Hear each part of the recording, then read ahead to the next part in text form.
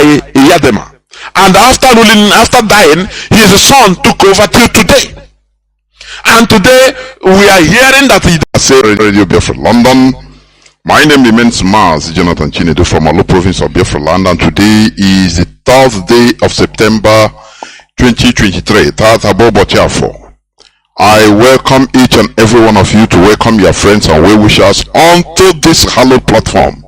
This is a revolutionary radio instituted by Mazi Nnamdi Kanu'S, who is the leader, the supreme leader of the indigenous people of Biafra, but he is in the Nigeria secret police dungeon, illegally detained, because he was illegally renditioned from Kenya with the tacit support of Britain, whose passport Mazi Nnamdi Kanu'S was holding, or is still holding, even at the point of rendition in Kenya, and sent illegally back to Nigeria, breaking international laws. Britain, Kenya, and Nigeria, they broke international laws. They didn't have any regard for the rule of law, for human rights. Britain is always trying to, shamefully champion Britain. They always tell us or give lectures on human rights and the maintenance of the rule of law. But Britain directly involved in renditioning one of our citizens, Mazi Nnamdi Kanu'S, right from a third country, Kenya, to Nigeria. Something they prevented in the 1982 or 83, when the then head of Nigerian state, late Buhari, also tried to kidnap Umaru Dikko, although albeit Umaru Dikko was a criminal, and he is never, or he has never been a citizen of the United Kingdom. Umaru Dikko stole billions of dollars, naira, and all of them from Nigeria and ran down to Britain, where Britain secured him. When the then military head of state, Buhari, tried to kidnap him from Britain, they were caught. The agents sent to do the job, they were caught by the same Britain. And people went to jail. Some 8 years, 3 years, some people were deported, and Britain had a heavy diplomatic role for over a criminal, Umaru Dikko, who was not even a British national. He never held the British passport. But Britain had to in order to protect a criminal, because he stole money from Nigeria to Britain. Britain has to jail people involved, both Nigeria agents and the Mossad agents that were hired, and other collaborators, and deported some people, and also made sure that they had diplomatic rules with Nigeria for many years. But here, Britain hypocritically is a hypocritical country. See, they planned and renditioned a British citizen named Mazi Nnamdi Kanu'S from Kenya to Nigeria. The reason why, because he was logically, legally, legitimately advocating for self-determination of Biafran people through a referendum. But because it was not for the interest of Britain. Britain is the number one, thief in the whole world. Britain is number one. They steal from very impoverished countries, and they will come around and tell you that they are fantastically corrupt. They are this and that. They are not. They renditioned Mazi Nnamdi Kanu'S to Nigeria and kept him there. It is a direct command of Britain. This is how they show people their true color. Every day they stand without being ashamed. They stand and start telling people about the rule of law. You have to maintain the rule of law. You have to, maintain democracy. Their own democracy, maintenance of democracy is complete. For their interest, complete. It doesn't matter who died or who was slaughtered, who gets slaughtered. That is not their problem. This is the world we are in. But we have discovered their system.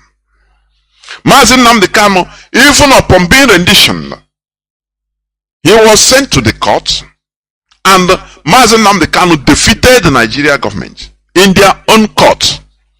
And the Nigeria Appeal Court gave a verdict on the 13th day of October 2022 that Mazi Nnamdi Kanu should be discharged and acquitted. And not only that, that Mazi Nnamdi Kanu should never stand trial in any Nigerian court any longer. But since 13th of October 2022 till today, the Nigerian government refused to obey their own court. They refused to obey the rule of law, the court order, their own court order, because Mazi Nnamdi Kanu committed no crime known to Nigerian law. You understand? That is the world we are sitting. That is the evil world we are in. When Britain tells you about democracy, they are telling you about installing a puppet, their own puppet that will be helping them to steal gas and oil and all the minerals in Nigeria and in other African countries. That is what they mean by their democracy. Very shameless. That is who they are. But Mazi Nnamdi Kanu say we are going to defeat Britain with superior arguments. That is what we are doing. Because what is good for the geese is good for the gander also. Remember that Britain, Margaret Thatcher called Nelson Mandela when she was MP, member of parliament, during the ANC struggle. British government called ANC a terrorist organization. They labeled Mandela a terrorist, an international terrorist. Do you understand me? But they didn't stop apartheid to be kicked out of South Africa. Do you see it? I could remember when Theresa May came, when she was the prime minister, he came to visit South Africa, and on the way to Robben Island, a British journalist, that's why I love them anyway, when they are talking about their politics, internal politics, these Western journalists, you see them bring their, their profession, exhibit their profession without fear of favor. Once they are dealing with their internal affairs, they don't miss words. But once if they are dealing on international politics like African politics and news about Africa, it is there they try to deceive, polish news in order to deceive. The man was asking Theresa May. He said, now you are going to visit a person that you labeled a terrorist during your time. I think as a member of parliament in the UK government. What are you going to say about it? I watched it. Even the woman, the British Prime Minister as of then, Theresa May, some years back, was not comfortable. She was a kind of stuttering. The man was asking if you want to get out from the question. The man will bring him back.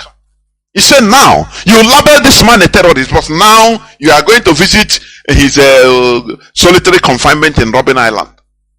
He brought him back. He brought her back, and the woman was stuttering, talking gibberish. That is the way they are going to talk. Because the restoration of Biafra will even herald a new beginning. So that we will treat with each other, with Britain, with America, with all countries, with mutual respect, mutual benefit. Not what they are doing in Africa today.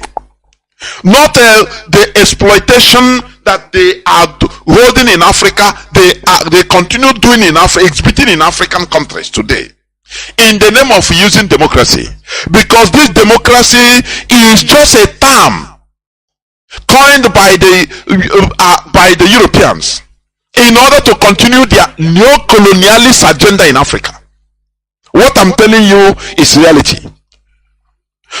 How many democratic countries in Africa are progressing? Is Cameroon not a democracy? Where their president, that one, I don't know, the great grandfather, is since 50-something years, he's in power. Is it not democracy installed by the Europeans that made the Bongo family to continue ruling? What of Togo? Yadema. A family. Remember that the father of this present president, the former president Yadema, he was paid to kill the first president of Togo. That said no to France neo-colonialist agenda. He refused to sign the pact, the secret pact for continuation of colonization, signed by every francophone president that enters power. That man refused, and they paid Yadema whether $600 or $800 as of that time in order to kill the man direct. And they killed that fine president was killed, Olympio, if I'm not mistaken. He was killed by Yadema, and after dying, his son took over till today. And today we are hearing that the European Union force, they are mobilizing in Togo. You know that is the continuation of the scramble for Africa. But this time around, it is no more business. It's not going to be business as usual.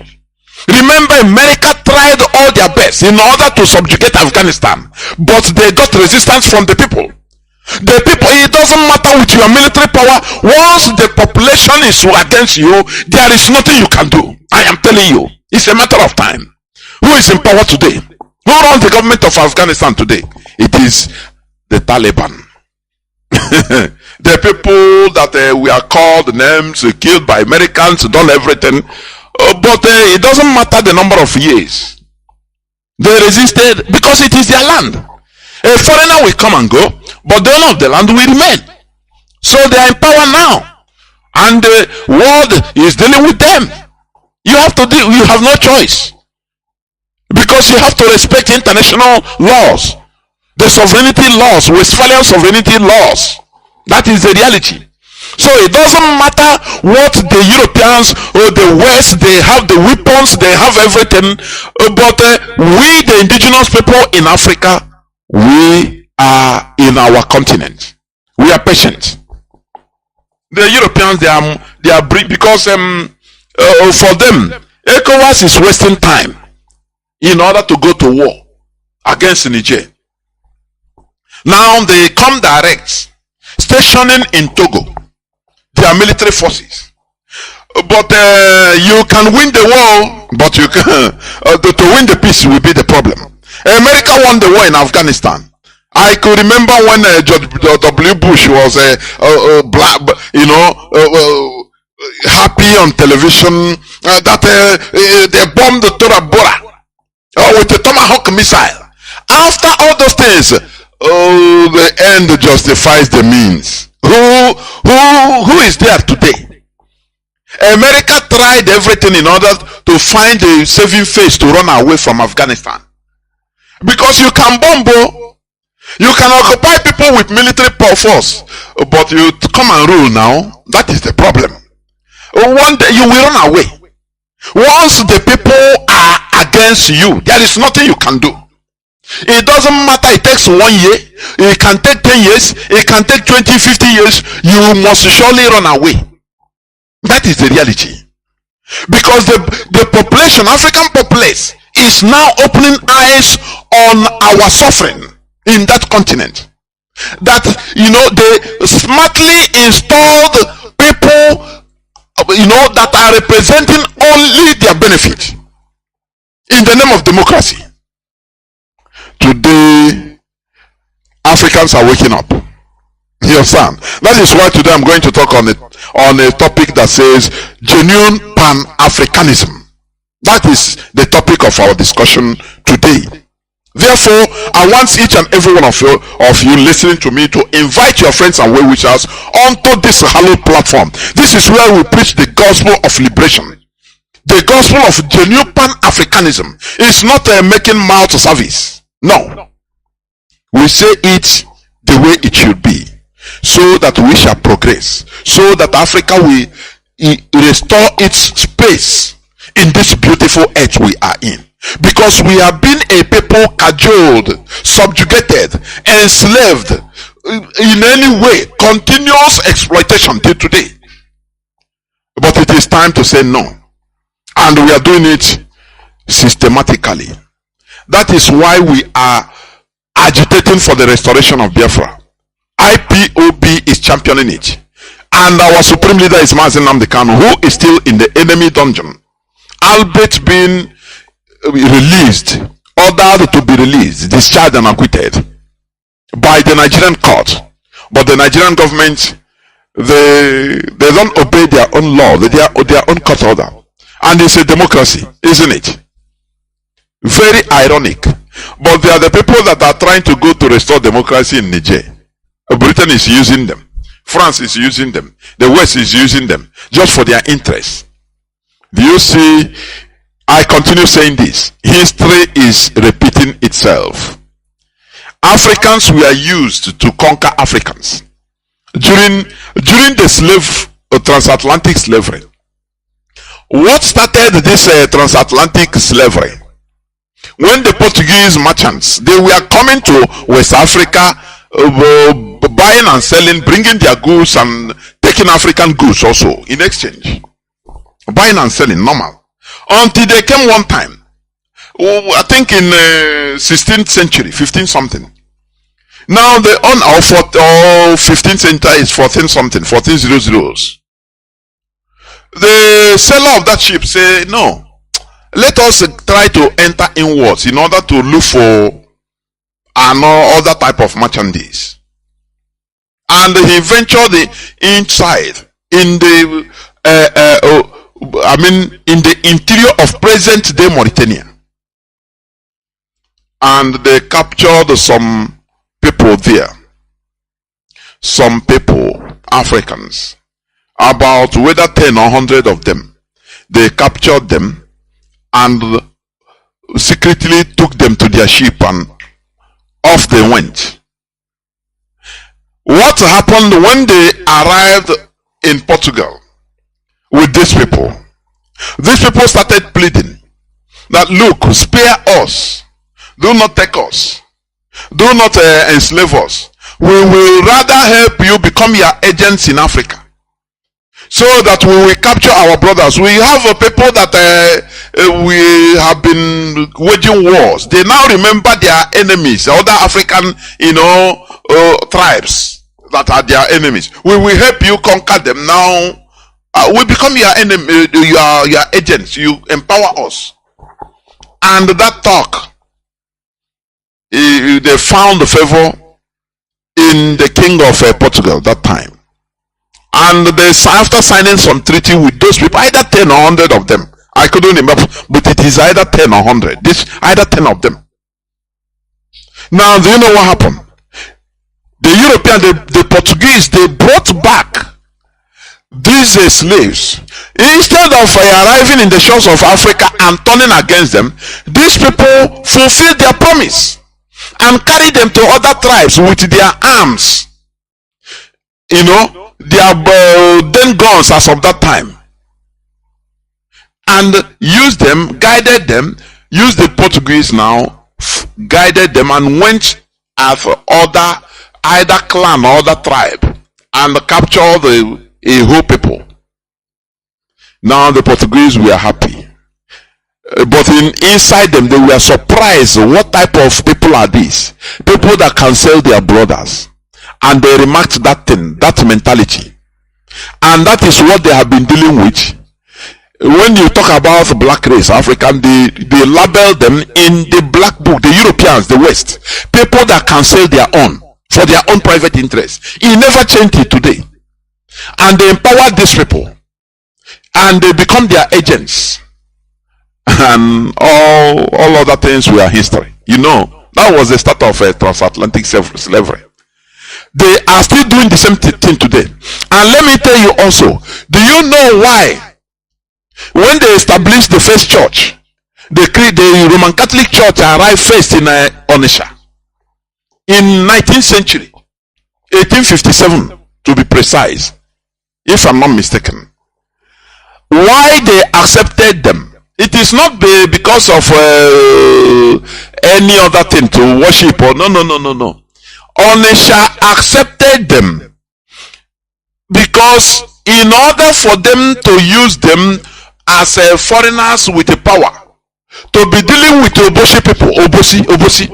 All this I'm telling you is they are historical facts, because they have been having skirmishes with their neighbors, their own brothers, Obosi. You know, these clannish problems, that is common, which is normal. But the mistake Africans are making, or made and are still making, is collaboration with the white people, with strangers, in order to deal against their own. This thing made the European other races to label Africa as traitors. Till today, it is in all their books, all their secret books, that Africans are traitors, self-traitors. You understand? Something that other races don't do. When the Chinese were in their civil war, they were fighting each other. Normal, because every race in this world, there are problems everywhere. In Europe fought tribal wars more than in Africa. I used to say this. I want you to research whatever we say here on Radio Biafra. It's not we don't say things because we just say it. No, these are historical facts. The Visigoths, the Gothics, they wanted to kill themselves into extinction. You understand? How do you call these pirates today? You are using it as a secret society mantra. The pirates, they are these Scandinavians. They go for them. The Western Europeans fear them like anything, because they say they go like lightning. They don't know how they come. They don't know how they go. The pirates, they kill themselves until they want to, kill themselves into extinction. In Europe, Europeans, they were cannibals. But after they started thinking, they said, no, let us stop these wars. As I was saying, when Chinese were having wars between themselves, Japan tried to benefit from brothers fighting in order to invade them, to colonize them. And when these warring factions, Chinese warring factions, saw that another stranger, foreigner, is coming to invade them, one didn't make an agreement with Japan to side in order to kill the other. No. The two of them, they quickly, as wise people, two of them quickly made peace with themselves and said, look, if we are fighting, we are brothers, so we have internal issues, we are killing ourselves, no problem. It's better we kill ourselves than foreigners come to kill us. You understand? So they quickly made peace and started resisting Japan as a common people. So that after everything, if they finish fighting, wedding off strangers, now if they want, let them continue their own war. It's their own thing, brotherly fight. It doesn't matter. That is how wise people reason. But Africans don't reason like that. That is why I say Africans, they have not reached a that advanced mental state of enlightenment. I used to say it here, and think about what I'm saying. How can you, two brothers, for example, in a family, if two brothers, they can be fighting, but if a foreigner come, if they are wise, they will make peace, even temporary truce, and now face the foreigner. That is how wise people do. That is how wise people behave. because they are wise. It is wisdom. But if a foreigner came now and meet them fighting and join one, now one will say, yes, I have a partner now. Help me kill my brother. After killing your brother, the foreigner will turn against you and will enslave you. Do you understand? That is the mistake of Africans. They allow the West in order to continue using them. So that impoverishing Africans, they don't care. They don't care. Any person that rises up, Thomas Sankara rose up in 1983 as a young, vibrant fellow that wants this neo-colonialism out of Burkina Faso. They still use his brother to kill him. And all the things he worked, all of them, they turned them round. That man is still in Blaise Compaoré. He's still in Côte d'Ivoire. He's in exile. What these people fail to understand is that it doesn't matter you are a billionaire, you are a president, or you are whatever, you will die one day. When Silva Berlusconi died, I was marveled. Because this man was a man that I read one time. His doctor was boasting that Silva Berlusconi, he will continue making Silva Berlusconi 50 years younger than his age. He get number one kidney every time. Any organ that is not has any slightest problem, they will change it. So he boasted that Silva Berlusconi will live very long life. But it is not like that. You understand? It is not like that. Everybody must end. Everybody must be extinguished. This oxygen you are breathing, one day it will no more function, you will no more breathe it. The heart will stop. What matters is the legacy. Because whether you are from Africa, from America, everybody, the ultimate end of every human being is death. The problem is, what legacy did you lay in this planet Earth? That is the thing. But all these African politicians, they don't care about it. They don't care. They don't care. They don't care. Look at Paul Biya of Cameroon. Shamelessly, Macron used to stand up, welcome him. That man is no more living in Cameroon himself. He lives in Switzerland. He comes to Cameroon. They carry him to come to Cameroon only during election time, election period. That is only time. By his great grandchildren. He don't know what is happening in Cameroon. But the Europeans are having field day over there. They made the beer less costly than water. Water is more costly than beer, alcohol in Cameroon. Drink yourself into stupor. Dance makosa. Do any other thing, but don't talk about politics. That is Cameroon for you. That is the truth. That is the truth. And France is happy. The Europeans, the West, they are happy. Oh, it's democracy. It's democracy. They're promoting democracy. Africans, we need to rise up and take our space, take charge of our destiny. It's not going to be palatable. We have forces to contend with. It is going to be a strategic war or fight. Strategic fight. Fight of wise fight. Do you understand me? That is why every time I say it, it's for those that are saying why some countries are going from another one colonization to another. Talking of China, Russia, others. I disagree completely. You cannot wrestle yourself out of a powerful hand oppressor by yourself. You have to do it siding an opposing force, equal and opposing force to that your oppressor. America is today a separate country that detached themselves from Britain. Who helped them? It was France. Without France, America wouldn't be a country today. They would have been part of British colony till today. they wouldn't have had the government they have today. There would have been another type of government, maybe like Australia, bowing down to the Queen. Do you understand me? They wouldn't have been a powerful country they are today. If not for France. France was a powerful country as of that time, in the 18th century, or 19th century, early 19th century. France was powerful also. So, in order to remove themselves to fight a powerful country like Britain, the colonies, the 13 American colonies, they have to beg France to help them, and France will come to their rescue, because France, no matter their European neighbors with Britain, they are having competitions. They are friendly enemies, or they were friendly enemies. You understand? So America that time, the Unionists, they use that benefit.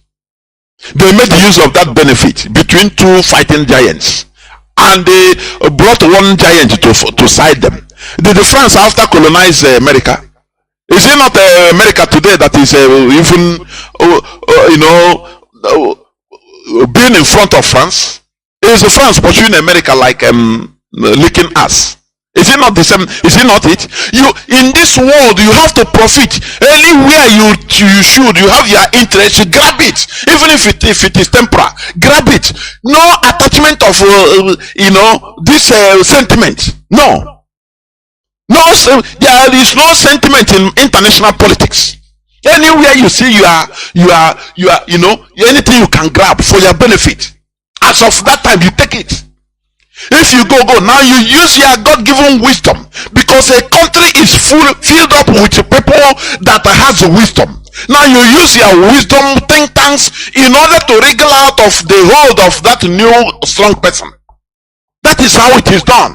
So when people say that Africa is trying to get out from one colonial master to another, I beg to disagree. It is lie. Why didn't France colonize America when they ran away from British colony with the tacit support of France? Direct support. They didn't hide it. They brought arms to fight against Britain. After, why didn't France recolonize America? But all these things you don't ask. You don't ask all these questions because you don't know. You are ignorant. Anything they talk. When you see people analyzing all these episodes, African episodes on mainstream media, people you see that they are intellectuals. You see that their understanding is highly limited. The way they see things is completely limited to reality. You understand me? You see somebody when he's talking because he's a PhD from Cambridge. He has to talk for the interest of where he schooled in Britain. That is the truth. They don't tell you the reality, the bottom reality of things. No, they don't tell you. You see the analysis just like it doesn't reach the ground. So many of them, they don't make sense. So any person, any powerful country that you can align to, in order to get what you want, grab what you want as of that time, you grab it, you get something. In international politics, it is win, getting interest. As of that time, if you grab that thing you want, now you use your diplomacy might, every might, in order to wriggle, continue holding your interest. That is how it is. When Mandela came out from jail, he started visiting. He invited even people from both Palestine, friendly to them. And when he visited America, they were asking him, Mandela, you say you are championing democracy. Why are you making friends with the people that are terrorists? Palestinians, terrorists. That is how they ask him. One thing Mandela Madiba answered them. He said the most mistake the West is making is thinking that their enemies should always be our enemies. That is not done. It's not done. When they were, after all, America sided with Britain in order to support apartheid, give them arms, encourage them to slaughter black people. Now, when you come to people that helped you, Cuba helped apartheid regime. I mean anti-apartheid. Cuba, Fidel Castro helped the ANC. China helped. Even Russia helped them in order to gain independence from apartheid. Now, when you come out, they want you to just hate them because you are. They will order you just hate those that that helped you. Does it make sense? And you will just blindly accept. This is a war, a world whereby we are all equal. In this world, equally created, all of us came out nude. No human being came out from the mother's womb with a clothes or with any other thing. No. The same way everybody came out. The same way I come out from my mother's womb is the same way Joe Biden, the American president, came out from his mother's womb. Everybody in this planet Earth. And all of us is going to die. So why do we feel inferior? It doesn't make sense. Before I go to the subject matter today, I will just read I think one or two headlines. News headlines, please. Okay. Days when Naira will be stronger than US dollar is coming back. Redeem the Church Overseer Pastor Adebayo predicts. That is, let me see, September 3, 2023 news headline. Are you seeing it? I say India, they are selling stupidity to people. This that the GOs, this so-called God of men or dog of men of dogs, I don't know. They are selling stupidity to the people, to the population. Days when Naira will be stronger than US dollar is coming back. All these things is once they made an agreement at the backyard, secrecy. Tinubu will call them and tell them, look, you have to brainwash people to support my government. And they will come and start prophesying. Oh, we are predicting, we are prophesying. It will be so. The Komoyi have been saying that Nigeria will be paradise since 1986, praying for Nigeria till today. The same thing. But the problem is the people that are going on all these things, the people that are believing all these things, they continue acting like animals, believing.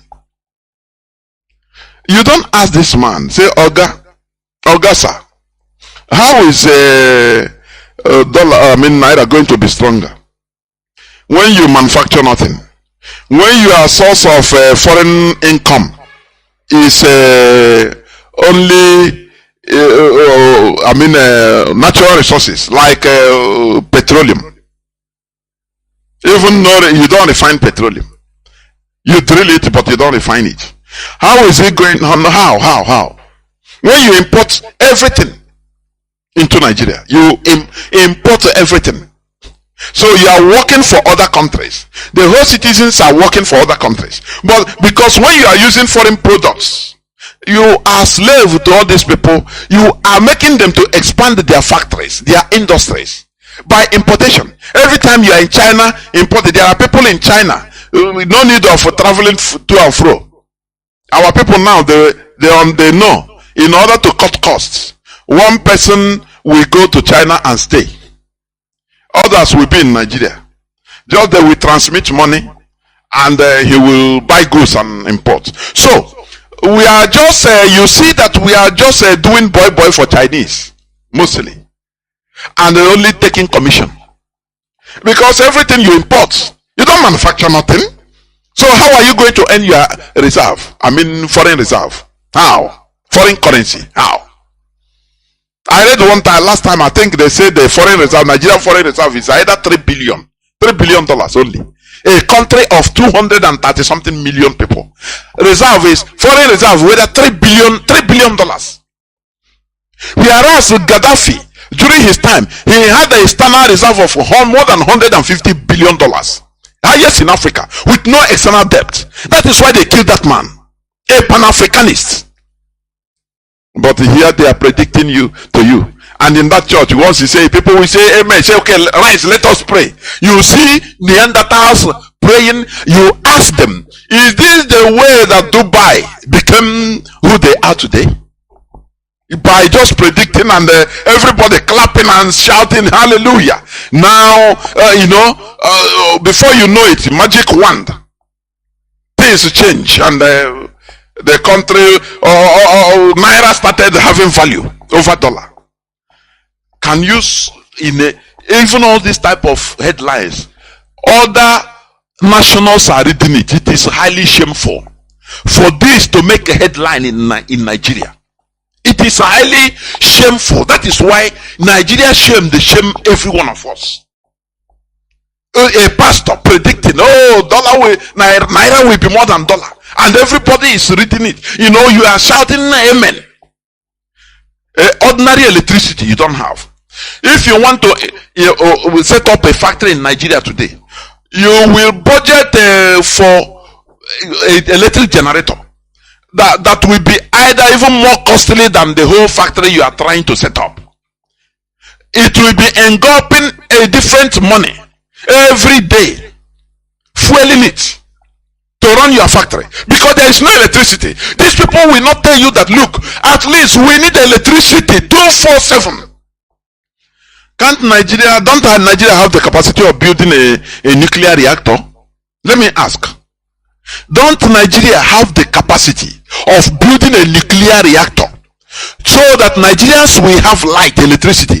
You see that this is a grand conspiracy in Nigeria by Britain. I say Britain, so that to deny Nigeria, the type of suffering they put in Nigeria is too unearthly suffering.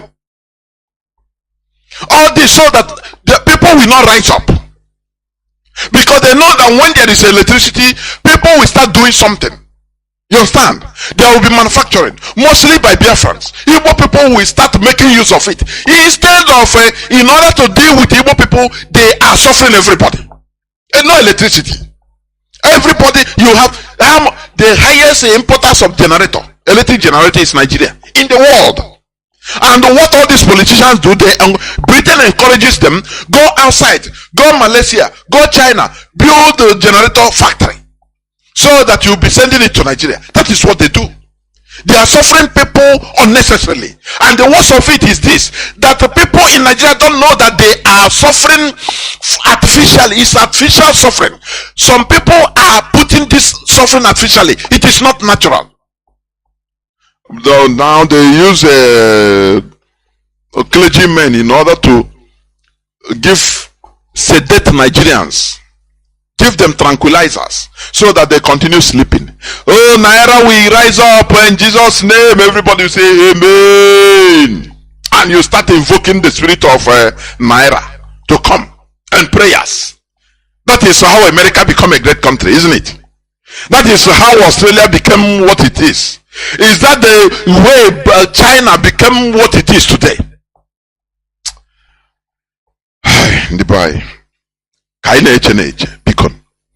Sometimes what is happening and things that is happening in Nigeria. I don't blame one of our brothers. Yamegide program is one of the media warriors. Yamegide program like this, he will be the comic in order to laugh. Otherwise, I'm telling you honestly. Otherwise, he give way heart attack immediately. Because the stupidity of Nigerians has no equality. I am telling you. Now people have said amen. Naira will be stronger than dollar. Is soon. Said by who? By Redeem the Church Overseer at the Pastor Adebayo. They know that they are con men. They are deceiving people, and they are doing it with seriousness, alacrity. All in the name of making money. All in the name of making money. They are scamming people. The worst part of it is that police, the Nigerian police, they will be looking for all these Yahoo boys, small boys that are looking for what they can get and eat. I am not condoning any of them, any evil. But why not go for all these big scammers that are sedating ordinary people with a so-called word of God and prayers? No, they don't. They will not do it because it's serving their purpose. That is the reason. We must continue. I will go straight to the topic of my submission, which is genuine Pan-Africanism. I want to just define a literal definition of Pan-Africanism.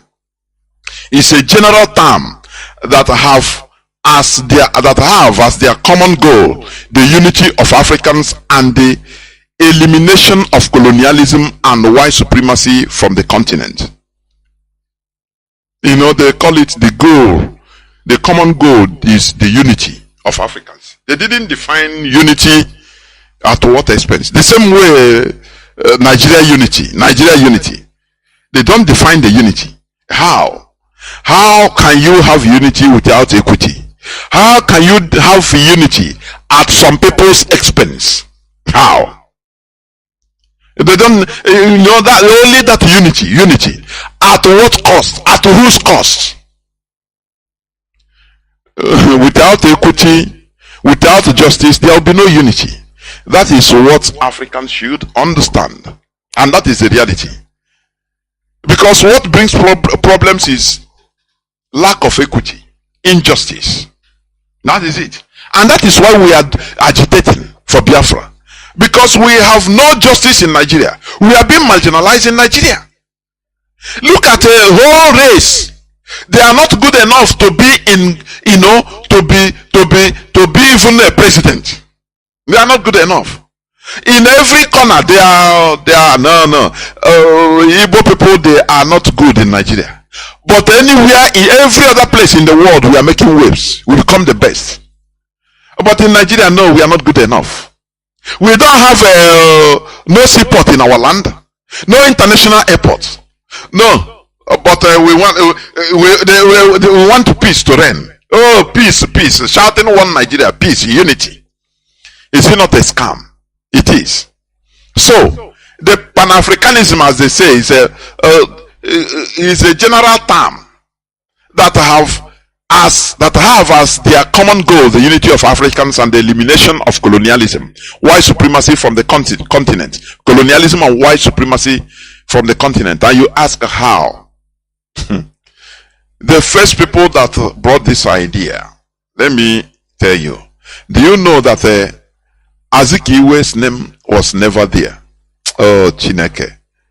Azikiwe that answered the Zik of Africa, he was never there. Do you understand? You have people like Toussaint Louverture. That is one of the Haitian general and the most prominent leader of the Haitian revolution. You understand? As one of the pioneers of this Pan-Africanism ideology.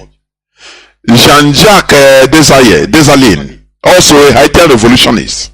Haile Selassie, Ethiopian, you know, Emperor Haile Selassie, that gave rise to Rastafari when he traveled to Jamaica and made the famous, disco. He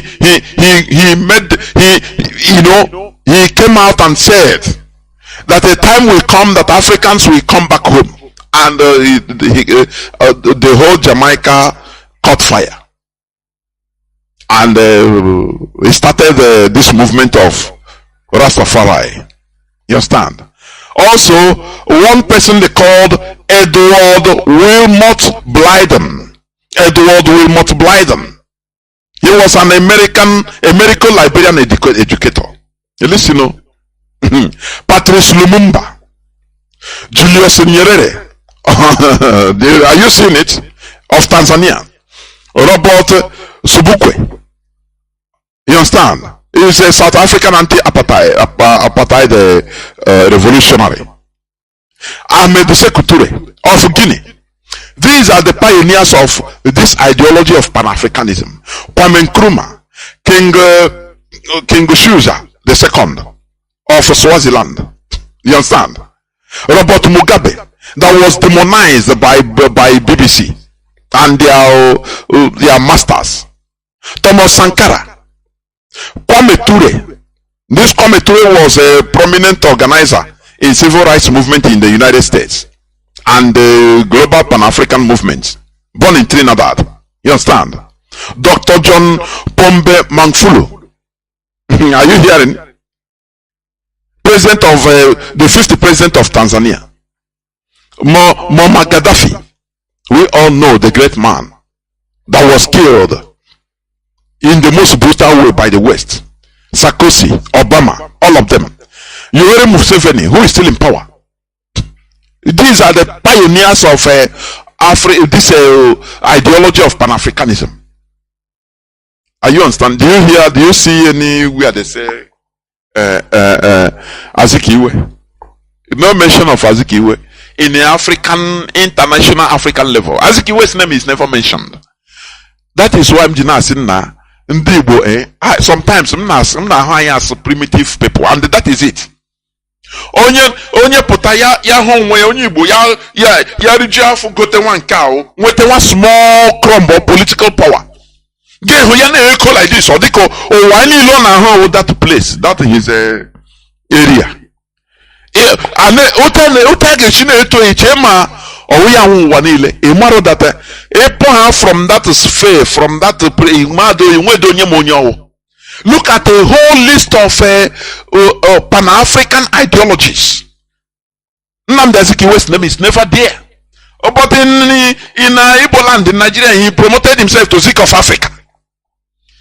Don't worry, even the other time, Mazi Nnamdi, who will be joining me as usual in no distant time, he said it.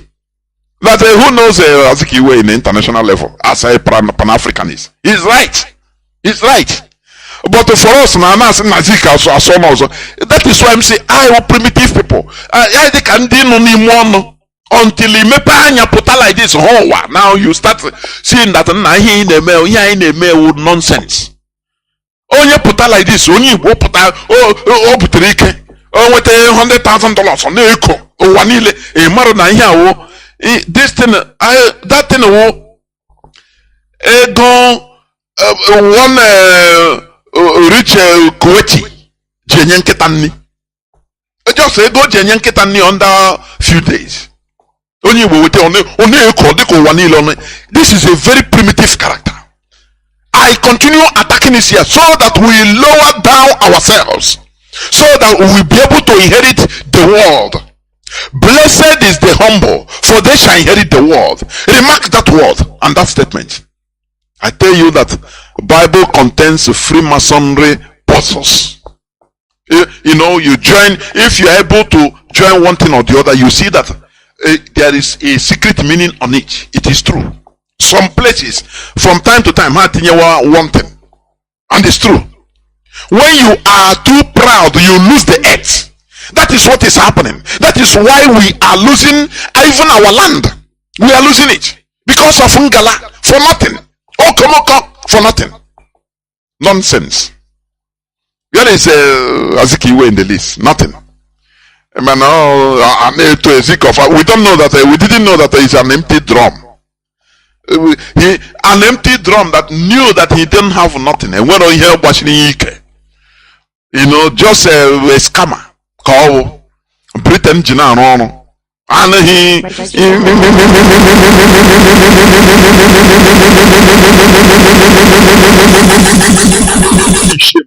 I will need limousines to be moving around so that my people will be seeing me as a big person. They say no. You are looking for 2 limousines. Don't worry, we'll give you 5. Actually, limousine is British M16. If they are manipulating you, you will not even understand. But you cannot control the situation. You understand me? That is why today, what we are seeing in this struggle, I have come to understand that many of our people are being manipulated without knowing. Some of them they know, some of them they don't know. Because the West is nourishing that your selfishness. They nourish it. That is the work of the Secret Service.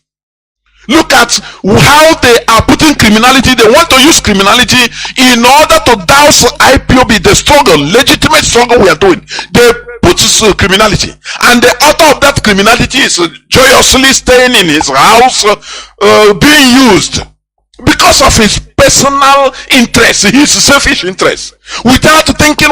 From time to time, you have to think as a human being, saying, nah, this road I'm going, how will history remember me? How can I be torturing our people that we are trying to save? It is the work of Western intelligence. They will be using you. Sometimes you might know, sometimes you will not know. You think that because they can use their agents, on the line, the third or fourth agent, in order to recruit you, and you feel that you are doing something. Living fine, you'll be living fine. Protection, they will tell you, don't worry, the government will not do you anything. Don't worry, you are invincible. Don't worry, you are doing everything. Hey, the government you are will protect you. Bina Zage, you continue doing what you are doing. You don't know that you are being used for their interest. Remember, I'm talking about Pan-Africanism. But let me define Pan-Asianism. Pan-Asianism, their own definition, is an ideology aimed at creating a political and economic unity among Asia people. Do you see? They defined it precisely. Political and economic unity, not general unity. Because when you talk about general unity, that is why many people are calling for a United States of Africa, whereby Africa will be a giant country with one president, and it's laughable. Now, Pan-Americanism is the principle or advocacy of political or commercial and cultural cooperation among all the countries of North and South America. Do you see how they precise it? They bring about that, yes, Pan-Americanism, we have different countries. We have to come together politically. Advocacy of political and commercial and cultural cooperation. When you talk about cooperation, you talk about respect, mutual respect. It's not about slave and servant relationship, or slave master relationship, as Fulani used to say.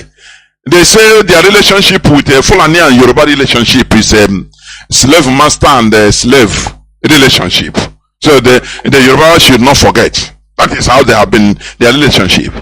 But do you see how Pan-Americanism, they define their own? The same way Pan-Asianism define their own. But when you come to Pan-Africanism, they say just the goal is unity of Africans. You don't know, unity is very, very broad.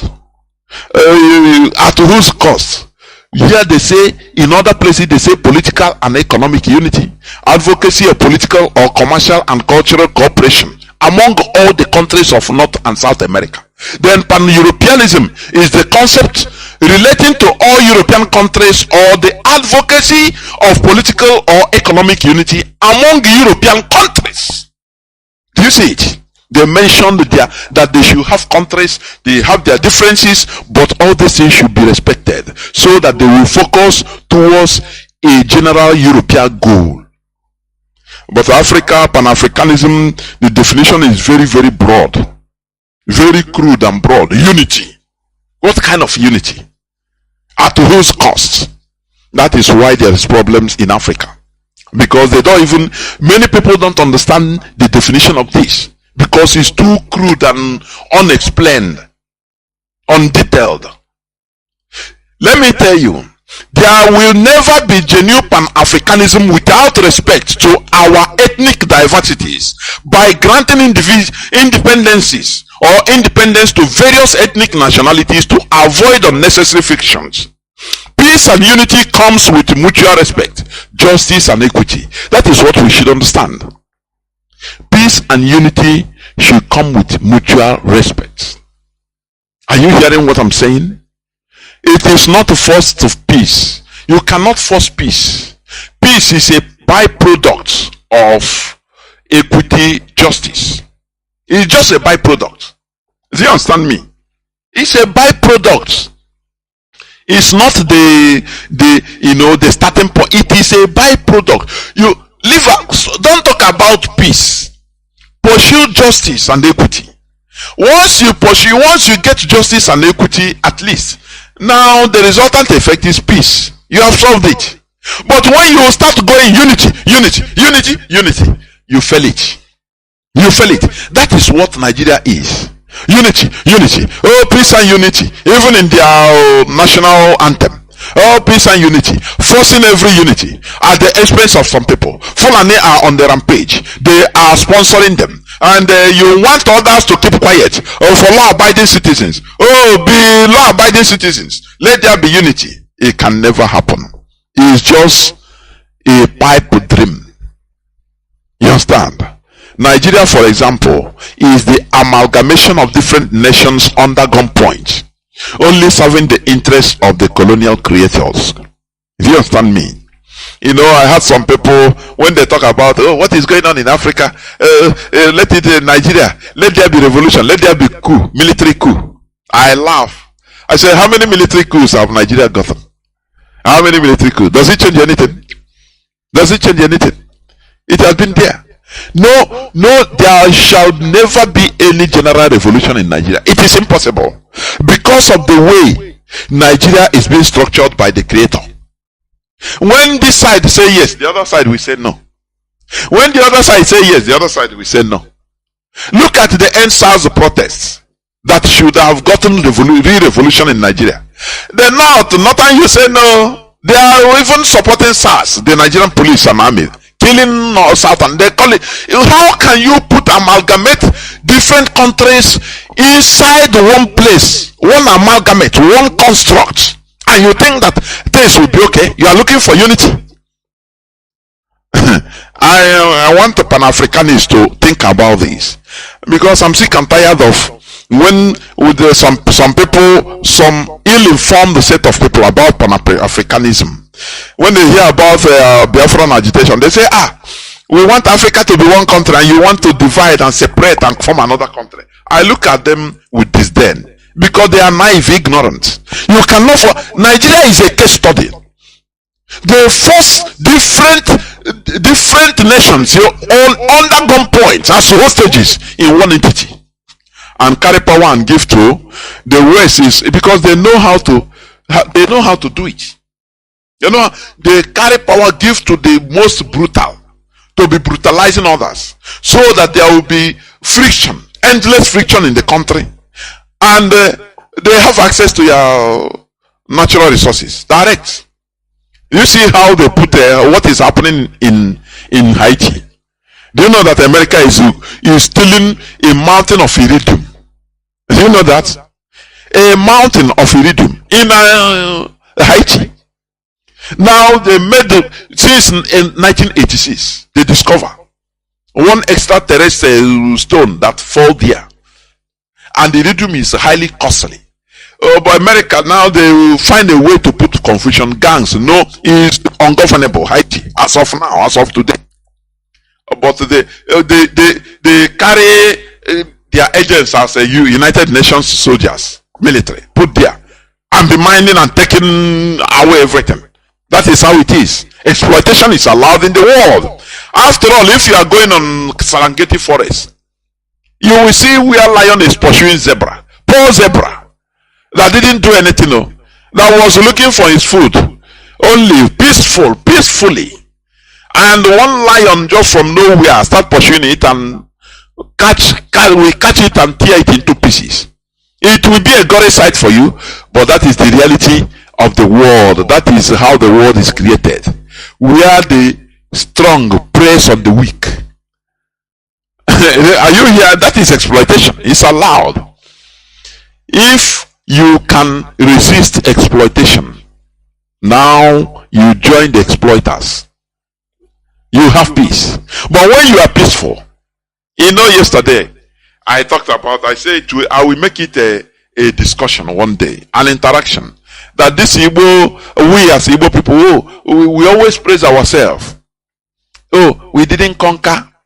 We know the importance of life. Yes, all these are good. But owing to the wickedness of the world we are in, you shouldn't be all peaceful. If you are peaceful as a people, you suffer. And that is why we are suffering today.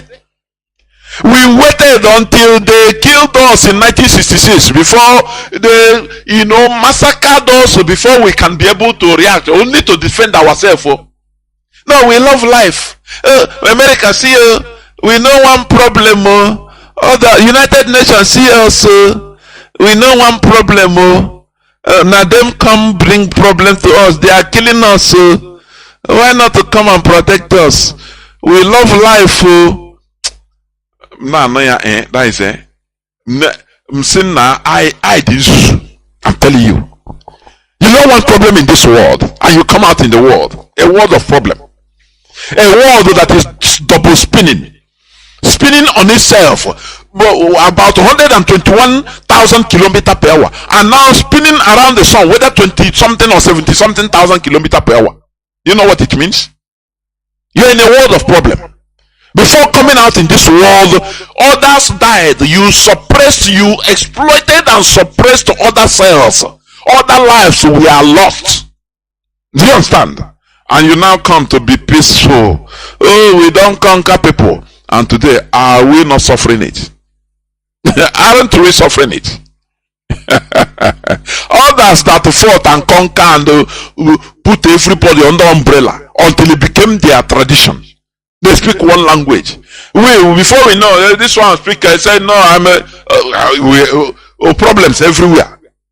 Why they were peaceful? Are we not?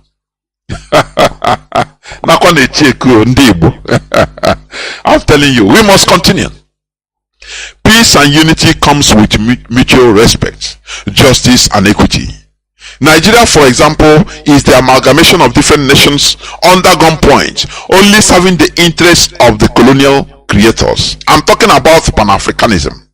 There are those whose idea of Pan-Africanism is having the African continent as a single country with one president, or having very fewer countries. This is simply not the genuine Pan-Africanism. The scenario will only result in eternal frictions and turmoils, thereby hampering development. This is simply anti-Africanism. The only way to have real Pan-Africanism is allowing people to express their nationhood, to develop as they can, to take charge of their destiny. Not, in October 12, 1960, Ahmad Bello said that their domineering set, the Fulani, that they should continue, they should now take this new Nigeria being formed by Britain as the estate of their great grandfather Ottoman Danfodio. They have another idea of Nigeria, that they should make sure that power does not depart from them, that they will always use the northern minorities as useful tools. You understand? And make sure that power does not enter the south, that they will make sure that not only that we shall never rule over them, and never to take hold of our destinies. In 1960, few days after independence, so-called flag independence of Nigeria, and we were laughing over it. Our so-called political juggernauts and so-called intellectuals and elders watched this thing and kept quiet. They didn't react in a way it should be. Because when you kill that person, you never kill the ideology. That word, only that word should have horrified Nnamdi Azikiwe. Not even to kill the Ahmad Bello, because it's an ideology that has been there. So Nnamdi Azikiwe should have tried a way in order to separate immediately from that unholy union or holy marriage. But he didn't do that because of his selfish interest. He was there. Don't worry, Namib physique of Africa. Let the Europeans go. I know how to handle everything. And when Europeans go physically go, whereas their shadow is still there.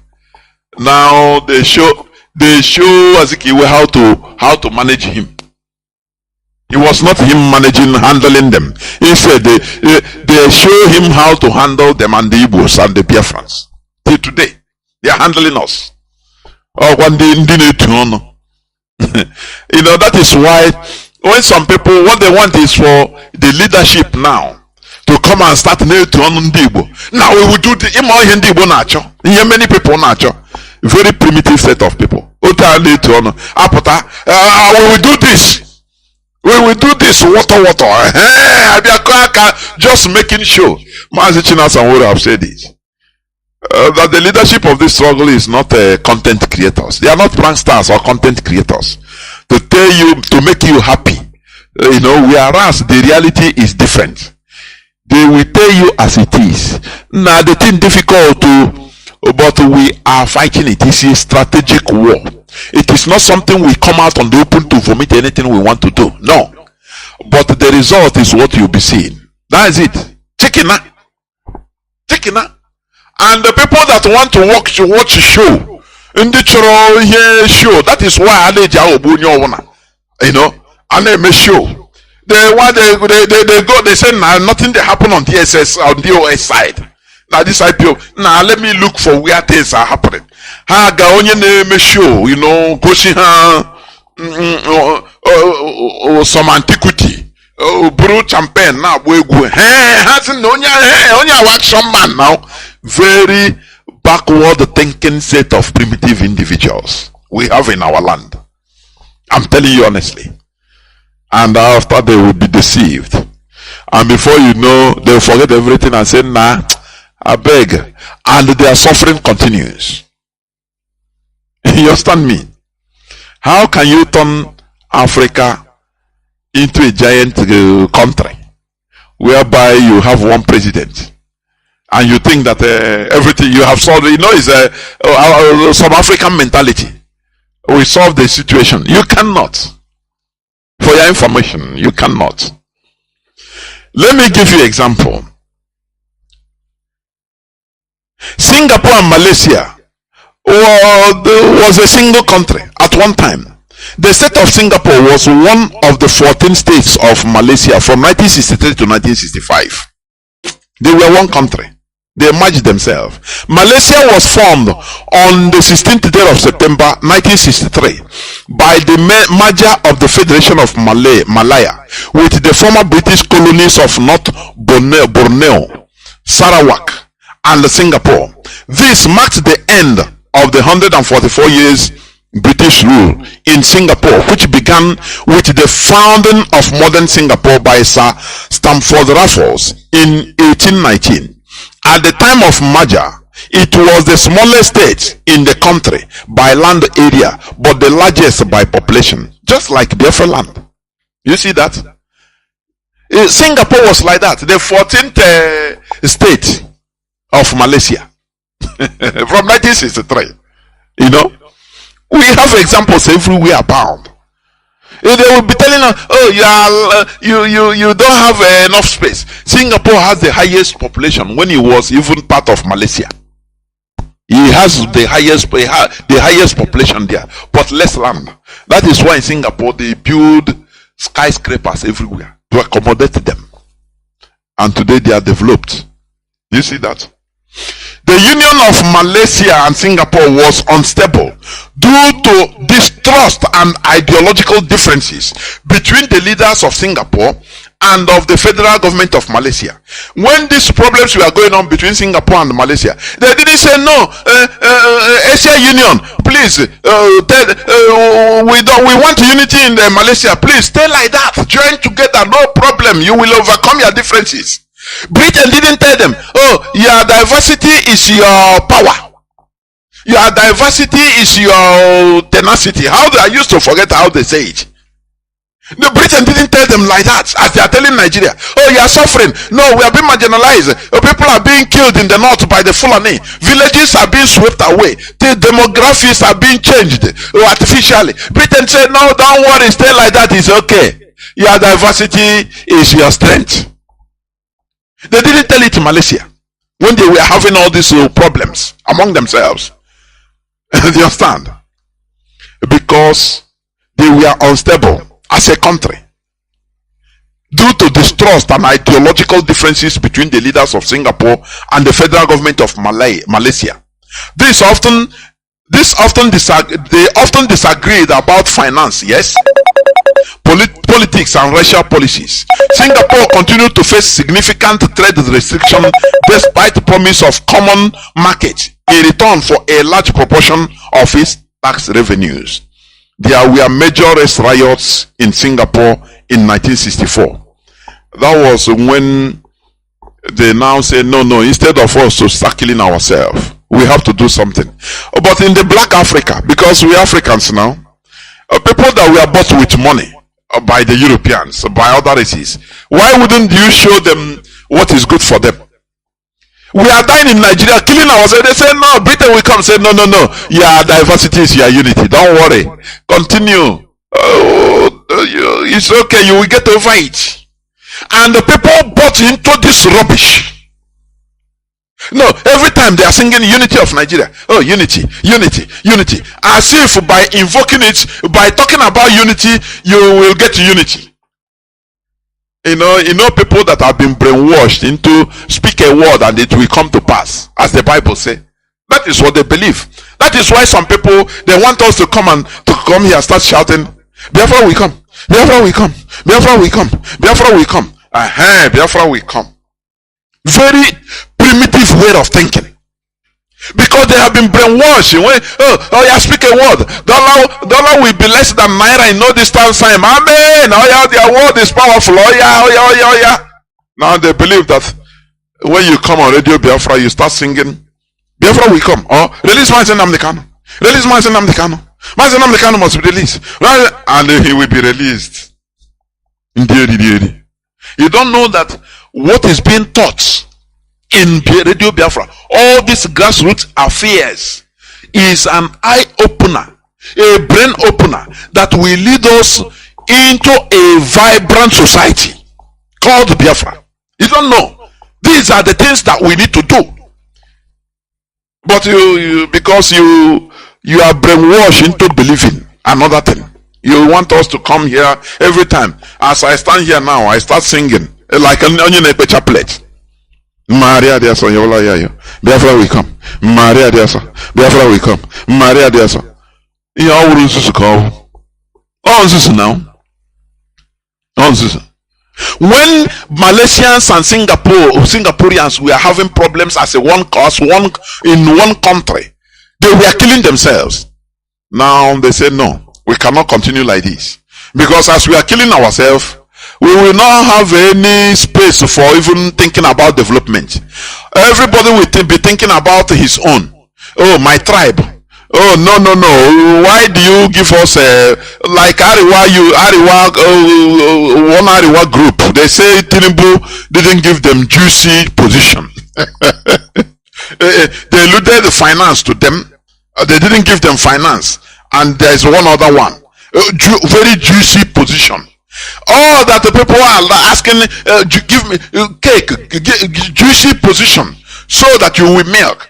No person talks about development, because we are in a very big contraption, forced together under one point. And you're talking about Pan-Africanism, being a country ruled by one president, that there will be progress or peace. You are in a cloud cooker land. I am telling you honestly. This political problem, I'm talking about Singapore and Malaysia. These political problems culminated in the decision by Malaysia's Prime Minister Tunku Abdul Rahman to expel Singapore from the Federation, and on 9th August 1965, Singapore became independent. Do you understand? They did something like human beings. It is this. The Prime Minister of Malaysia, when you look at it, he said, no, if we continue like this, we will not even think about progress. We will be killing ourselves all the time, looking for juicy position, making the country, and the foreigners will be taking advantage of us, because we are fighting always. So it's better we separate so that we develop. Go and take care of yourself. I take care of myself. He unilaterally expelled Singapore from the Federation, Malaysian Federation. You understand? And today they are thanking their goodness that they did it. You understand? Today, both of the countries are doing very well, and they are exhibiting genuine friendship and pan-Asianism. You see many Nigerians, many Igbo people are in Singapore, in Malaysia. Had it been they are killing themselves, you will not even have, you will not try to go there. But they did something that should be emulated. People in Malaysia are hearing my voice today. Biafrans in Singapore are hearing my voice. What we are clamoring for is what Singapore and Malaysia did in the 1965. That is why you are able to stay there, and when you call, you say, you see here, there is electricity 247. You see, Nigeria is a shithole. Here I am now. I'm living in the 50th floor. Everything is okay. Water is running. The pressure of water is coming up normal, you know. But you didn't. If they tell you join hands, let us restore Biafra, you say no, you don't know that why you are able to go to Singapore and live in Malaysia is because they did what we are clamoring to do today. You don't know that because you are ignorant. Let me tell you this. It's a news of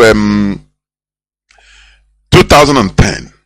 Gaddafi, when he visited Nigeria, he went back, he said no. He saw something. Because he is a realist, a pan-Africanist. You understand me? Gaddafi suggested that Nigeria split along ethnic lines. In 2010, Gaddafi, oh, this man is a great man, honestly. Without mincing words, Gaddafi said that no, Nigeria be broken up into several states along ethnic lines, like the former Yugoslavia. Are you understanding? Because he really loves Africa to progress. Not people that are calling for one giant continent to turn into a country by one president. You will see that we kill ourselves forever. You understand? You can never have genuine Pan-Africanism without respect to our diversities. Do you understand me? Gaddafi called for a dismantling of Nigeria. He is a big Pan-Africanist. That time was the time they had a just riot where Muslims massacred Christians, where Igbo people were massacred. And this man said, no, Nigeria shouldn't continue like this. But you know, Britain came and said, no, your diversity is your strength. Continue. This thing, 2010, but it continues today. The same thing. Catherine Leon came 2023 election. After 2023, don't worry, your diversity is your strength. Although there are mistakes, small casualties of election, but you are learning. It's democracy. It's like that. Your strength is your diversity. And the Neanderthals club, they don't ask questions. Why is Singapore developing? If Singapore and Malaysia has continue being in one country, there will be no development. They will be killing themselves to the advantage of European countries or the West. But they took the bull by the horn. They said no, we shouldn't be killing ourselves. Why? It's better we become separate. We become separated. And we become good neighbors. And today, Malaysians are in Singapore. Singaporeans are in Malaysia. Doing well. They are exchanging in mutual respect. That is pure Pan-Asianism. Good neighbors. Now you can remove visa restrictions in order to, facilitate commerce among yourselves. Free movement of goods and services. That is how it is. But first of all, you have to take your destiny, different destinies by your own hands, and develop yourselves according to your paces. Singapore went into work because that time, that first prime minister of Singapore came back, was crying when he was making an announcement that they have been sacked from Malaysia. He was shedding tears on air. That they pursue us now. What are we going to do? We have to take the bull by the horn. That is the time you see human being. You understand? When you are pushed to the wall, now they have a country. Their country is looking at them. They need to now work That is why we are clamoring for the restoration of Biafra, so that we, as a people, we go into work. In order, those people that they say they are not good to be to rule Nigeria, oh, they are not qualified to be engineers in Ajokuta steel industry, because Igbos will dominate there. No, they are not good. They pursue all of them. They replace them with the mediocres. No, they are not good in this. They are not good in that. Now, when we have our country, it will become a challenge, and we will go to work. That time we will bring our brains. You will see patriotism. You will see that we love our nation. Oh, that time you will see that, look, we have been yelling for this. We will start building our nation, with all our might.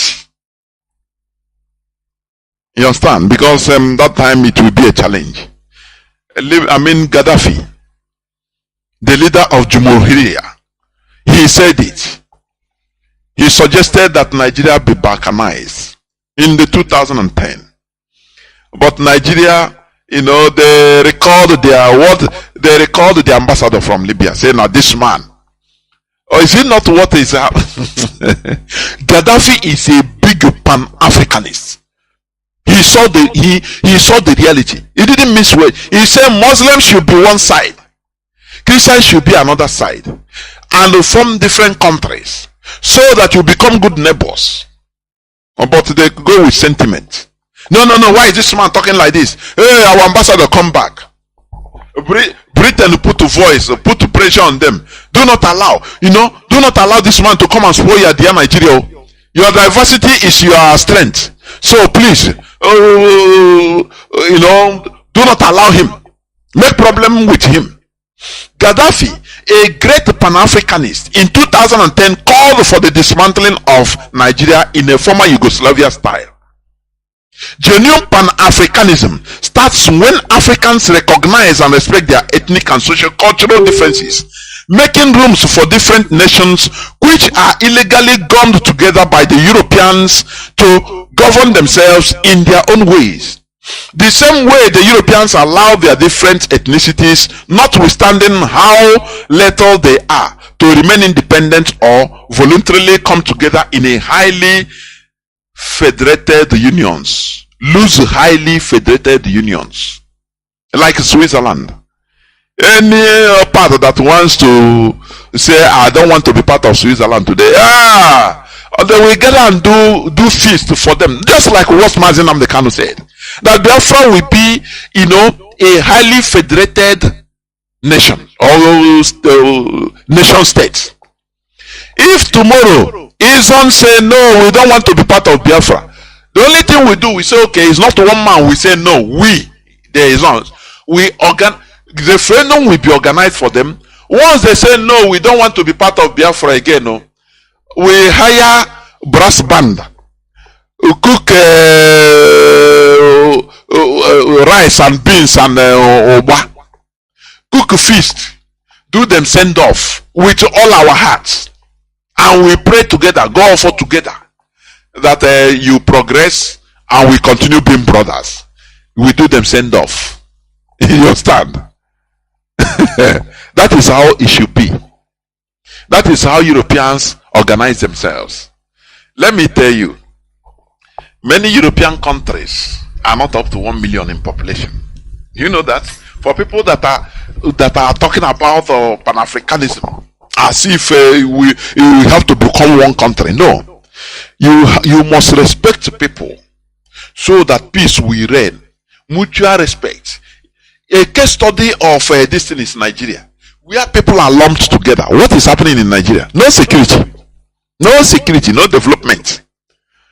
Nothing. Nothing is going on. No electricity.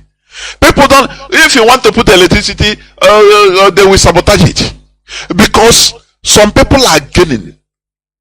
If you want to rise up to protest, so they will say, they will label it Igbo. The Igbos you want to protest with Igbos? No, leave them.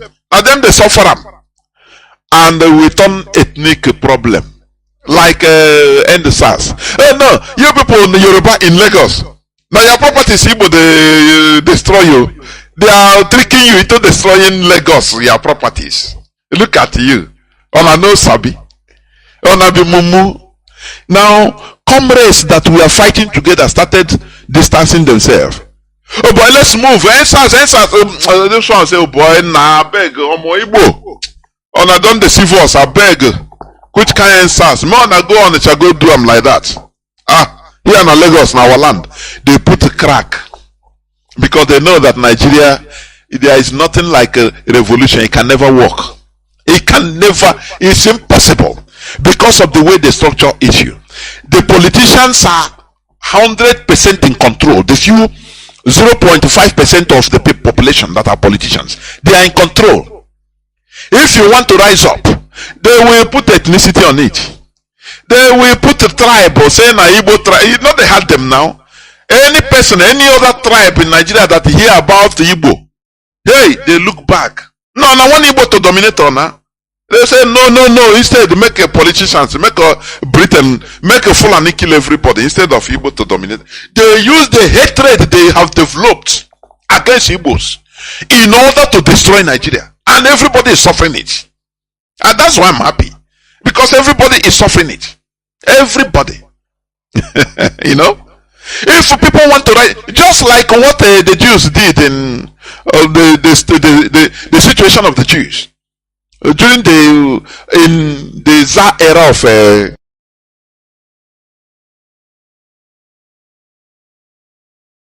they always use the Jews. They blackmail. They say they are the people that are bringing up problems. Everything, in order to settle everybody, any national issue, in order to put a scapegoat, they call the Jews. It is the Jews that did it. Everybody say, okay, we know. Everybody now will turn against the Jews, and they will forget about the misrule of the politicians or the king. They will forget about his gruesome brutality. As long as they call it is the Jews, the problem is the Jews. So, hey, everybody say, okay, we know now, not them. They will turn against the Jews, start killing them. That is what the strategy they are using in Nigeria. Anything that happen, people to rise up in order to fight for their rights. The politicians will rise up. They will use their agents and spill out on social media and the media and tell them, now Igbo people want to use on now. Now them they will cause this problem. Everybody say, okay, now we know. The Igbo people, I beg, we not go follow Igbo people. Instead, make you politicians, make Britain, they squander everything. No problem. Make we they suffer.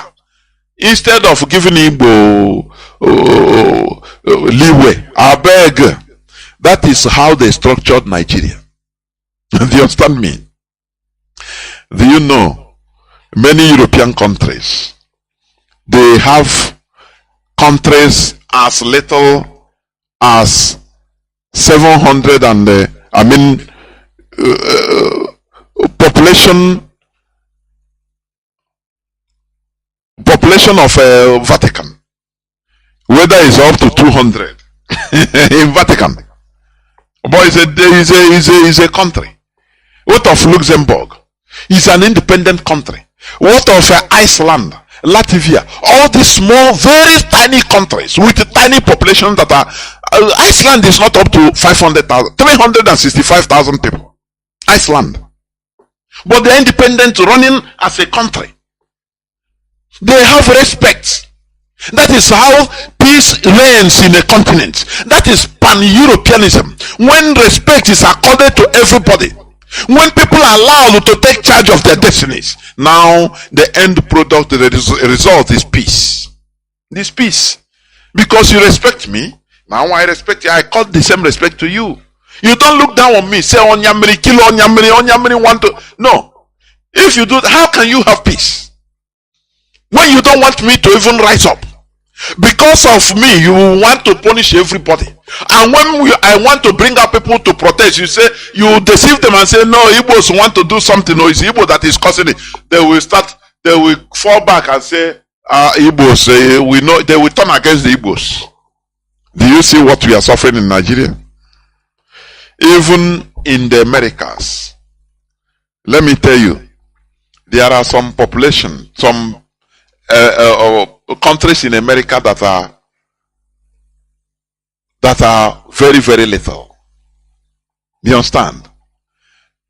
We have little countries. Guyana is 743,000 people. 743,000. A country. Suriname has 590,000. A country. Belize have 419,000 people. Not up to 500,000. A country. A complete country. Bahamas. All these countries, go there, you see Biafrans, they full there. Bahamas have 393,000. Where you go on holiday, spend money. It's a country. 393,000 people. You understand? Barbados have 288,000 people. Barbados. You understand? St. Lucia have 178,000 people. St. Lucia, a country. Grenada have 113,000. A country. St. Vincent and the Grenadines have 110,000. A country. You understand? Antigua and Barbuda have 99,000 people. But it's a country. A country respected by United Nations. Dominica has 72,000 people. Cayman Island, although this is a part of the UK, I will not say it's a complete country. St. Kitts and Nevis have 54,000 people. You understand? And many more. Many more. You understand? Now, when you come to Europe, you see people that are less than 5 million, less than 2 million, 3 million, Armenia, 2.7 million, Lithuania, 2.7 million, Albania, 2.8 million. You see Kosovo, 1.6 million. A country that is not up to one local government in Biafra land. Estonia, 1.3 million. Luxembourg, 639,000. Montenegro, 627,000. Malta, 526,000. As I'm talking to you, there are Biafrans in Malta. Maybe they will call. Iceland, they have risen to 370,000. You see that? Iceland. There are Biafrans that are seeking asylum in Iceland. We have, I think, a family in Iceland. A country of 370,000 people. You understand? Andorra, 79,000. Andorra. Are you hearing it? Liechtenstein is 39,000. Monaco, 36,000. Gibraltar, although it's UK. San Marino, 33,000. But we as black people, as Africans now, people that we are bought with money, we don't have right to our independence, to rule ourselves. I understand be a boy. Britain will come and say, no, your diversity is your strength. But in Europe, they don't tell them that. You don't tell them that. They respected everybody, and everybody have free hand, independence. Now they called for, association, mutual economic association, European Union. And that is when they will be talking to each other with respect, not dictating for you. As we are in a country, look at Nigeria. The Igbo politicians now are requesting, Tinubu, help us now with at least 2 more ministerial positions. Help us now. And they say, come on, shut up. What I give you, you're okay. You should be okay. Hey, thank you, sir. Not that we know, you love Igbo people now. They have sung love for Buhari until he died, and the impostor, he has gone. Now they are singing again. Tinubu should prove that he loves Igbo. Give us another, the little you have done very well, by giving us ordinary, just 5 ministerial, but add another 2 or 3 now. Add now. They tell you, shut up if you talk. Sorry, sir. Wait for 2027. You will have another. Sorry, sir. Sorry, sir. Sorry, sir. How will you have peace? How will you expect peace and unity in a country like this, whereby if we have our independence, we will have take charge of our destiny and be developing, and we'll be talking to ourselves as equals. Nigeria or Ariwa will come we will be competing, healthy competition on development. If they have car factories manufacturing, made in Ariwaka, we try to imitate them, emulate them and produce aircraft. It will become healthy competition. When they saw that, oh, Biafrans are producing aircraft now, they try to make research for, jet bombers. That is healthy competition. Things will be moving on. But in a country where all of us are together, we are good for nothing now. We are together. We are begging for our politicians are begging now for another ministerial, at least add one or two on top of it, so that to prove that you love Ndibo. That is their mantra. So that you prove that you love Ndibo. Where is Igbo presidency in 2023? Anywhere you see a Nigerian politician of Igbo extraction, ask him this question: where is Igbo presidency of 2023? Something they used to massacre our people. Because of Igbo presidency, we're thinking that it is him that they will be choosing, because they promise each and every one of them very primitive Neanderthals. Their Hajis went there and promised, you are our man now, we will support you for Igbo praise, you are our man. They will go back and tell Dave Omai the same thing. They went and tell Nyesomuike the same thing. They went and tell Chibrika Mechi the same thing. You know you're an Igbo man, you just know now. I'm a Igbo now, I'm one Igbo. We support you. Now they went and started singing praises for the killers of our people. Dave Omahi, they sponsor him to form a Bubago. Remember, you remember 2023, you are our man. So form a Bubago and kill all these Biafrans, Biafran agitators. This is your youths, kill them. He jumped in to say, don't worry, I will do it. I will prove to you. Where is Igbo presidency? For goodness sake. You think we are going to forget it? We will continue asking this question in this platform. Where is Igbo presidency 2023? Where is it? Today, you have done as if nothing happened. You have forgotten, but we don't forget. We don't forget. If you don't give it to us, we know that you have pushed out of Nigeria. If you don't give it to us, we are going to join IPOB in order to look at these very inconsequential idiots. That is why they have been relegated. Igbo politicians are now relegated to nothingness, irrelevancy in Nigerian politics because of their behavior. They don't understand politics. Politics is about local, your people being at your back, not killing your people, making enemies against your people. Where is Igbo presidency? That is a question that you need to answer. All these countries I mentioned, European countries, American countries, some are less than 100,000, but they are countries. They are different countries that are managing their lives, living fine. If you go to your country, if you go there, you will even see Biafrans, see Africans hustling there, seeking asylum there, begging for asylum there. But let us go the way of these people. You say no. Nigeria, my Nigeria.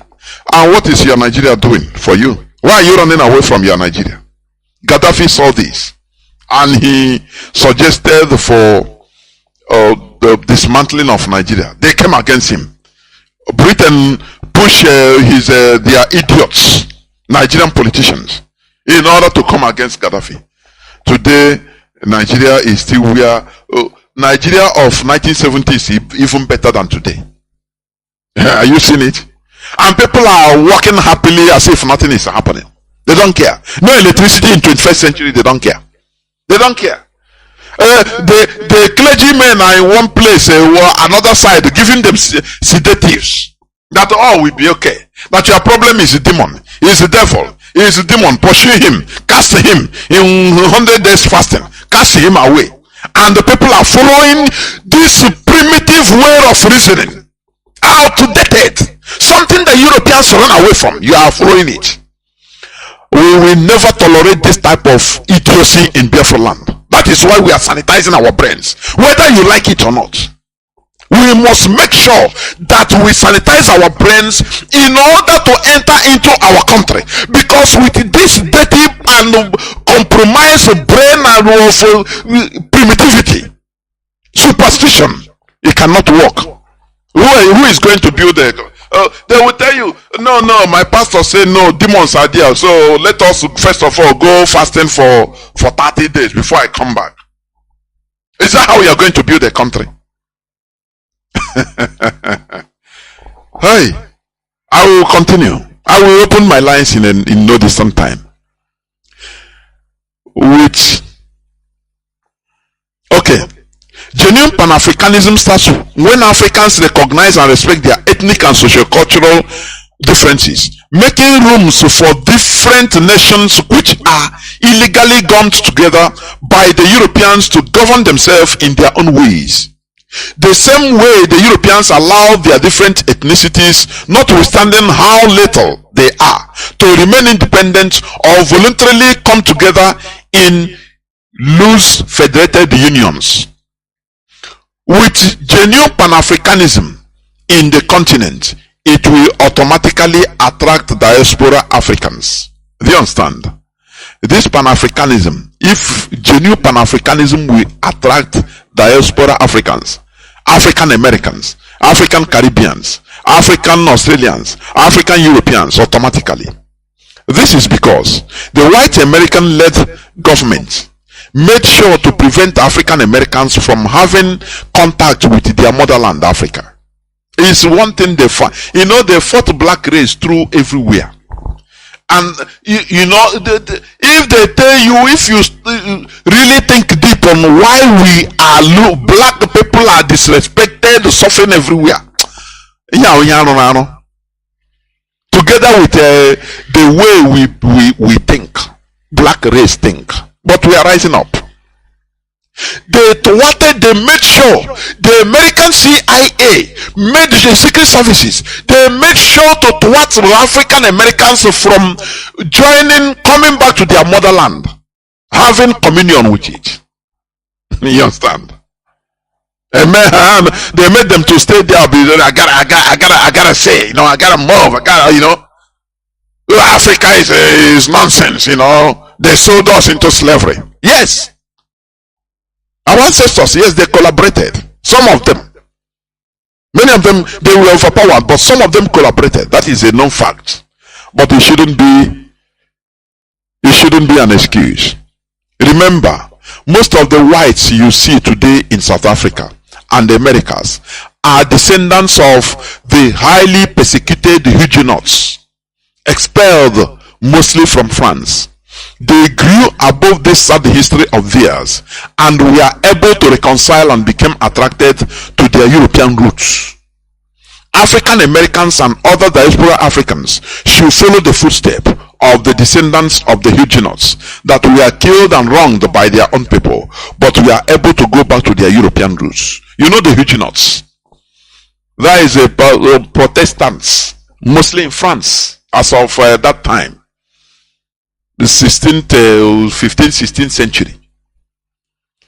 When Catholic France started persecuting them, killing them, and they started running away, they were killed brutally, jailed, exiled, they were uprooted from their lands, ancestral homes, and expelled from Europe. They were given option to run away. Many of people, the Boers, even you see, they are of South African, white South Africans are the Huguenots, descendants of these Huguenots. Many in America, do something. When I talk about America, I mean the Americas. From Canada, the north, down to Argentina, the south. Many white Europeans, you see, many of them are the Huguenots because they organized, they say, okay, they started running away for their lives because they have been massacred in France. You understand? So they have to be expelled. They run away to far places. They were wronged, but after they grew above that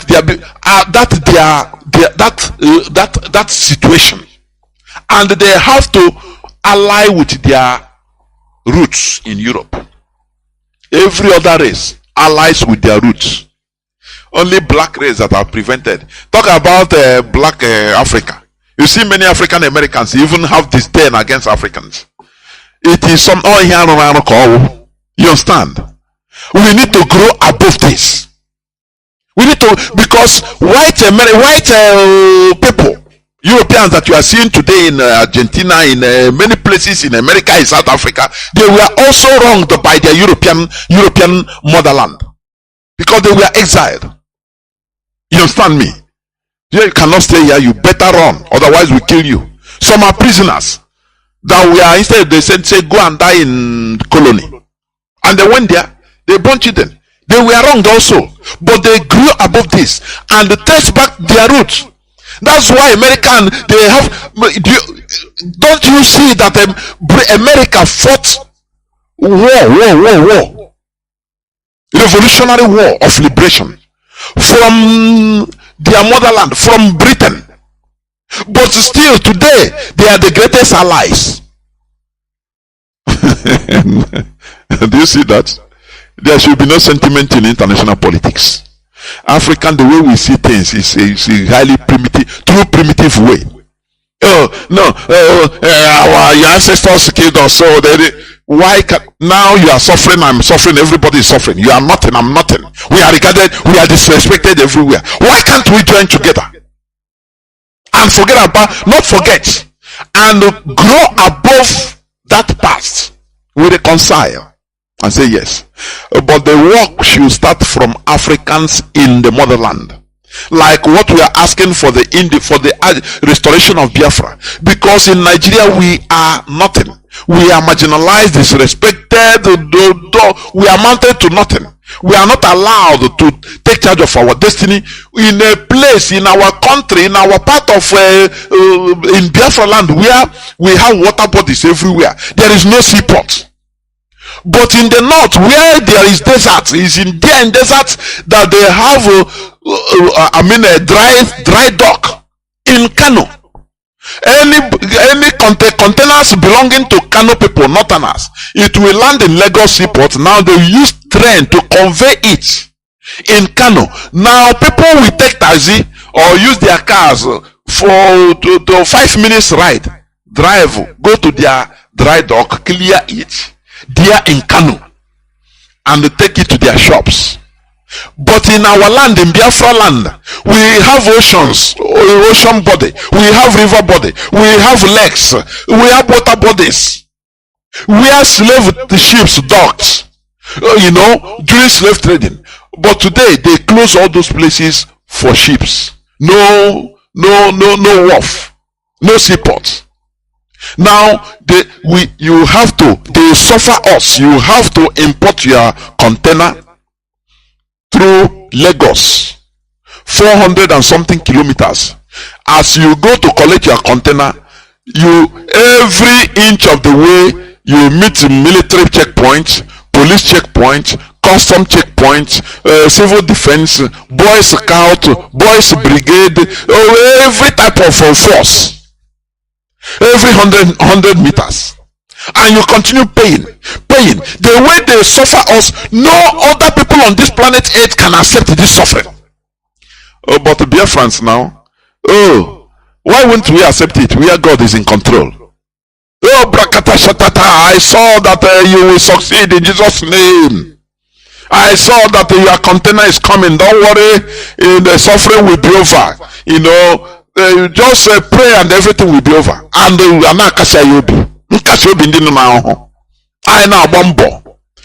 take our container, complying on the road, they continue ripping us up. According to report last 2 months, only the military the police and military checkpoints in Biafra land, they report 600 in year never end, 600 billion naira, 600 billion. Do you know what it means? That we are giving to police and military, settling. What type of agony they put us? I want people to you have to raise your chagrin. righteous indignation. They put us in a suffering, dying slowly, and we continue eating the flesh of our own brothers, thinking that the problem is a witch, the problem is your father, a tie your destiny. This what is life from the pit of hell. They are attacking us from land, sea, and road, bush, everywhere. From the churches, they are attacking us. If the government of the day, they're causing havoc. Do you see what we are suffering? And you never see road. You never understand. Because you are ignorant, naive, and blind. You are sentimental.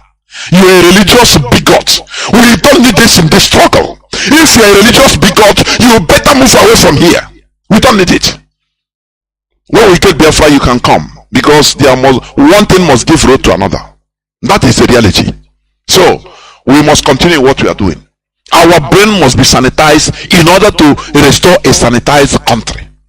The suffering, the agony, the pain we are going through, it is too much. No other race on in this planet Earth can be able to endure it. No other race. Open, they don't hide it. You come out they stop you on the road. Everybody come down from the car and march 100, 200 meters, your hands up in a place in our own land, and you think that is normal. You think that is normal. After all, after you go to church, they console you with fake promises, fake everything fake. Oh, naira will be more than dollars, and you say amen. Nah, very miserable situation. That means there is a time we come in somebody's life, you say no, you take this drastic decision. That's why I love white people. They have red lines. There is a red line you cannot cross. Instead they kill you and kill themselves. They don't care. Life is not, it's like that. Everybody will die. But you that is miserable, you like to live, and so you're under suffering, you love it. Instead, and even the life you are not living, you are just surviving.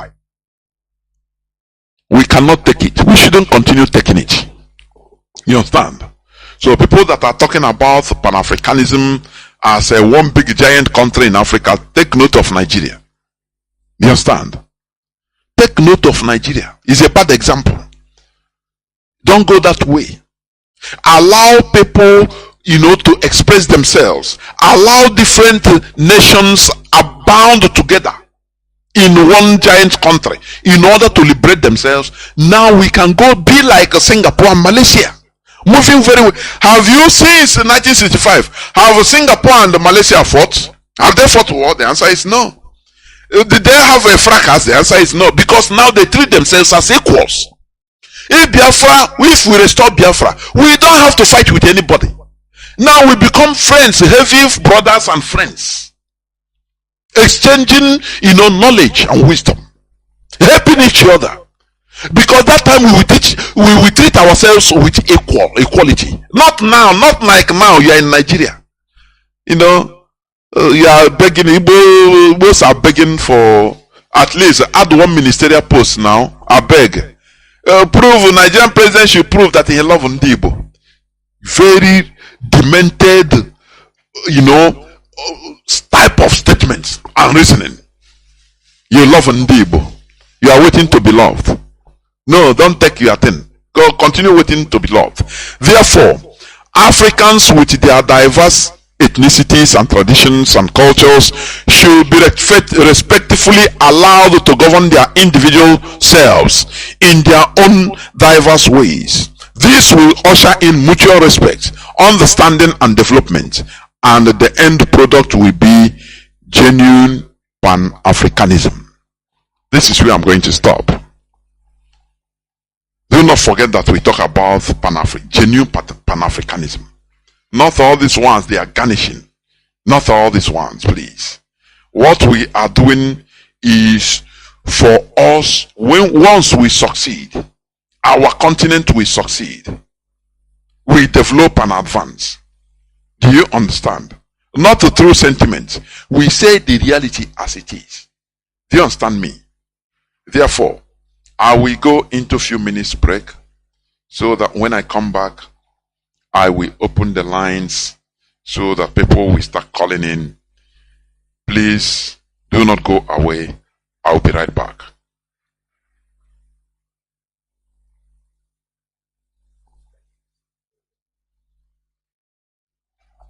Niger, its bigger brother, the EU, is reportedly moving.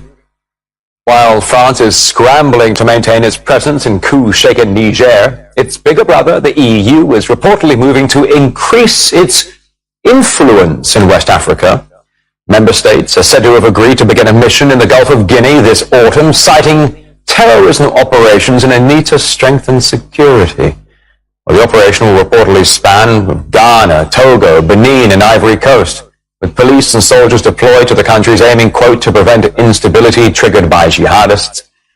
Previous similar operations in Niger, Mali, and Somalia failed to yield fruitful results, with international troops ordered to leave after years of peacekeeping operations. The locals in Togo say, based on past experience, the deployment of EU troops is less than welcome.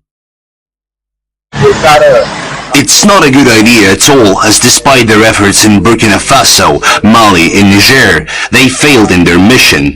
It's not worth it. Terrorists committed crimes when they were in these countries. We don't want them here.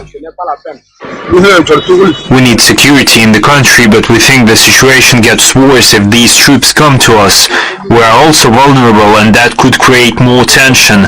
Their presence will attract more attention to our country, and it will weaken the situation. I'm not in favor of this deployment. One must first ask whether these countries have really expressed the need for intervention by European troops. If this is not the case, I do not see the importance of their deployment. Moreover, ECOWAS can already constitute a security strategy to deal with the terrorist threat. It would be good to have the support of Europe, but we have to see what is hidden behind it. We got a reaction to the EU's plans for some kind of new civilian military mission in West Africa. We got a reaction from some guests.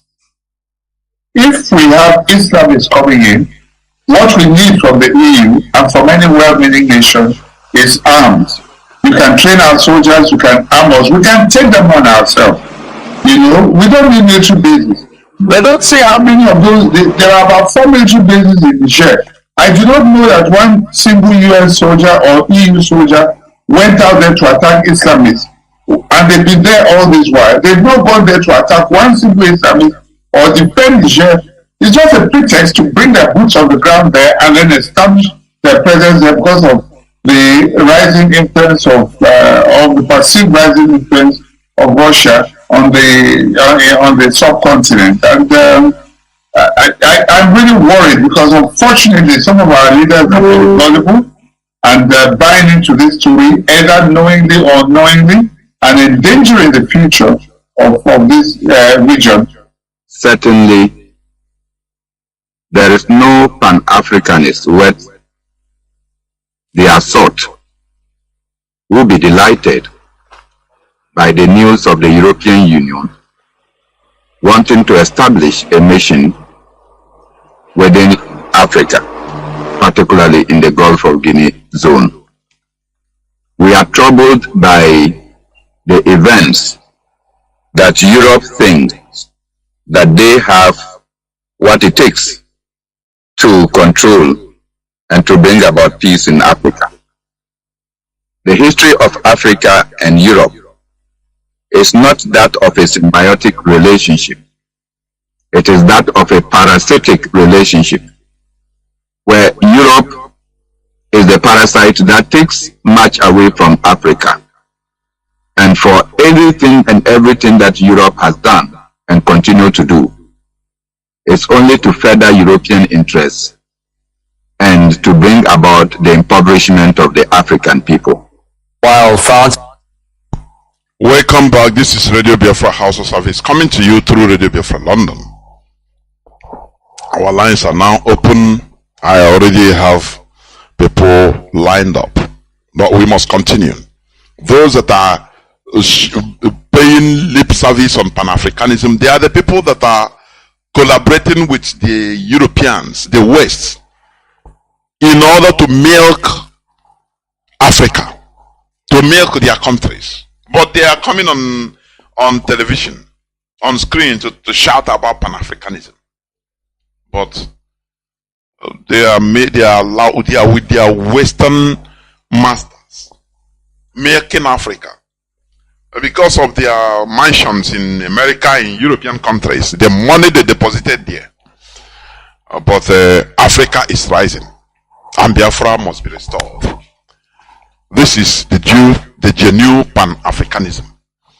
Our direct line is +1 213 328 6224. I repeat, +1 213 328 6224.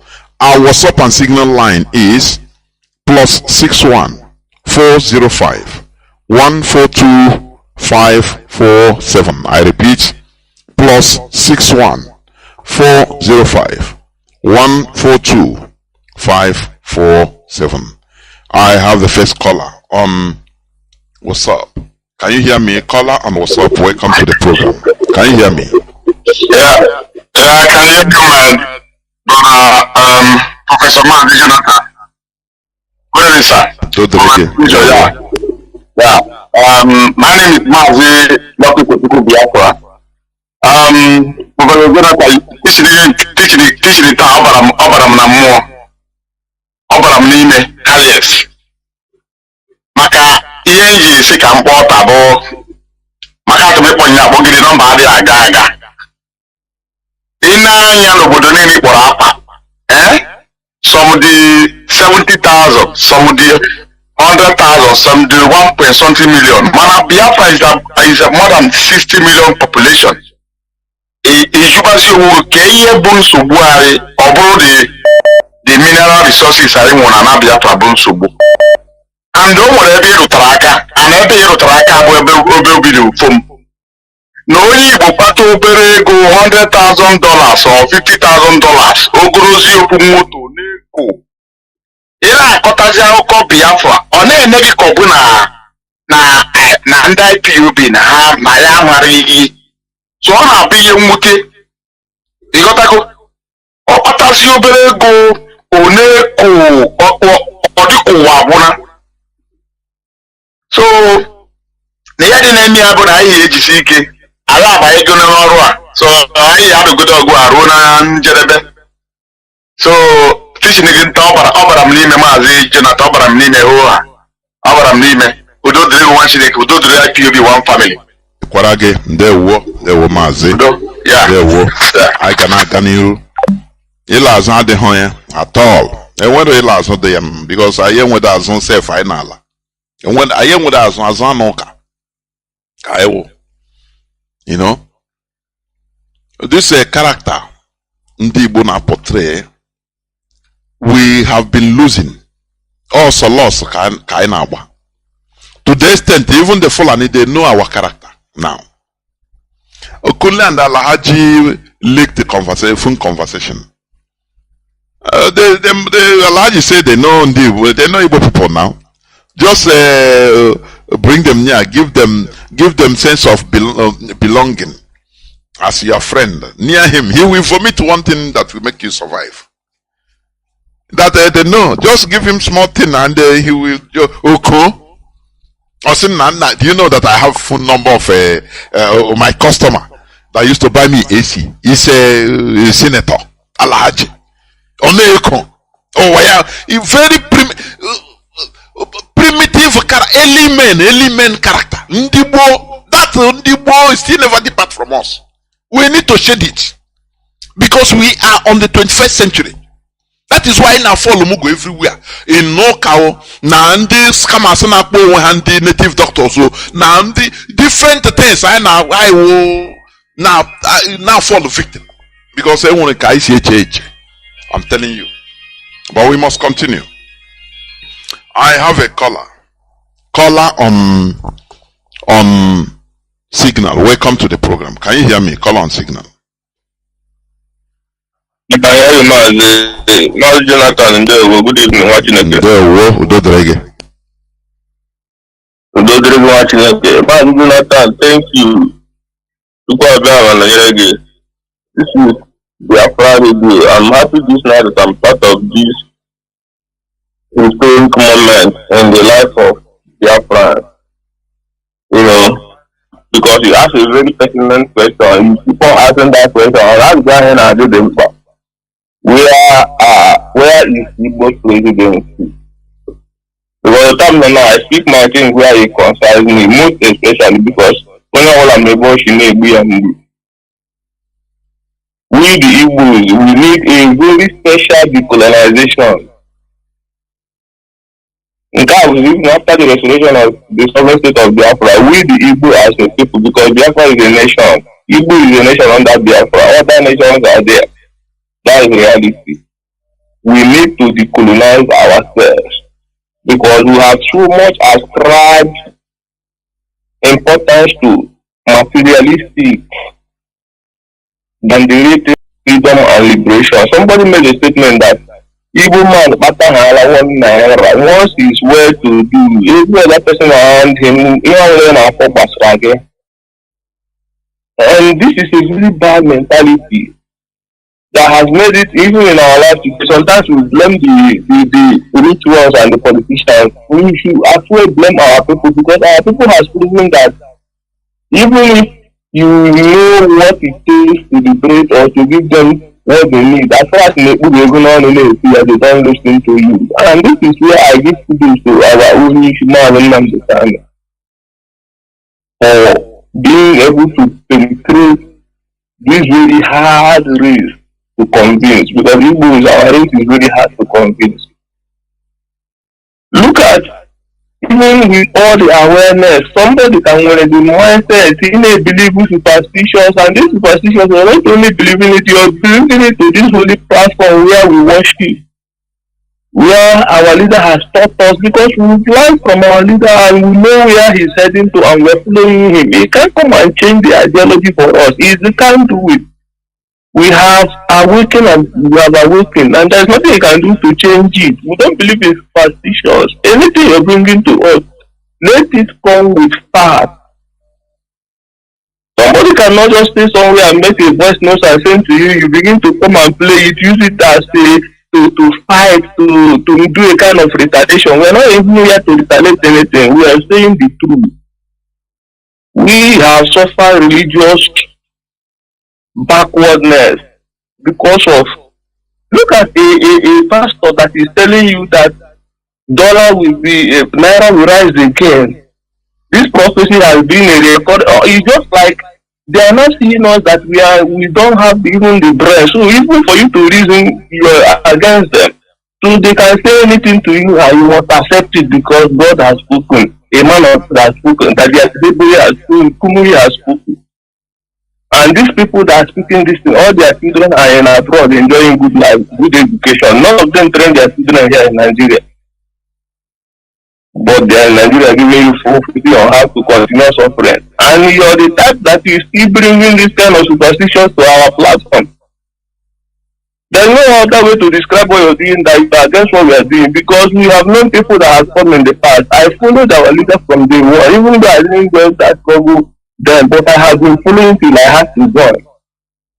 We've known people that have in the past spoken about religions and sentiments have crept into them and begin to fit away, and we continue. The struggle is still alive. So this is a legion. It can't come and change whatever ideology you're bringing to us.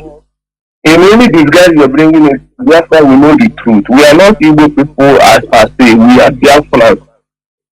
I can choose to be Igbo, I can choose not to be Igbo. Yes, I'm an Igbo born and brought up, not the mother father is from Igbo land. I can't deny my identity, but in our land, we know what we suffered in the hand of colonial masters through their religions and their Portuguese people. What they did in our land, they keep on doing, and up to today, they are bringing new colonialism in our land, using our people to conquer us, keeping us away from the reality of life. Today, India has launched their own space launch. Where is a black man? Where is Igbo man? Where is a Biafran space in this planet Earth? Are we just here to come and watch other people like television? We can't accomplish anything. Even the little ones we had, Nigeria has helped to destroy all of them. Do you want to tell me that if we have started the way our forefathers started, and even the Biafra war, after the war, the engineers we had then, the way they started, I think they are still continuing in that trend till today. We would not even have industries all over Igbo land to develop our land. We don't even have a reason to travel to Lagos, to outside country for anything, because that thing you're looking for Sokoto is inside there in your house. You are living in a national country. I don't think you have seen any auditorium of pastor crusade that has ever bring development to a society. You're using church auditorium where prayer camps to say this is what we develop Ali. If that is the truth, the way we are a religious people, don't you think that our land will be the most developed in the world, because we have the highest prayer camp and churches in this world in Igbo land? But today, we are the bottomless at the bottom, and we are still fighting to bring ourselves from that mess. And you're using the opportunity because you have a platform. You have seen Jesus before Biafra. You believe in Jesus more than Biafra. We are not being sentimental. Biafra is our religion, and religion Biafra is what we worship, and that is the sanctity our leader has kept. Our leader never violated that rules, and you have no right, as somebody who is given opportunity to continue the legacy, to come and change it for us. We can't take it. So you that is listening to me, I have the right to say what I'm saying this night, because I also is part of the movement, not dead, registered and open. Let me ask, if I may ask, who are you talking about even? Because in a thank you. If I have to say it the way it is, I can emboss you later, because here we don't exaggerate. There is a program that was laid down on this platform in the morning. But Mazi, let me ask this. This radio is people's parliament, is people's radio. Anytime I'm talking, I used to even invite people, I encourage people to call and oppose what I'm saying, so that we have a civilized debate. Happily. But what used to baffle me is this. Like, as you call, you are complaining in my platform. The person that is doing that, you don't have the courage to call. It's part of our problem also. Now you know, now complain. Why not pick a phone, call direct? If I am talking, even if I'm doing any program, I used to announce it, say, please, I am not Mr. Know Ye All. If you have opposing arguments, because Mazi Nnamdi Kanu put a standard that we follow the superior argument rules. Call here, call the number. I call the number. But when you leave, for example, you leave my platform, what I say now, you go another platform, start complaining what Mazi Jonathan say, for example. Does it make any sense at all? Whereas you have the right to audacity, you call and say, Mazi, I don't agree. Look at my reason. It's not quarrel, it's not personal. Why should we be coward like this? And after all, the same character only complain. Upon now cannot complain. Take on your name, if it is me, take a phone, call. That is the thing. That is what I solicit. That is what I'm saying. Yes, you're right, You're right, Mazi. Let me round up. See, on the aspect of calling, I can only call in. Why I'm calling in your program, because after your analysis and everything you've said, you gave chance, make pay life for people to call in. But when you're on a program and you know what you want to say, after saying it, you say there is no time to receive call, you end the program. I don't think I will be calling you private, because what you said, you didn't say it private. No, it's not private. Any other time, if the person come, call him. Talk it. People will hear. We are not afraid of anybody. Until he went there on air. That is how it should be. And I want people to do the same to me. You understand? I want people to. If you say you don't agree, what we are doing is we are not. Do I know you? You don't know me personally. We don't have any personal business. It's this struggle. So anything we are doing is not personal. is the standard being set, the focus of where we are going. So if you disagree on what I'm saying, you call. Now we discuss. You can make points that strike, that I can learn from. Now we debate it, we argue, and people will be listening. We will also be learning. That is symbiosis. It's mutual benefit. That is what I'm saying. Ndewo Mazi. Thank you, Mazi. Thank you, Mazi. In order not to debate, let me just round up. Our leader, Mazi Nnamdi Kanu'S, has been freed by the court of competent jurisdiction, appeal court, and United Nations has also given their opinion. So anybody who is going to talk about signing shorty or just being a useless fool that you have always been since we know you, our leader is free and the Nigerian system will obey their own court and release an innocent man so that he can go and take care of his family, because he can't tell me that somebody who the court has set free for over 1 year now is still being kept in solitary confinement. This is injustice, and the world is pretending as if we are not seeing what is happening. We are here and we remain here until all of them will come and go, and justice must prevail. Our own case can never be different. Nambuko be true, and it will never end in our life. We must have our freedom and develop our land the way we want it, and build our own civilization, our own indigenous way as a race. We are not cowards. We can never be cowards. Thank you, Mazi, for what you do for motherland. Thank you very much. We must continue. We should learn how to, I don't know. There is something also I see in us, and this is part of the thing we need to change. We are seeing debate. Sometimes some of us see debate as you are against me, or contrary opinion as you are against me. That is why we are not good in politics. You know? That is why we are not good in politics. And that is one bad aspect I see in, let me say, these people, this Christianity. They don't like debate. They don't like, exchange of ideas. No, they don't like it. It must be that thing they say is okay. They will not also call to say, Mazi, look, I don't know whether it is inferiority complex. Instead, when you go to where comments, you will see them writing rubbish. Take phone. Well, no person is going to chop you. Make your point. Now you allow another person. I will make my point. Now that is how people grow up. But we see debate. Mazi Nnamdi Kanu'S have been stressing on this. Debate or contrary opinion is not that I am against you or you are against me. No. We can be best of friends. But when it comes to certain debates or arguments, I differ with you. And we iron it out. After that, whenever it comes to our ordinary friendship, we continue what we are doing. That is how things go. That is how civilized people act. Not carrying everything personal as if, no, I don't want, if you talk like this, as long as you are opposing me.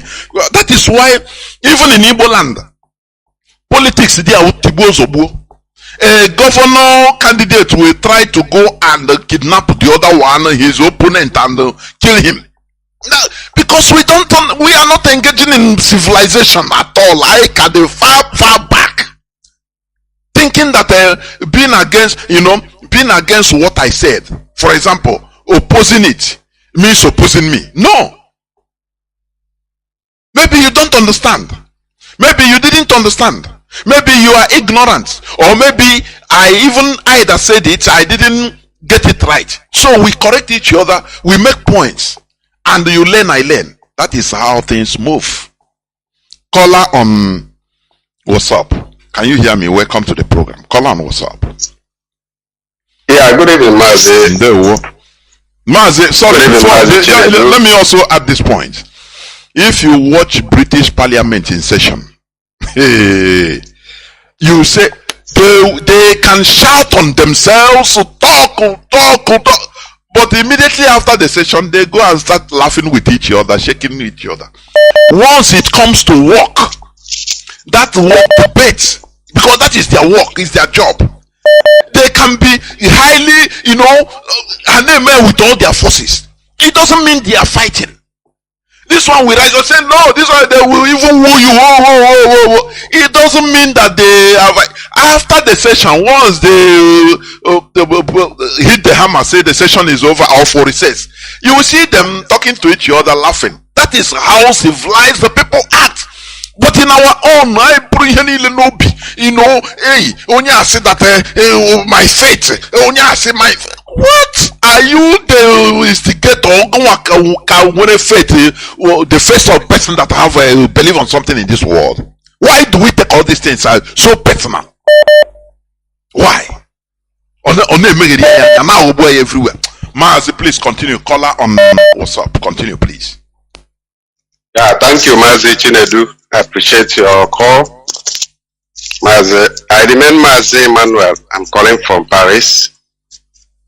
By the special grace of Courrt Proceedings, I remain the Paris Zonal Coordinator. Mazi, I want to just appreciate our leader, Mazi Nnamdi Kanu'S, the person and the servant who answered the call of Courrt Proceedings, who built up this very platform, the Radio Biafra, where we worship. We salute his courage. I want to salute the courage of the leadership of this very movement, the person of Mazi Nnamdi and his leaderships. We appreciate them. And Mazi,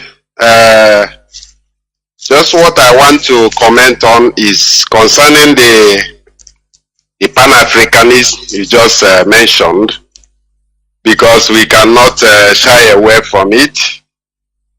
It is the topic of this very evening, and the Mazi have deliberated a lot on this very Pan-Africanism, and we have learned a lot also, because hearing something and also developing more on that very issue, we highlight many people and reschedule their way of thinking or their way of perception, the way they perceive this very concept called Pan-Africanist.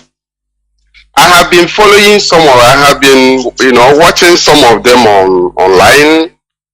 Some who normally, even some of them, you saw them, they will be talking of one federal Africa with one president. And then when you ask them one question concerning even, they rarely even talk of their country of origin. You see? And all these people you see, when you ask them some questions or you want to, draw their attentions on the difficulties that may face Africa and the irrealizable of this very project. I am not saying that building one big Africa is impossible. It is possible. But we have to learn from the people who have passed that through channel. And you will know that before you come into the level of building one federal Africa, you have to first of all watch the type of federalism that United States are using, and you know that the European Union, they emulated from United States. Now they are building their own union. Before they came into agreement to build a kind of union, they have been in their own sovereign nations.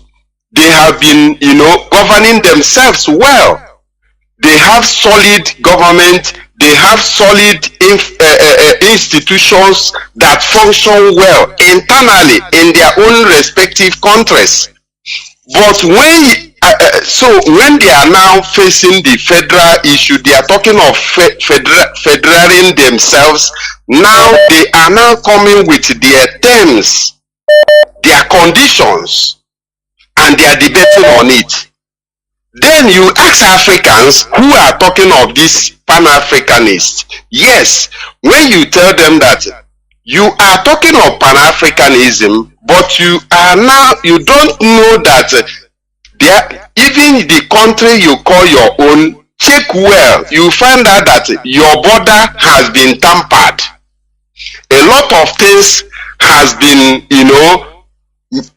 mismanaged in that area that they call their own country, especially Cameroon. Because when you look at on social media, people that you find mostly that normally talk of this Pan-Africanism are mostly from Cameroonians or from some, but there are many there. And when you ask them, tell them about Biafra, they will, come again, start giving you argument of just what you just said now.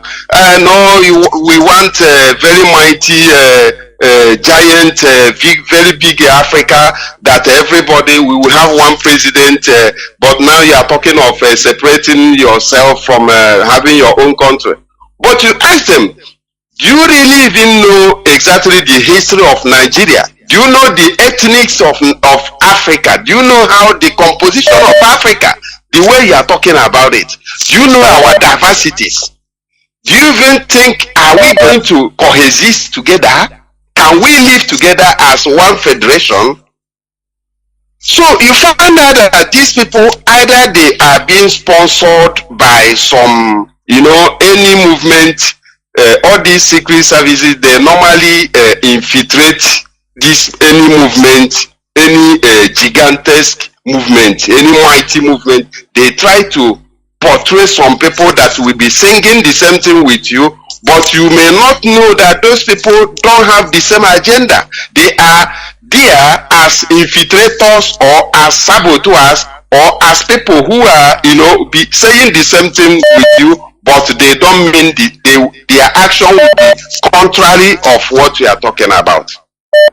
So Mazi, I like the way you just highlighted this very Pan-Africanist concept, because our leader is also very admired, and he knows exactly about the Pan-Africanism concept.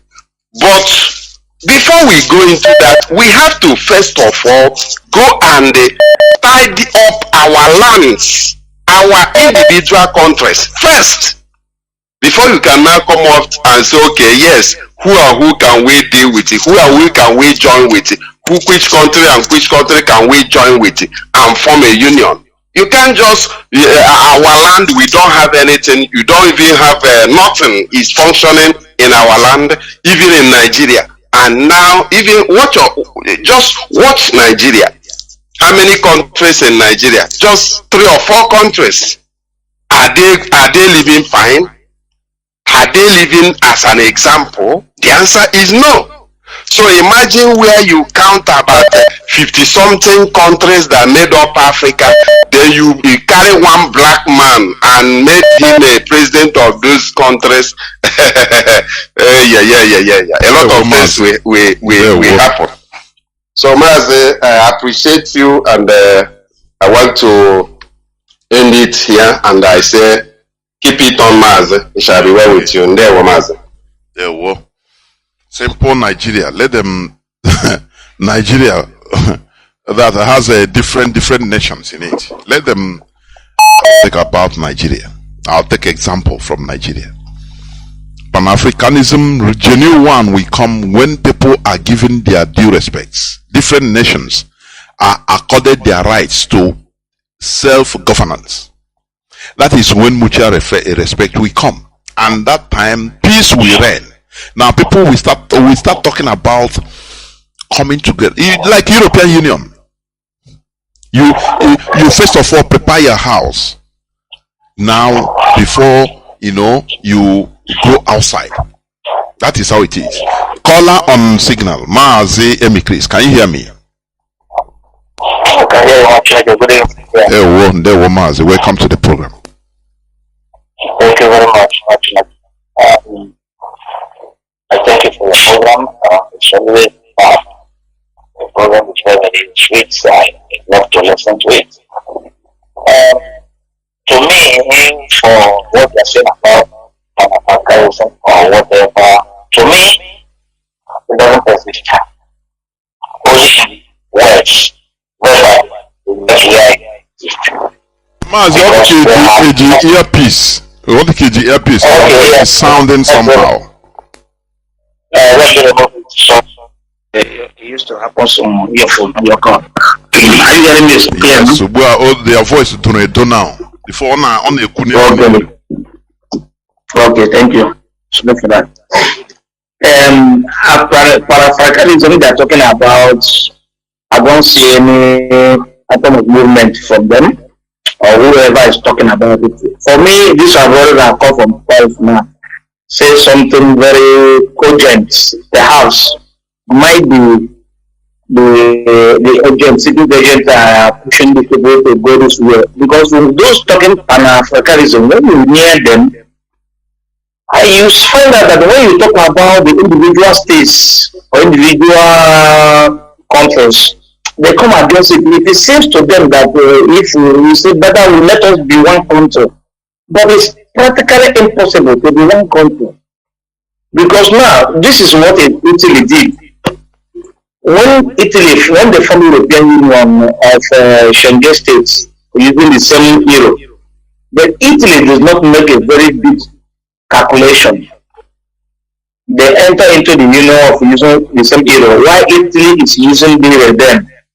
Then this lira, one lira then is equivalent to $50. Let me say like that, $50.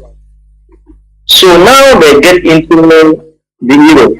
Then the product they are saying here, in Germany using Dutch mark, then they are paying their workers about 1,000 something Dutch mark, which is equivalent to dollars then. Why here in Italy they are paying their workers almost the same thing, but is thousands of million, 100 something thousand million. You know, so when they get into the union, the price of things become double to them. So what they buy 50 cents for it, they become €1 to them. You know, in order to balance the inflation of the exchange between Germany and other countries that have a higher currency, Italy suffered a lot of many years for this, and they haven't even got a lot of it. There are some countries also said no, that they will not go, they will take, like Switzerland retain their own money. They don't want to change their own money. Even England was in the European Union, they refused to change their own money. They maintain their own pounds then. But other countries like Germany, France, Holland, others, they went into the euro because some of them, but those that pay the price are like Italy and some like Romania that get inside them are paying the price, but at least they have prepared the problem a little bit. So what am I saying here is that if, for instance, in South Africa, where they are paying their money now is higher than Nigerian money, it's equivalent to maybe their money now is about 1,000 of their money is about 700 $1,000 something dollars.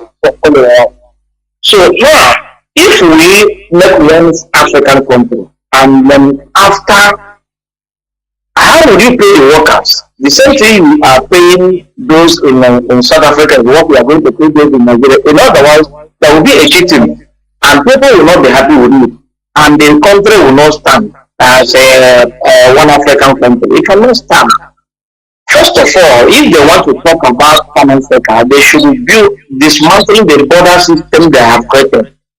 But here, as I'm here in Italy now, I can travel to Greece, which is Southern Europe. I can travel to Norway, Northern Europe, and the Central Europe, like Belgium and others, with ordinary my document. The Italians can go with other national ID cards. Now, tell me, if I want to go to Zimbabwe now, I need a visa to go because it's South Africa. Unless I go there illegally, but if I want to officially go there, I need a visa. So they should begin to dismantle the border issue. Then when they dismantle the border, Everybody will become doing that. Then you will see the harmony. The business transaction will link us together, and then we talk about how to become one country or one Africa, either everybody on their own currency, but we use one common system. That is what we are talking about. Like even if I just give example before I call in. European Union here, they have their European Union, but every country are managing their own affair according to their own country. It does not mean that they're not Europe. They are also Europe. They play football together as we are, do everything together. They travel, they leave the border open because people from Italy now may go to France now to play football. Their fans will go, the fans of Milan will go to France, will go to England without seeking for visa because they are playing the same European tournament. So they keep the border open, but in Africa they lock down the borders. And now the African talking about the Pan-Africanism, and this when you talk about them, say you need Biafra go, you need to come together. We are talking about to separate. We have a brother here who will say such a thing. They are trying to come together. It is practically impossible to come together to manage the kind of system we are find ourselves, because the system we are managing today in the world today are being created by the West. And we have followed them to manage the system. For you to break the system, you need millions of people that have brain to break the system. They have already installed the system and went back to their country, and the system are functioning. We are practicing all the way to the created. The monetary system, the financial system, the government body system, the administrative system. And what the so-called democracy now is what we are all of us are practicing. But that is not democracy. So, but they brought it to us. Morocco are practicing it. Tunisia are practicing it. Libya are practicing it. Everybody are practicing it. Now, the monetary system now, you cannot say that you will not use money again. Now, if you watch the video that this man always, the right man analyze about the Africa, how they hold Africa down. He said that Africa are now, they produce a system, the global institution you are seeing, that is meant to hold sub-Saharan Africa now. And these global institutions are made, there are people managing it. For instance, he said, banana. What banana, you know how banana tastes. You don't eat banana, you know what it tastes. But when you produce your own banana, you don't make to them, for them to determine how much they will buy the banana. They will not buy your product. They will not tell you it's not. That's why they open the one food program. They will tell you that it doesn't meet to the standard they needed to market in the global market. Therefore, you will not sell your banana. But banana that grow in my village is more better than the one that's selling in Europe here. But because you are not alive to them, do you know what they're doing this? They don't want you to hike the price of banana to decide. So they are the one deciding the price of banana. So if banana will cost the 3 pieces here, €1.50, €1.12 or the kilo, then they don't want it so that tomorrow their people wake up and say that the banana they are buying €1 per kilo is now €5 per kilo. No, they maintain the price. The price is not the same. So what do they mean that everything they need, they got it within. The fuel price remain almost stable, and the fuel is there always. The gas is there always. All those products are coming from Africa to Europe and from South America to Europe here. The price are more or less steady. The difference cannot change like a 1 cent or 10 cents or 20 cents or 50 cents. It cannot change. And before they change, government must know. So how do they maintain the price? Because of those institutions they have created, they use it to oppress us. And for us to liberate ourselves from this institution, we need 1 million Africans that have brain, know what to do. And we know how to manage it, but not something with force. We use gradual, like for instance, they're taking cocoa for our land. I remember when Ghana president said that the Ghana are looking forward to manage their own cocoa and they process it within themselves. I doubt you, as he said it, the Switzerland president there, who was there, I think so, God or the minister, she got angry for the man to make that comment, and they will go into working against it. That is what we don't do in our land. We don't do it. Recently, we are talking about religion. Our people, after the white people came, they introduced their first religious system and call it religion. but they went into continue working, finding out some things they make mistake, try to correct it so that it will suit up to what they want, even the Bible, because the things they write from the Bible, from the if you read the, if you have maybe 30 years Bible ago, go and take it and read today's one. You will see differences, but now I'll tell you that it's English explanation or translation, maybe. That's how they put it. But they saw the mistake they made in writing the Bible. They're now gradually correcting them so that it will suit up to what they want. And that is why I'm going to work and continue working. But our people, in a little small thing, everybody go to sleep. Just like after Biafra war, everybody went to sleep. And the family continue working to press us to be today. Our brother, Joseph Carlo, shed tears, the whole man like this crying in the Senate. He think that they pity for him because he cried. They cannot pity for you because you cry. So the problem is that our problem generally in Africa is that we don't work towards to maintain what we have or to revolutionize that things or make it more better. Anytime we have something, we relax there and go and just making it abandon it there, think that it will continue.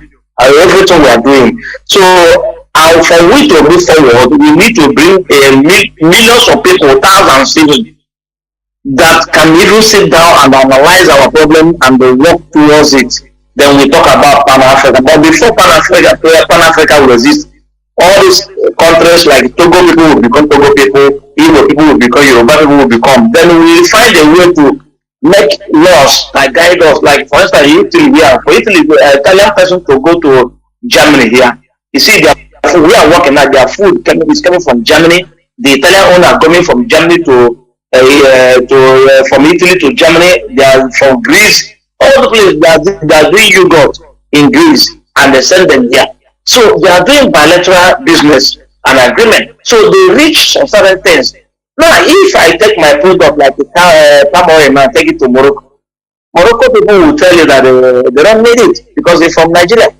So we have to have a mutual respect. First of all, we have to get our own country before we talk about Pan-Africa. So anybody talking about Pan-Africa, for me, it's wasting time. So the first thing to do is to set up individual states and countries. Then we know how to unite ourselves through a mutual respect and other things. Thank you, Mazi, and God bless you. There were, and you too. Before everything, you must put your house in order. That is one thing. The European Union, you see, today that borders, it was not like this before. They first of all build their countries, put their houses in order first. Now, before socializing with their neighbors and trying to open. In Africa, you open border like this, terrorists everywhere. Look at Nigerian borders unmanned. What is happening? Terrorists from everywhere flocking in, only to kill. Oh, what's up? Welcome to the program. Can you hear me? Call on WhatsApp. Mazi, is that me? Of course. It seems to be Mazi Nnamdi. Oh, thank you very much. I'm on that train. I'm heading to San Bernardino, but I have to go to Chicago, so I have to be able to talk. And only myself sitting here. So I thank you. I listen to you every day. I sleep on your voice every day. But this has become so important today that I must wait on the phone until you pick me. Now, I am mostly concerned about. I have something to pitch in on the how Malaysia and Singapore, how all these countries break up, decide to go and in the loud. Okay. So that was so interesting. And I have something a little different from what you said that might help us understand why these things, how these things go. The separation of this, whether it is Yugoslavia, whether it is the British breaking away from EU, or whatever they do. Now, our own is different. We cannot do it immediately, and we're not going to blame ourselves. But first of all is to know the center of gravity. Remember what that connote you bring to us all the time. We listen to one Nigerian soldier that talks to us about center of gravity. Yes, yes. So the center of gravity, our center of gravity is different from every other center of gravity. Our center of gravity is oil and gas, and that is where we live. And it makes it so complex now when there is that pipeline coming from Abia, coming from Igbo, coming from our area. So our enemies are not just Nigerians. Our enemies are worldwide. Our enemies are America. Our enemies are those who don't want us to go nowhere. They're all spread all over. But to tell you the truth, Nigeria wants to display. They understand what you're saying even more than you understand it. The Hausa wants to go. The Hausa Fulani want to break away. Yoruba want to go. But the center of gravity is the oil and gas. So how are we going to do it? If IPOB, and I'm suggesting, I don't know how I'm going to say this, that you IPOB should educate our leaders to find a way to form a line to communicate with your veterans. If you don't do it for all this struggle, the advantage the IPOB has is that you have veterans, that they are not making use of our veterans. You know, our veterans sit there and people are not tapping into the use you have, your real veterans. You know why the veterans are not acting? And I have an example. Many of us are not acting. An Igbo man has a pride. Not pride because he thinks you're going to disrespect him. We like to pitch in. We have not identified the veterans as people who will not be playing the same role as the role you play. In other words, for instance, I find Los Angeles where I live, our white are not doing anything like other people are doing all over the world. LA is the lowest in participation in looking for Biafra. And I finally got someone that called me because I always talk to Mazi, what's his name? And someone called me and asked me, are you a member of IPOB? I said yes. Did you swear an oath? I said yes. Oh well, we have a different oath. You are going to swear. I said, first of all, let me introduce myself to you. I'm a veteran. I fought a war. I was an army officer during the war. He said, that's not what is more important. The important thing is we want to get you sworn in. Number two is you pay your dues. So here, I want you to hear, there is no nation that is on this earth except what I heard. You tell someone who tells you he is a veteran, how much are you paying? It is true, I pay. I subscribe, I pay every month. They take my money away from me. IPOB, whatever bank. But guess what? I found out that the money they took from me was one of the monies that meant nothing to the organization because they were all stolen. I don't want to go further. So when your veterans know that you are going to tax them or you are expecting a contribution from them, you're not going to get anything from your veterans. They are poor, but they have a wealth of knowledge in their head. But the Biafra is not tapping into the wealth of experience. And all of you, from those who were born long before the war to those who are fighting now, age Mazi Nnamdi Kanu'S to your age and every one of us, they are doing very well, but you're doing it all by yourself. You're not tapping into the wealth of knowledge of your veterans. And the veterans are not are not willing to give. They don't even know, they don't have a time to stay on the phone to wait for Mazi Jonathan to give them chance to talk. Can't wait like many people can.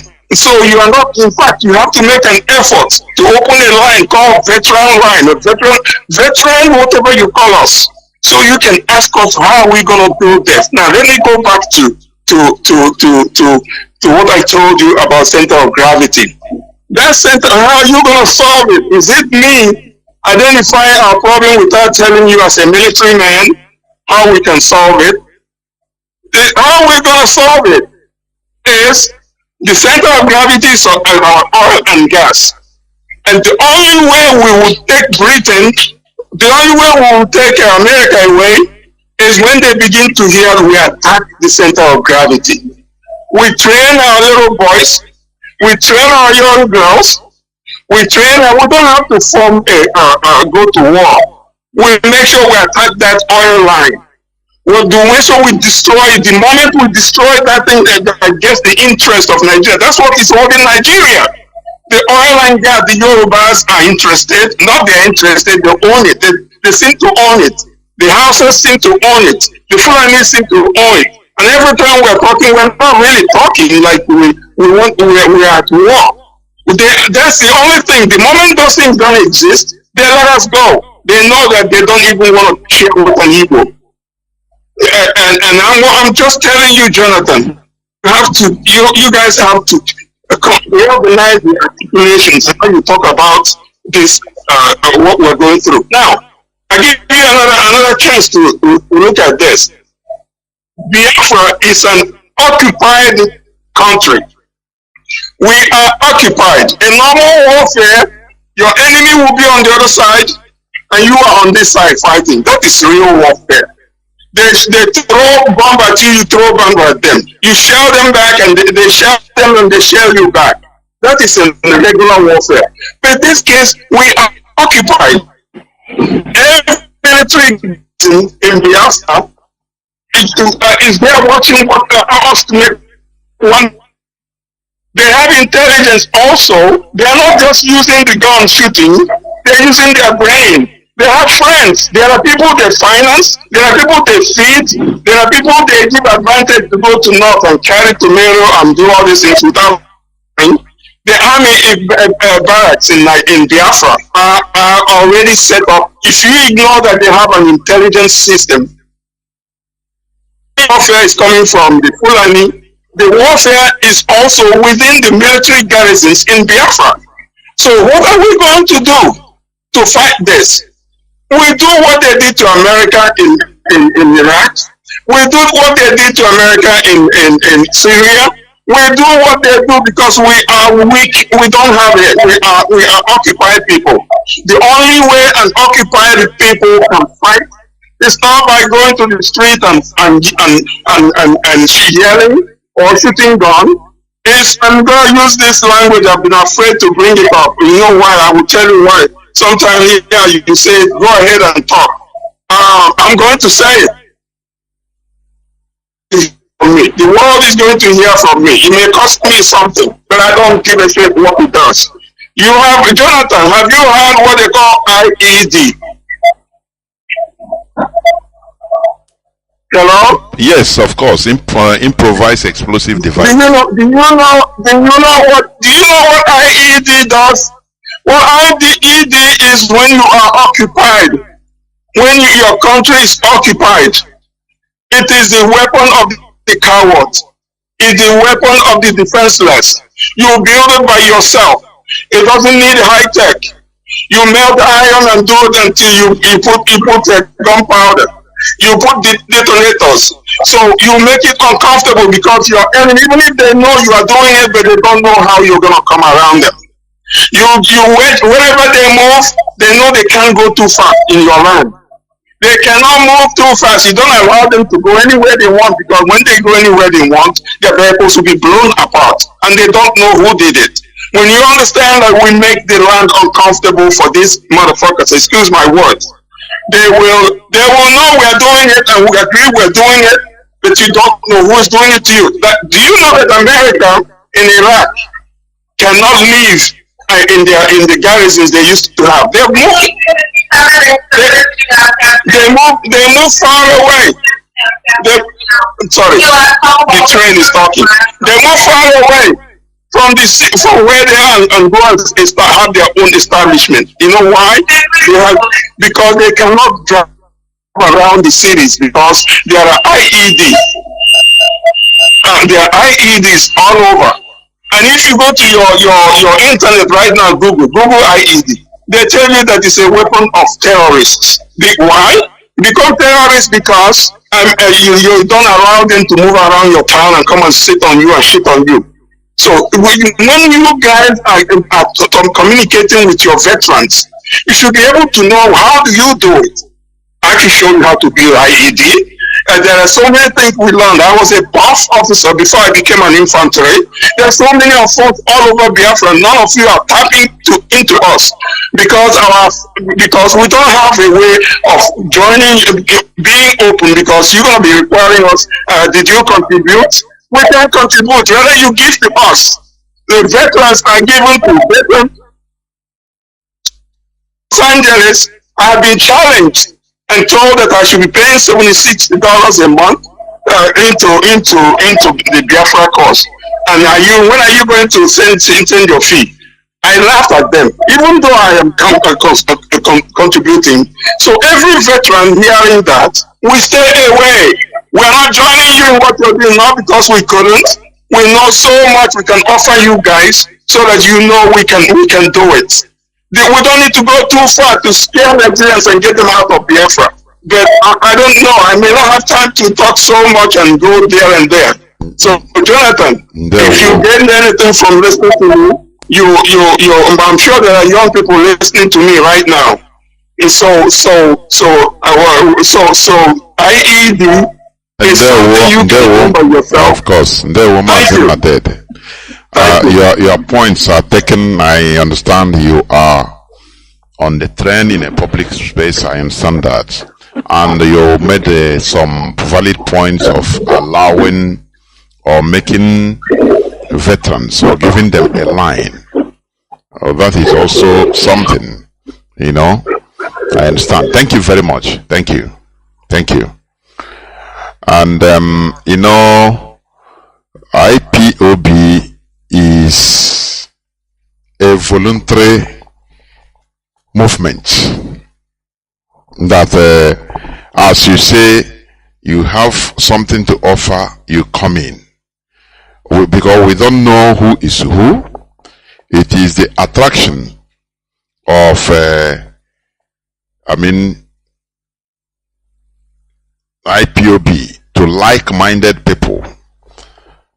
IPOB, you know, Mazi Nnamdi Kanu'S started preaching on this radio for, if not more than 10 years. And people started coming out voluntarily. It's a voluntary service, you know.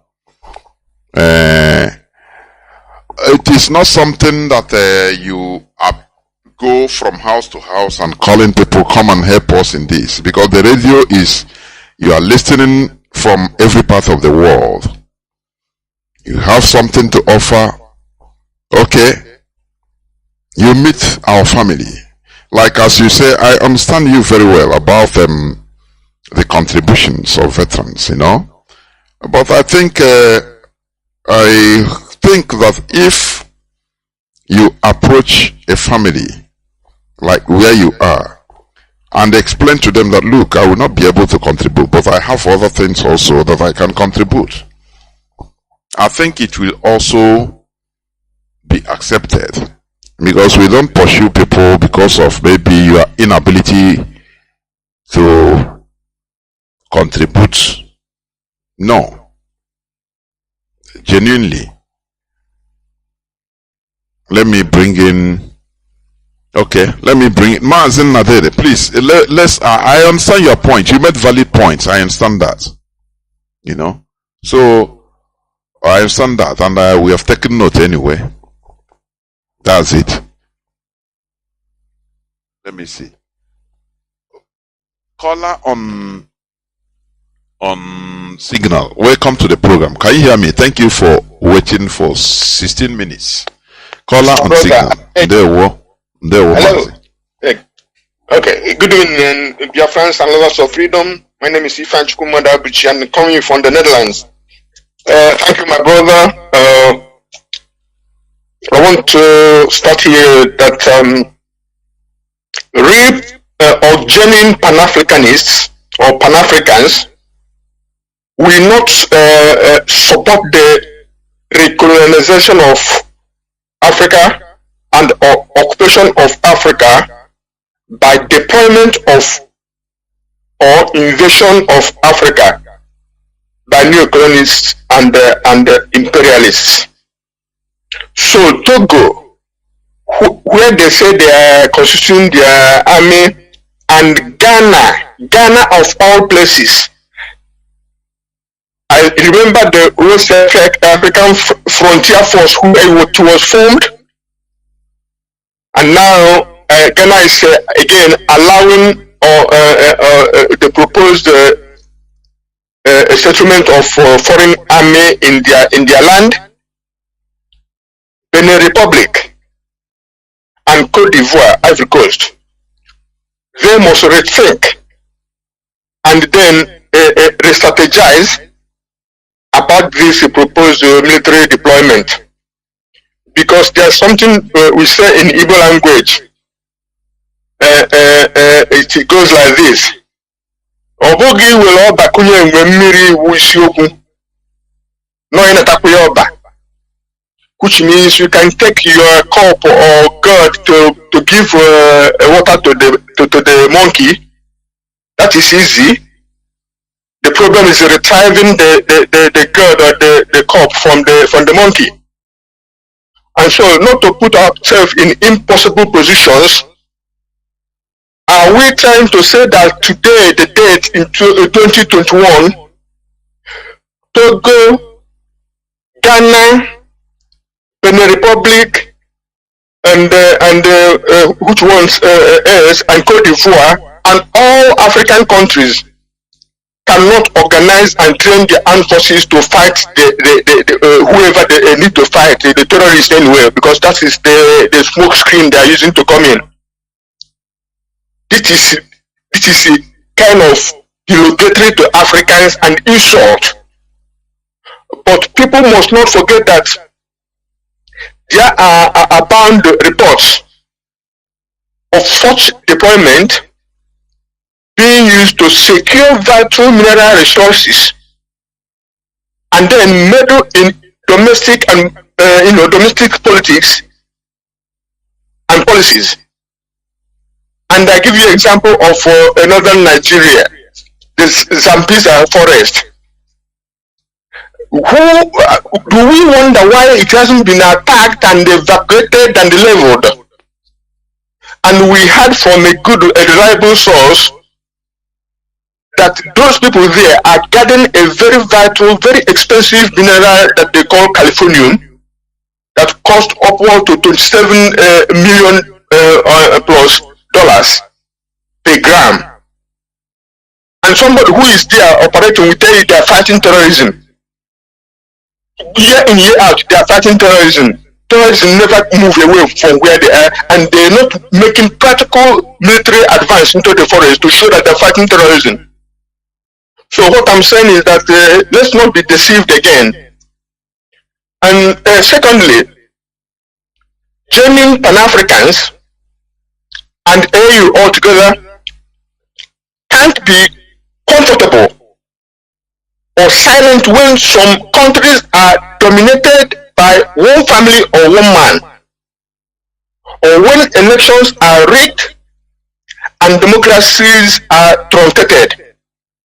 For example, I can call Equatorial Guinea, you can call Togo, you can call Congo Brazzaville, you can call Cameroon, and look at Nigeria of recent, of this year. The 2023 election is known to have been rigged. What have ECOWAS said about it? What have AU said about it? Only to let Nigeria be gathering a storm to go and fight for democracy in Niger Republic. Is Nigeria a democracy? You know, to create a functional Pan-African or Pan-Africa, you must have stable nation states, like our brothers who have spoken before me said. Before you can create a good Africa Union, or for instance, I or we as Biafrans and Amazonians can't be held down in Nigeria and in Cameroon, and you're talking to us about Pan-Africanism. Let's say build one African state and one African Union and one president. You are talking to yourself, because we want to be free from oppression and from people who are sitting on our head. Then we can, as I'm a Pan-African by my bones and marrows and my liver, but we want to be free from Nigeria first, because Nigeria is a scam, it's a con on humanity, a crime against humanity. Lastly, but not least, the countries that shout democracy and constitutional order must practice what they preach. They cannot be supporting dictators, criminals, treasury leaders, election riggers, and power usurpers, and they are crying democracy and constitutional order. They make themselves incredible, just unbelievable. God bless Biafra. Thank you, my brother. Good night. And thank you very much. You have said it all. I'm now joined by Mazi Nnamdi, who is a member of the DOS and the Deputy European Rep. Mazi Nnamdi, please welcome the program. You will go on to conclude the program for us. Please, Mazi.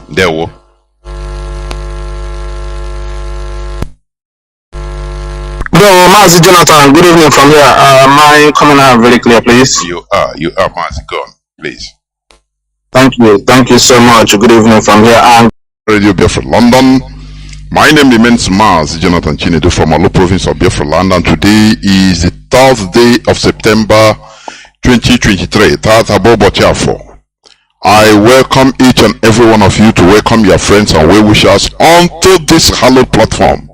This is a revolutionary radio instituted by Mazi Nnamdi Kanu'S, who is the leader, the supreme leader of the indigenous people of Biafra, but he is in the Nigeria secret police dungeon, illegally detained, because he was illegally renditioned from Kenya with the tacit support of Britain, whose passport Mazi Nnamdi Kanu'S was holding, or is still holding, even at the point of rendition in Kenya, and sent illegally back to Nigeria, breaking international laws. Britain, Kenya, and Nigeria, they broke international laws. They didn't have any regard for the rule of law, for human rights. Britain is always trying to, shamefully champion Britain. They always tell us or give lectures on human rights and maintenance of the rule of law. But Britain directly involved in renditioning one of our citizens, Mazi Nnamdi Kanu'S, right from a third country, Kenya, to Nigeria. Something they prevented in the 1982 or 83, when the then head of Nigerian state, late Buhari, also tried to kidnap Omar Diko, although albeit Omar Diko was a criminal, and he is never, or he has never been a citizen of the United Kingdom. Omar Diko stole billions of dollars, naira, and all of them from Nigeria and ran down to Britain, where Britain secured him. when the then military head of state, Buhari, tried to kidnap him from Britain, they were caught. The agents sent to do the job, they were caught by the same Britain. And people went to jail for some 8 years, 3 years. Some people were deported, and Britain had a heavy diplomatic role for over a criminal, Omar Odiko, who was not even a British national. He never held the British passport. But Britain had to in order to protect a criminal, because he brought money from stole money from Nigeria to Britain. Britain has to jail people involved, both Nigeria agents and the Mossad agents that were hired and other collaborators, and deported some people, and also made sure that they had diplomatic rules with Nigeria for many years. But here, Britain hypocritically is a hypocritical country. See, they planned and renditioned a British citizen named Mazi Nnamdi Kanu'S from Kenya to Nigeria. The reason why, because he was logically, legally, legitimately advocating for self-determination of Biafran people through a referendum, but because it was not for the interest of Britain. You know, Britain is the number one, thief in the whole world. Britain is number one. They steal from very impoverished countries, and they will come around and tell you that, oh, they are fantastically corrupt, oh, they are this and that. They are not. They renditioned Mazi Nnamdi Kanu'S to Nigeria and kept him there. It is a direct command of Britain. This is how they show people their true color. Every day they stand without being ashamed. They stand and start telling people about the rule of law. You have to maintain the rule of law. You have to maintain democracy. Their own democracy, maintenance of democracy is complete. For their interest, complete. It doesn't matter who died or who was slaughtered, who gets slaughtered. That is not their problem. This is the world we are in. But we have discovered their system. Mazi Nnamdi Kanu'S, even upon being renditioned, he was sent to the court, and Mazi Nnamdi Kanu'S defeated the Nigeria government in their own court, and the Nigeria Appeal Court gave a verdict on the 13th day of October 2022 that Mazi Nnamdi Kanu'S should be discharged and acquitted. And not only that Mazi Nnamdi Kanu'S should never stand trial in any Nigerian court any longer. But since 13th of October 2022 till today, the Nigerian government refused to obey their own court. They refused to obey the rule of law, the court order, their own court order, because Mazi Nnamdi Kanu'S committed no crime known to Nigerian law. You understand? That is the world we are sitting. That is the evil world we are in. When Britain tells you about democracy, they are telling you about installing a puppet, their own puppet that will be helping them to steal gas and oil and all the minerals in Nigeria and in other African countries. That is what they mean by their democracy. Very shameless. That is who they are. But Mazi Nnamdi Kanu'S say we are going to defeat Britain with superior arguments. That is what we are doing. Because what is good for the geese is good for the gander also.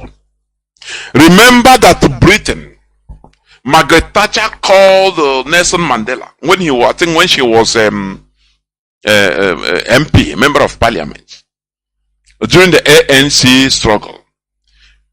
British government called ANC a terrorist organization. They labeled Mandela a terrorist, an international terrorist. Do you understand me? But they didn't stop apartheid to be kicked out of South Africa. Do you see it? I could remember when Theresa May came, when she was the Prime Minister, he came to visit South Africa on the way to Robben Island. A British journalist. That's why I love them anyway. When they are talking about their politics, internal politics, these Western journalists, you see them bring their, their profession, exhibit their profession without fear of favor. Once they are dealing with their internal affairs, they don't miss words. But once if they are dealing on international politics like African politics and news about Africa, it is there they try to deceive, polish news in order to deceive. The man was asking Theresa May. He said, now you are going to visit a person that you labeled a terrorist during your time. I think as a member of parliament in the UK government. What are you going to say about it? I watched it. Even the woman, the British Prime Minister as of then, Theresa May, some years back, was not comfortable. She was a kind of stuttering. The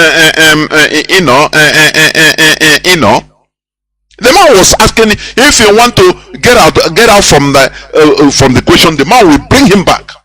He said, now you label this man a terrorist, but now you are going to visit his solitary confinement in Robben Island.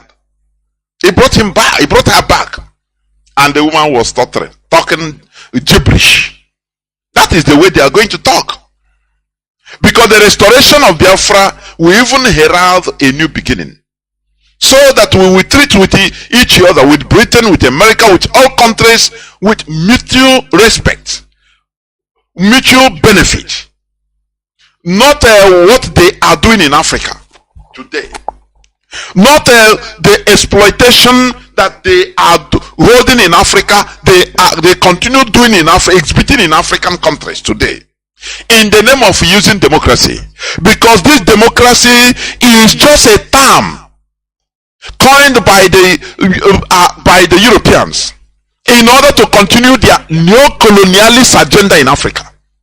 What I'm telling you is reality.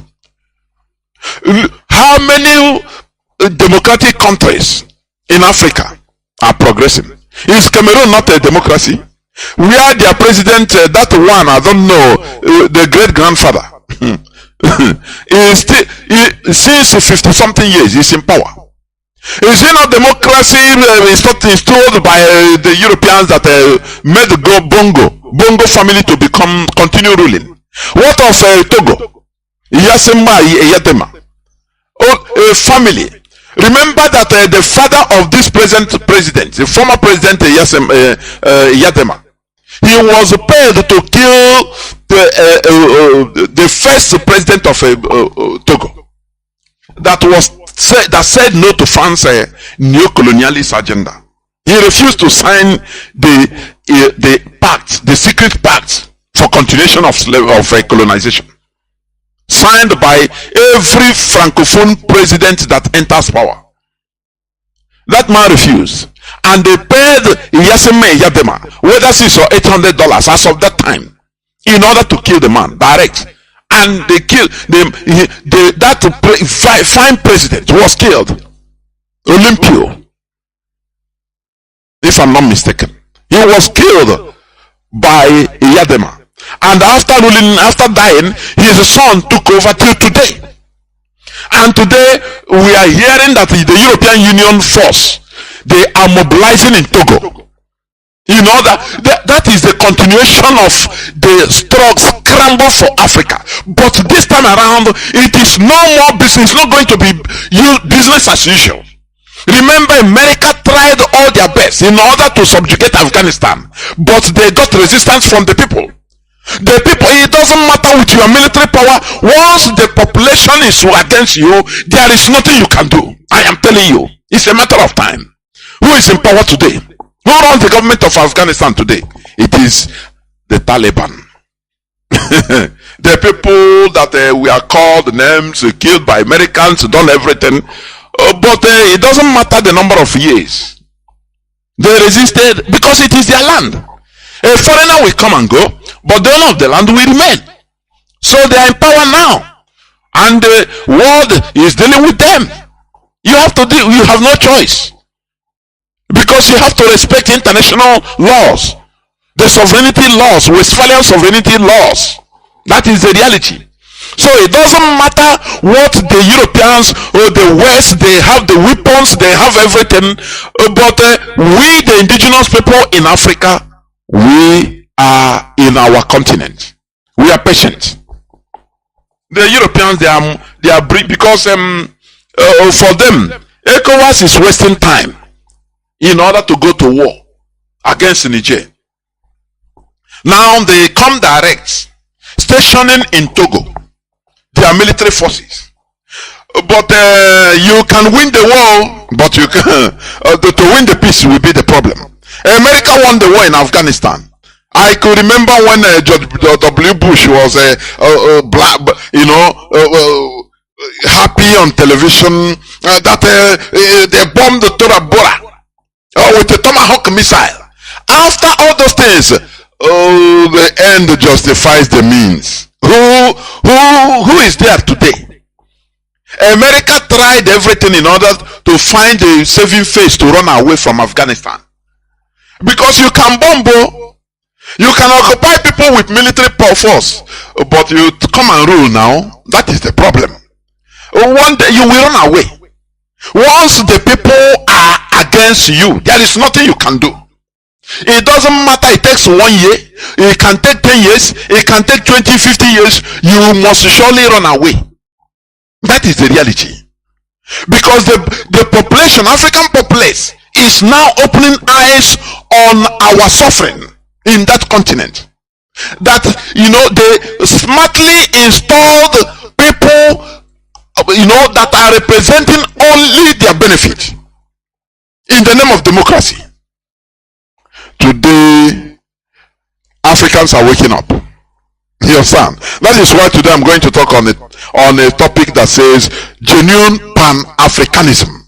That is the topic of our discussion today. Therefore, I want each and every one of you listening to me to invite your friends and well-wishers onto this hallowed platform. This is where we preach the gospel of liberation. The gospel of genuine Pan-Africanism is not making mouth service. No. We say it the way it should be, so that we shall progress, so that Africa will restore its space in this beautiful earth we are in. Because we have been a people cajoled, subjugated, enslaved, in any way, continuous exploitation till today. But it is time to say no. And we are doing it systematically. That is why we are agitating for the restoration of Biafra. IPOB is championing it. And our supreme leader is Mazi Nnamdi Kanu'S, who is still in the enemy dungeon, albeit being released, ordered to be released, discharged and acquitted by the Nigerian court. But the Nigerian government, they don't obey their own law, their own court order. And it's a democracy, isn't it? Very ironic. But they are the people that are trying to go to restore democracy in Niger. Britain is using them.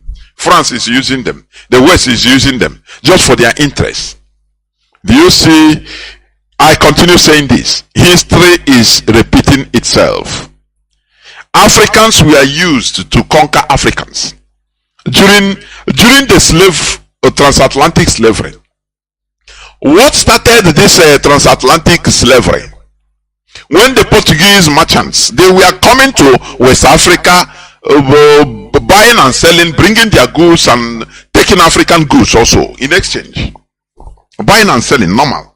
Until they came one time, I think in 16th century, 15 something. Now the on 15th century is 14 something, 1400s. The seller of that ship say, no, let us try to enter inwards in order to look for another type of merchandise.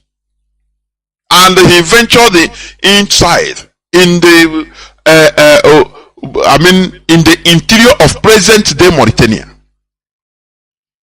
And they captured some people there. Some people, Africans, about whether 10 or 100 of them. They captured them and secretly took them to their ship and off they went. What happened when they arrived in Portugal with these people? These people started pleading that, look, spare us. Do not take us. Do not enslave us. We will rather help you become your agents in Africa, so that we will capture our brothers. We have people that we have been waging wars. They now remember their enemies, other African, tribes that are their enemies. We will help you conquer them. Now we become your enemy, your agents. You empower us. And that talk, they found favor in the king of Portugal that time. And they, after signing some treaty with those people, either 10 or 100 of them, I couldn't remember, but it is either 10 or 100. Either 10 of them. Now, do you know what happened? The European, the Portuguese, they brought back these slaves. Instead of arriving in the shores of Africa and turning against them, these people fulfilled their promise and carried them to other tribes with their arms. Their then guns as of that time. And used them, guided them, used the Portuguese now, guided them and went as either clan or other tribe and captured a whole people. Now the Portuguese were happy. But inside them, they were surprised. What type of people are these? People that can sell their brothers. And they remarked that thing, that mentality. And that is what they have been dealing with. When you talk about black race, African, they label them in the black book, the Europeans, the West. People that can sell their own, for their own private interest. It never changed it today. And they empowered these people. And they become their agents. And all other things were history. That was the start of transatlantic slavery. They are still doing the same thing today. And let me tell you also, do you know why? When they established the first church, the Roman Catholic Church arrived first in Onitsha in 19th century, 1857 to be precise, if I'm not mistaken. Why they accepted them? It is not because of any other thing to worship or no. Onitsha accepted them because in order for them to use them as foreigners with the power to be dealing with Obosi people, Obosi. All this I'm telling you is they are historical facts. Because they have been having skirmishes with their neighbors, their own brothers. So, but these clannish problems, that is common, which is normal. But the mistake Africans are making or made and are still making is collaboration with the white people, with the strangers in order to deal against their own. This thing made the European other races to label Africa as traitors. Till today. It is in all their books, all their secret books, that Africans are traitors, self-traitors. You understand? Something that other races don't do. When the Chinese were in their civil war, they were fighting each other. Normal, because every race in this world, there are problems everywhere. In Europe fought tribal wars more than in Africa. I used to say this. I want you to research whatever we say here on Radio Biafra. It's not we don't say things because we just say it. No, these are historical facts. The Visigoths, the Gothics, they wanted to kill themselves into extinction. You understand? How do you call these pirates today? You are using in as a secret society mantra. The pirates, they are these Scandinavians. They go for them. The Western Europeans fear them like anything because they say they go like lightning. They don't know how they come. They don't know how they go. The pirates. They kill themselves until they want to, kill themselves into extinction. In Europe, Europeans, they were cannibals. But after they started thinking, they said, no, let us stop these wars. As I was saying, when Chinese were having wars between themselves, Japan tried to benefit from brothers fighting in order to invade them, to colonize them. And when these warring factions, Chinese warring factions, saw that another stranger, foreigner is coming to invade them, one didn't make an agreement with Japan to side in order to kill the other. No. The two of them, they quickly, as wise people, two of them quickly made peace with themselves and said, look, if we are fighting, we are brothers, so no, we have internal issues, we are killing ourselves, no problem. It's better we kill ourselves than foreigners come to kill us. You understand? So they quickly made peace and started resisting Japan as a common people. So that after everything, if they finish fighting, wedding off strangers, now if they want, let them continue their own war. It's their own thing, brotherly fight. It doesn't matter. That is how wise people reason. But Africans don't reason like that. That is why I say Africans, they have not reached a mental, that advanced mental state of enlightenment. I used to say it here, and think about what I'm saying. How can you, two brothers, for example, in a family, if two brothers, they can be fighting, but if a foreigner come, if they are wise, they will make peace, even temporary truce, and now face the foreigner. That is how wise people do. That is how wise people behave, because they are wise. It is wisdom. But if a foreigner came now and meet them fighting and join one, now one will say, yes, I have a partner now, help me kill my brother. After killing your brother, the foreigner will turn against you and will enslave you. You understand? That is the mistake of Africans. They allow the West in order to continue using them, so that impoverishing Africans, they don't care. They don't care. Any person that rises up, Thomas Sankara rose up in 1983 as a young, vibrant fellow that wants this neo-colonialism out of Burkina Faso. They still use his brother to kill him. And all the things he worked, all of them, they turned them round. That man is still in Blaise Compaoré. He's still in Côte d'Ivoire. He's in exile. What these people fail to understand is that it doesn't matter, you are a billionaire, you are a president, or you are whatever, you will die one day.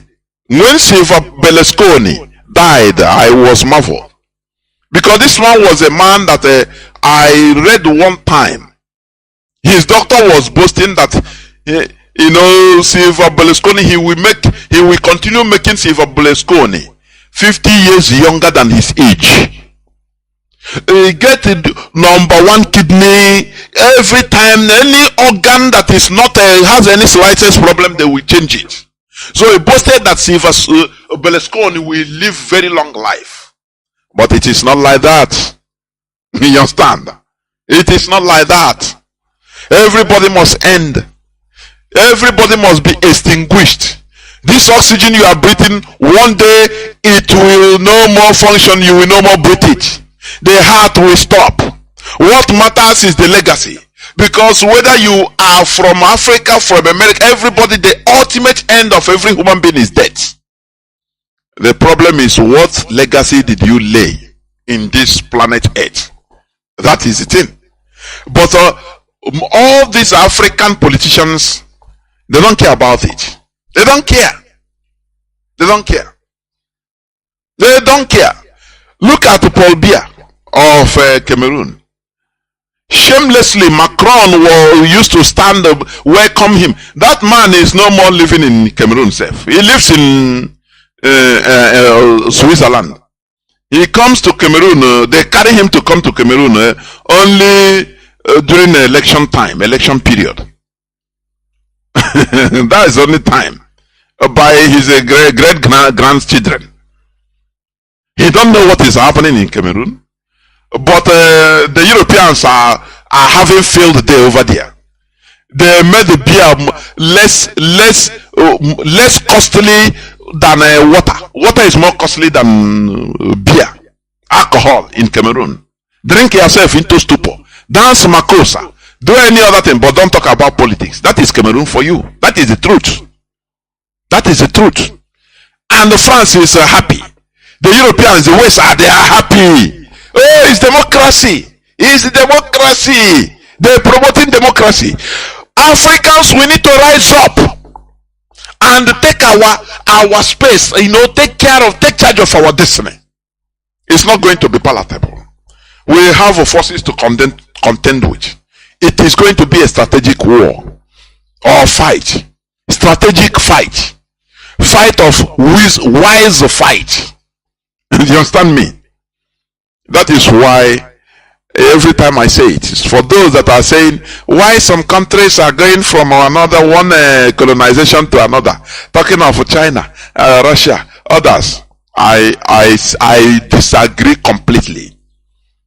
You cannot wrestle yourself out of a powerful hand oppressor by yourself. You have to do it siding an opposing force, equal and opposing force to that your oppressor. America is today a separate country that detached themselves from Britain. Who helped them? It was France. Without France, America wouldn't be a country today. They would have been part of British colony till today. They wouldn't have had the government they have today. There would have been another type of government, maybe like Australia, bowing down to the Queen. Do you understand me?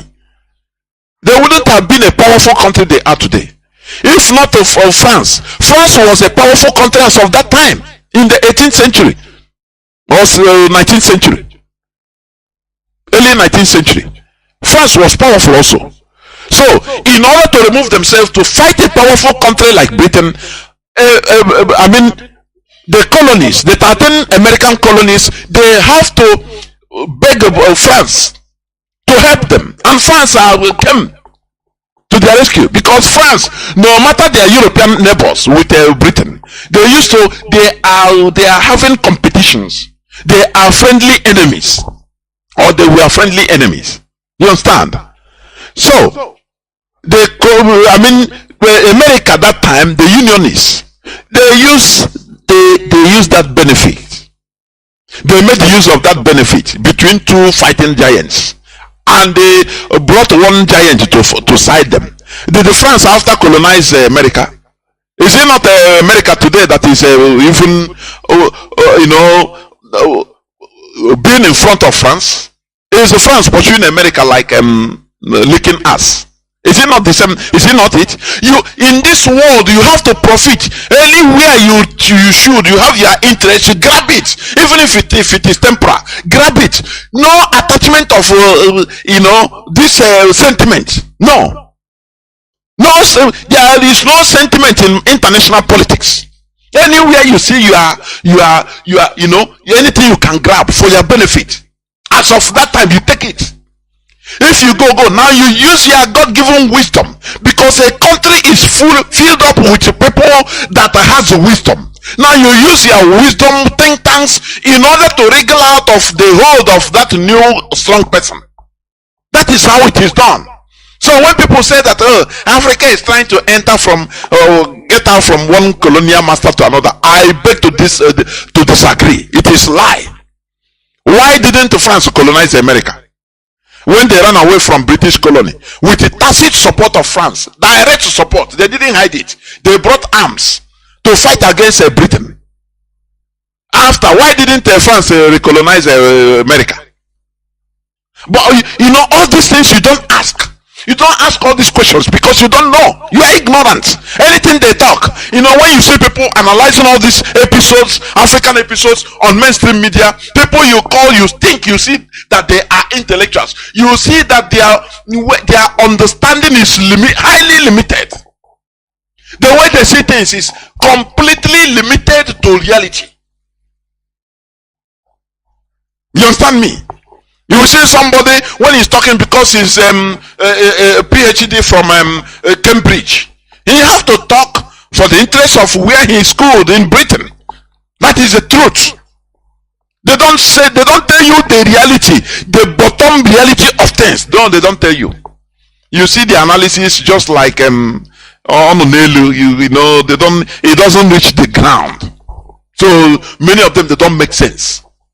So any person, any powerful country that you can align to, in order to get what you want, grab what you want as of that time, you grab it, you get something.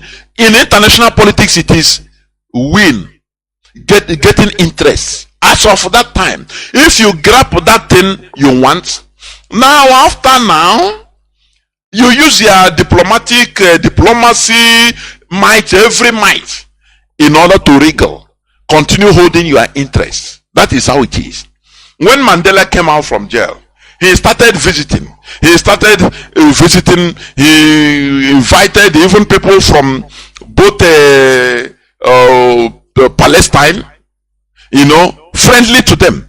And when he visited America, they were asking him, Mandela, you say you are championing democracy. Why are you making friends with the people that are terrorists? Palestinians, terrorists. That is how they ask him. You know one thing Mandela Madiba answered them. He said the most mistake the West is making is thinking that their enemies should always be our enemies. That is not done. It's not done.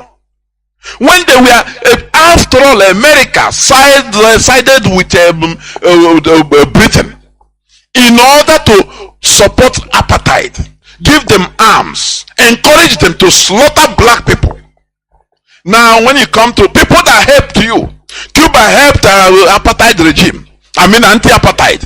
Cuba, Fidel Castro helped the ANC. China helped. Even Russia helped them in order to gain independence from apartheid. Now, when you come out, they want you to just hate them because you are. They will order you just hate those that that helped you. Does it make sense? And you will just blindly accept. This is a war, a world whereby we are all equal in this world, equally created. All of us came out nude. No human being came out from the mother's womb with a clothes or with any other thing. No. The same way everybody came out. The same way I come out from my mother's womb is the same way Joe Biden, the American president, came out from his mother's womb. Everybody in this planet Earth. And all of us is going to die. So why do we feel inferior? It doesn't make sense. Before I go to the subject matter today, I will just read I think one or two headlines.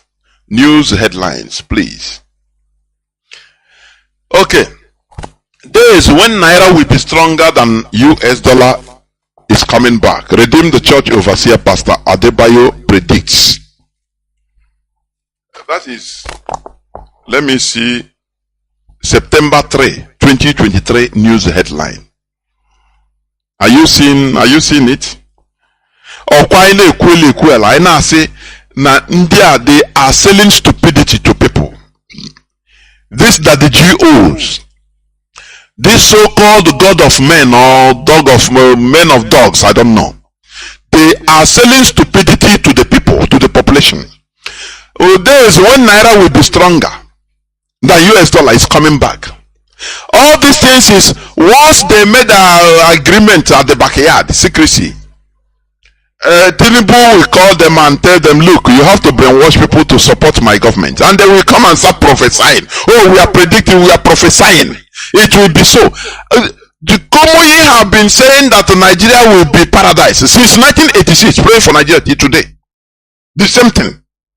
But the problem is the people that are going on all these things, the people that are believing all these things, they continue acting like animals, believing. You don't ask this man, say, Oga sir, how is Naira going to be stronger? When you manufacture nothing, when your source of foreign income is only natural resources like petroleum, even though you don't refine petroleum, you drill it but you don't refine it. How is it going? How? When you import everything into Nigeria, you import everything. So you are working for other countries. The whole citizens are working for other countries. But because when you are using foreign products, you are slave to all these people. You are making them to expand their factories, their industries by importation. Every time you are in China, imported. There are people in China. No need of traveling to and fro. Our people now, they know, in order to cut costs, one person will go to China and stay. Others will be in Nigeria. Just they will transmit money and he will buy goods and import. So, we are just, you see that we are just doing boy for Chinese, mostly. And only taking commission. Because everything you import, you don't manufacture nothing. So how are you going to earn your reserve? Foreign reserve. How? Foreign currency. How? I read one time, last time, I think they said the foreign reserve, Nigeria foreign reserve is either $3 billion only. A country of 230 something million people. Reserve is, foreign reserve, whether $3 billion. Whereas Gaddafi, during his time, he had a external reserve of more than $150 billion. Highest in Africa, with no external debt. That is why they killed that man. A Pan-Africanist. But here they are predicting to you. And in that church, once you say, people will say, amen, say, okay, rise, let us pray. You see Neanderthals praying, you ask them, is this the way that Dubai became who they are today?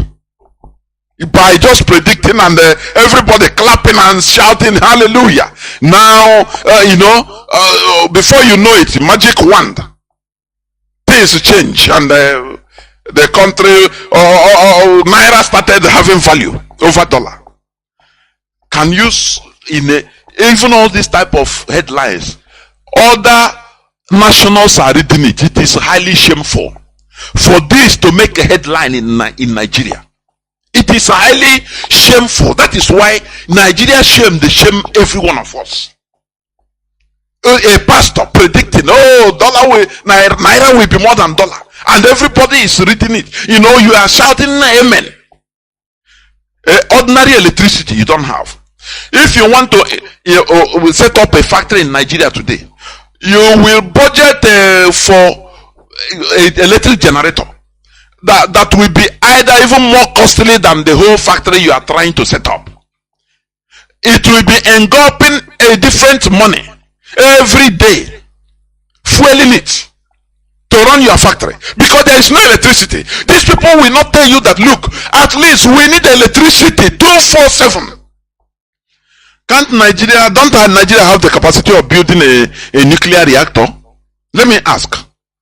Don't Nigeria have the capacity of building a nuclear reactor so that Nigerians will have light, electricity? You see that this is a grand conspiracy in Nigeria by Britain. I say Britain, so that to deny Nigeria, the type of suffering they put in Nigeria is too unearthly suffering. All this so that the people will not rise up. Because they know that when there is electricity, people will start doing something. You understand? There will be manufacturing, mostly by Biafrans. Igbo people will start making use of it. Instead of, in order to deal with Igbo people, they are suffering everybody. And no electricity.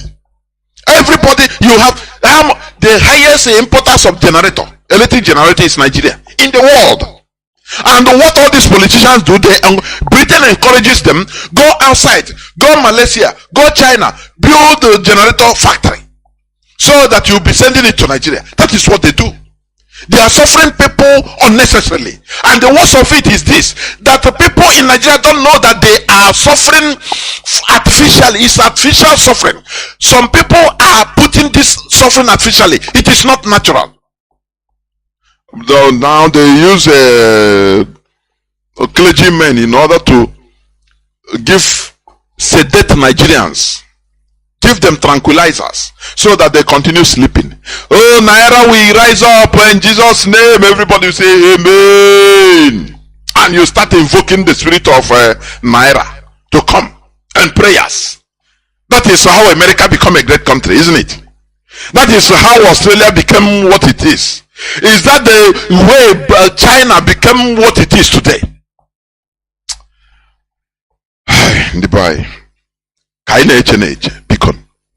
Sometimes what is happening and things that is happening in Nigeria. I don't blame one of our brothers. Yamagide program is one of the media warriors. Yamagide program like this, he will be the comic in order to laugh. Otherwise, I'm telling you honestly. Otherwise, he heart attack immediately. Because the stupidity of Nigerians has no equality. I am telling you. Now people have said amen. Naira will be stronger than dollar. Is soon. Said by who? By Redeem the Church Overseer at the Pastor Adebayo. They know that they are con men, they are deceiving people, and they are doing it with seriousness, alacrity, all in the name of making money. All in the name of making money. They are scamming people. The worst part of it is that police, Nigerian police, they will be looking for all these Yahoo boys, small boys that are looking for what they can get and eat.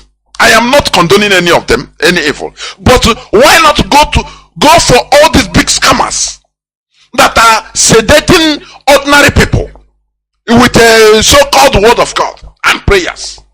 No, they don't. They will not do it because it's serving their purpose. That is the reason. We must continue.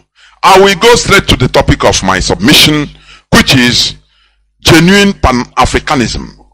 I want to just define a literal definition of Pan-Africanism. It's a general term that have as their common goal the unity of Africans and the elimination of colonialism and white supremacy from the continent. You know, they call it the goal. The common goal is the unity of Africans. They didn't define unity at what expense. The same way Nigeria unity. They don't define the unity. How? How can you have unity without equity? How can you have unity at some people's expense? How? They don't, that only that unity. At what cost? At whose cost? Without equity, without justice, there will be no unity. That is what Africans should understand. And that is the reality. Because what brings problems is lack of equity, injustice. That is it. And that is why we are agitating for Biafra. Because we have no justice in Nigeria. We are being marginalized in Nigeria. Look at a whole race. They are not good enough to be to be even a president. They are not good enough. In every corner, they are Igbo people, they are not good in Nigeria. But anywhere, in every other place in the world, we are making waves. We become the best. But in Nigeria, no, we are not good enough. We don't have no seaport in our land, no international airport. No, but we want peace to reign. Oh, peace, shouting one Nigeria, peace, unity. Is it not a scam? It is.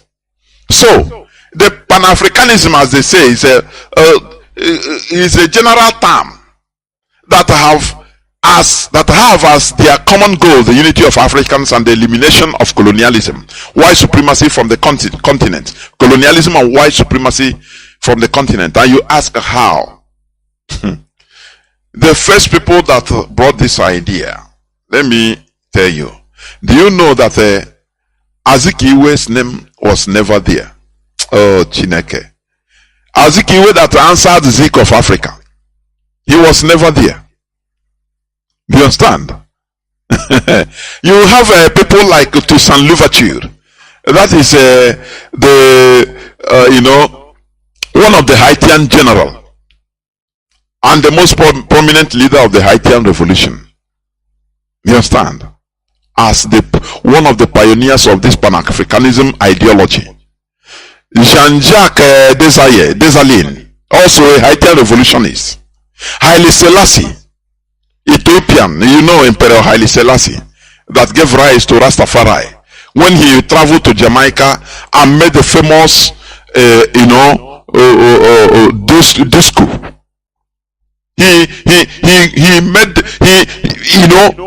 came out and said that a time will come that Africans will come back home, and the whole Jamaica caught fire.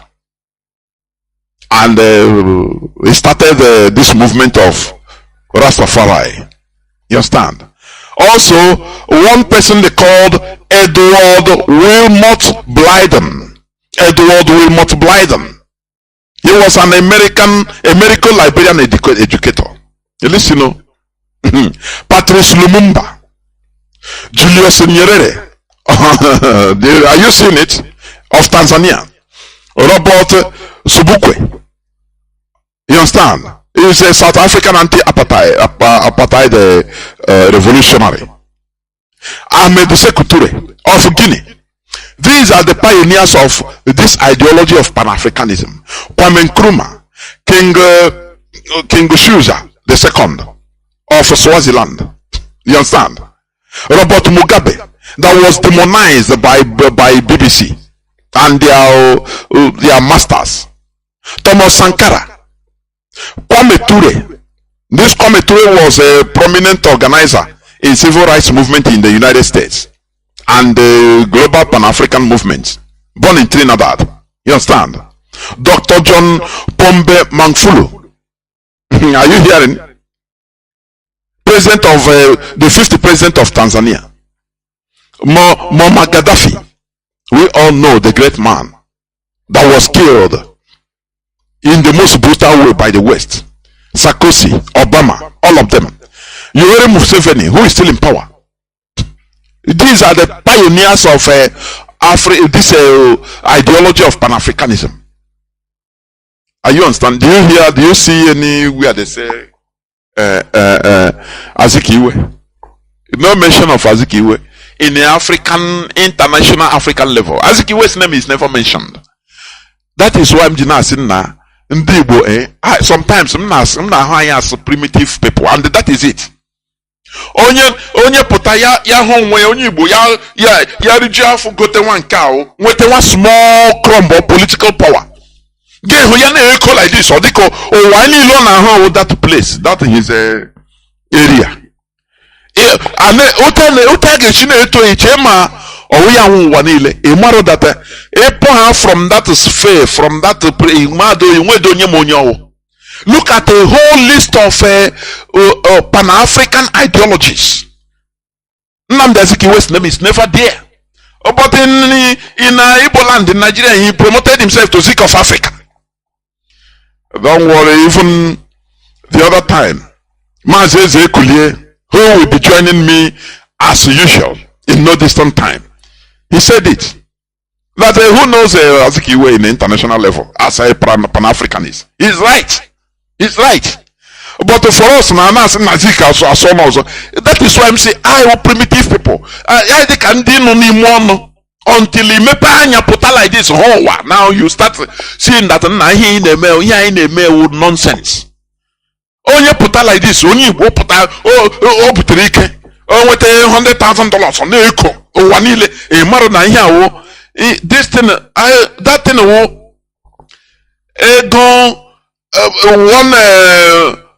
rich Kuwaiti jenye nkịta nni. Just go jenye nkịta nni under few days. Only we this is a very primitive character. I continue attacking this here so that we lower down ourselves, so that we will be able to inherit the world. Blessed is the humble, for they shall inherit the world. Remark that word and that statement. I tell you that Bible contains Freemasonry puzzles. You know, you join, if you are able to join one thing or the other, you see that there is a secret meaning on it. It is true. Some places, from time to time, one thing, and it's true. When you are too proud, you lose the earth. That is what is happening. That is why we are losing even our land. We are losing it because of Ngala, for nothing. Okomoko, for nothing. Nonsense. Where is Azikiwe in the list? Nothing. We don't know that, we didn't know that there is an empty drum.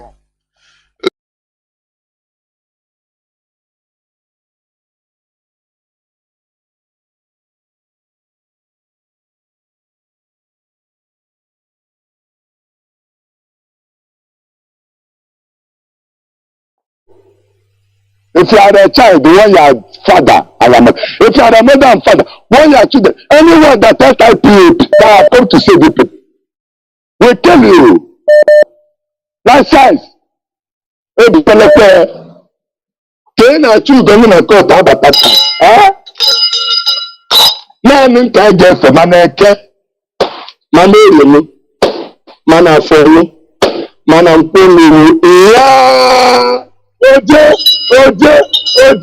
kama na lomu tuketi kada, wote mmoja mwani na macho wanadiri. Abawu. Beti kedesem, wote mwa, no, one other class.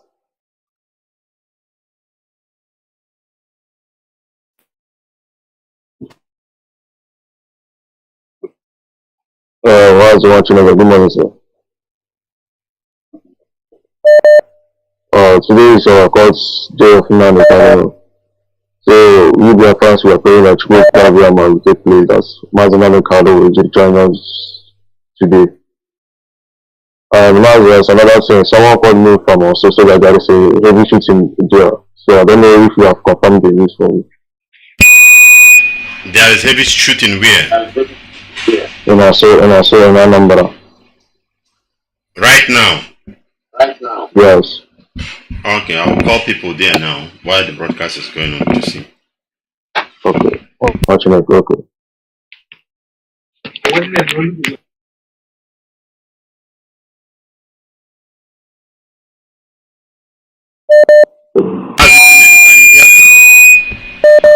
Mazi Chinedu, can you hear me? Mazi, good morning, sir. I want to go brother. Okay. Mazi, be our brother, prophet. I guess the presenter should be able to be guiding him. Maybe I love is especially OJ and the Bangan. I work on the one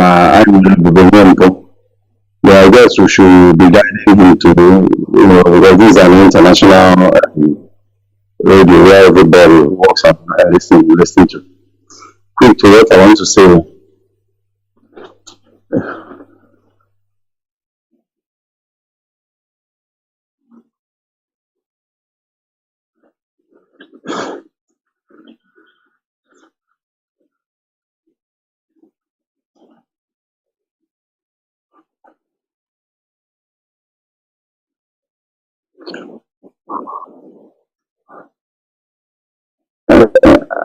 And Mazi, you remind me to, I want to use this opportunity to talk to everyone that is listening. IPO doesn't have only one means of a list.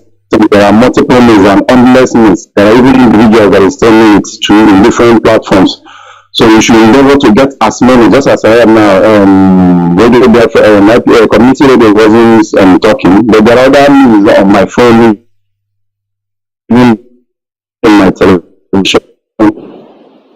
Listening to, because this very word is not something we should miss, and at this time we are into, it's time to equip yourself with information and knowledge. So there are people that do say that we will not get justice in Nigerian court, that we went to court, that we should run and start taking actions. So I want to tell them that if the best way to defeat your enemy is in his own territory, and as you can see, the Nigerian government, even in their own courts, they are even running away. So in that argument that we shouldn't go to court, we are not the one that took ourselves to court, just as one of our sisters just prayed. But they are the one that took us there. So if we really come to that place, we look as if we are, the aggressor. So we have to go to that place, and in that very place which we them themselves, they are also scared to come there. So today, the judges we are not going to plead to them, neither are we going to plead to the Nigerian government to release, because as we have already won. Even presently now, as we are talking, the Western world, I thought they say they have intelligentsia or what do they call themselves? Why have they not come, look for platforms to meet us, to argue, to tell us how we are wrong on what we are doing? So you see, in the eyes of God, in the eyes of man, even in the living world and in the spiritual world, what we are doing is legit and it is of truth. And we know for sure that Chukwu have sent us these things, solidly behind us. So today, we are hoping that they will do justice to themselves, because I really tell them that they should be happy that they are dealing with somebody like Mazi Nnamdi Kanu'S. That is to tell them that that very man, he didn't come of his own accord. Because already coming around, she really got that is in heaven, that even feel like there is soft air that is in every territory of this world. True to God. And we ourselves, it is just because of the structure of IPOB and the Mazi Nnamdi Kanu'S. And we have gone mad with them. So I'm telling them to do the right thing to free him. Free him, just as the appeal court have given discharge and acquitted. So we are not going to back down on what we are doing. We want to go to them and say to go to that is working as seriously. And there is one thing I'm feeling that, this issue, let me not go into it, because as most of our people that is out there that felt that what we are doing is not their business.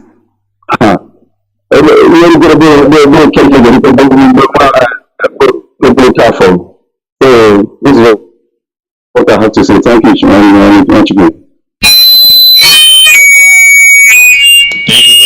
Thank you very much, brother Mazi. Let me bring you in, Mazi. Desmond, you have been calling and calling and calling. Desmond, can you hear me? Good morning to you. You are welcome. Thank you, Biafrans all over the world, IPOB family, and our great leader, His Excellency, Mazi Nnamdi Kanu'S. Good morning to you, sir, from here.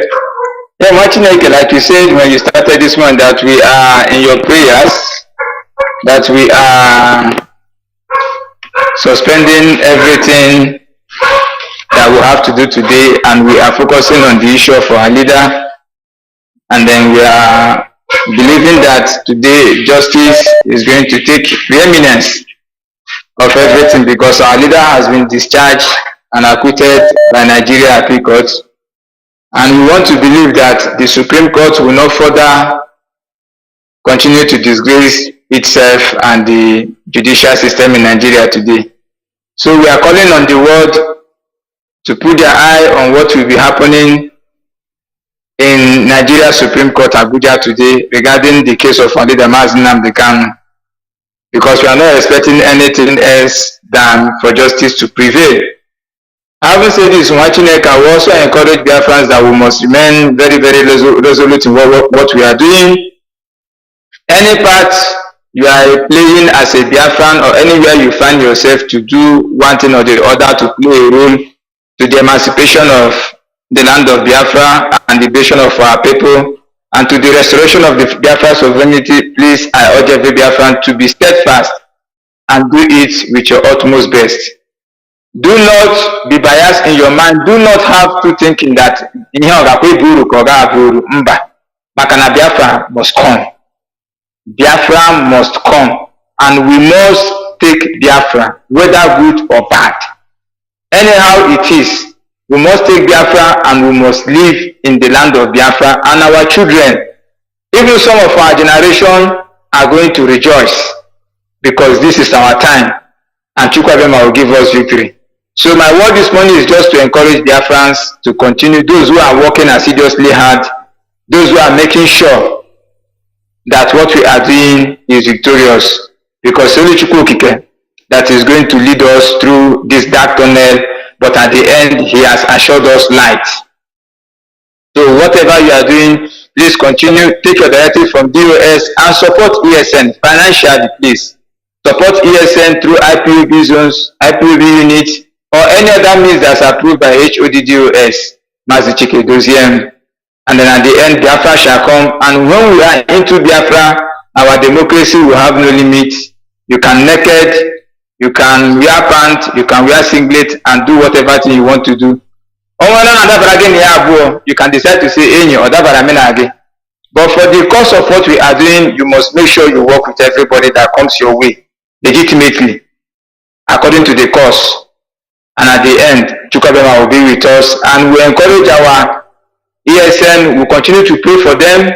We continue to hope that they will continue to drive away Fulani terrorists from our bushes, and the land of Biafra will continue to be guided. Because this time around, our people will not continue to die like that.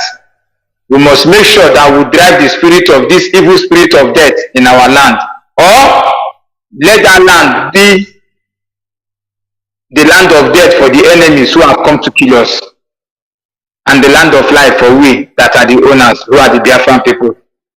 So Biafrans, I thank you all, and I want you to continue resolutely. Do not be discouraged in any way, because victory shall be ours at the end of the day. Machineke, thank you very much, and Chukwuemeka bless you from here. Ndewo.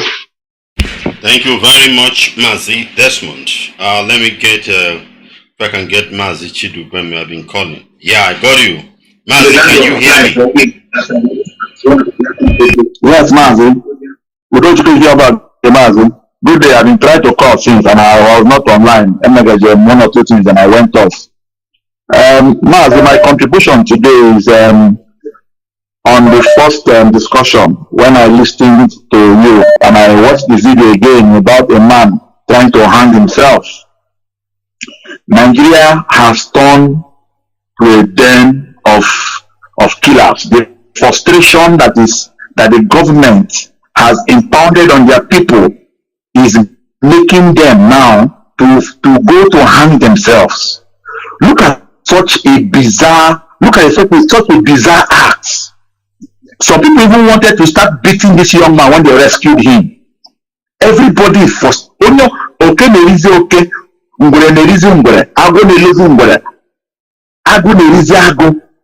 This is, but why are these people taking their life? Why not look for a place? Die with these people who are frustrating you. Go in there, you go destroy those that are going to destroy you. You don't just die like a coward. You go there and commit a crime. If on a police station, you go to police station, you destroy there. Leave your note. Let us see how we can change. It's very, very sad. Nigeria is a killer. If we don't destroy Nigeria, we will all perish. We are telling those who are also having plans to go and commit suicide, who cannot sustain the mental toughness despite the situation. Instead of you to go and kill yourself and die cowardly, go alongside with a politician, with a policeman, with one military man or two of mental toughness despite the situation. Instead of you to go and kill yourself and die cowardly, go alongside with a politician, with a policeman, with one military man or two of mental toughness despite the situation. Instead of you to go and kill yourself and die cowardly, go alongside with a politician, with a policeman, with one military man or two or five. A Yoruba man won their stupid big bill and that nonsense. He tagged it Yoruba 1, IPOB 0. You see, we will profile all these cases We are telling them now that we are still listening to some people who can still talk to us. They should, like the Nigerian government should ask American government what happened to them in Vietnam. If they think Vietnam is too is a bit a long history, they should ask the American government what happened to them in Afghanistan of yesterday. The will, what propels us as a people, is the will to liberate Biafra. And anything on our radar, like Nnamdi Kanu will say, will be crushed. Whether be you America, be you Britain, because we know that these are the two countries that are currently holding us into slavery as it stands today. Our people are dying. Mazi, you can't send money back home now, and a bank, you send there $5,000, a bank will share that money in 15 places before you buy on a bank and pick up such cash. But in Lagos, when that money is sent, they can cash they cannot cash it. When you send the money back home, for them to cash money, they tell them they have only $20, $5, $10, so that the money will depreciate on their hand, on them, and they will have no value. You see our politicians. Today's Nnamdi Kanu's court. You see, we are telling you people today. You see, today, whatever plan the Nigerian government has, they should just better allow Mazi Nnamdi Kanu free him from that DSS dungeon. We are saying this. I am committed to shed my blood for Biafra. I want to die a martyr for Biafra. Nigerian government must understand this. We all know idiot an apology. You can't be holding us hostage and expect us to be politically correct. Nnamdi Kanu has taught us not to be politically correct. Nnamdi Kanu cannot be an MQ Abiola. I keep on saying this. Yoruba will say, we are the Ikokonde that are our asses are hot. For the sake of Nnamdi Kanu, Makachuku Keri Wana will decimate Nigeria anyway. Every country that you are. I am telling our people, continue to profile them as they are profiling us. On the day I give you that whistle, just go down to that country or minister or wanya or wunya or dia or one near one, destroy everybody. About a big deal. If they cannot allow us go, we will destroy everything. Instead of Biafra not to come, Nigeria will be completely decimated. Every living thing, structure, glass, ants, Makachineke Keremunage, we will destroy Nigeria. Release only the Mazi Nnamdi Kanu now, so that you can enjoy your life. Those who have stolen our monies, you have a time now to start talking. What you people are seeing that is going on now is just rubbish. By the time IPOB comes out fully and the order is given, hell will be used. Nnamdi Kanu one Nigeria. You think he has forgotten? He said, I am coming back with hell. You think I've forgotten what's happening in Nigeria today? Nigeria is worse than hell. $1 is almost 1,000 naira. People are hungry, there's no food. Mazi, I'm getting too passionate about Nnamdi Kanu because only the Mazi Nnamdi Kanu. Release him and the date for referendum. These are the only thing we're asking for. Release only the Mazi Nnamdi Kanu and all IPOBs in different dungeons. And the date for referendum, let us go home and become neighbors. May the peace of Chukwu Abiyamana and Niche, the and our leaders, Thank you very much. That's our dear brother Mazi Nnamdi, and they keep on the good work you are doing. This is Radio Biafra Service 2. We are here live doing the needful. Just as a reminder, today is that 5th of October. Today is that 5th of October. We are waiting, praying, and all the rest. And I will put all our hope and trust in the Lord, and we will see it worked out. But the Zoological Republic must be careful in anything they are doing. They must be careful. We don't want to go all those level. Today is the court case. All right, we will be bringing this broadcast to an end. One thing I have to say is that when I'm broadcasting, when it's time to call, you call on time, not towards the tail end of it. I'll see your call trooping and trooping and trooping. Call on time so that you will have the time to participate.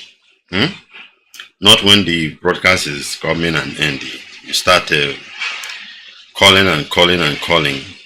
Sometimes when I see that the callers are not there, I may give the person who called earlier more time to talk.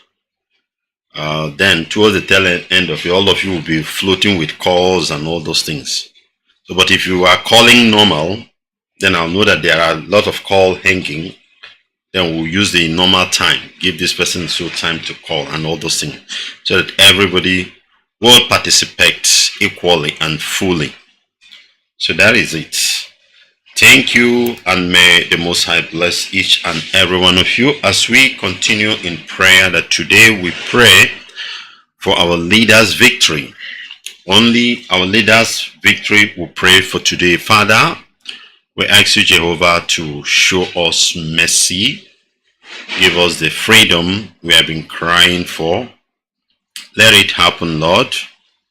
You are the Most High. There is nothing you cannot do. We strongly believe in you, Father, and we put all our hope, our trust in you, that you will do that which only you can do. Heavenly Father, today is the day, and we believe that affliction will not rise up the second time. Father, we strongly believe in you to do the needful. Jehovah Nissi, you frustrate the enemy, you destroy the wicked, you free your servant, you bring him out of solitary confinement. O Lord God, my Father, I give you thanks. Father, do it and your name will be glorified. Only you will take this glory, only you will take the praises. O Lord our Father, do it, O Lord. Abba Father, to the glory of your name, as we continue from Psalm 82, God standeth in the congregation of the mighty, and he judgeth among the gods. How long will you judge unjustly, and accept the person of the wicked? Defend the poor and the fatherless. Do justice to the afflicted and the needy. Deliver the poor and the needy. Rid them out of the hands of the wicked. They know not, neither will they understand. They walk on in darkness. All the foundations of the earth are out of course. I have said, you are gods, and all of you are children of the Most High. But ye shall die like men, and fall like one of the prince. Arise, O God, judge the earth, for thou shalt inherit all the nation. Father, we continue to pray that you are his shepherd, he shall not want. You make him lie down in green pastures. You lead him beside the still water, restore his soul. You guide him in part of your righteousness for your name's sake, that even though he walks through the valley of shadow of death, he fears no evil. For you are with him, your rod and your staff, they comfort him. You prepare a table before him in the presence of his enemy. You anoint his head with oil, his cup runneth over. For surely your goodness and mercy shall follow him all the days of his life, and he will dwell in the house of the Lord forever and ever. Father, we'll make this prayer in the mighty name of your beloved Son, Yeshua HaMashiach. And I leave you with this word. May the bolt of your gates be of iron and bronze, and as the day is, so shall your strength be. Deuteronomy 33, verse 25. Shalom.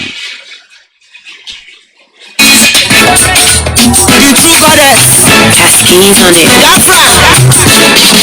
When Nigeria they go sigi sagasa. Biafrans are calling for freedom. Nigeria they go sigi sagasa. Biafrans are pleading for freedom. When Nigeria they go sigi sagasa. Biafrans are calling for freedom. Nigeria they go sigi sagasa. Biafrans are pleading for freedom. Freedom on fire. Freedom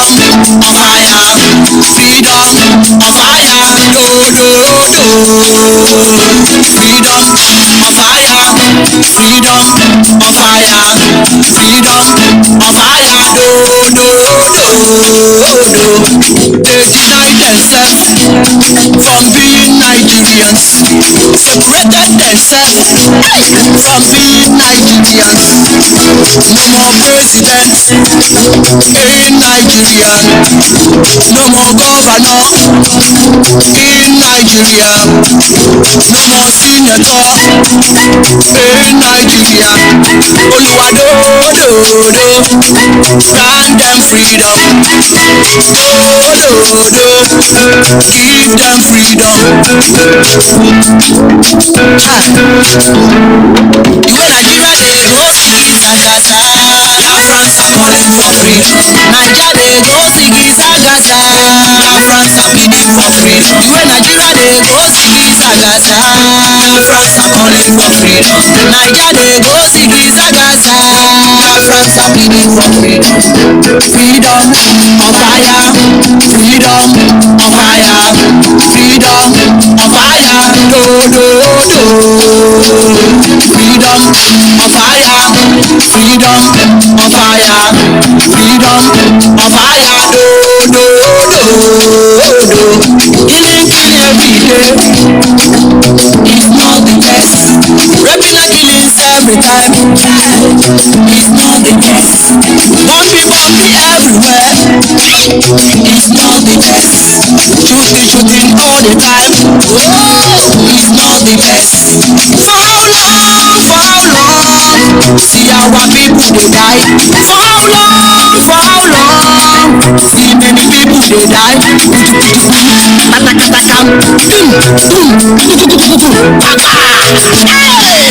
Oh Lord, when will this stop? Nigeria they go sigi sagasa, Biafrans are calling for freedom. Nigeria they go sigi sagasa, Biafrans are pleading for freedom. When Nigeria they go sigi sagasa, Biafrans are calling for freedom.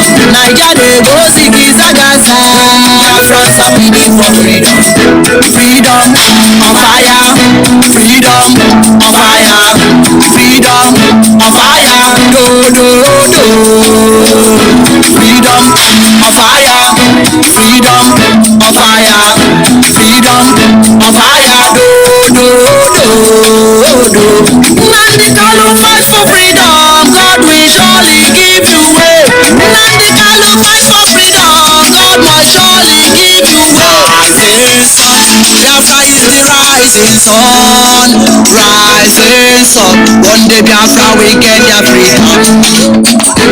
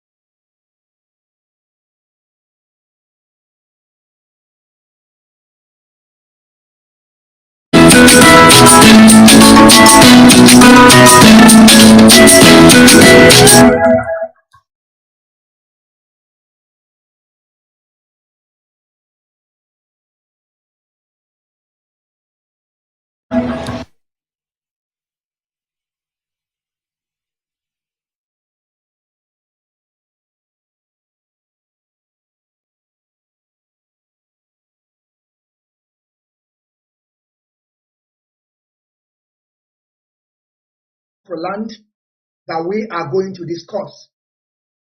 And I would like you all to tag so-called Igbo governors. It's very, very important we tag Ohaneze Ndi Igbo. At the same time, we have to tag also the Pandef. Because there are some things that is going on today that we don't even understand what our representatives are doing today. Because there is something about them. Tomorrow they will come out and begin to tell you, we don't know when they started this. You know, when they were balkanizing our land, dividing us and ruling us, all these Ohaneze Ndi Igbo, they were there when they were putting our land in Benue. They were there when they were dividing us. They couldn't say anything. As time goes on now, our people have become northern people. And there's another one that is coming up now, because that is why we're here to talk about it. We can never allow this thing to happen to our people. But I would like to introduce myself and also my comrade to introduce himself before we are going to talk about this issue. Because we want people to understand that these people have been pushing us and they don't want us to survive. But we are here to survive. Like I said, go and tag Peter Obi, one Nigerianist. I want you people to go and tag Ohanaeze Ndigbo, one Nigerianist. I want you to tag Soludo, one Nigerianist. I want you to tag Peter Mban, one Nigerianist. Also, I want you people to also tag this hopeless, also the Abuja made governor that is today killing our people or buying our people in our land. I want you people to go and tag them. And I want you all also to go and tag the coastal region, their representatives in coastal region of Biafra. Go and tag all of them because they have to hear about this. They must hear about this because there's adage in our place said that but let me introduce myself, please. All right, wonderful people, freedom fighters, lovers of freedom, great people all over the world. My name is Mazi Nnamdi Kanu'S, known as the Biafran child in Washington. The General. I am IPOB media personnel. You are welcome to IPOB media panel. Of course, one of our brothers is going to join us also. Like I always tell my people, I always make my stand known to every one of you because I know that we have a lot of people so gullible, they can't even reason at all. Mazi Nnamdi Kanu'S is the highest commander, the highest authority, the leader of indigenous people of Biafra, and the director of Radio Biafra / Biafran Television, where we are now. We are on frequency. But as it stands today, Mazi Nnamdi is the one in charge on absence of our leader, Mazi Nnamdi Kanu'S. Mazi, please, I would like you to introduce yourself. Then move forward, please.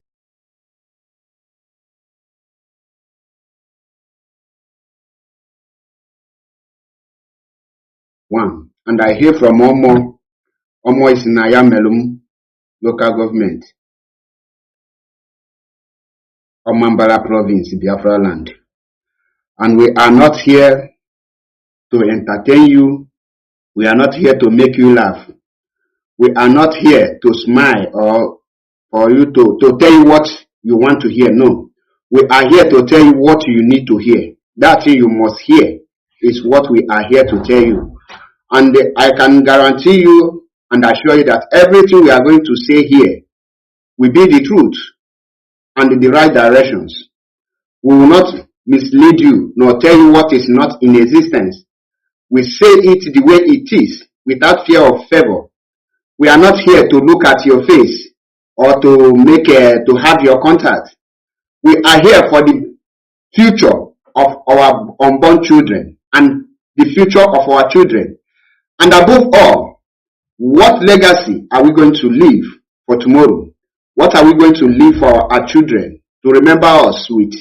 Because our ancestors today, we are proud of them. And we are saying our ancestors because they leave a legacy for us. It is time for us to leave our own legacy to be remembered when we join our ancestors or when we become the ancestors to our children. So I must tell you to invite your friends and families because we are going to learn a lot from this very program you are watching. And I will urge you to share it and invite the rest of including the enemies, most especially the Oduduwas, the Yorubas, which they are the same, and the Fulanis, with their paying masters. Invite them so that we educate them and tell them their mistakes and their errors on their face. Thank you, and remain blessed. Thank you, the General, for bringing me. I really appreciate, and I also acknowledge the leadership of IPOB and Mazi Nnamdi Kanu'S, and also every other person that is doing wonderful work towards Biafra restoration. I acknowledge you all. Thank you. Thank you very much, Mazi Paul Achebe. Mazi Paul Achebe, whenever you finish, please, I want you to mute your mic. And whenever you want to start talking, also at the same time, unmute your mic. Thank you. Great people of Biafra, there is some things that is going on today in Biafra land. I have already muted from here, Mazi Paul Achebe. It's okay, I can mute you and also at the same time unmute you.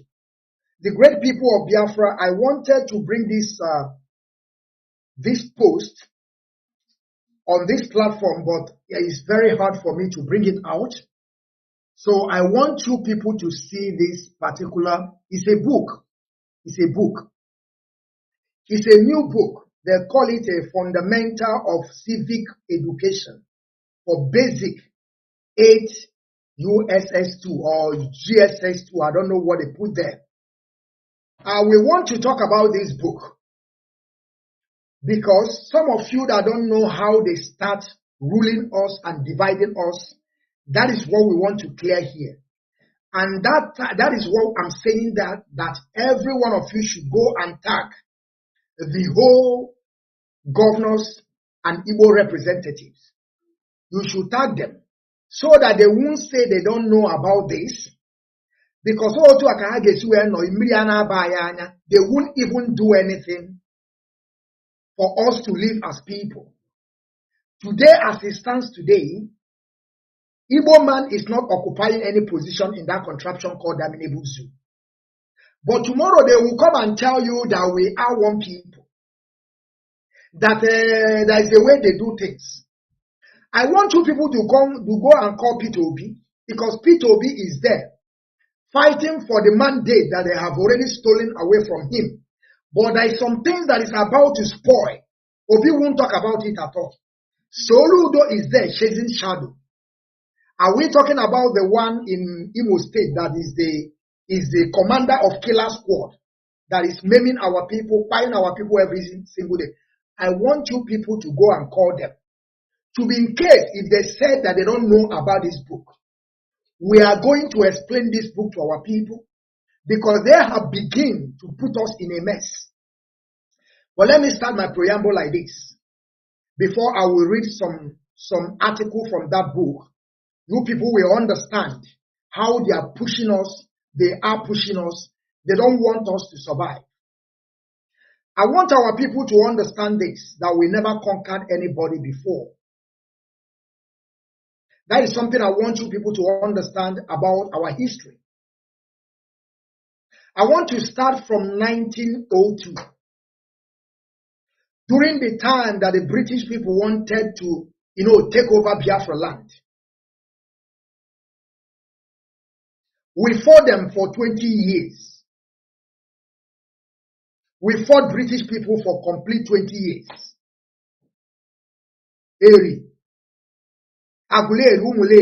We fought these people for complete 20 years.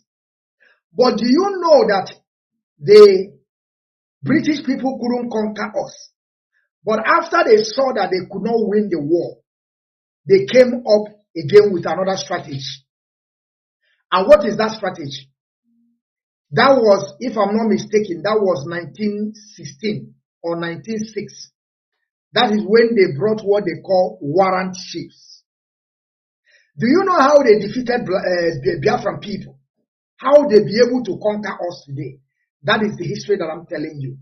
Because during the time we fought the British people, they first came through Calabar to conquer our people. We fought them for complete 20 years in 1902. Now are you people understanding what I'm saying? Because they are now about to change the story that we conquered people. So after we fought them, they see that they could not conquer us. They come with a new strategy called, warrant ships. They are now penetrate us by using the warrant ships to sell our own people during slave trade. That is why our Chukwu failed. Arochukwu failed when they accepted warrant chief, because they used that warrant chiefs to sold our people in a slave trade.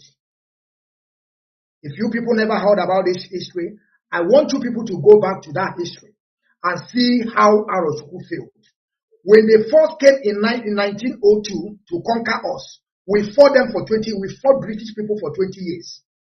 But when Arochukwu accepted the warrant chief, begin to trade with the British people and Europeans to sold our people on slave trade, that is when the downfall of Arochukwu came. And that is how they conquered us today. And that is how we become slaves today in Nigeria. If it's like we stand on our ground by not accepting what we don't know. Because we begin to praise, we begin to worship their own gods, begin to believe on them. That is when the mighty Arochukwu failed and they conquered us. That is how we become, how we amalgamated.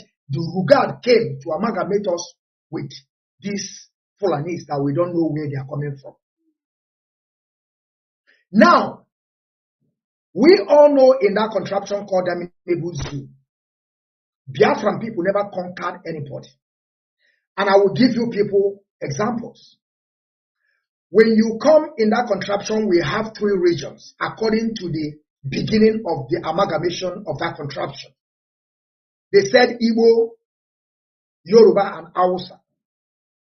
When you go to northern part of Nigeria today, the Fulanis, after the Hausa people accepted Fulani, give them a way to come and settle in their land. Fulani conquer them and make all of them to speak Hausa. The same thing happened in the West, in Yoruba Oduduwa. If you go back to the history of Yoruba Oduduwa, they are not speaking the same language. But they forced them by all of them speaking the same language. That is also conquer. But some of you don't know. When it comes in eastern region of that contraption, which is Biafran people, we allow our brothers and sisters. That is why today they are still using it against us. That some people are from coastal region. Why are they not speaking Igbo? Because the Igbo people never conquered anybody. They allow people to stay on their own. They allow people to practice their own dialect or their own language the way they feel like. And we also have to establish this because we know what they call democracy. That is why we could not conquer anybody. We can also impose it to them because as it stands today, there is no lie about it and you can never dispute it.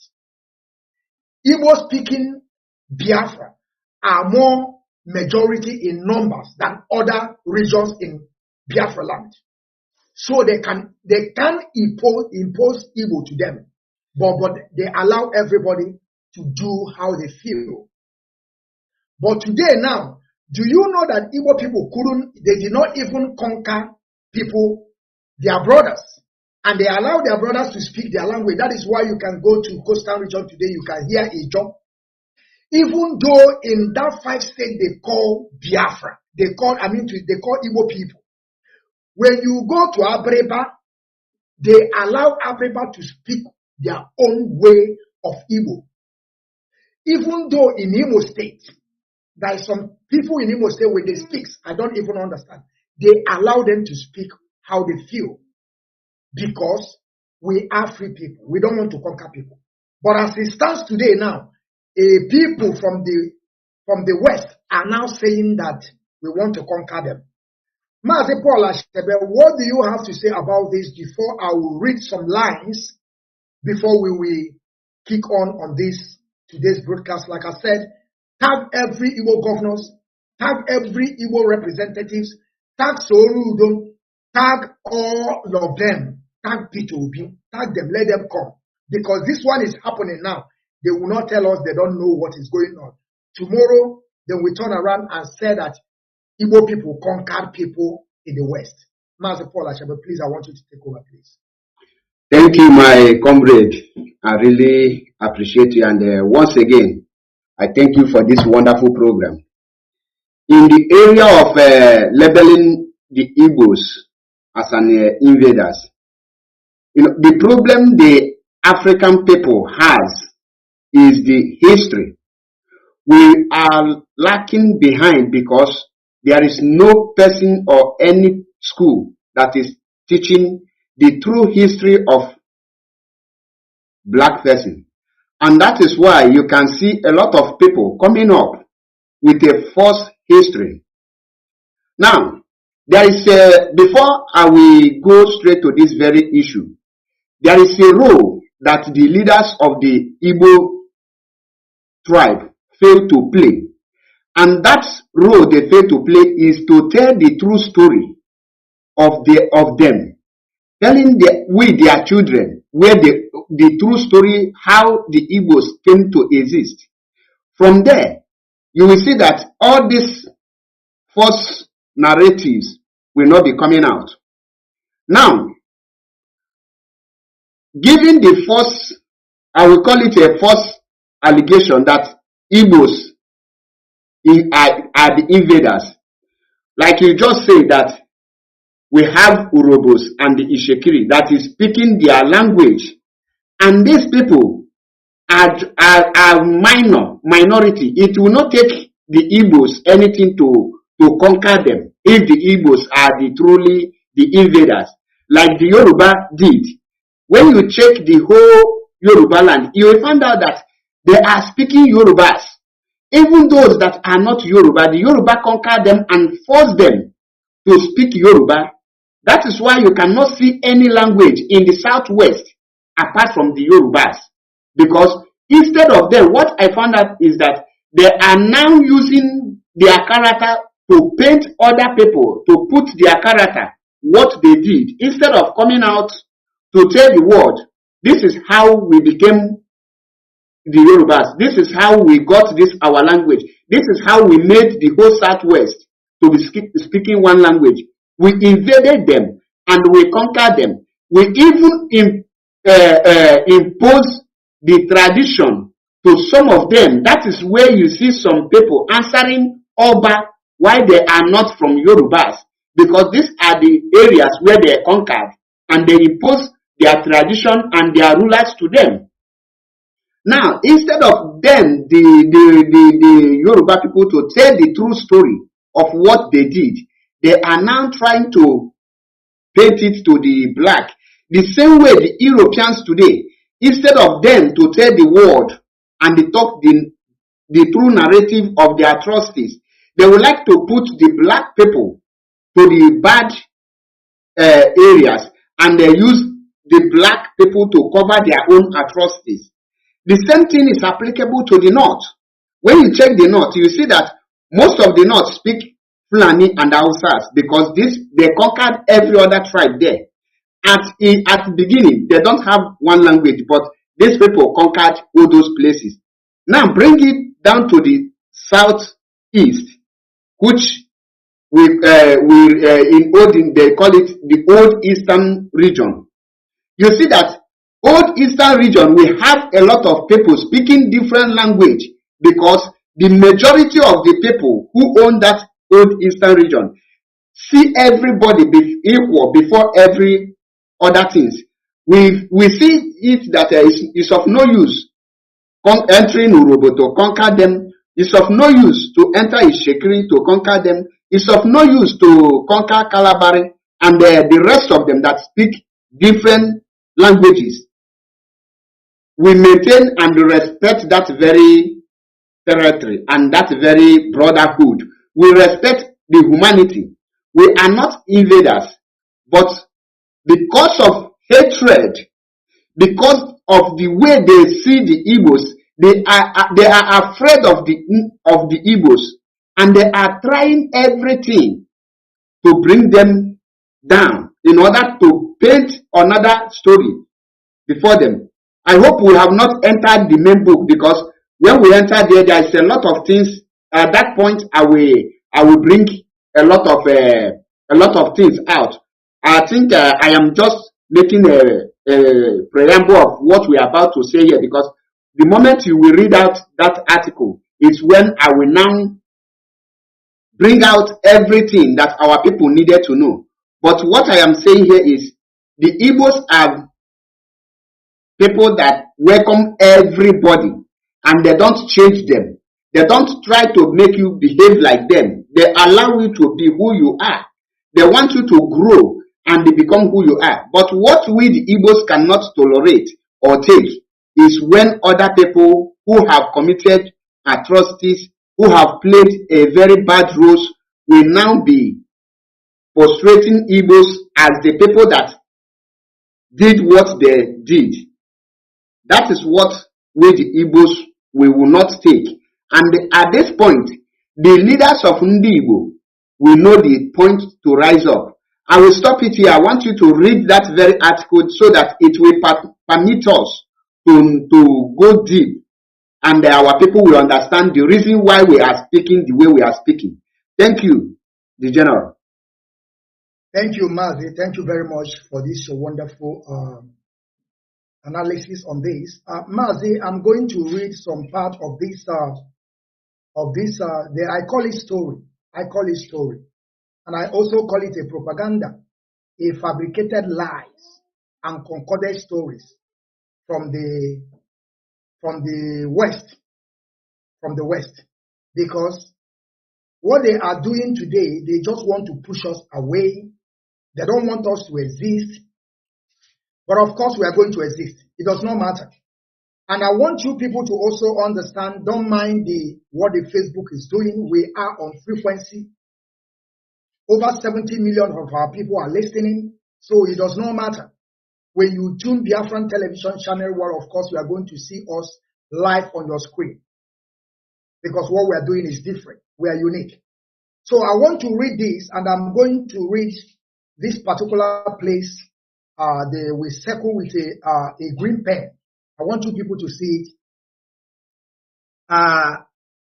The book is out there, and I believe that they have already begun to push the book to people to use. And this book also were published. There's something I want to bring out here. I caption it. I want you people to give me just a minute. This book were people that Mazi, do you have that book there? Because I make a screenshot. I don't know where it is now. Just give me some minutes.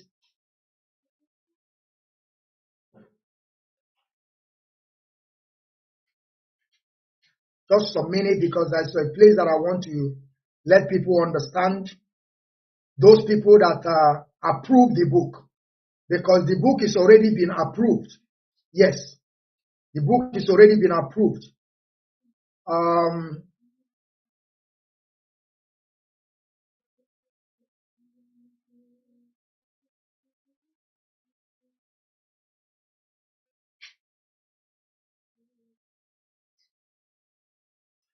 Man, some things you'll be looking for, some things it will disappear. I'm telling you, the thing disappear. Let me take the one I have here. I want to read the one I have here.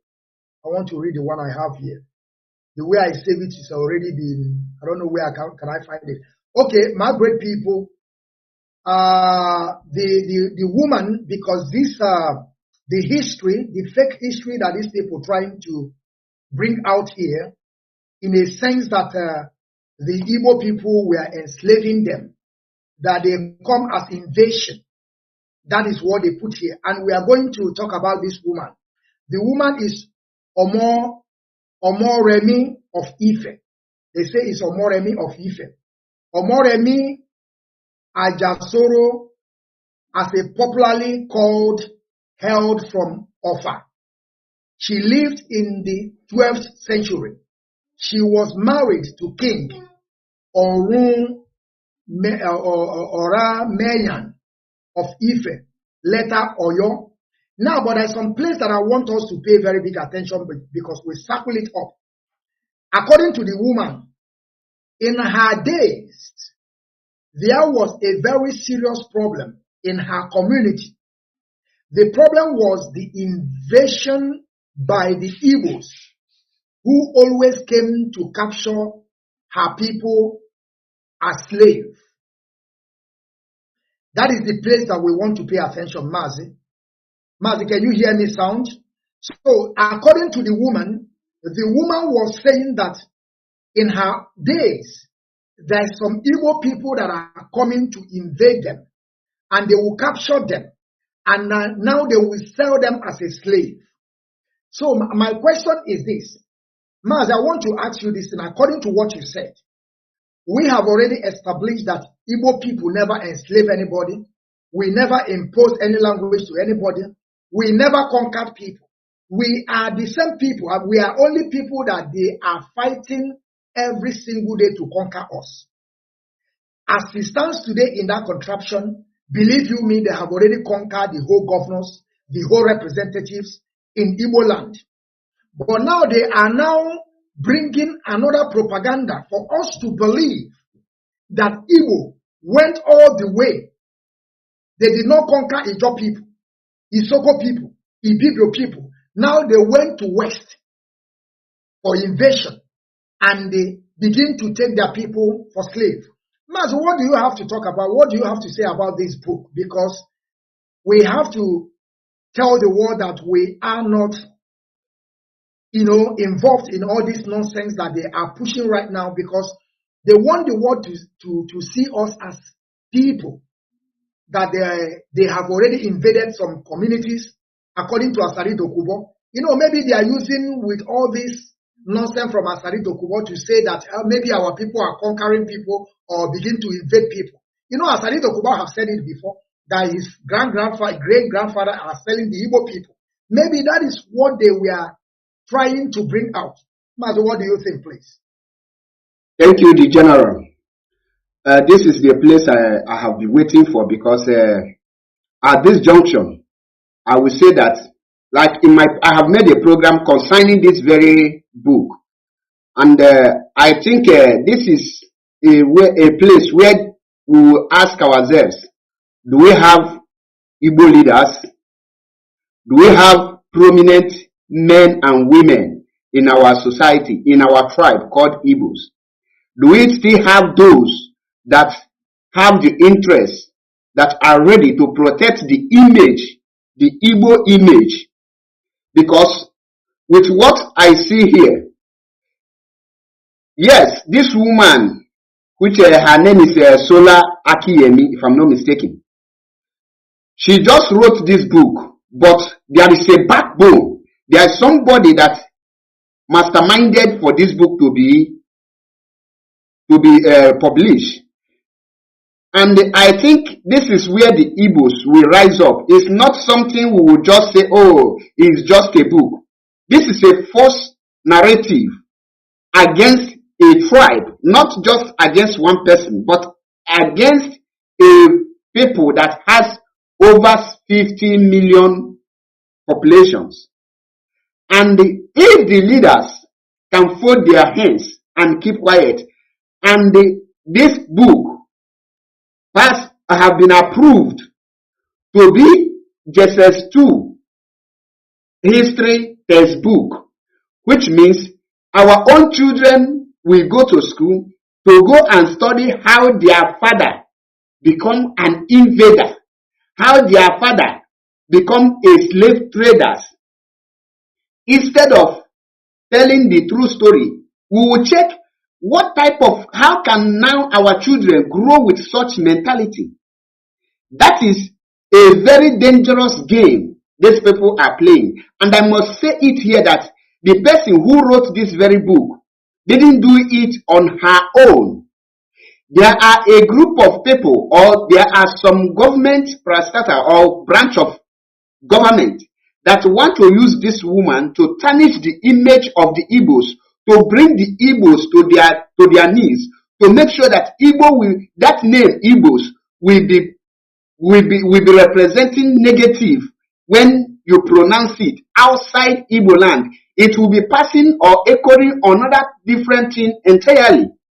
So what we should be looking at now, who are the people behind this very book publication? Who are the people masterminding this very a false narrative against the Igbos, because with my knowledge, you cannot just write any textbook and you will put it in the market and they will start selling it and using it as one of the school textbooks.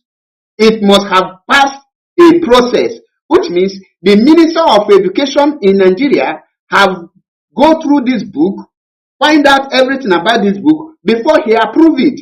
If the Minister of the Education approves such hate speech book, if the Minister of the Education can approve such a book to be a history book, and when you read the cover of the book, you will see it is boldly written, Civic Education for JSS2, that is Junior Secondary School.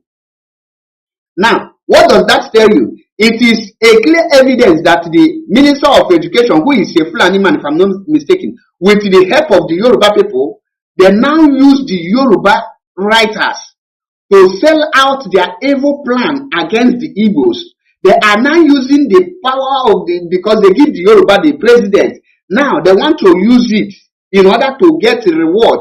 They want to tarnish the image of the Igbos. At this junction, I want if there is something they call Ohaneze Ndi Igbo, and they are active, if they are not, sorry to use the word junkies, if they are not junkies parading their zest to be a leaders, this is the point. They will say, no, we cannot sit down and watch our counterpart use us to write rubbish, to portray another image before us, to tell the world another story that we are not of. Bring it to what Asari said. Asari origin is an Igbo man, and he was sold. His father was sold to Kalabari. The question now is, who are the people who sold the Igbo people to Kalabari, and who are the people who capture other Igbos to be sold? These are the questions. That's why I made the point. I said that they are trying, what they did is what they want to push on Igbos, that the Igbos are the ones who did this thing. Meanwhile, they are the people who did it. At this junction, the Igbo leaders need to rise up to correct that very impression. And at that point, you will know if the Igbos have men, have leaders. That's why I said at the beginning, this is not the fight of IPOB. Because when you say IPOB, IPOB is indigenous people of Biafra, which include non-Igbo speaking parts. This is a fight of the Igbo tribe. At this junction, I say that the Ohaneze Ndi Igbo, the Igbo traditional rulers, the Igbo politicians, the Igbo elderly statesmen, this is a way they will come together and rise up and revolt against this book. And this book must not be published or not be continued to be using as a history book for the JSS2. And this book must not go anywhere in any place. They must ban this book in every schools, ban it in every market, ban it in every library, ban it including on encyclopedia, which is even Google, any place. This book must be banned, and the Ohaneze Ndigo must give ultimatum for this thing must be done. And I will give you a clear evidence of what I am saying here. We can recall that Davido signed a young a musician, and this guy made a song not related to the Muslim religion, but while shooting the video of his song, he used the mosque and the hijab that represents the Muslim, but he never used it to stain them. But because of the music does not relate to the Muslim, the Muslim people, the Nigerian Muslim, the northern people, they kicked against that video and they ordered the video to pull it down, and they make sure that they back it up with actions, not just a mere word, but they back it up and give ultimatum for such narrative not to be taken. Because if one person succeeds, it have created a room for others to follow suit, and there is a time you will not control it. If you say, oh, this is just one, they just use that one to test your capability, to test your capacity, to know if you understand the damage to test if you understand the game they are playing, to test if they understand where they are heading to. Once they found out that you don't understand their game, once they found out that you don't know where they are heading to, they will now mobilize and they multiply their force and they publish it in a way that you cannot have a say again. And before you will realize it, you will now be singing that, like the way they tell us that somebody discovered the River Niger and we are taking that. And the other is it not what is it called that discovered Mongo Park discovered that River Niger. Such false narrative, we must not tolerate it at this present time, and we must kick against it. And that's why I say the leadership need to step in so that other people will not use the name of the Igbo to narrate their atrocities and they hang it on our neck, that the world will now be seeing us as another thing entirely. At this point, I am calling on Ohaneze Ndigbo. This is not just what we will treat with a soft glove. This is what we will treat as a matter of urgent, and we will treat it with everything in us. If it will lead for anything, I will not use the word crisis. If it will lead to the ban on the even thing that is coming from the Yorubas, we have to take extra measure to contain, to stop such false narrative to be circulated against the Igbo race. And I think I will stop it here for now, and I wait because we have a lot to say on this very topic. Thank you, the General.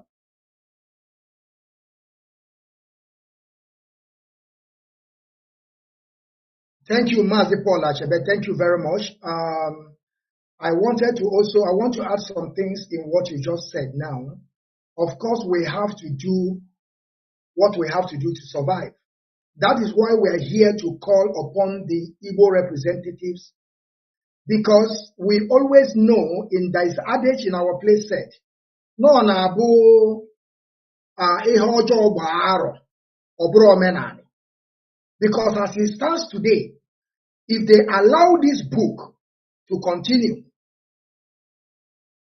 in next 3 years, 4 years, 5 years, in 1 decade, now they will turn around and begin to say that we conquer Yoruba people. We enslave Yoruba people. And it will remain like that, because sometimes some people, Africa, they always write a history for them. That is why we are here calling upon the governors. Even though I could also remember during the time Pet Edochie acted a movie about the child Muslim. Did they release that Netflix? The answer is no. Because they know what it is for them to release that movie. But there's something I don't even understand. Why is that whenever it comes on our own, we don't have anybody to defend us? Why? Sometimes I keep on asking myself, during the time that the British people came and they fought us for 20 years, they couldn't even get to us at all. Does it mean that it's the same people we have today? Or does it mean that our people don't reason because of what they are going to gain? They will tell you, remember also when the Fulanis, I remember during the time that Fulani will tell you people that they are 3%. But in numbers, they are more. If you are telling our Igbo people that, see what Fulanis are doing, they have already taken this thing to Google to put it there that their number is this number, they are this. Our representative will tell you, no, let us forget about it. We know how to do it. We know how to do it. We are going to get there. Just forget. They are Mugu, they are no. But they are putting it in Wikipedia. They are putting it everywhere for the world to see that their number are growing every single day. They will come and tell you now, the Fulani, they have moved for 3%. If I'm not mistaken today, Fulani, they will tell you now they have already getting to 10% in Nigeria. And our people are not saying anything. They deceive us in census. That is why today, anything that is happening in Nigeria, we the Igbos, we have no mouth. And we have forgotten that the resources that is making that contraption to boom is from our land. It's like all these things that those Ebirima are doing today. You say that we are suffering from the hands of Yorubas. The Fulanis are doing us this. But at the same time, they are imposing it at home to our people. Who are those people that are suffering this? Our people. Is it affecting the Fulanis? The answer is no. Is it affecting the Yorubas? The answer is no. But you are shouting that you want to get Biafra for them. That is why we are here to call Peter Obi. I'm still repeating it. I'm calling Peter Obi that left what he's supposed to do and coming to be, going court every single day, thinking that they are going to give him a mandate. I told them they will keep on waiting. Tinubu is about to finish 1 year, isn't it? Small time now, 1 year will be gone. We are talking about 2 years. And I keep on asking them, when the next 4 years will come, are they going to come out again to begin to campaign, or are they going to stick that they won the election? That is why we are calling Peter Obi. He should go and ask that woman that wrote this paper, this nonsense trash. That is, they are now beginning to condemn the Igbos. They are now, everything that is happening in that contraption, we are the sacrificial lamb. Everything. They have denied us everything in totality. But we are still here, jumping up, saying that we are the wisest people. Where is our wiseness? Where is our intelligence? Where is those thinkers that we have been saying that Igbo people, they know what they are doing? Sometimes I ask myself, are we the Fulanis calling people Fulani while we are the Janjaweed? Because our elders, they don't reason. They don't even think. You will come and be calling Fulanis, they don't know nothing, but they are there using you. They are your president. All the whole position in that contraption belongs to them. Now another woman now is bringing another propaganda that is going to, in next 20 years, this propaganda will sink into the minds of every people find themselves in that contraption that the Igbos have already, there is a time they invaded Yoruba people and they sold them as a slave. This is what people will be putting in their mind now. That is why we are here. That is why we are here to trying to create this awareness so that the Igbo representatives can pick it up from there. Because believe you me, if they don't stop this book, I want our people to also understand that this book is going to get to our kids. And they are going to read this. This is how they will keep on denying you everything. They will tell you, you have to pay them compensation by invading their land, by conquering them, by selling them as a slave. Why we, the Igbo people, never conquered anybody, never imposed anything to anybody. That is why we are in this mess. I keep on saying this. That is why we are in this mess. I don't know where the minds of our great-grandfathers were, why they did not even unite themselves to be able to speak one language as the Fulanis and Yorubas are speaking today. Because we are free people. We want everybody to stay on their own. We want everybody to be on their own. If you go to Israel today, they are speaking different languages. Hebrew, Aramaic, and so forth. But they are still believe that they are one people. But in the minds of black people never think to understand that language is just, what you have to first look at is your way of life. How do you people behave?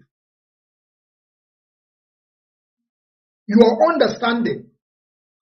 When you come today, every way of our life, the way we put our market, the way we do our things, rapper, everything is the same thing Isoko, Ibibio, Ijo people are doing today.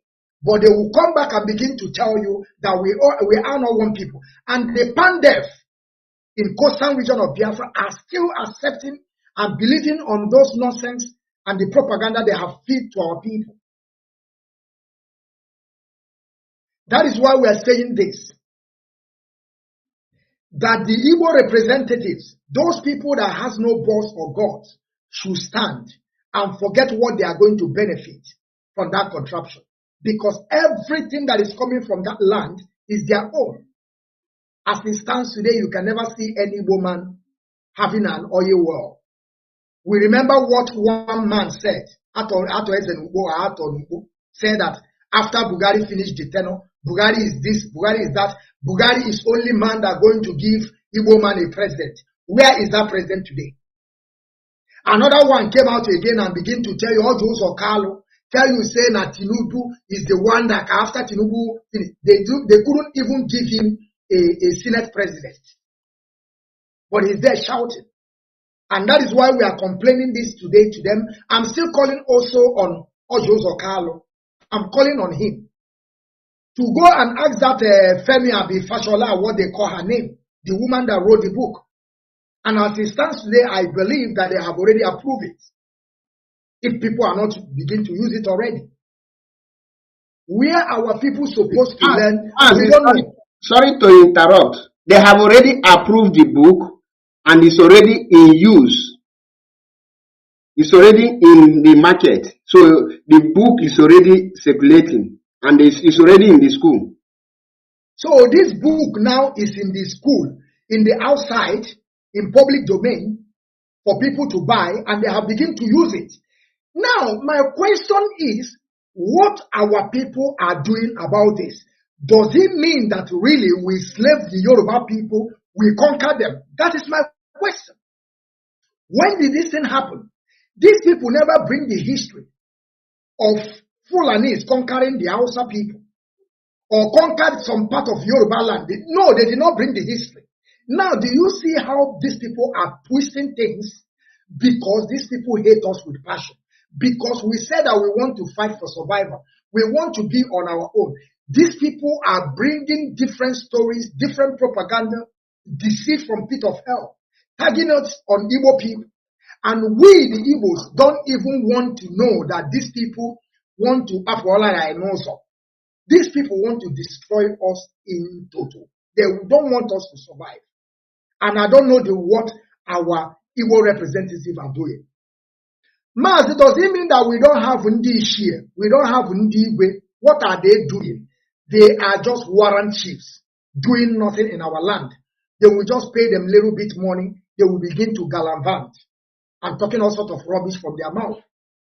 Mazi, how do you think that we can be able to stop this book to be moving? Because we must do something. If our representatives, Ndi Igwe and Ndi Shia, and our governors, if they couldn't do anything, does it mean that we are going to fold our hands?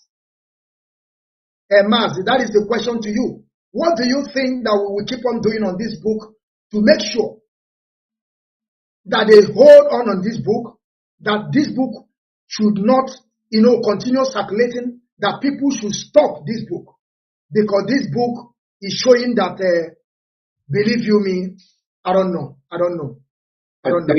Thank you, Mazi. In our language, in Igbo na-ekwu okwu sị na agbara aka na-aza anyị, onye jiji anakonye nani.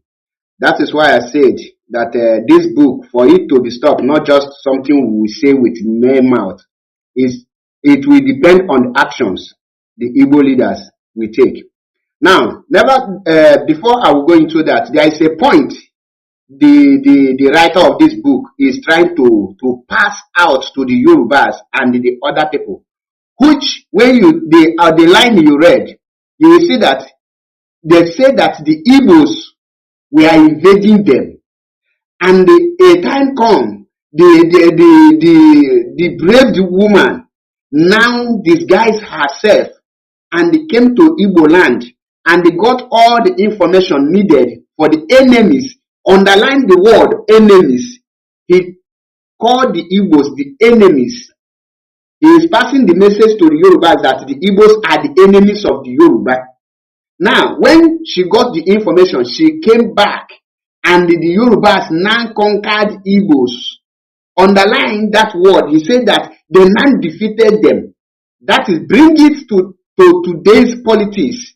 The reason why Igbo man cannot rule is because he is telling them that they are being conquered.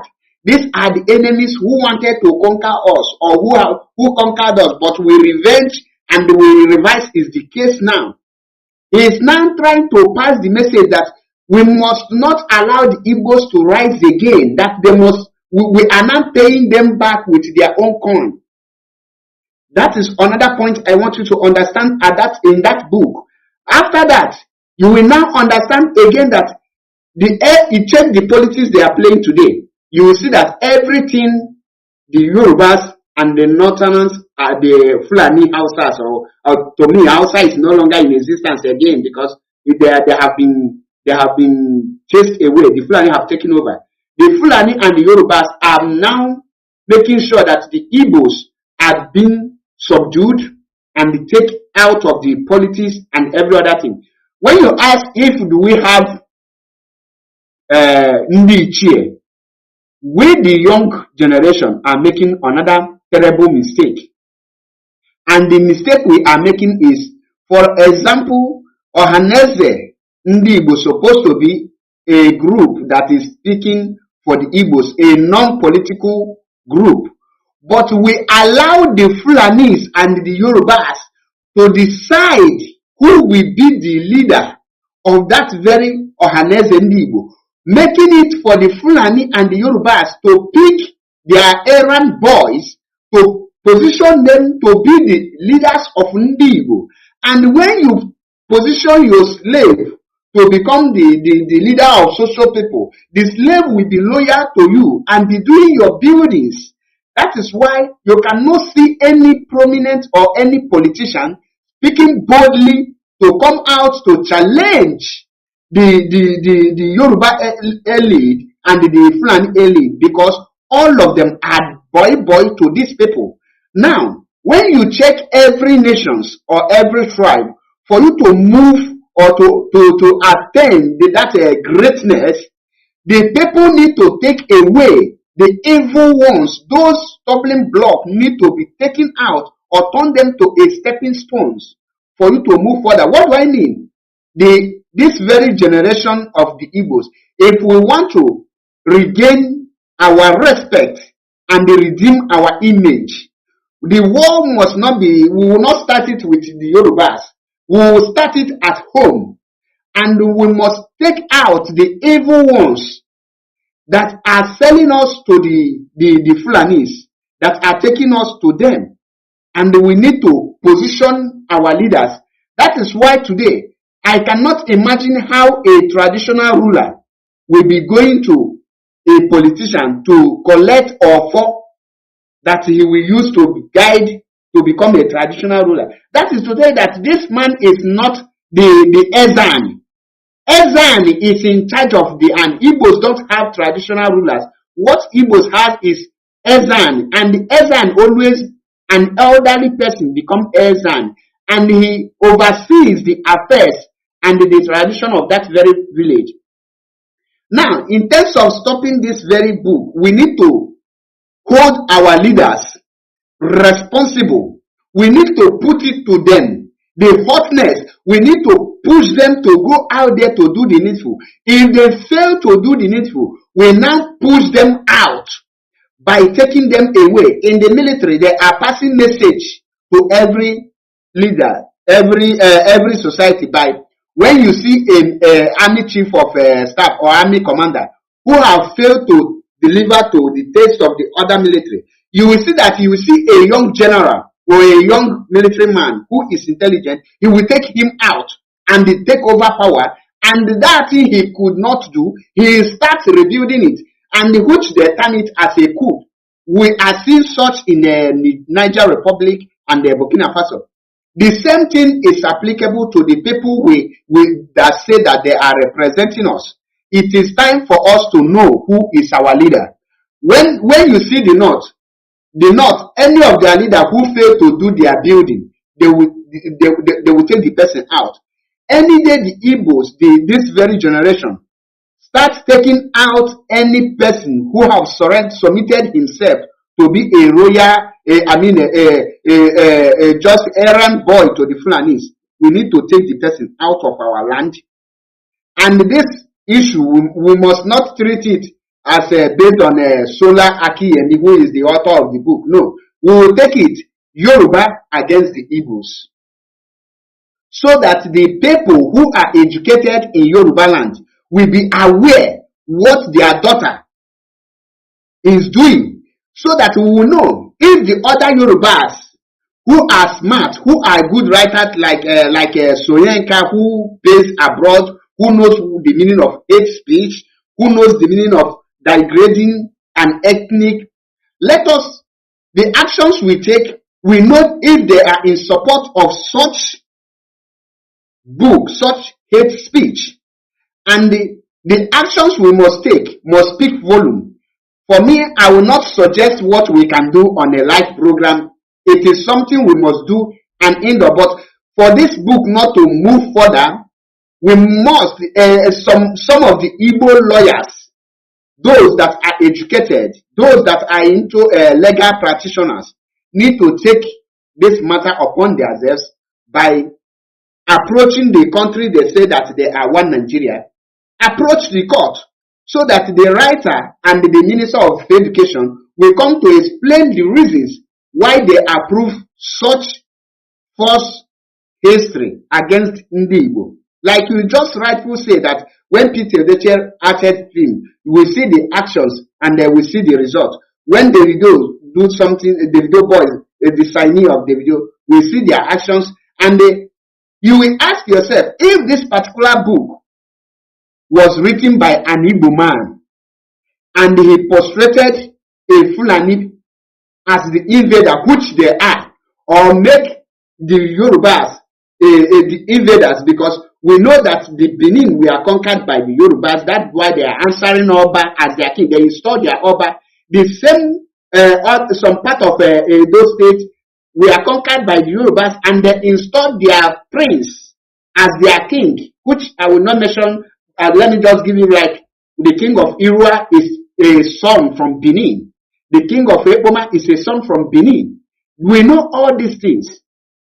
But we will never bring them and start telling the true histories, which we have known their history, but we cannot be telling them, oh, we know this thing, they are doing it, but we have not said it. That's why I say the time for the Ohaneze Ndi Igbo to rise up. If they cannot rise up, we need, with the generation, the youth, the people, the masses, the Igbo sons and daughters, we need to come together to stop these things. The action we take today will determine the future we have tomorrow. The things we do today is what we will enjoy tomorrow. If we play a wrong game today, we will suffer it tomorrow. And that's why, like you just called Mr. Peter Obi, I am also calling Okonje Iweala, who is also a prominent Igbo person. And I am calling because I love to call people that have dignities. Person like Chimamanda Adichie is a writer and he knows what writing a book is all about. We have a lot of them who are into novel writers, book writing. They will need to call their attention so that they will use also their position to step in and make a lot of changes, because Ndibo na asi na iru dike na anyum manko. If those that are respected cannot step in, believe you me, Igbos will be taken as a thing of caricature, because that will bring people that don't reach to shine the shoe of an Igbo man. They will now rise up against Igbo people, trying to take on Igbo people, which we are seeing it is plain today. So solution to all these things lies in our palms. The actions we take today. If our leaders cannot take action against this, we individuals will now take action against our leaders and against the people that do it. So when we chase the people they are using, and we now say we will not stop this until we get this, then the leader, those that parade themselves as Ndi Chie or as Ndi Ohaneze, which I am not seeing any impact they are making. I have not seen any of them, but we will force them to make impact. If not, their positions will be scrapped out and will be abolished forever, and nobody will be able to. Mazi, I want to add something. Does it mean that when they publish this book, I mean the people that approve this book, does it mean that we don't have Igbo people in that Ministry of Education that also see things Does it mean that when they want to approve this, does it mean that they pay the Igbo people money to just overlook, or does it mean whenever they want to approve any book, people, the authors or those people that are working in that office call themselves thinkers or philosophers? Does it mean that they don't read any book, or they don't go through that book, or they will just sign approved? Because that is something I don't even understand. How can somebody begin to lie against indigenous people?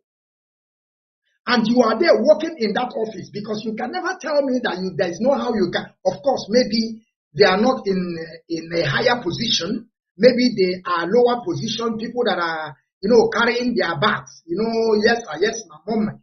I don't even know, does it mean that these people cannot just trying to, talk to people that, prominent people that look at what is going on? When did this thing happen? And for you to know that these people are liars, and their lie is from the pit of hell, there is no date. There is no date when this thing happened. We know that when they came to Biafra land, they massacred our people. They committed a genocide against great people of Biafra. We have the date. We have the date when they started killing our people in 1945. The date is there. All the whole massacre of Ndigo in northern part of Nigeria, in Yoruba land as it stands today, we have all the whole dates. Even though that is why I take it back to 1902, when the British people wanted to conquer us for the first time. Before we failed, because we were we failed. That is why they be able to get us in this mess. When we fought with them, we did not fail. That is when we used Chukwu Okike as our creator. But when they came, because after that war, they understand we cannot conquer these people. Let us come with warrant chief. So what I'm saying now is that John Onyeawodo, the former Ohaneze Ndigbo, because I think that man, he called himself a professor. I don't know if he's a professor or the kind of professor of Soludo.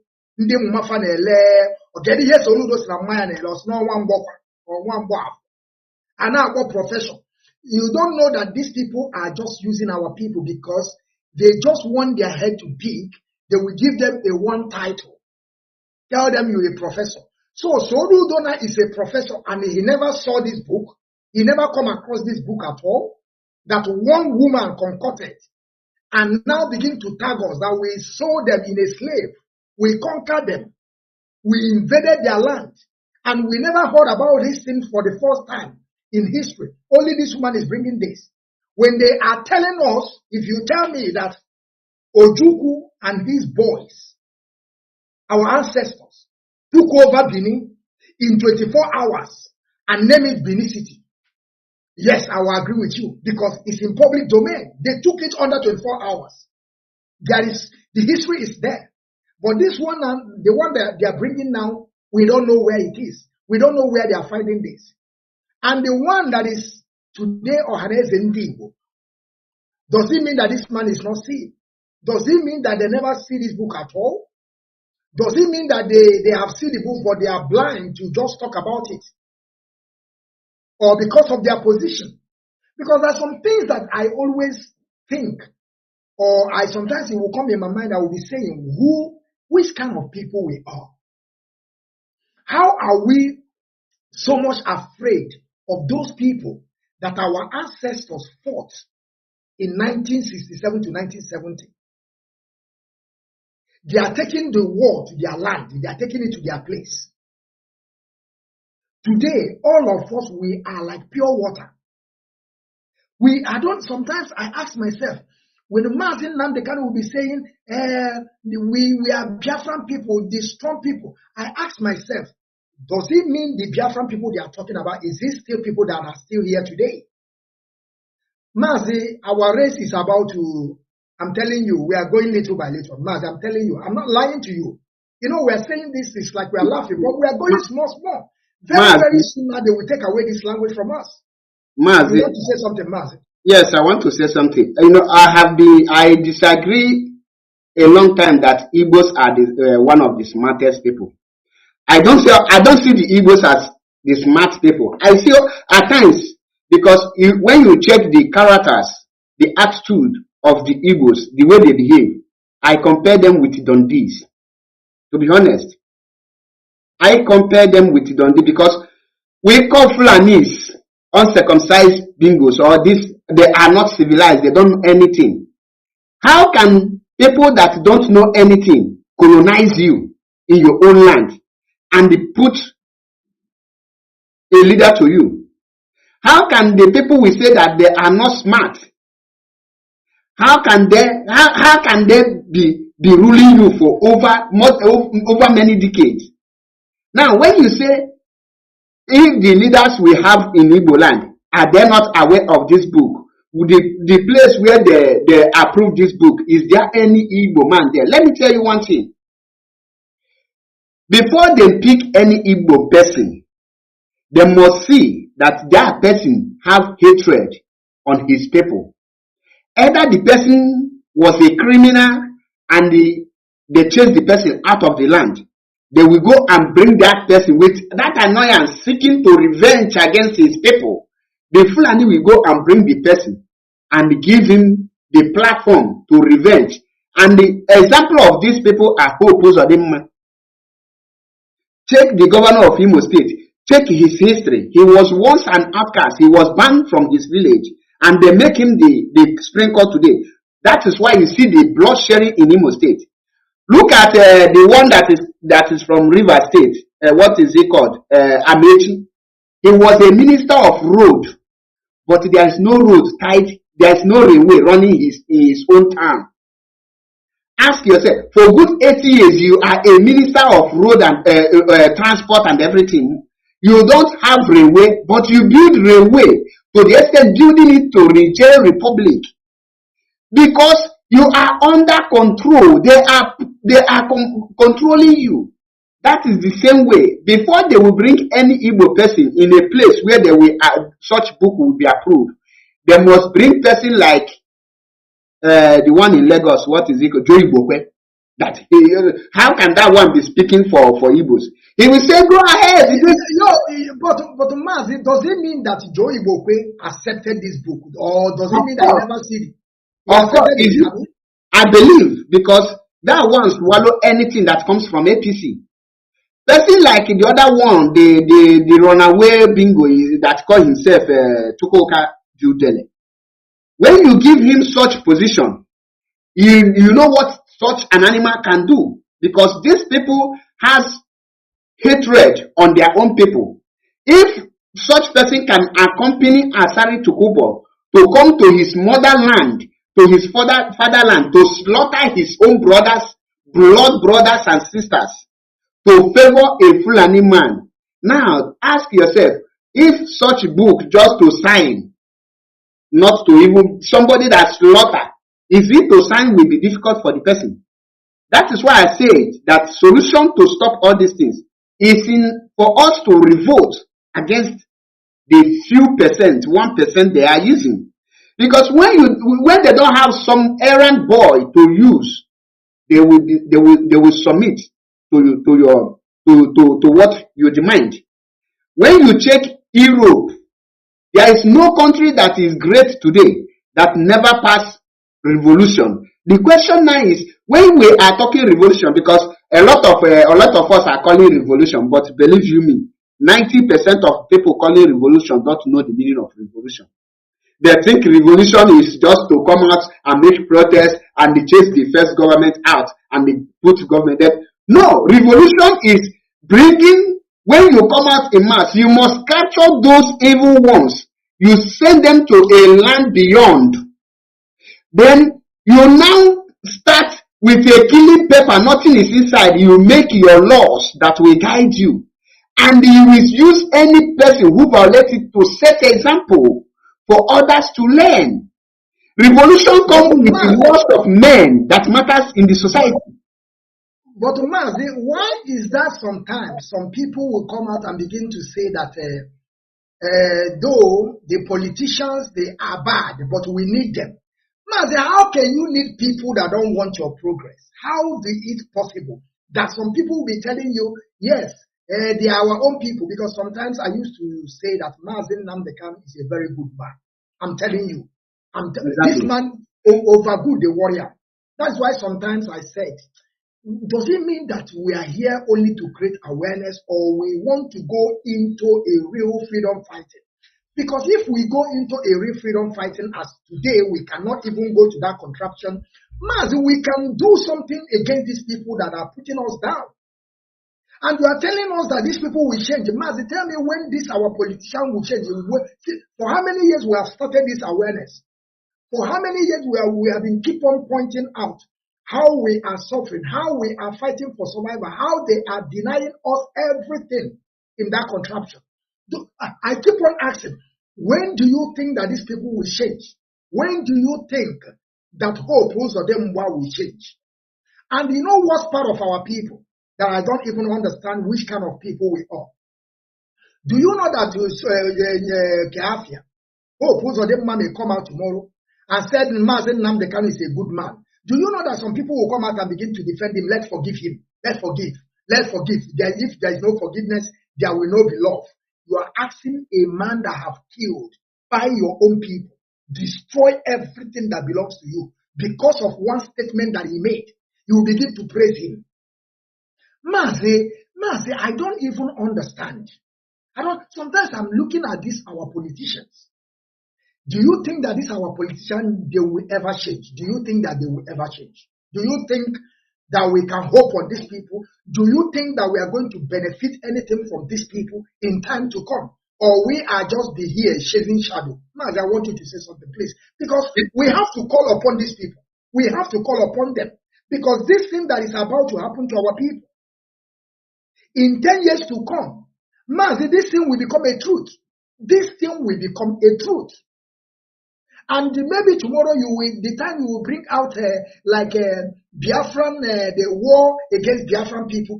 These people will also bring this one for you, telling you are saying that we invaded your land, but this is you people are the first person that invaded the Yoruba land, because this is something that is going to come in time to come.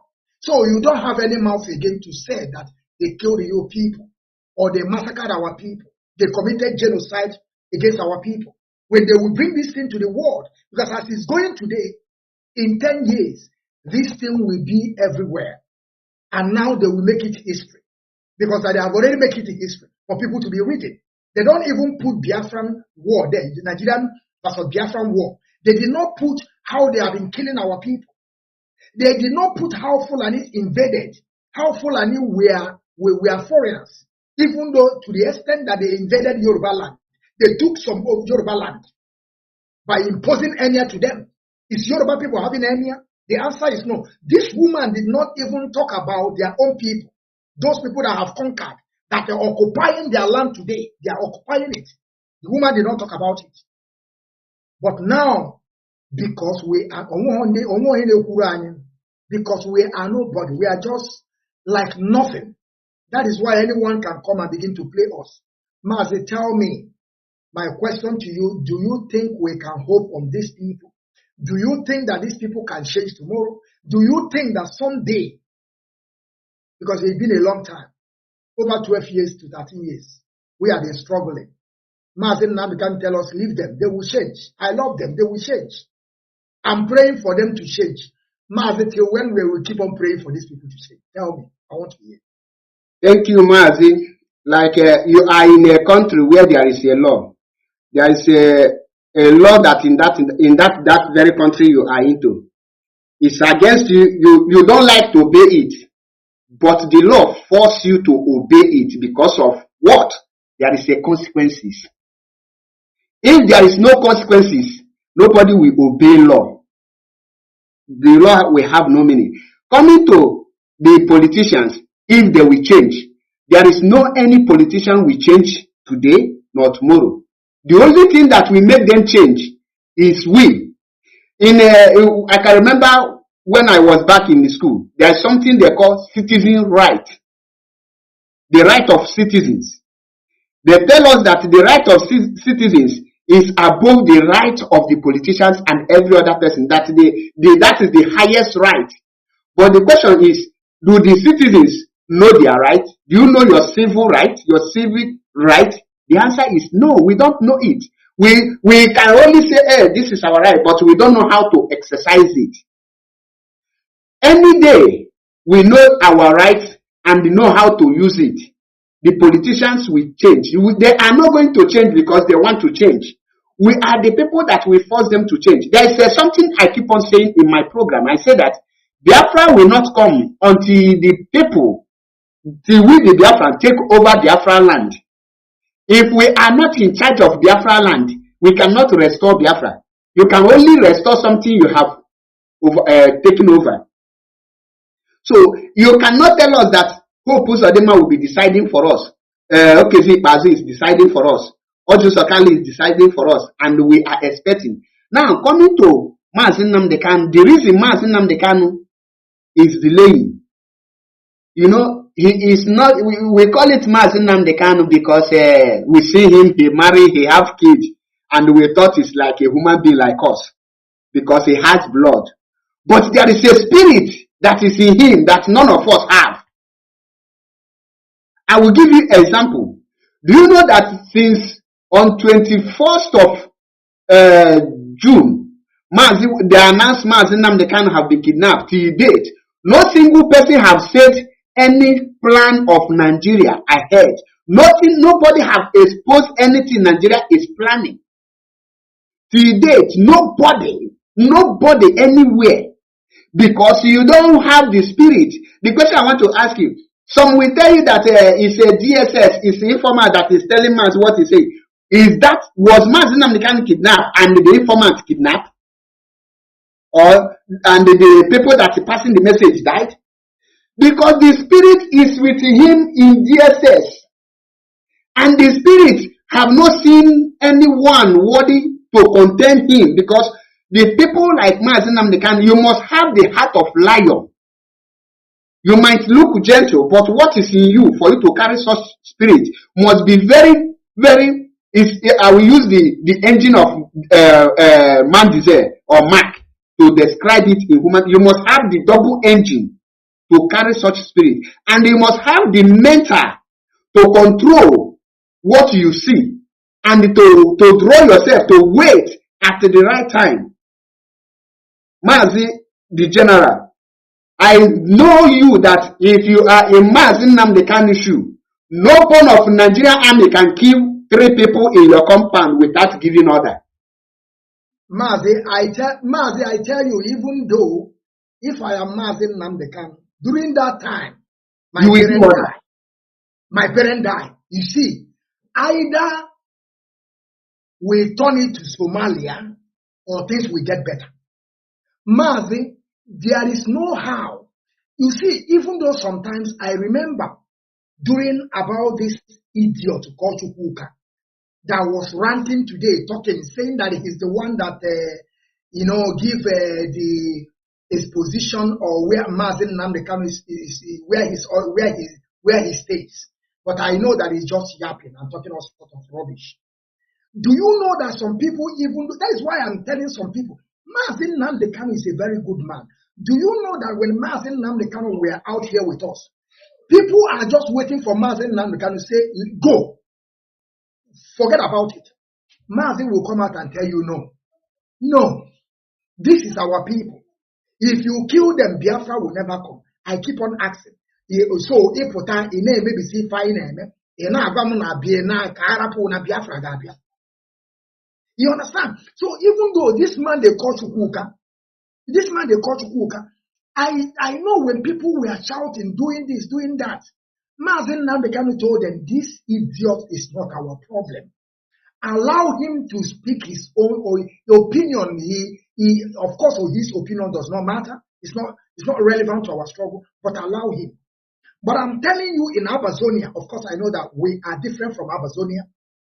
Of course, Amazonia people want us to be doing like them, but we are different. You know, the way their country is, and because the people that amalgamated Nigeria, they really know what they did. That is why they brought 3 countries to become one. They don't want to make it 4. They make it 3. so that two must always stand against one. And if two stands against one, it's very, very hard for you to survive. And that is exactly what they did in Nigeria. They created it with three different people and make sure that the Yorubas, they divided Yorubas so that they will have half of them will be Muslim, so that they will always ally with Fulanis. Because I keep on saying it today, whether you like it or not, the Fulanis, they prefer the Yorubas more than the Biafra people. Upon say we have the same way, a little bit way of trying to, make things work, trying to bring humanity. I know Yoruba people, they are learned people, but I'm still telling you that even though Yoruba people, they prefer Hausa people than you and me, because they believe that they have similar way of life. So what I'm saying is this. We should keep on hammering on this. And I'm also urging the leadership, if they can also come out to make some broadcasts so that their voice will be heard, or maybe their voice will go more far. I mean, the IPOB leadership, maybe they will listen to them. I will continue, Mazi. The IPOB leadership have already issued a statement, and they have made a letter, which I see it. Although I forgot to publish it on my platform, which I will do immediately after this program. They have already given their ultimatum, which is the necessary thing to be done.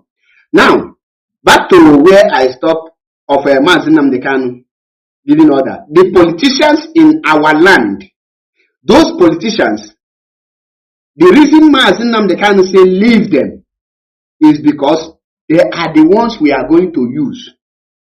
Some will say, Mazi, how are you going to use them? You are not going to use them by begging them. We are not going to use them by saying, urgent Okalo, go and request for a referendum. No. We are going to put fire on their nyash. When they will be running for safety, they will meet their paymaster. Their paymaster will say, go and quench the fire. When they come back, they see that if they put head, the fire will consume them. They will be left with no option than to announce dance to our throne. Mazi Nnamdi Kanu has plan.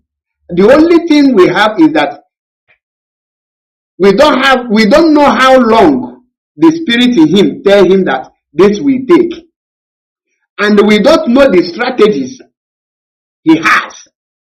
We are like the disciple. We don't know where we are going, but we believe we are going there. And with what we are seeing, we have seen that we are in a right direction. And that right direction, we are going. The Nigeria government and the British know that Biafra is like something that is inevitable. They are trying to use it late 90s. Not that they don't know that they will definitely lose this war. It's like the Europeans that are controlling Africa. They know that a day will come, the Africans will rise up and take what belongs to them. But that very particular date is what they cannot tell you. And they are using the late 90s in order to get what they want first, because they know there must be a day they will lose everything. And they will now struggle to survive. They want, before they will struggle to survive, let them have enough. Nigeria know that they are heading to their end. And they want to delay it so that they can establish the North. Remember, when Nigeria was amalgamated, they tell you that it's like the rich wife and the poor husband. Now the rich wife is trying to build the poor husband before she can go. Now, or will I say that the poor husband is now using the power of husband to extract the richness of the wife, so that before the woman will go, the poor husband will also become an average rich man, or have something, will just bring himself out of the poverty. That is what the North is building. The moment North finish building theirs and have something to stand on, which they have started having something to stand on, believe you me, you will see them move, you will see them out, and they will suffer for it. Now, our politicians, it's left for us to go for them. We are the people to force them. Begging them is no-go area. Telling them to go do this is no-go area. There is, in my lecture, I said there is difference between the mind and the want. Like me, I want Mazi Nnamdi Kanu to come out today, but do I have the power? The answer is no. But if I have the power, I will demand. If the Igbo leaders, the day we will demand for them to rise up, it shows that we have gotten the power to make such demand. It's an order. We will give them the marching order. And remember that a river does not flow through the forest without bringing down a tree. For us to achieve this desire to protect our image, to get what we want. That's why I say many of us don't know what is revolution. When during the time of revolution, that Iroko you are looking up to might fall for revolution to be accomplished. That thing you are looking at, you say is untouchable, might be the thing that they will touch for us to get what we want. A lot of people that is protecting politicians, trying to paint them good, is because of the peanuts they are getting. It is from my village. Oh, do you know that my village have Anduba is from my village? Do you know? It's that pride. Without checking, this guy truly is from your village, but what have you benefited? What are people around the village benefiting from this guy? Nothing. For example, there is a campaign that is going on where Hope Uzodinma said that he have contacted European Union to create job for 4,000 Imolites. And I see the people shout, hey! I was like, are you kidding me? In this 21st century, somebody is blowing such lie, and the people, a group of youth who supposed to be the smart, are looking up to are still shouting. Mazi, there's something I want to tell you. You see, don't blame these people. You see, black people.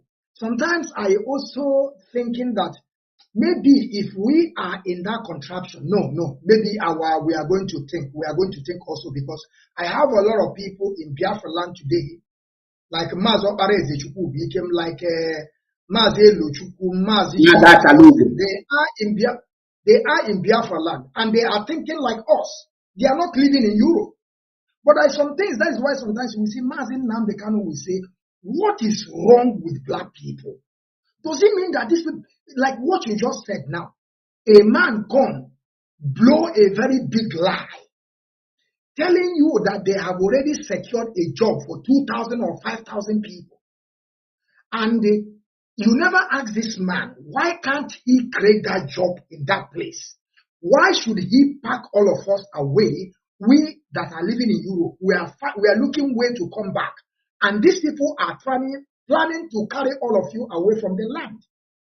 You know, sometimes I don't know how our people think. I don't even understand. Mazi, sometimes, like as you said, Mazi, if you will never deal with these people, you see the reason why the Yorubas, the West, are doing well is because their leaders are supporting them. Look at what just happened to Sunday Igboho. Within 2 days, 3 days, they have already, escalate, tell the world, begin to create awareness, begin to tell the world, if anything happened to this guy, we are going to do this. Their leaders are on the ground fighting. You can never extradite this man. You cannot. Hold him there. Let him go court there. Because they know that if he goes court there, he will be free. Because he did not commit any crime in that place. The crime you are holding him is the one that he committed according to them. But he did not commit anything. But they want to use it against him. But just look at Mazi Nnamdi Kanu. That these people are saying, let us hold him. Let us grab him. We are going to get this Igbo presidency. Let us push him down. John Onyanwodo said that he's going to give us restructuring. Let us hold this man. This man is spoiling our business. This man want to close where we are getting our money from. Up to date, nobody is speaking for us. Nobody. Just imagine, no any hierarchy that they gave any Igbo man in this 2023. All of them, they are boy. All of them is yes sir. Ojo Zokalo was crying on national television. Just imagine an old man, a grandpa, Ojo Zokalo. Just imagine where a grandpa because on akagunka on just crying for nothing's sake. And he's thinking that they are going to help him. I saw him when he was boasting. He wants to act like Tinubu. He don't know that Tinubu, that they are in unity. Forget all these things they are doing. Worecho Yinka is not supporting Tinubu today. He came out and tell P2B, they want you, they have won you. Forget about this thing. That the result is authentic. For you to know that they know what they are doing. The one they ally with Eberima. Is he not the one that later support Tinubu? He told you that Tinubu is our brother. We are going to allow them to be, going out there, trying to do things to better their own people. Why some idiot is there telling our people to don't even vote, don't even cross their tongue. And this idiot today, the one thing about them is, does it mean that they don't see these representatives if they are not working together? Why are they buying the innocent people? Why are they destroying innocent people? But the people that are putting us in trouble, in danger, they out there moving around. Nothing happened to them. And some of our people never ask themselves questions. You have been doing this. You say you want to do it better than Mazi Nnamdi Kanu, but up to date, you are just buying the innocent people. You will go out there and make arrange some two people. Come out and tell them, say, because you don't carry gun, let me forget about it. I will leave you to go scot-free. But the people don't know that these people are playing game. It's a part of them. They are members. They are all members. They are working together. It's arranged. The arrangement, they arrange it. So, Mazi, I want you people to also, call the name of those people that supposed to, people that we believe they can be able to speak on this issue. Because as it stands today, Mazi, we have nobody. This one we are calling Ngozi Kojunwa, what they call her. She went to summit, G20. Did she talk about her brother? The answer is no. She's there talking about taking selfie with the American president. He wants to tell us that he can take selfie. Instead of she to go there and represent us, he's representing the zoo called Nigeria. Does it mean that they don't see this book? The one they call, they give title, the woman they give title. What's her name? Chimamanda Adichie. Chimamanda. Does it mean that she never saw that book? Or does it mean that because she thought that they know her, her kid is not going to read the book? What of our kids? What of our brothers and sisters that are there? So, Mazi, I want you to say something, please, before we move to the issue of our brother that are crying for help, because it's very, very important. Okay, I will take this very, very long, you will give me time to bring a lot of things here, because there is I will just use everything and round it up so that we close the topic and move to another topic. Now, like you said, who are the people are we going to call? The question should be, who are the people are we going to force, not call? Because if you say call, mean you want to beg them. Who are the people we are going to force? One is Peter Obi. 2, Okonjo-Iweala. 3, Chimamanda Adichie. 4, all the Igbo political leaders, whether you are House of Assembly, whether you are representatives, these people. Then the so-called professors, whether you are professor for Haneze Ndi Igbo, and the core Igbo traditional rulers. These are the people we are going to force to act. And how can we force them? Is something I would love to say if I can be invited secret, because you cannot tell your enemies your strategies, how you want to use them. But I believe that the leadership of IPOB, the Igbo ones who are there, they can use their power to influence that very people, our people, to force those people. They know how they will move, because they are more intelligent, they are smart. The kind of men and carnivores we have in the leadership, we are people that once they want to do something, even you will be surprised how this thing will be achieved. That is number one. Now, making the Igbos look stupid before the world. We have to do a lot of works in our own. Do you know that when you come to Europe here, 90% of Africans in the prison are the Igbos. When you come to Biafra land today, and the other part of land, any rich Igbo man you see, the first thing that will come to your mind is he joined occultic to make money. He is into drug. He is ritualist. The question is, which people make this thing to be functioning like this? Like this book you just explained now. It started one place. It started with the Nollywood. When they start acting, telling the world that Igbo people are evil. Igbo people always do ritual. We watch it and we laugh. We think it's a normal thing.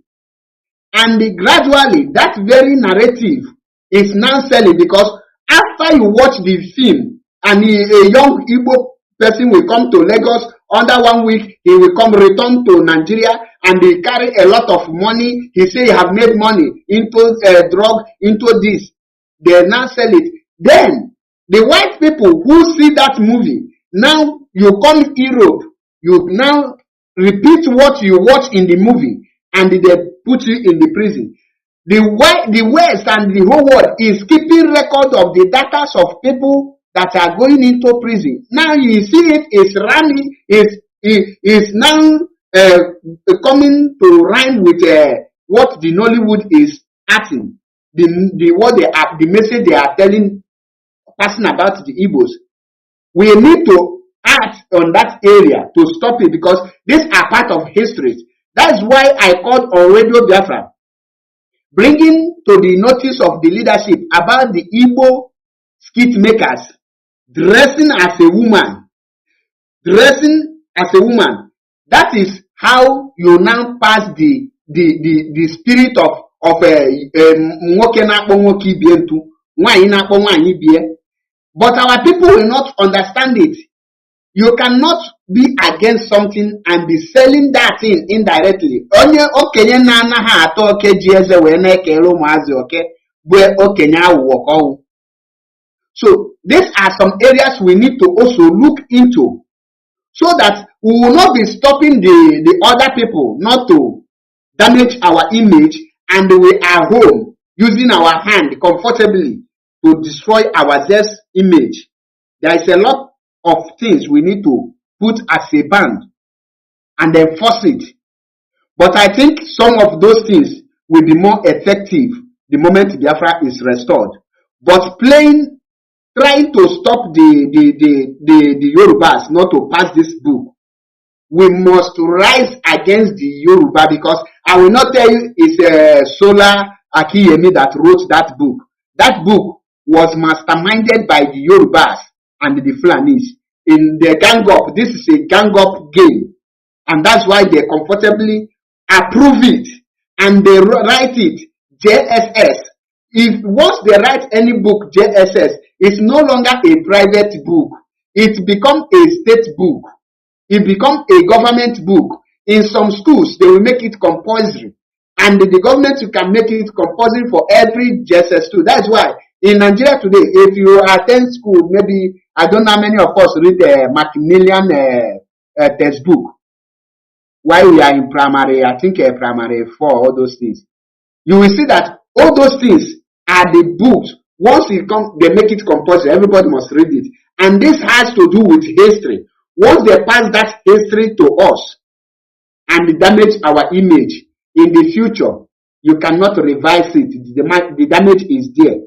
We can only revise it now, and we need to fight with our blood. If it will reach to the banning of anything that has to do with Yoruba products in our land, for us to do it, if they like, let them send our people in the Yoruba land back. That will hasten our desire self. We must not be considering what we will lose before doing anything.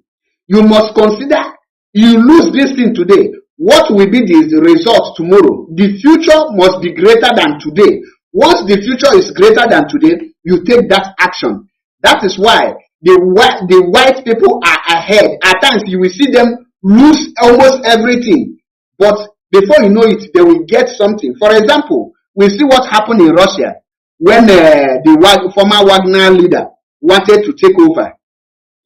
Me and you know that if Putin was not wise enough, that will be end of Putin, and that will bring Russia to their knees. But you see that he take something and he do something. End of the day, we don't know what happened, but somebody lost.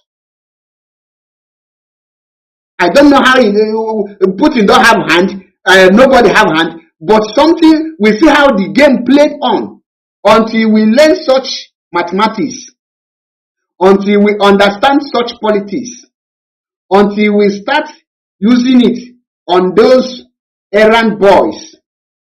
I don't call them men, that is errand boys parading themselves as Igbo leaders.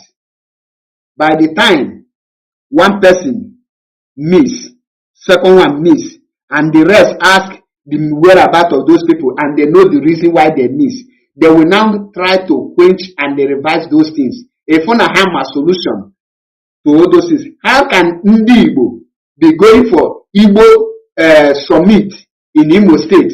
They will be televising it. It will be on social media. Everybody is using English. Have you seen a Yoruba summit, security summit before? Have you seen Fulani security summit before? Go to the north. You can see a Yoruba governor campaigning with English. They speak their language. Go to the Yoruba land. Every Yoruba governor, I am not talking about the presidential ones.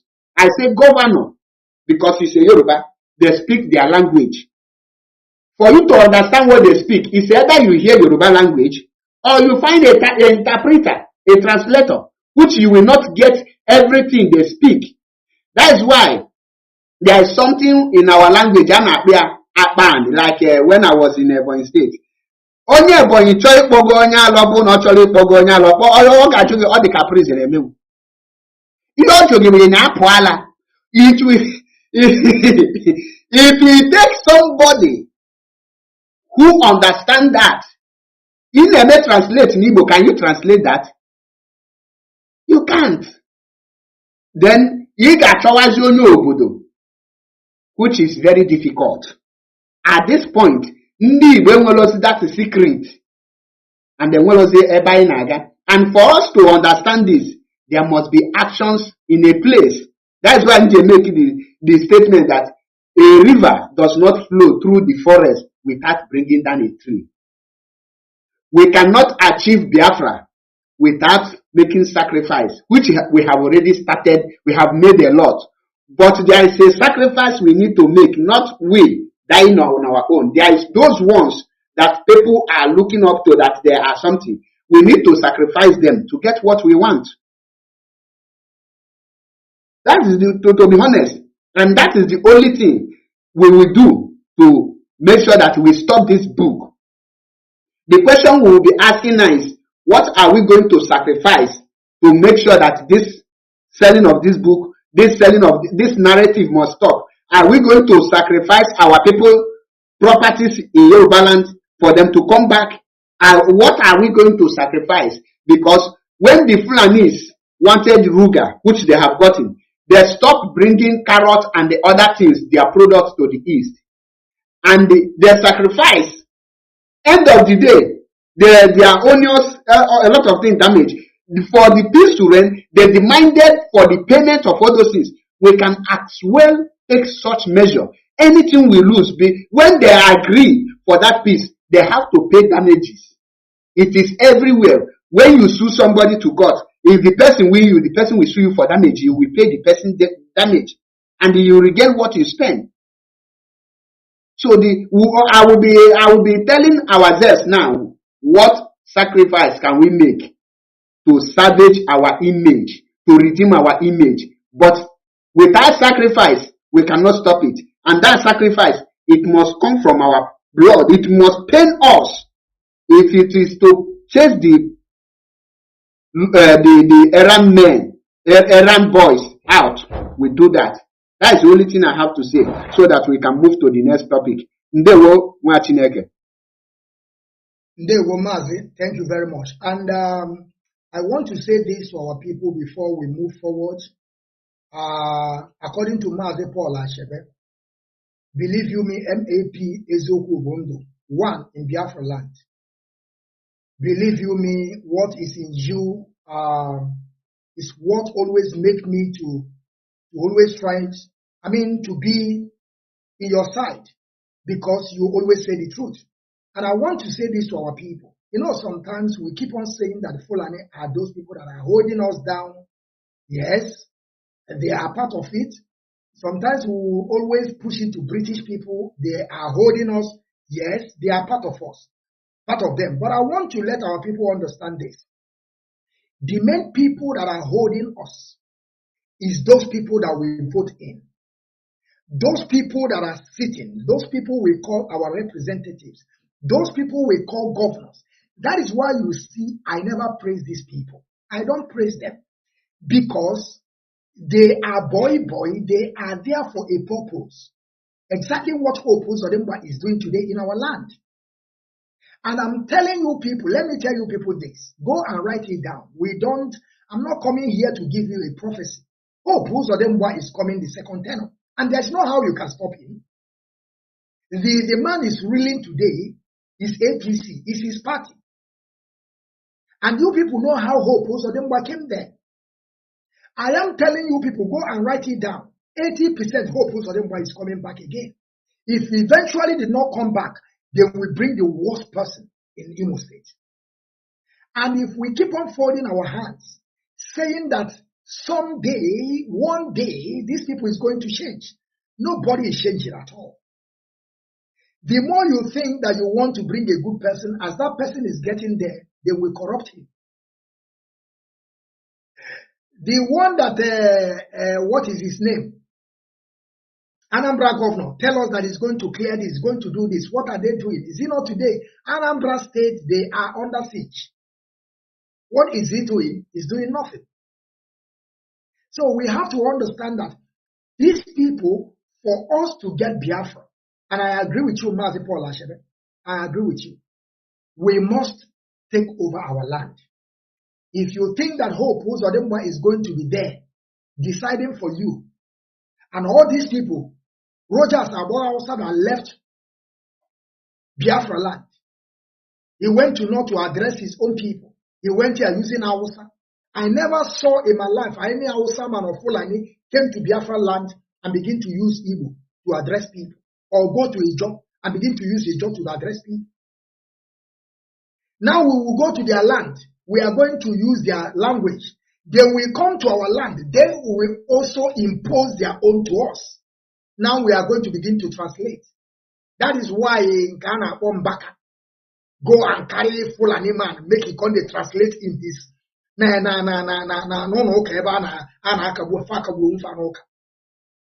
go and call Fulani to be translated. And he's speaking English. Instead of him to call an Igbo man to begin to translate. No, he go and call Fulani to begin to translate. And I feel a good story. So, this thing I'm saying is over 2 years ago. You think it's happened today? No, it happened for a long time. There is a time that you want to say something. I think the day that all these Fulani representatives come to his congregation during the time of Buhari, when he was addressing them, now they are using Hausa to translate. He was using English, now they are translating it in Hausa. Is there in public domain? Nobody ever translates in Igbo. No, it's Fulani. And you are telling us that these people are going to change tomorrow. For me, there is no two ways about it. We must take over our land. But I know that some people will be saying that all those people, they are in our land, they are doing well. We are IPOB, DOS, they are not doing anything. You see, where I'm having a problem with these people is that what they're supposed to do, they are not doing it. You are saying that we are under siege, and you know the people that are doing this to us. Go to them, go to them, go to them. Stop buying the innocent people that has nothing to do. They has no problem with you. They are suffering like me and you. Instead of you to take the bull by the horn and begin to hold those people accountable, now you are going there kidnapping our people. Mazi, I will stop it here. Mazi, I want to I want us to talk about this, our brother, Nnamen Chukwuemeka, that they are threatening today. And the guy is doing a very wonderful job by uniting our people. He call it unification of Igbo people. Those people that are speaking the same dialect, those people that are having the same way of life. I have watched the video of this guy, time without number. You will see somebody that is telling you that his name or her name is Eforma or Chukwuemeka. And the same time they will be telling you that they are from Benin. You have no anything with these people. There is no culture. There is no the same language. There is no the same identity, no the same name. And these people, they are a little bit far away from you. Like maybe say, let me say, if you want to drive to their place, you are going to drive like 1 hour. But somebody that is next to your door, at your backyard, you don't see these people as your brother. They will ask you your name, you say, my name is Eforma. But I'm a Eka man. I'm not an Igbo person. I'm a Eka person. Sometimes I don't know who did this to us. And that is the same thing that they are bringing back again to begin to write history, a fake propaganda on top of our head. That as time goes on, this thing they put in this book, it will become reality. Because that is exactly what they did to our people in coastal region by after the war, by changing some names. Any name that they call Chuku, they will call them Uhu. Anything they call, they will try to. That is why Wike tried to change his name. Rotimi Amechi leave his father's name or his name. He go and answer Rotimi and Amechi. Just tell me what these people want to, tell us. Because that is why what is happening today. There is a woman that I listened to her voice. This Madam Erewa. There is a one exposition she did. When she said that when they were growing up, because that woman is an old woman. I know today she will be a grandma. She said that when they were growing up, they don't know nothing like all these people. What they know is Igbo people. They are Igbo people. They are going to Onitsha to do their business. Nobody ever tell them that we are not brother, we are not sister. After the war, because this woman were born before the war, she understands a lot of things that happened. That is when she was still making sense. That she never went to go and join this Madam. She said a lot of things. In that time, the children will bring you raise your fund. Confirm, you're right. So she was saying a lot of things. How they divided us and rule us because she is in that good position to, tell us what really happened in coastal region. And she said it because the woman is not a young woman. She knew everything that happened, how they deceived them, how they told them that the Igbo people came to kill them. Why the woman said that it's a lie. It's just a propaganda to divide us and rule us. And today, it's like that today. That is why we go to, what they call it, Ahaba. That is why you see Ahaba, they change it to Asaba. So that they want to remove anything that will come like, it will sound like Igbo language. That is why you will go to Ahaba today. Somebody will tell you that my name is George Onibe, but I'm not an Igbo man. Now you understand what I'm saying. Somebody will go to Eka, he will tell you my name is Efani Chuku, but I'm not related to Igbo. To the extent that they will be telling you their language is different. What did you call Bia? Bia is come here. Go is Poba. The same thing they are going to tell you. Bia come and eat. But they will, at the same time, they will tell you the language is different. They have forgotten that the tongues, the dialect can be changed a little bit. But they now turn it that it's a different language. Mazi, what do you have to say about this, our brother Chukwuemeka they are threatening today? A man that is doing a very great work, and we must support him. Because it's not an IPOB. It's not talking about Biafra. It's just talking about the unification of people that have the same way of life. So that they will know that they are one people. They should stop dividing them and ruling. That is the job that the guy is doing. But today, they are threatening him. Mazi, what do you have to say, Deo? Thank you, Mazi. This very topic. When you called me for this program, I said that I would love one of our people from coastal region to be here. But unfortunately that some of them were so busy that, but I believe maybe some other day they will come around and they will have their own opinion. First of all, I must say that Nnamdi is not the person they are threatening. The person they are threatening is Ndi Igbo. The Igbos they are threatening. Because when it's like somebody now holding Mazi Nnamdi Kanu, is the person holding Mazi Nnamdi Kanu? No, it's holding Biafrans.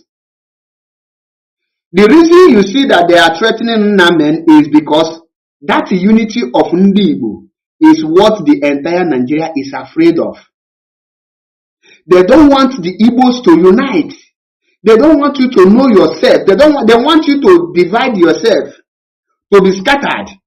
And they have seen the spirit of our forefathers coming as a human being in the person of Nnamdi to bring that unity, to remove the dust they put on those our people's brain, to make them to start thinking like the human being they are. And they cannot longer hold the fire that is coming towards them. The question you will ask yourself is, what concerns Benin concern an Igbo man? What concern Osereti and Onyeka? What concern Idemudia and Efine? Now, they are threatening Ndi Igbo not to preach the unity, because the moment they shut that guy up, that is the same thing they want to, this book is talking. They want to shut him up and they instigate fear in him, so that if he then succeed in bringing him down, fear will not allow you to come up to speak. That is why I say the threat is not on Nnamdi just alone. The threat is on Ndi Igbo. That is why in my program I say that this is another place the Igbo leaders have failed their children. This is where the Igbo ally, those that are supposed to speak, they have failed us again. Because if the Benin can write a letter using the monarchy name and the thing, you don't. I expect the Ohanese president, the youth of Ohanese president, in the person of Mazi your Apagugo Nazo Fafa, okay, Chupi Siguze. Okay, Chupi Siguzoro, to rise up to issue a statement as Nwoke. Mazi, hold on before you continue. Are you talking on Ohanese Junior or on the Obele? Ohanese youth. Ohanese youth. Obun Kesi na Yetima is general. You are telling him to come now. Mazi, why are you talking? Paul Ashek, all the Kina in Agassi. It's like you are going backward or what? A man that came on the national television and I have the video telling you that the commander of the Boko Haram, one of the commander, is their kingmakers, and they are the people that are going to give them this thing. And now you are telling him to come and address you. Mazi, don't go there. No, Mazi, you know, Ndi Igbo na-asị anyị na-ajụgbu ajụgbu before you know. Ị ga-ejiri onye ahụ ọfọ ka o wee gosi that yes, mgbe ị ga-push to that place actually push, right? Ha ma nwe any atom of excuse, because you have called their attention. If you don't call their attention, he might win you tomorrow that he is not aware. Why didn't you bring it to him? When he present that excuse and the person they are giving it and turn to ask him, did you present to him? You say no, you know that he cannot do anything. You say, you have seen it. They will start giving excuse. They will not have excuse for their failure. That is why I am calling on him, because I know he have people here that will cut this video to send it to him, so that he will know that his attention has been drawn. If you not neglect it, when we will be talking, you say, on social date, this program was made and your attention was drawn, but you overlook it. You pretend to be, you turn a blind eyes and a deaf ear towards it. Each day go here for, or man with the excuse. He will not have any excuse. Now, this is the place I said Ohanese Ndi Igbo failed us. Now, before now, I learned that, like one of our brother here, he's from Ibanke. His name is Onyeka. I asked him, are you an Igbo person? He said no. I look at him. So I didn't reply. I just laughed. One day we were walking, and somebody, an Italian person, asked me, where am I from? I introduced myself as an Igbo person. So with discussion lead to discussion. He said, how can he know an Igbo person? I give him the names, and I mentioned Onyeka. And when he want to introduce himself, I say, no, this one don't know where he came from. He's a confused human being. He said I have insulted him.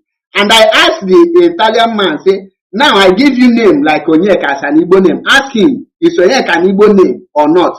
And the man asked him. He said, yes, Onyeka is an Igbo name. And I asked the man, ask him his name. The man asked him his name. He said, it's Onyeka. Are you an Igbo man? Ovivienishi. I now asked the man, have you seen it? Ask him if he was born in Igbo land that make him to take that name. He said, no, it's the name of his people. You see where I normally get. There is another one of our sister here answering Nwakego. He said that he is not an Igbo. So I confront them.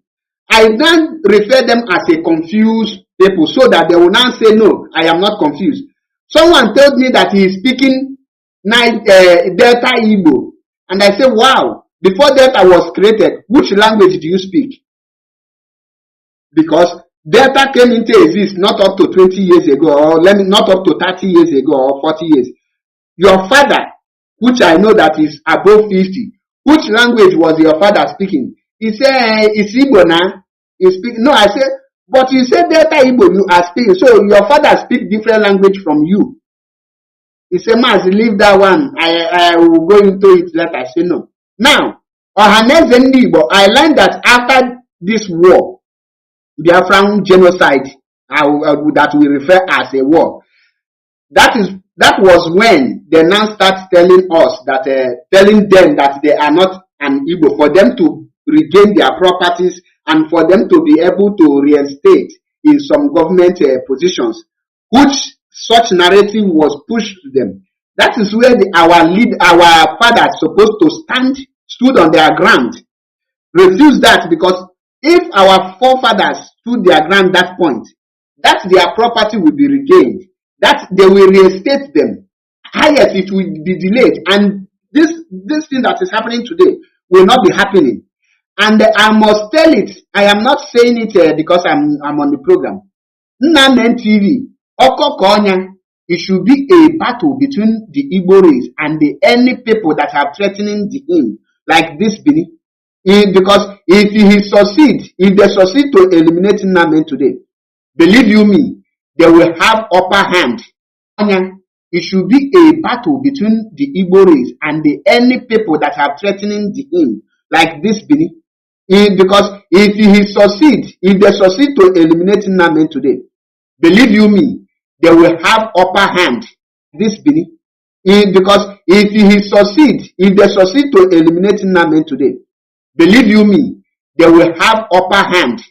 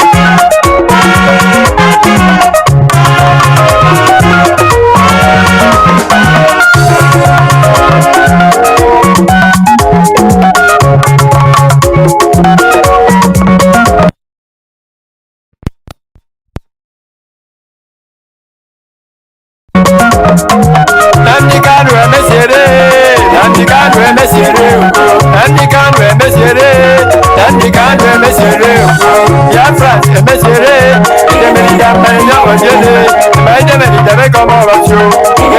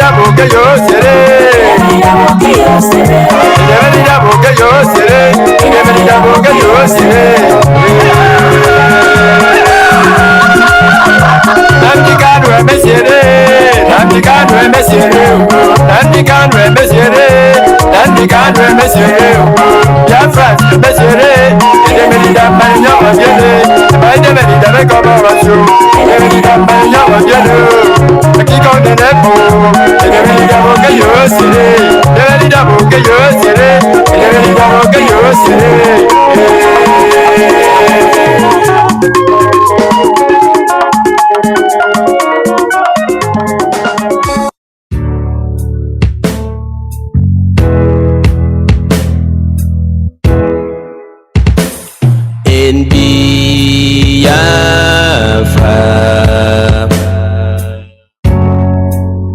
lies our religion,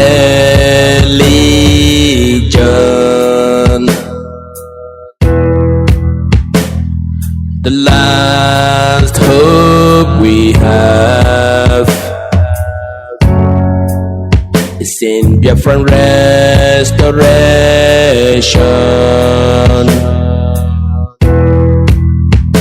I believe. Listen to Radio Biafra. It's where we worship. As a Chuko Kike Abiyama. Let your kingdom come. Listen to Radio Biafra. It's where we worship. As a Chuko Kiki Abiyama. Let your kingdom come.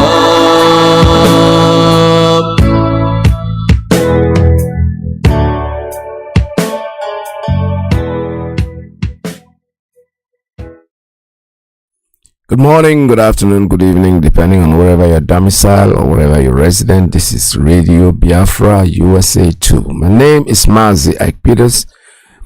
Welcome again to another live broadcast from New York City. Before I proceed, what I need to tell you this morning is that we have the news that our leader is in court. But what I'm going to be airing at this time, one of his broadcasts, I'm going back to the archives. But if anyone out there has any news about what's going on in the zoo court, don't be reluctant to tell us. Let me know so that we can talk about it on air. So I'm going to keep, while I go back to our leaders' past broadcasts, going back to the archives, I am going to keep the line open for you to make your calls and tell me exactly. That is, let's talk about the court. If you have no information about the court, if you're living basically in Biafra land or in the zoo, that's the only people I'm going to take their calls. Don't call me and interrupt my program because somebody told you something. No. let that person who told you that call this radio and we'll talk about it directly. This is Radio Biafra. On the face of this very planet, we welcome you to another global address, another Radio Biafra transmission, live and direct.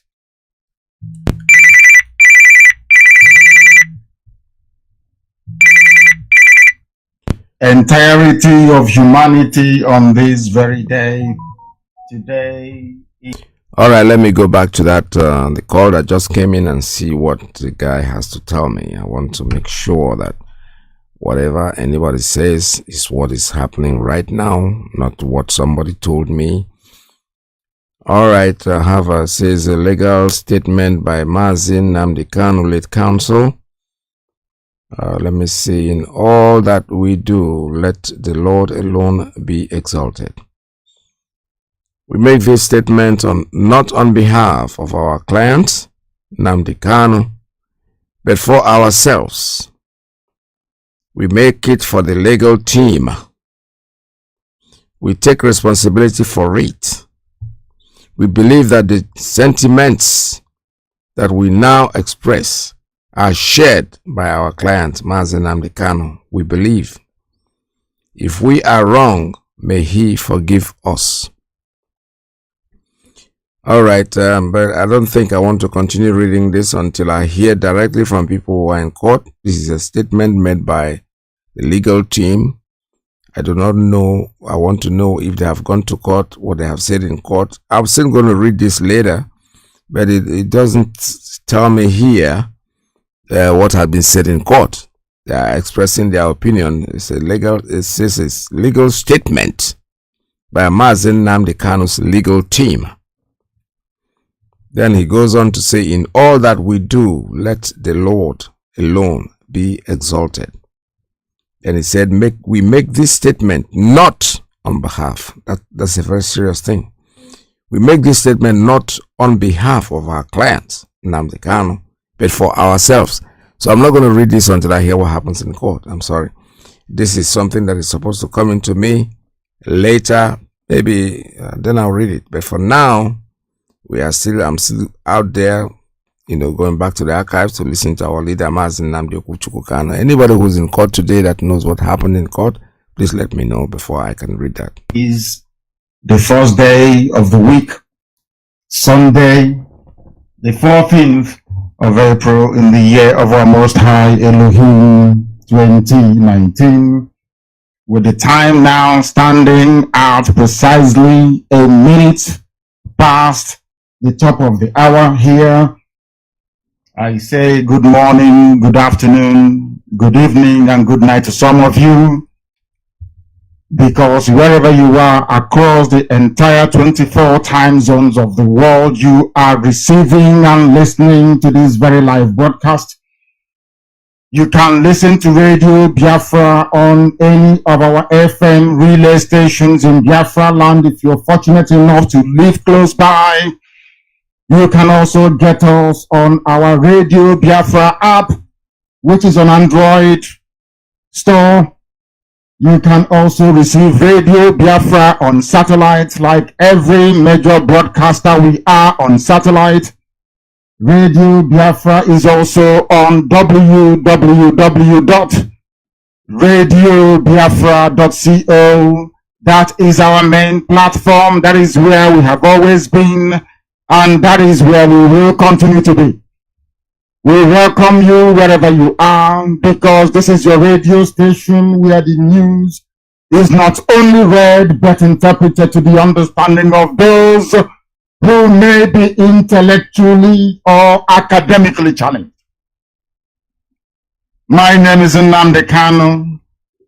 I am the leader of the indigenous people of Biafra, and by the very special grace of Most High Elohim, a servant of the wonderful people of Biafra, I welcome you, and I will also ask you to welcome all the people. There are those who are seeking to join us in this broadcast this very evening. I ask you to please reach out to them and direct them how they can receive and participate and also partake in this very broadcast. And as usual, I will ask you to get your pen and your paper, because here we educate, here we refine, and also here we enlighten. If you don't have your pen and paper, you have a lot to miss. And as always, because this is also a tutorial, this is a lecture, those in Asorok are welcome to listen. Also, those that claim they occupy the corridors of the legal profession in the damnable zoological republic, those who do not understand the law, those who do not understand the law, all of them are welcome to listen to us this very evening, because here we will educate the Nigerian judges. Here we will tutor those who are legal practitioners. Here we will tell them what they do not know about themselves and about the laws that they have made for themselves. But before we continue, we must call upon the Most High, Elohim, Adonai, El Shaddai, the creator and the giver of life, because this is what we do. We must worship Chukwokika Biama. We must praise him. We must adore him, because he is the one that ordained this very effort that we are making to restore his kingdom upon the face of the earth. That there is nothing any mortal flesh can do. They will try, but they will always fail. Any effort, any attempt to denigrate, any attempt to subvert the will of the Most High will only lift us up. There is nothing our enemies can do, I can assure you. We are here to restore Biafra in truth and in every honesty, because we are pure, whiter than white and whiter than snow. We stand on that very proclamation until this very effort is crowned with the glory that it deserves. For we are the children of light. We speak and we propagate the truth. And that truth is what has been setting us free. This evening we are going to pray to commit our proceedings into the loving arms of Elohim, to guide and to sustain us, because we are nothing without him. Only him made Biafra. Only him determined that we should come, because there is no other. And now that we are here, after this very phase in our history, no other people will be like us will ever come. It will only be us. Only this very generation of IPOB. The very best of the very best. The salt of the earth itself. Only us can restore Biafra. There is no other person, no other group, no other human being has the mandate to restore Biafra, because it is divine. That is why anything we say comes to pass. And if open such like a non-air. That is why the zoo is in turmoil. Because I said with the truth, they will be destroyed. Those that doubted us before are now turning round to see it. Because our mission is ordained by heaven itself. I do not claim to be a prophet. It is what I speak that displays it. The words I utter on this hallowed platform, anytime I sit down on this chair, behind this microphone, anything I say comes to pass. Because I'm under divine instruction from heaven itself and not man. It's not something you claim. It's something that happens. Anything we say comes to pass. There is nothing enemies can do. We must pray. Because the zoo will fall to pieces. It will disintegrate. All the deals they made in the dead of the night to try to subvert the will of the Almighty Creator that Biafra must be restored will be laid bare. They will destroy themselves, I assure you. No amount of deal can save them. Nothing whatsoever. Anybody who stands against Biafra will fall. We must pray. We must bow down our heads wherever we are. I pray, as I do always, from the Psalm of David. When I was in detention, when I was in prison, this is the prayer that I used to pray all the time. But this evening I will pray it. Because our enemies tried some few days ago and they failed spectacularly as always. And they will always fail. because I never asked myself to come. Chukwokika Biama asked me to come. I never wanted to do this very work. I never wanted to. But Elohim said I must do it. That is why I'm here. And we must pray.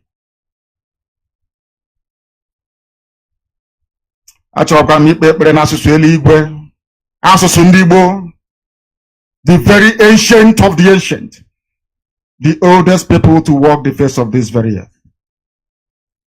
But for the benefit of the listening audience all over the world, I will pray in English. O Elohim, we give thee praise and adoration. We present Biafra before thee. We ask that you may sanctify IPOB, that this very work that only thee has decreed must be done, that your children may be set free, that we will be worthy to carry it out to its logical conclusion. Therefore, Chukwokika Biama, how are they that have increased that trouble your children? How many of them that rise up against us? There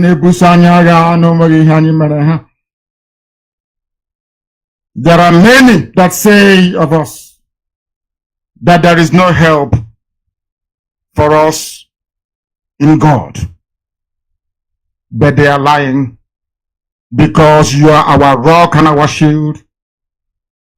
Only the Elohim Bunchenki Gwenkonya Baranyo Kirikiri. You are the lifter of our spirit and our head. You are our glory. We cried unto thee the same way that I cry unto thee every blessed day, and you heard our cries from your holy hill.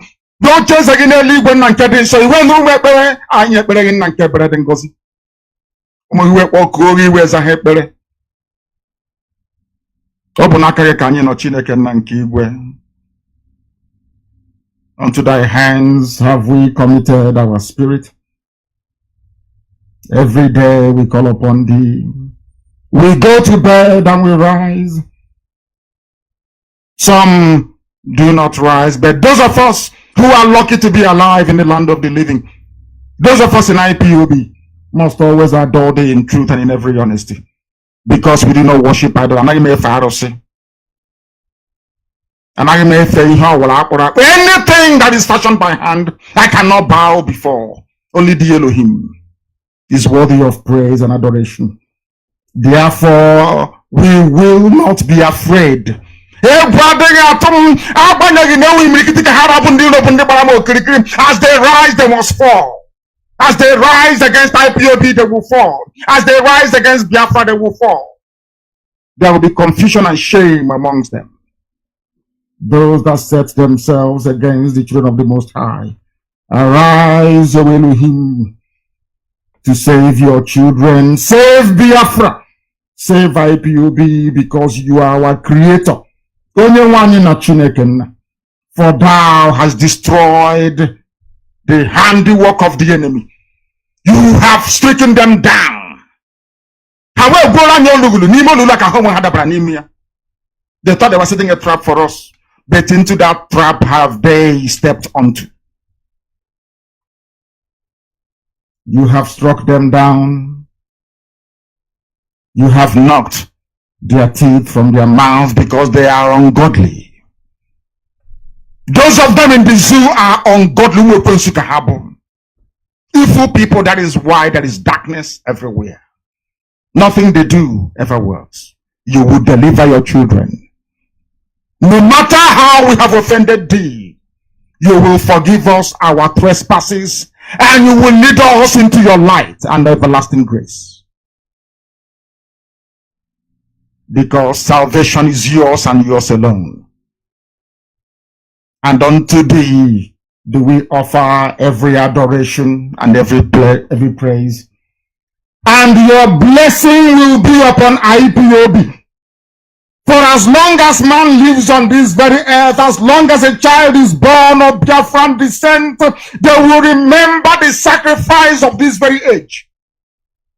The same way Israel remembers the exodus from Egypt, so shall it be remembered forever and ever. Because you're Elohim, only thee is worthy. Accept our humble prayers this evening, that your name may be adored by your children all over the world, those who are listening and those who are informed and not able to. Let every adoration belong unto thee. Chineke nna nke bi n'ime igwe. Ugbu a ma ruo mgbe niile ebighị ebi ka anyị na-arịọ gị. Ise. We must proceed very hastily to deal with the issues of tonight because they are very compelling. Those of them that said they don't listen to Radio Biafra, those that called us miscreants, those that called us touts, now they depend on the lectures that we deliver. They depend on the tutorial that we offer. They depend on the address we give them to formulate their reasoning, to be able to articulate their thoughts properly. Because we are blessed in every way. I am not a lawyer. I am not an expert in any jurisprudence. But when I sit down here, anytime I call upon the grace of heaven, Chukwokika Biama always puts his words in my mouth that his gospel may be preached to the children of men. That is why we are here. It has been raging on all fronts. We must get our facts right this very evening.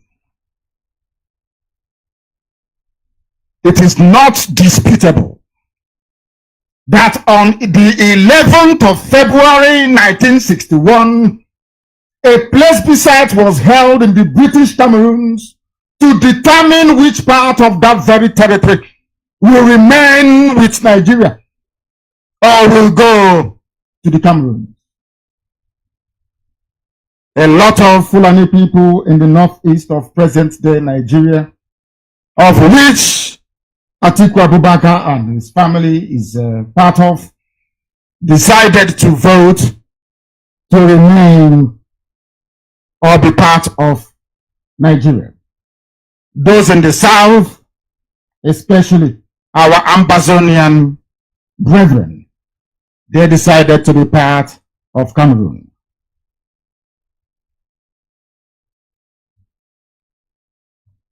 On the 1st of October of 1961, this is not in doubt. Southern Cameroon, our people in Ambazonia, became officially a part of Cameroon. The present day Adamawa state that you're looking at was part of former Cameroon. I am taking this lecture this evening sequentially that the world may understand. There's a lot of confusion. People don't go to school in the zoo. Their brains are blocked. They don't reason properly. They don't reason properly. That is the problem with Nigeria. People don't reason. They are not analytical. They are not critical. They are not discerning. They are not investigative. They don't do any of those. But here we bring back their senses to normal.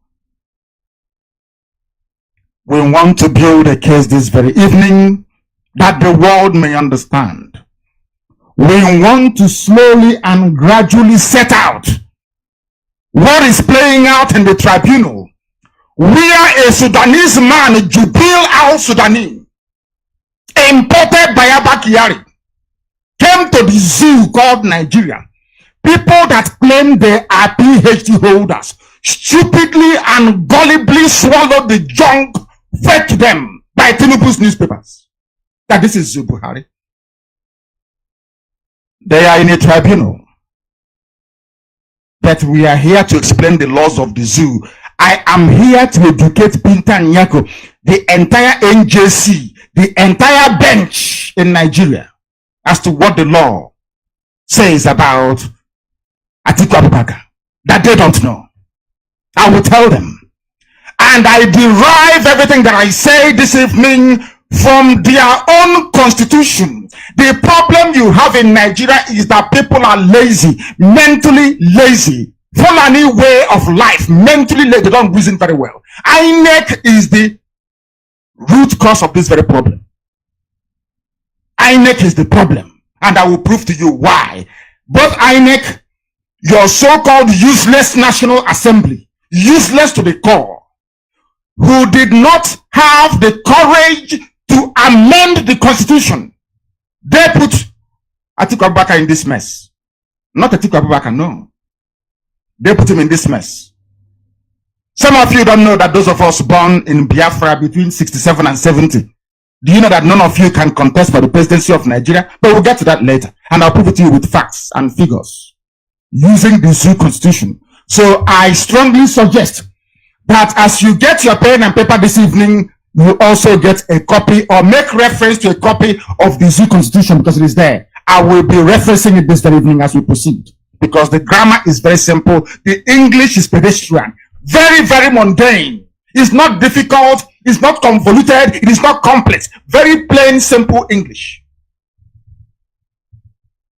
And then you will see why the zoo will implode before our eyes. Because if Atiku doesn't pursue the fact that Jubril is from Sudan, others will. I said I would destroy Nigeria with the truth. They thought it was a joke. Oh, leave him. He's looking for fame. He wants to be famous. He's an opportunist. An opportunist is now educating the entire judiciary in Nigeria. The so-called senior advocates will listen to Radio Biafra, lift everything I say here to go and depose before a judge in a court of law. On the I had at school. And I didn't even read law for information. I read political economics. For your information, I did not read law. Imagine if I had read law. My goodness. We must proceed. The Adamawa region you're looking at today, from which they carved Adamawa state, was part of Cameroon before. That is the truth. You know the Lamido of Adamawa. You know the area, the Lamido. You know all the Adamawa people. They have relatives in Cameroon today answering Adamawa. Write all these things down on a piece of paper and follow it sequentially. Not when you come to social media. No, Atiku was the president, vice president for 8 years because of that.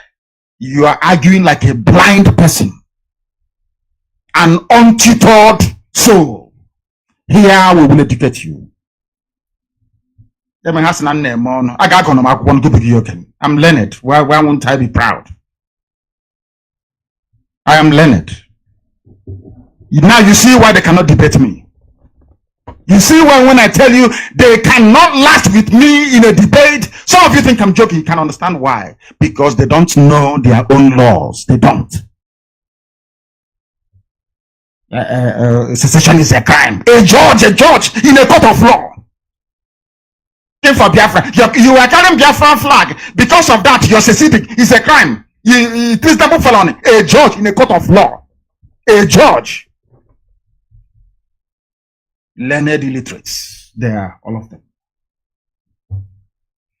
Atiku's hometown is Jada. In Ghana, or whatever they call it. And as some people wrote, is the headquarters of the British Cameroons. But some of you stupidly and mistakenly is not arguing the right things you should argue. I am trying to educate the lawyers of Atiku what they should say in the tribunal. I want to educate the lawyers of Atiku because they don't know what to say. I will educate them tonight. You don't go to argue that the man was Nigeria's vice president who has lived and paid the tax. He was a controller of customs and rubbish. The Constitution of Nigeria says you have to be Nigerian by birth. Stop arguing like, I don't want to insult wheelbarrow pushers because they are very, very intelligent. Don't debate like a fool. Argue intelligently. And I will give you free advice, free legal advice on air tonight. How to tackle this very issue. Because some of the lawyers they are using are completely hopeless and useless. Never go to the tribunal to argue that Atiku was VP for 8 years. He was controller of customs. That is not the issue. The Constitution says by birth. Go back to it and win your case from there. Not coming to argue he was a VP for 8 years. The Constitution says if you want to be the president, not vice, if you want to be the president of Nigeria, you must be born inside Nigeria, of Nigerian parentage by birth, a Nigerian. Go back there. That is where the key lies. To claim Atiku's stolen mandate, not in the rubbish you're arguing. But I will tell you that later on, how you're going to do it and win this very simple case. But let us continue. Because this evening we are going to educate the people. I want everybody to turn to section 131 of the Constitution of the damnable Zoological Republic. So some of you have it in chapters. Go to chapter 6. VI is 6 up here. V is 5, is it? V is 5, VI is 6. It is written the executive. Part 1 says federal executive. And the A of it says the president of the federation. I am reading the Zoo Constitution. It says here, there shall be for the president, for the federation, there shall be for the federation a president. The president shall be the head of state. The chief executive, I'm reading from the Constitution of Nigeria, please. Not what I made up. The president shall be the head of state, the chief executive of the federation, and commander-in-chief of the armed forces of the federation. Now listen carefully. Section 131 says, a person shall be qualified, listen carefully, is English language. Once they use the word qualified, it means you must, M-U-S-T, you must have this before you are considered to even run for the office of the president. Understand this? Simply qualified, that's what it means. It didn't say you have to be customs controller for 8 years. You have to be VP for 100 years. No, rubbish. For you to qualify to vie for the office of the president or to be eligible to serve as the head of state of the zoo. Listen carefully to A, section 131A, Constitution of Nigeria. It says, he is a citizen of Nigeria by birth. By birth. Citizen of Nigeria by birth. Please listen very attentively. You learn something today. Is giving birth to this man or woman that wants to be the president of Nigeria. You have to be a Nigerian citizen. Very simple and short, open and short case. It never said you have to be controller of customs for 50 years, paying your taxes, vice president for 99 years. Bunkum. It says here, a citizen of Nigeria by birth. Simple English. He has attained the age of 40 years and is a member of a political party. He's been educated to school certificate level, which Buhari never had, and Jubilee doesn't have. We'll get to that later.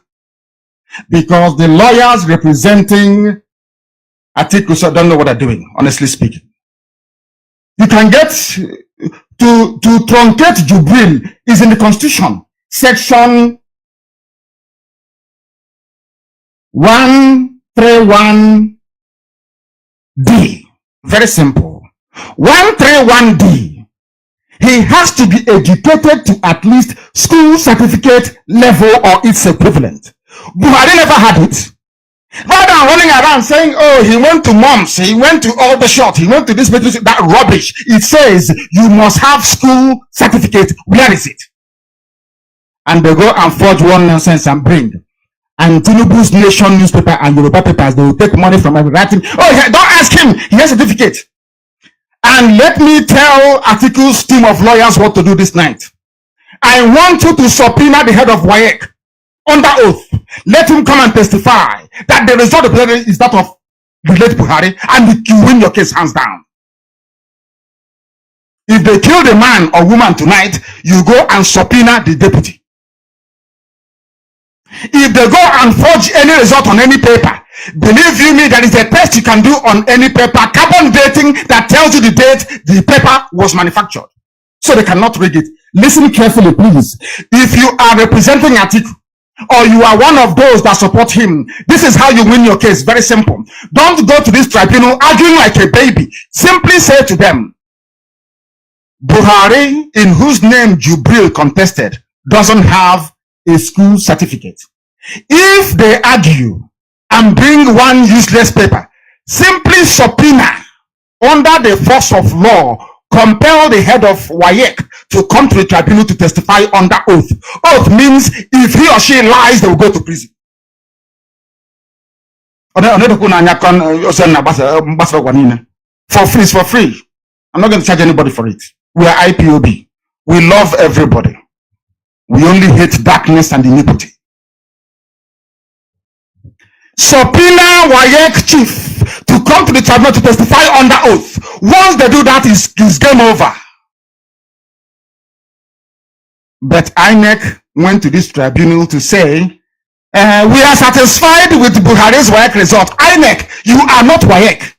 With all due respect, you are not WAEC. So you cannot certify anything. Let us call WAEC. They are not dead. Let them come and testify. And I'm going to grab one go. Oh, IPOB, they are miscreants. Don't follow Nnamdi Kanu. He doesn't know. I told you so. We are more learned than all of you put together. I swear to heaven. Only if you know what we know. If we had Biafra within 2 years, that will reverse migration. You will be begging to come. You will beg. You will call under the wall. It's not. We will not be like Trump saying we will build wall. We will build our own. Both electric fence, police dog. You can't come in. Children of darkness. We continue.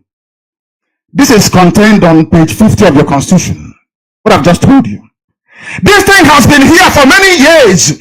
And the dead Buhari was contesting election after election, no certificate. Nobody dared to say, this is what INEC, this is the constitution is the highest law in the land. I said highest. There is nothing Supreme Court can do about it. All they can do is to interpret. They cannot change it. It will take an act of parliament for the National Assembly by 2/3 majority in both houses to vote, I believe, to amend the constitution. As long as it has not been amended, and as long as there is no certificate for Jubril, for the dead Buhari, he cannot be sworn into office. That is what the law of the land says. This section of the Nigerian constitution is clearly defective. And I'll tell you why. About this, you have to be born in Nigeria. Very defective. And I want to prove to you this evening that when I say they do copy and paste, some of you don't understand. The law, do you know why they don't know laws in Nigeria? Because all they do is they hear one sweet law in England, they copy and they paste. They go to America, they copy and they paste. They don't ask themselves, do we have the ability to be disciplined enough to adhere to these rules and laws that we're putting down on paper? This section of the Zoo Constitution here, section 30, It is 131, isn't it? Section 131 of the Nigerian Constitution. 131 bracket A. He is a citizen of Nigeria by birth. You must be, is wrong, fundamentally flawed. They did not take into account that there is no country called Nigeria, that Nigeria was just a simple company, limited liability company. Royal Niger company, which they converted into a country. As I well famously said, is a contraption, a mere geographical expression. It doesn't mean anything. But they were afraid that if they don't put it in here, somehow people will know that Nigeria doesn't exist. It's fraud. It's a fake. It's a British colonial disaster. Do you know what they did? Those that Abdul Salami Abubakar asked to go and write the constitution, you know what they did? They simply ran to, you know, US is beautiful. If you go there to New York or high-rise building, you know, open your pocket to they collect, you know, Jerry can. That's what they used to go and collect physically Coke. That small Coke you drink, 30 cl. If you go to a Burger King or they put in your pocket, you Jerry can. Drink as much as you like. So when they go there to stock funds they have stolen from the people, from the national treasury, they see it and they think, oh, maybe if we copy and paste their laws without the discipline that should go with it, maybe when I wake up in the morning I'll see skyscrapers outside. They don't know the world doesn't function that way. This part of the constitution is clearly defective because Abdul Salami Abubakar is a military man, not a constitutional expert, not a politician, and not a philosopher. You don't know, before you can write constitution, you have to be a philosopher. You have to think about the people, what they want, how best to get the best out of them. When we say it in our local adage, people don't know what it means. You write your constitution to suit your circumstances, to bring out the best in your people. That is why China can run a communist system as a political system, but run free market economy. China were the first people to try it. They said, no, we are not going to dabble into democracy yet, but we want all the trappings, all the good life that free market economy can bring. That is why China is an anomaly. When we were going to school, we were told that socialism and capitalism is a dichotomy. They can never meet. These are two parallel lines of thought. They can never merge together. China said no. In America, democracy can work for you, but here in China, please, it won't work. But we will allow free market economy. Now you understand what it means. But in the zoo, Abdul Salami Abubakar was busy stealing money. That man is a rogue. Stealing money, looting cash. As they were scrambling, this same Tinubu that ran away from Nigeria. All of them in Nigeria ran away. All of them ran away from Nigeria. No, they didn't come for their arrest, or they just disappeared. Through Cotonou. They said, don't worry, give us any constitution you like. They merely, in a hurry, copied the American Constitution, the part that says you have to be born on U.S. soil before you can be president of USA. They just copied it, too. Here, that is why when people argue foolishly that Atiku was the controller of customs and vice president, but that is not the point. Where was he born? At the time that the mother gave birth to him, which citizenship did he have? Very simple question. No, not at all. What the plagiarists did, they just simply plagiarized. Now you can understand when I say they're not learned. Forget all the PhD, CCD, FFT, rubbish. They went to American Constitution and copied it, without knowing that America emerged organically. The Puritans left on a ship called Mary Rose from Southampton in England.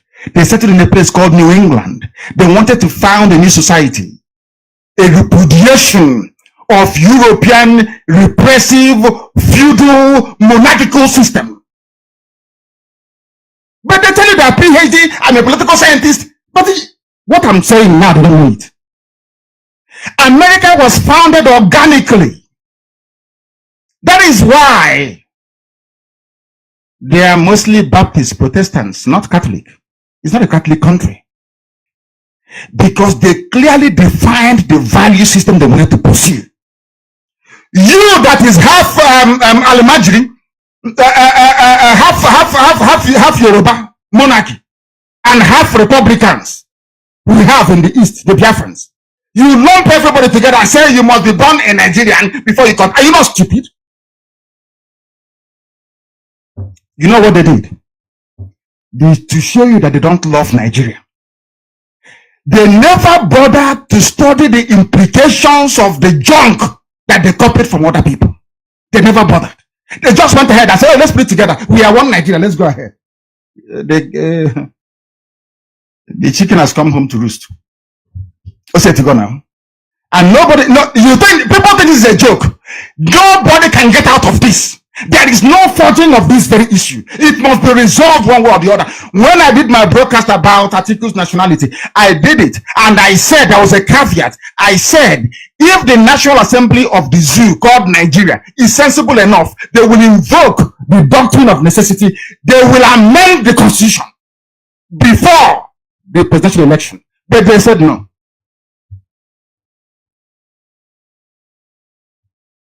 Do you know that being the vice president of Nigeria, customs controller, does not require you to be a Nigerian by birth? The only thing that requires you to be is the office of the president. Simple and short. In the US, you can be a 10-time US senator. You can be Secretary of State, all you like, Chief of Defense. Once you step out to say, I am contesting, make sure you have your birth certificate with you, that it reads USA, place of birth, either Wyoming, Utah, or Hawaii, in the case of Obama. They say, Obama is an African. You see how foolish they are. Obama was born in Hawaii, a US territory, on US soil. Do you understand English? Oh, dear me. I was born a Biafran. I cannot contest for the presidency of Nigeria. And God forbid, I will never. I don't even dream about it. I have never dreamt about it before. Even if you give me for free, I will not take. But I'm just reminding all of you E-rats, hoping that hey, one day I'm a Biafran. Even some of you that say that you're from Niger Delta, if you are born between 67 and 70, you cannot be the president of Nigeria because your birth certificate reads Biafra. We must continue. This controversial insertion of you must be a Nigerian by birth entered into the Constitution of Nigeria as a direct result of copy and paste, plagiarism, copyright infringement. Because the great USA Constitution says a person must be born on US soil to be president. Those that claim they read the Constitution of Nigeria simply did copy and paste. They come out to say that they are legal luminaries. Then you have seen the mess they put everybody in. What is happening now is not Atiku's fault. And it's up to them how they want to rectify it. But as I said, I'll give them my advice for free if they can follow it. Had the Constitution of Nigeria been written by the people, they lied and said, we the people is a lie. Had it been written by the people, it would have been highlighted during the draft stage that Nigeria is only a mere geographic expression, no? As I always said, not a nation. So when I'm saying by birth, be very careful. After all, some people joined us in 1961 and some people seceded for 3 years. If had it been a constitution of the people, when you're drafting it, people will bring in ideas from everywhere. But it is not. It is Abdul Salami Abubakar's constitution, not a constitution of the people. Now you have seen it. When people were campaigning, telling them that the constitution is defective, they didn't want to listen. They never wanted to listen that the constitution is defective. They don't want, nobody, it is, hey, I'm going into office, you want to spoil my show, it's my turn, you want to change constitution. That's why I said that they copy what other people write, but without the discipline to go with it. Before you put traffic light now, people must be willing to obey it. Is that it right? People are zooming all over the place. So don't bother. This is happening in Africa. I read the other day. Do you know that it is against African laws for you to deport anybody from one African country to the other? You don't know that. That's a topic for another day. But we'll get to it. All of us with Biafra on our birth certificate. Forget it. The one Nigeria. You cannot contest for the presidency of Nigeria. Go and read the law. Go and read the constitution again. It is by birth. INEC on its own. You see that Minu they call Yakubu? INEC on its own is the most foolish organization ever. Foolish and hopeless. Of course, it's run by a Fulani man. What do you expect? Look at all the parastatals they run. How hopeless it is. Fulani people. Useless and hopeless. It's because of Yoruba cowardice. Yoruba, when? Hi. Of course, there are brave men in Yoruba land. They're very brave. They're very few. Very few. This is the damage that the conquest of Ilorin is having on the psyche of the average Yoruba man. They see Fulanis as their lord. That cannot be challenged. They are mortified. They are frightened of Fulani. That's why I said no. Our people cannot follow them. We cannot follow them. It's impossible. Listen carefully, please. Atiku Abubakar was born on November 25, 1946 in Jada. This is in Adamawa State. It was part of northern Cameroon. He only became a citizen of Nigeria by plebiscite. That was the point I was making. But because Yoruba media, they have this hatred for the name Nnamdi Kanu, they don't want to hear it.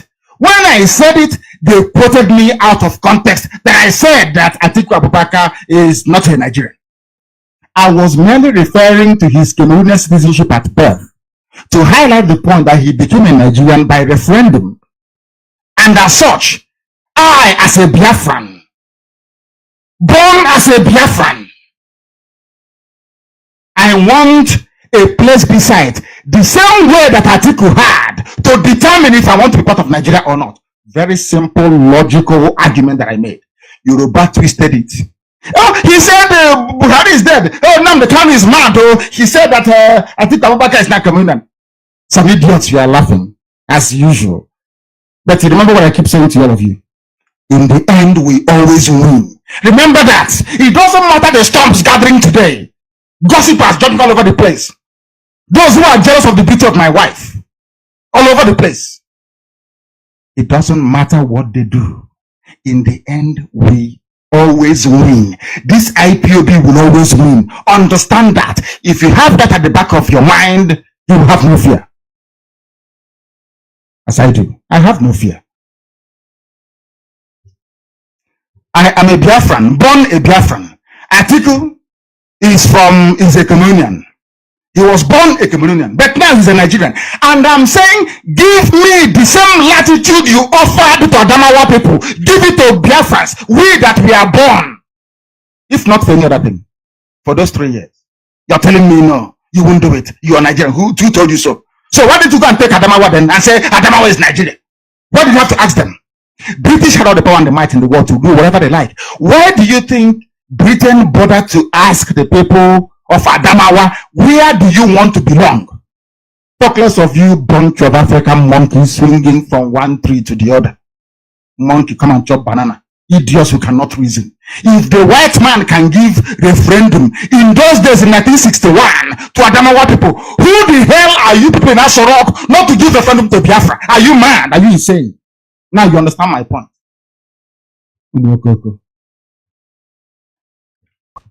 This information I'm bringing to you has always been in the public domain. It's not hidden.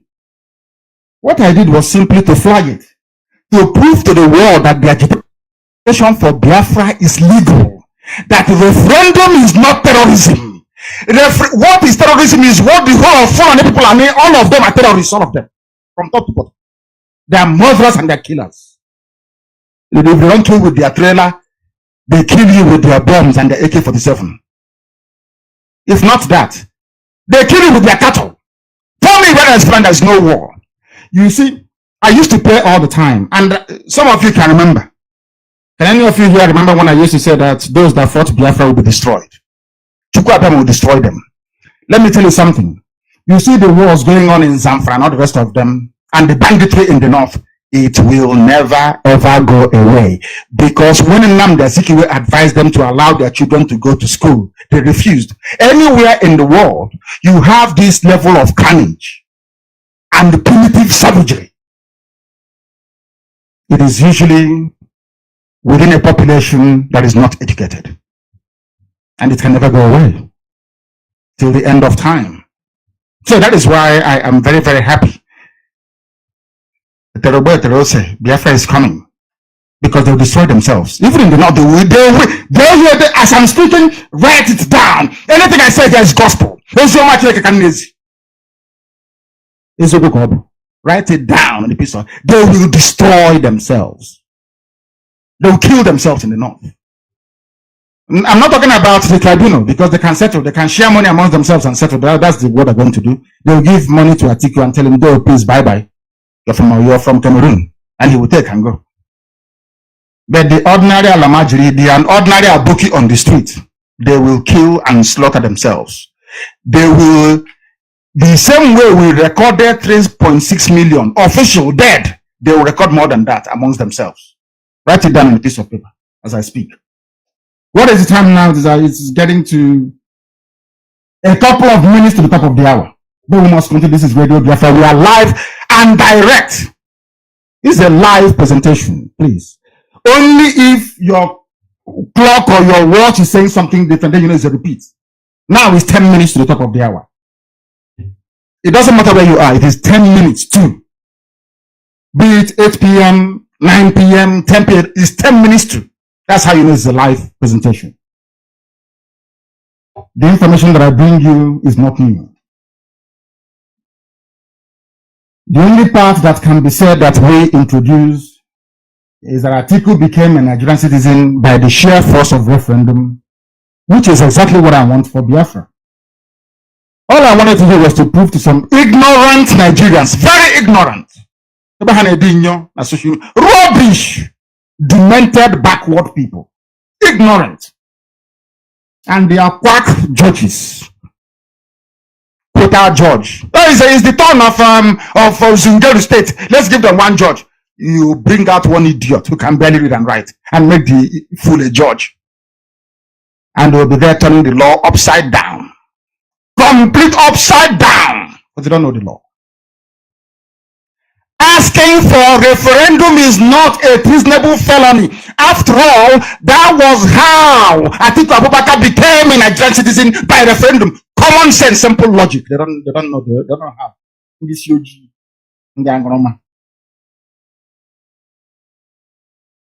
This confirms what we have always known. The fact that they now went to their tribunal to argue exactly the same points that we showed out on Radio Biafra is confirmation that Nigerian Asorok, all the judges are listening. They listen, of course they do. Some will pretend and say, "Oh, darling, I'm going to sports club tonight." They hide in the car. So such a motor Radio Biafra. He has tennis racket with him and white short. Okay, bandage. This banner, you think he's gone to sports club to go and play tennis? He's gone to his car to listen to Radio Biafra.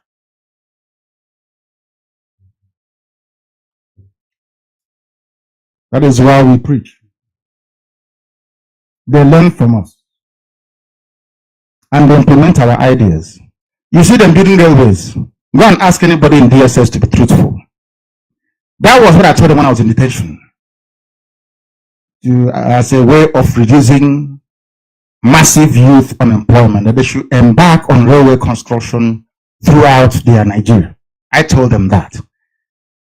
But as clearly as it is shown today, they did not follow exactly everything I told them. That's why they couldn't reduce unemployment or youth unemployment. Ask them, they will tell you. They were asking me ideas, I just gave them one, and they copied it. Today, they have run to tribunal. Senior advocate of Nigeria. Atiku is not a Nigerian. APC tells tribunal. Who told you that? Because you were listening to Radio Biafra.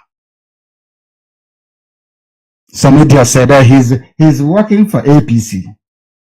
I'm going to come to Jubril. You think I've left Jubril? Me leave Jubril. You must be joking. I'll come to Jubril later.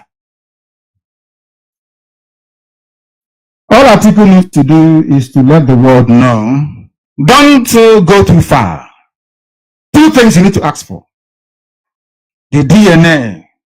That if they bring the DNA of the man in Asorok, you withdraw your case from the tribunal. You go to PDP and you say to APC and you say to them, very simple. You want me to withdraw my case? Yes, I agree. I'll withdraw. On two conditions. Go and, no, in fact on one, because the other one is entirely up to you. You can call a witness on your own. You don't need their consent to do so. Go to them and say, give me a DNA result of the man who is there, and I will withdraw my suit. And I will join you. If they do the DNA on Jubril, and it comes out that that man, that thing there is Buhari, I will stop. I'll resign my position as the leader of IPOB. That's how confident I am.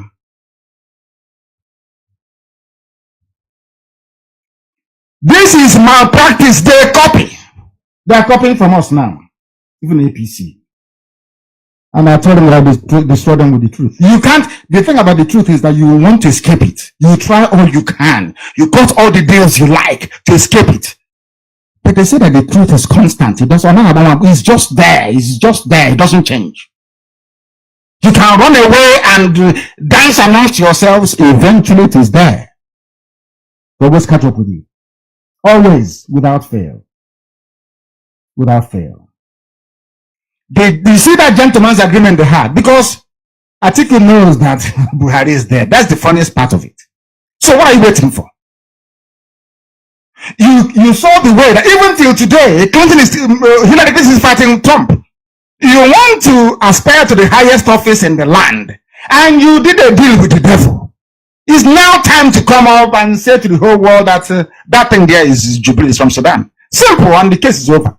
You win your case. They are the ones hitting you hard, and you're there keeping quiet. Why are you keeping quiet? What for? That deal you made with them. They told you, oh, don't worry, let Jubril finish the tenure of Buhari, and you come in. Has it materialized? They don't keep, they're not gentlemen, they don't keep agreements. You know, now Jubril is their poster boy. They want to use him to 2099, maybe. They fight very dirty. Very, very dirty, because they know that the world knows that Buhari is dead. Everybody knows. But what if I junk? You know, it's like a computer. The so-called sovereigns, like any junk you put in is junk, you will get out. So if you send a goat to America to say he's Nigerian president, they accept the idiot. They accept the goat. You don't know that? You think Americans should come out and say, oh, I'm not going to see you. He's not Buhari. No. International diplomatic protocol requires you to accept whoever is presented to you on behalf of that very state. It's simple logic. Everybody knows that. Perhaps some people in this room don't know. They're saying that Atiku cannot successfully sue INEC and Buhari because Atiku is not a citizen of Nigeria by birth. One Yoruba PhD holder, Bumi Awoyemi PhD. You think empty brain. Atiku can sue them as a Nigerian citizen. He will sue them, and the truth will come out. Atiku is not suing them in his capacity as a presidential candidate. He will sue them in his capacity as a citizen of Nigeria, and that's how he win his case. That's a very strong logic that you have to be born a Nigerian. Remember, if you hear, well, if you read what Premium Times, you know that Fulani online blogging site wrote about me. Unbelievable. They said the secession, no, the terrorist secessionist, there is nothing they didn't call me. But all of you were sleeping. I was the one that told you to refer to this very section.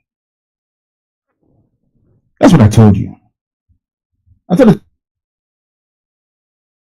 to refer to it. It wasn't me that wrote it. Every person born in Nigeria before the death of independence, or either of whose parents are one of them who belongs to Akorogala. Atiku's parents were not Nigerians at the time that he was born. If you want to use that senseless logic to interpret a very simple constitution that says he must be born. When they were chasing Obama around, did they ask him where his grandparents were from? They asked him, where were you born? It's simple English. If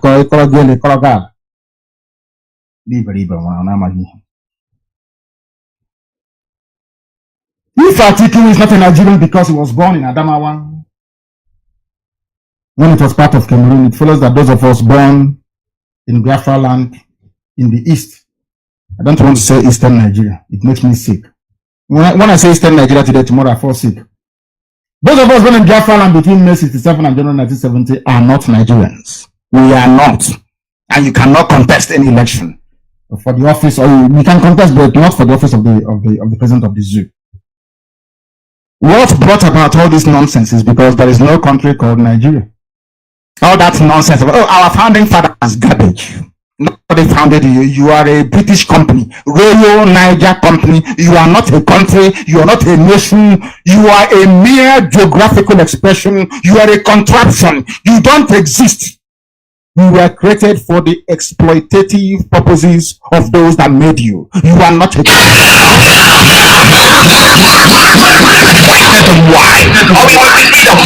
radio station with more. You're listening to the radio station. You're listening to this is Radio Biafra. Radio Biafra. Nnamdi Kanu'S was born in 1904. He was 10 years old before the 1914 Amalgamation Treaty. Obafemi Awolowo was born in 1909, only 5 years old when the so-called treaty was signed. Abubakar Tafawa Balewa was born in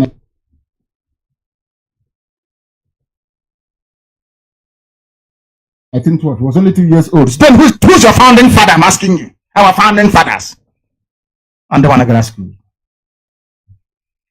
Michael Okpara was born in Ahmadu Bello was born in 1910, 4 years old before your so-called zoo was created. Who signed the papers in 1914? Ask yourself that.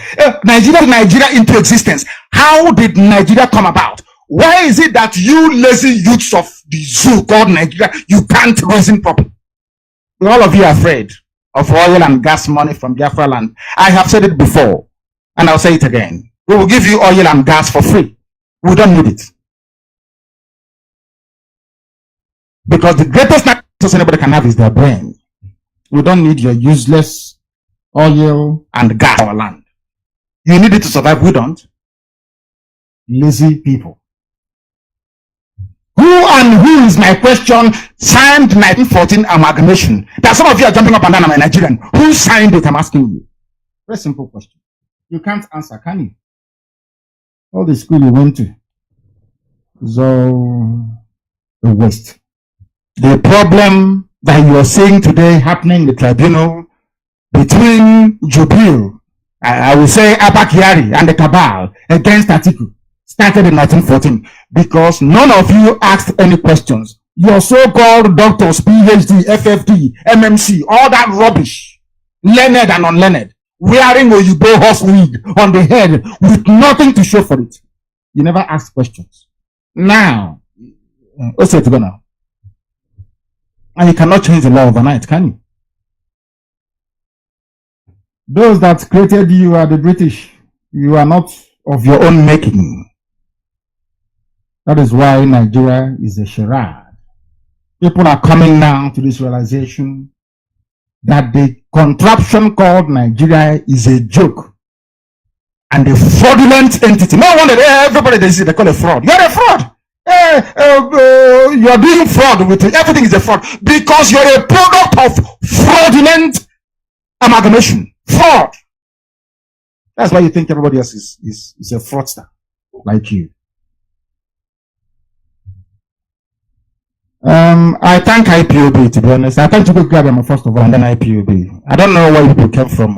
You people are not of this earth, I'm telling you. Very special people. Fearless, as somebody wrote, indefatigable, persistence. The highest order. We are not we change the consistency. Yes, you put Chineke. I told them that I'll destroy them with the truth. And it's happening before their eyes. I don't care if you love me. Do you think I care? What you do? If you like release video of me making my wife, that is your business. I don't give a damn. You steal my property. After stealing my property, you go and release what is contained in a stolen property. And you want me to respond to what? You said, I'm here to preach the gospel of Elohim. We are not like other people. Because as I once reminded you before we came, there was nobody like us. Now that we are here, they pretend, they copy, they emulate, they fabricate falsehood. But they can never be like us. Long after we are gone, they will wish we lived forever. IPOB is very special. Exceptionally special. The largest mass movement in the whole world bar none. And we did it because Chukwu Abiyama is with us. We did it because Chukwu Abiyama created IPOB himself. And we are here to pilot its affairs. We will not prevaricate. We will not stop. We will not slumber until Biafra is fully restored to its former glory. Anybody in doubt as to our resilience and our determination to restore Biafra is not only mistaken, not only misguided, but needs to see a psychiatrist. Because we are not stopping. I am Nnamdi Kanu and I don't stop until I get what I want. All right, we're still educating you on what is going on in the world. This is IPOB, this is Radio Biafra USA 2. We are live from New York City. All right, I had taking you back to the archives, which I promise I will keep doing until I have to keep this voice fresh, memory back. People think and they forget so quickly. Something because we are multiple. You sit down here, you're listening to something when you're Peter, and the next time you're listening to something when you are Anthony, and if you make a plan, you discover that Peter is not even aware of the plan. That's the point. That's why we keep forgetting, because we're not present. When you that is listening, you that said you have listened before, trust me, you will always remember. The reason why you forget is because you were not awake when these things were being read. So I am still here. I'm going to take calls, and whoever is going to call me, please. I had said earlier that I want, if you have any information about what went on in court today, you call me and let me know. I received something here actually, but it's something that I think I have to read at the end of this program. Probably when I get something from the court, because this is an opinion spread, even though it's from the legal team. They made it very clear that what we are saying now is not necessarily what Mazi Nnamdi Kanu'S thoughts are. So I don't think they're doing that. They're expressing their opinion. It's like somebody calling Radio Biafra and you say, whatever I say today is not by Radio Biafra, it's by me. I'm taking responsibility. Okay, that's good enough to indicate. But so I think I have to hear from someone who's around the court area, someone who has pretty direct information on what went on in court today. Meanwhile, I have a clip here that somebody sent to me, and I need you to listen to the clip very well. Because it has to do with exactly what our leader is saying.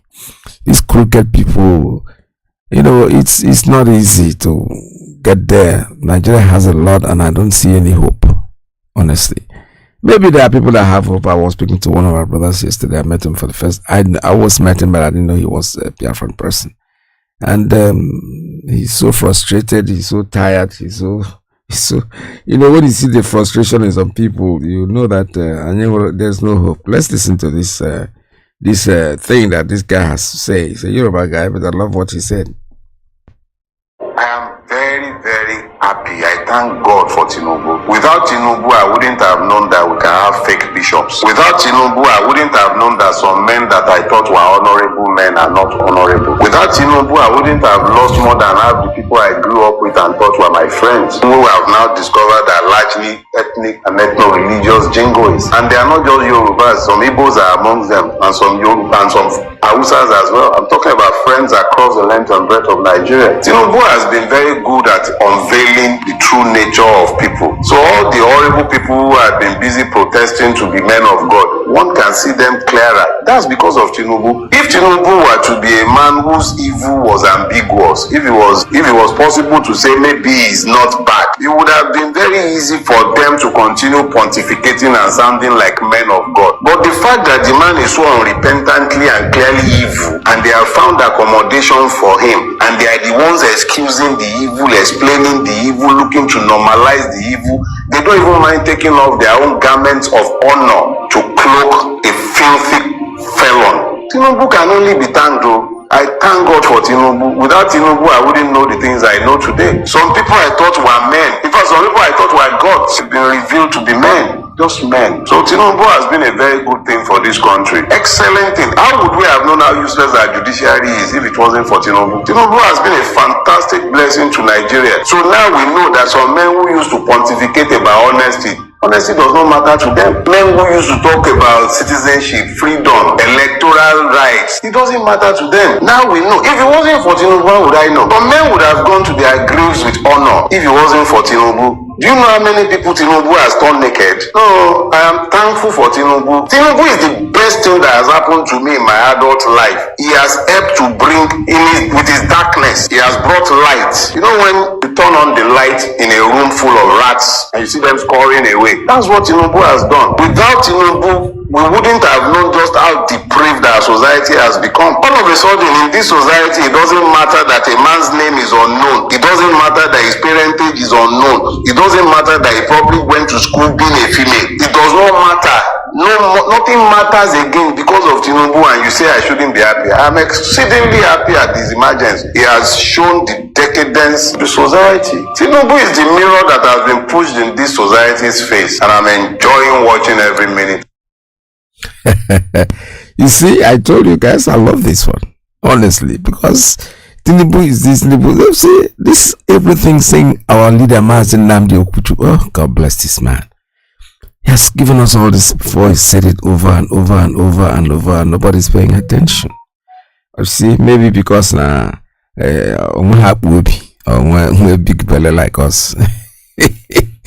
All right, let me see how messages coming in, but the lines are still very much open for you. If you want to call me, please do so. This is Radio Biafra USA 2. Our leaders went to court today. Our leader Mazi Nnamdi Kanu'S was supposed to be in court today. I don't know how far they have gone with the court thing, but we are here. If you have any direct information, call the radio. The number here is 646-920-4541. 845-344-7984 and 929-406-9953. Give us a call if you have any information. We are not like other people. About what else? Because as I once reminded you before we came, there was nobody like us. Now that we are here, they pretend, they copy, they emulate, they fabricate falsehood. But they can never be like us. Long after we are gone, they will wish we lived forever. IPOB is very special. Exceptionally special. The largest mass movement in the whole world, bar none. Alright, have a call. Let me take this one. A caller, let's see. This is supposed to be a group call. Caller, good morning. Tell us your name and where you're calling from. Yeah, Veteran, good afternoon from Poland. Yeah, this is Mazi from Israel Chronic. Okay? And of course, I hear from America and all the province of Biafra land. Our leaders see members in the Kuchukana members of Shugupes and Renat on Memezu.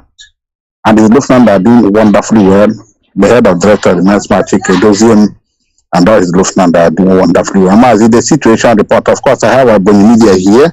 Something is going on in the Boni, and I'll send you what he's going to say here, because why I brought him, you might not pronounce them very well. What happened in the court today? The case have been suspended or postponed to 15th of December. This is the only thing. Nothing much happened, Mazi. This is the situation. That is the situation. And the new son to help us, okay, there. Agabi, I send it to you. You see the name there?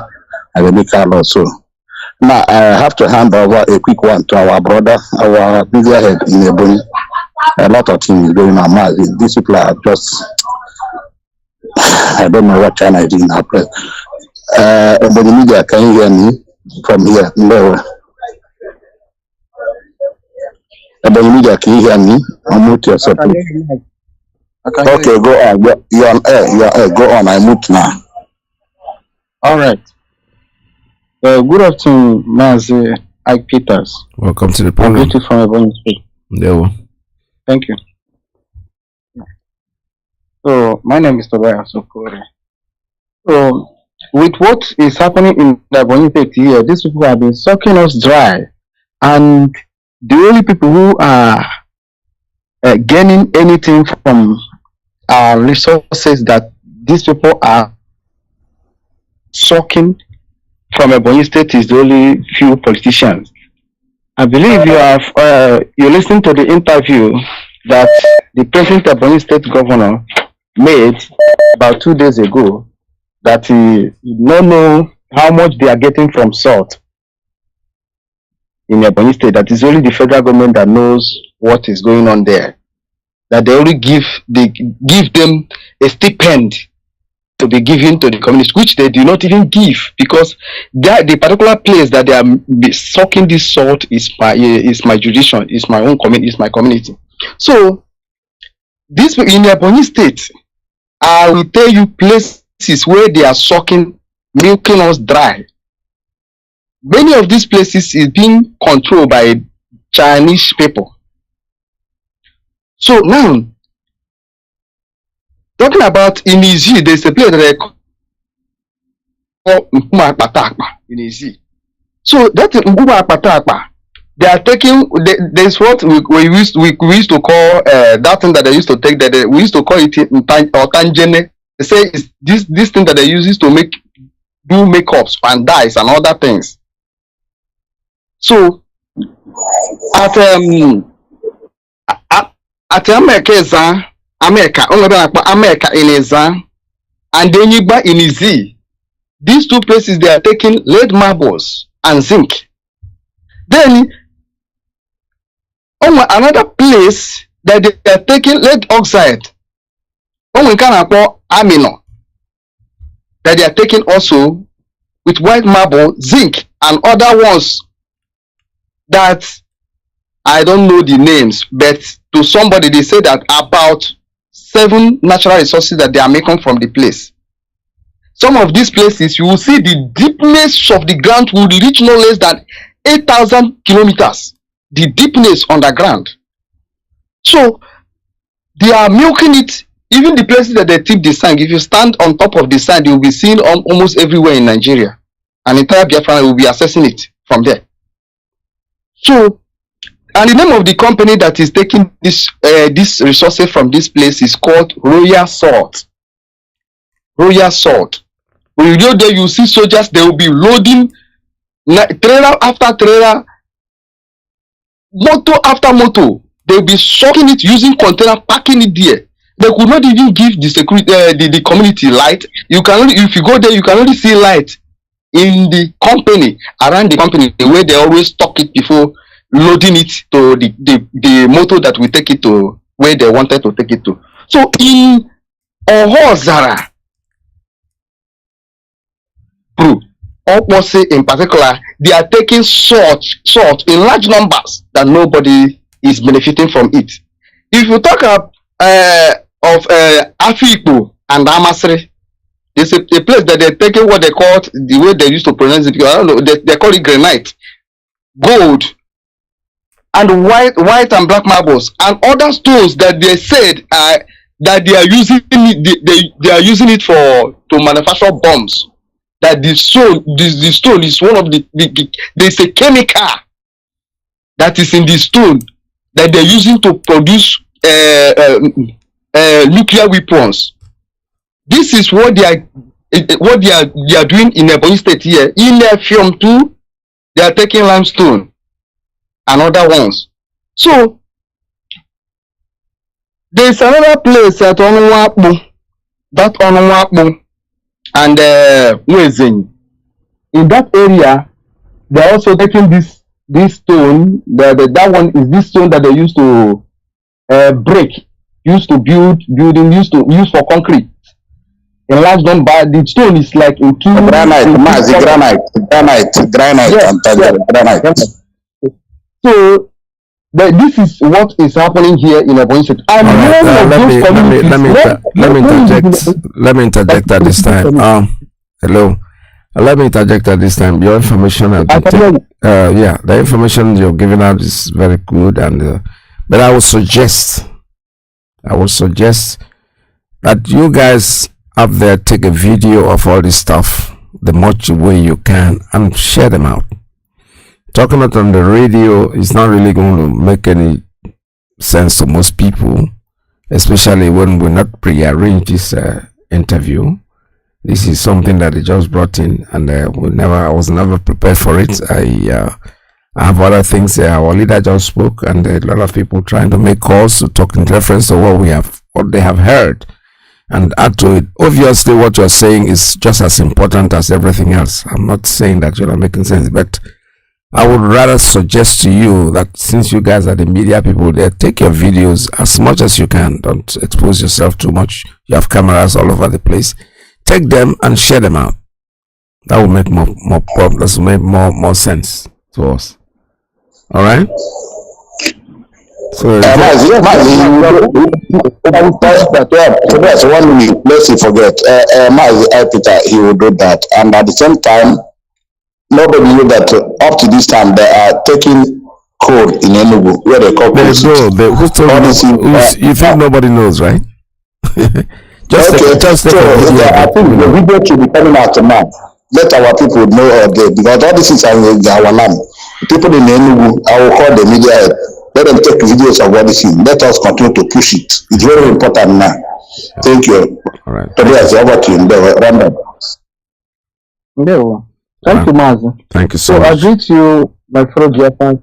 Thank you. With what happened today in the court, Mazi, I said, God is in control. Yes. We are waiting, we are watching them as they are pulling themselves all around the world. Okay. But I believe God, and I believe the intelligence of our people. They can never fool us again. We are standing solidly behind our leader, Mazi Nnamdi Kanu'S, and we can never allow ourselves to be destroyed or to be fooled by anybody that is jumping out from somewhere to be shouting Biafra, but right inside their heart, they are out to destroy this struggle. We can never be fooled. We are wise now. Let Almighty God keep blessing you people, keep you alive in good health to continue to pilot this struggle, and also to continue to preach the good news of the restoration of Biafra until Biafra comes. Thank you, Mazi. Thank you so much. All right, this is Radio Biafra USA 2. The lines are open for you to make your calls at 646-920-4541, 845-344-79, 84929-406-9953. Let me take this one. I see a call coming in. Caller, good morning. Tell us your name and where you're calling from. Caller, good morning. Tell us your name and where you're calling from. Yeah, Mazi, good afternoon. I know you can hear me. I can hear you. Good morning. Welcome to the program. Yeah, thank you. Thank you, Mazi, and thank you for your program, Mazi. Mazi, what maybe to I don't know if somebody has reported what happened in Abuja today about the court of our leader. Is everybody reported it already? Well, they reported, but if you have any information, just go ahead, sir. Tell us what you have. The information I have is I have forwarded it to you. If with this number that I call right now, if you search it, you can see. So what happened now is the something hard today. The something hard today, and our legal team have the judge and the district, they have scheduled it again to be on 15th of December. 15th of December will be the judgment day. 15th of December is the judgment day. So they shifted it to the 15th of December. Something goes according to it, go to our favor in the sense that there's something here today. The main something the debate on it is what the DSS brought to them about Nnamdi Kanu case and other things. And our legal team brought also the judgment of appeal court and others. So they said, okay, they will not entertain everything today, that something will be on 15th of December for judgment. So 15th of December is the final day of judgment. Mazi, we are getting there. Nnamdi Kanu must be released this year, whether they like it or not, it must be released. Mazi, that's what I want to say here. Thank you for having me, and God bless you. Thank you so much. All right, thank you very much. In other words, they're giving the judgment, the verdict on the 15th of December. Let's wait because before you know it is there. However, we are here. We are Radio Biafra, your Biafrans. That's all we are. We here. We are resolute. We are not like them, and they can never make us be like them. Our leader have already told them that we're very special people, special breed that is brought in to actualize this our struggle, and we are going to get there. I will keep going back to the archives until that day. We have a lot that he has to teach us. And all those things that he has said before, those who didn't pay attention, I am repeating them because I want you to put your ears down and see whether he has said anything that's not in place. Caller, good morning. Tell us your name and where you're calling from. Dr. Peters, this is Ben McCarp. I'm calling from Boston, Massachusetts. Welcome to the program, Ben. Yes, sir. Whatever anybody says in IPOB radio is that person's opinion. Yes. It's not the opinion of IPOB. And it's the only person we should worry about. His pronouncement is our leader right now, who is Dozim. Yes. Anybody that called IPOB, whether you remember or not, has every right to say what is his mind. Yeah. If the moderator like you, the moderator of the radio, if you don't like what he said, all you can do is just say that the opinion of the speaker is his own opinion. It has nothing to do with IPOB. Absolutely. This is the public radio. Yes. I want that everyone to bear that in mind. And why I'm saying this is because some people will call Radio Biafra based on people's opinion. They start accusing the person that spoke, attacking him. That's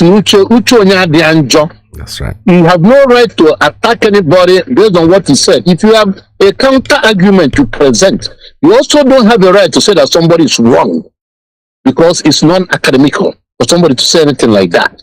You cannot, look at a person's speech and say this speech is wrong. No. If you analyze it, you must see some element of truthfulness or some important thing there. So you do not categorically say that somebody is wrong. It's an insult. Why I'm saying this is because of what happens on radio most of the time. If you have nothing to argue with, if you can't counter argue with the person, just mind your own business. With regards to today's court, I was not expecting anything, because this is the first day it's mentioned in the court. It's an appeal. So they will hear the appeal and they now go back, just like the last speaker rightly said. Yeah. Nobody's expecting any verdict today. They will hear it, and the good thing, just like you said, is that 15th of December is just around the corner. That's right. It's just around the corner. So we wait until 15th of December. And what I have to say with regards to the speech of Mazi Nnamdi Kanu, Mazi Nnamdi Kanu was the first person to tell us that Tinubu is corrupt. That's right. That man is a criminal. Farotimi, the guy that spoke, it's Dele Farotimi is his name. Yes. I always like that. He's very liberal, and it's a Lagosian. It's not this, real timid Yorubas. It's a Lagosian. That means it's ancestor probably settled in Lagos from abroad. Now, that guy has always said a lot about, Tinubu, and everybody knows that our leader was the one who exposed Tinubu and said that man is a criminal. So it's not a surprise to me, So everything that is going on is well understood.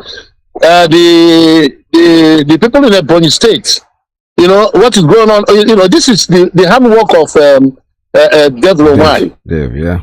That's why they gave him loan from Arab Bank with no interest to build up Ebonyi State. Now he has taken non-interest loan, and they have promised him a slot in the government, which they gave him a ministerial position already. This is how our people are selling us.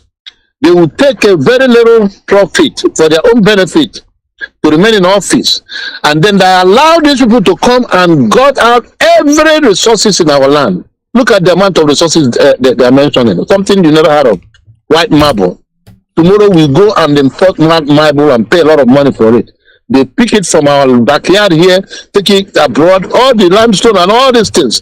It's talking about the material they use for the clear weapons. You know, I mean, they get it from Africa. They bring it from Africa, and our people are letting these people cut away with it. But you know what? As long as they're getting away with it, they can never stop. Yes. Until we devise a means of stopping them. That's why I always ask people to go and listen to the day Ambazonians addressed us, the interview. They said we should make sure we take over our resources. Grab it. If you cannot get it from where they're taking our resources, what happens on the road they're exporting these things? Mind those roads and blow those trucks off. What the hell? What's going to happen? Go there at night and dig a hole on the road and then plant something there. Once they come, you detonate it. People can detonate bomb with a cell phone from afar. You don't need to be around there. Absolutely. When their clocks somersault several times, they're going to wake up. Until we make them realize that you cannot be comfortable. If they continue to destroy our land, we shouldn't hesitate to go and start destroying Lagos and Kaduna and Abuja. If nothing else, we copy from them. That's what they do. They start bombing everywhere. When you keep them, when they know that it's not only our land that is going to be uncomfortable, that's going to be destroyed, that their own land is going to be destroyed, believe me, everybody will wake up until they see the whole Nigeria on fire, just like they are doing right now in Igbo land. That's exactly what the language people understand. I don't believe God will do you, God will do that. It's a lie, because the people that are harming you, they also know God. This is until we have what I call the bargaining chip. They will never listen to you. If they know that you are not capable of doing anything, they will continue to do what they're doing. Meanwhile, they're cutting away our resources. By the time we get the Biafra, we have nothing. God bless you. God bless you too. Thank you so much, Ben. All right, this is Radio Biafra USA 2. The lines are still open at 646-920-4541, 845-344-7984, 929-406-9953. Stay tuned. We're still here. I'm going to take a very, very short recess and I'll be right back with you. Stay tuned, please. Oh, nada, land of the righteous, sound of vibe, originality. Land of the righteous, Biafra, land of the righteous,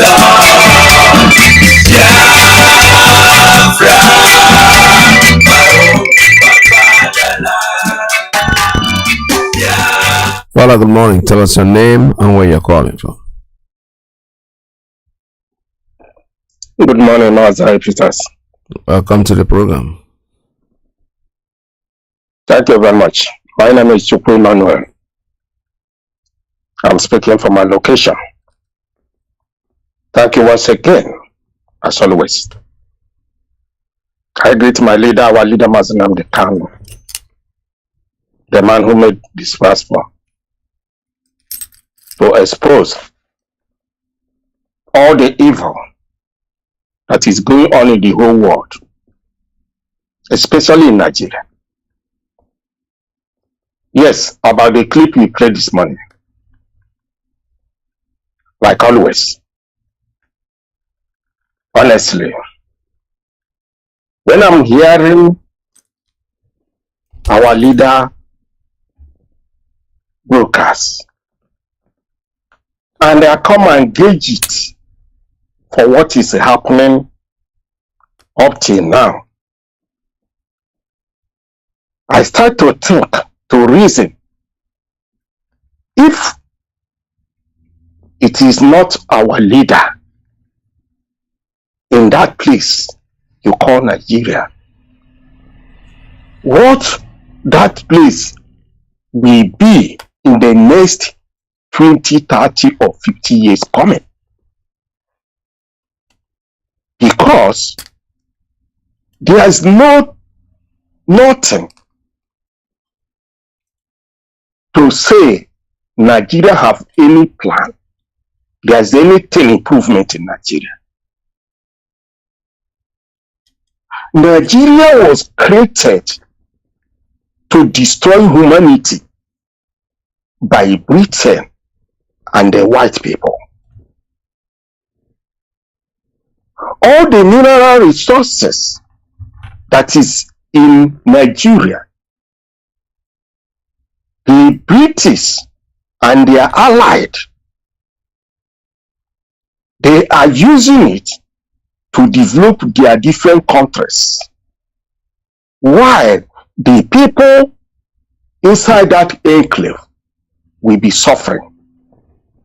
Even the common electricity is nowhere to find in Nigeria. No road. When I bring all these things together, and I saw how our people, Igbo people in particular, are fighting to destroy their future, I become mad. Why not think about future of your people? All the politicians in Nigeria, especially in Igbo land, who are suffering this thing from 1945, they cannot think to come together to support our leader and DOS, to see that they write their name on gold when they are alive. What makes a people a human being is the way they reason, the way they think. And that was what this our leader has been saying all this time. Why not think when some people made mistake, or when the dead people made a mistake like Azikiwe and Awolowo, the living one will come together and see how they can adjust the mistake of the dead, so that the living and unborn generation will not continue suffering. That is what makes you a human being. But in the case of Africa, but in the case of Nigeria, but in the case of Igbo people we have today, what they need is just their pocket, their family, and few of their friends. What happened to others is not their business, which is very, very bad. For how long people will reason and think that this world, you come here, you see it, one day you will left, and you will left with nothing. Whatever you do for the living that is good, that will be the thing that you will remember. Like our leader today, forever, we remember. For all those who understand the meaning of freedom, the DOS and IPOB, who have come out to support this movement, for unborn generation to enjoy from what they have done. But in all this, you will see somebody living in Finland, living in America. Sometimes I don't know what to say for all this thing. I don't know. When I think about what Kinasawaru have been saying about what happened to Kanu, to Nene and their group, I feel ashamed of myself to be a black man. Why not think when you are alive, so that it will be better for unborn generation?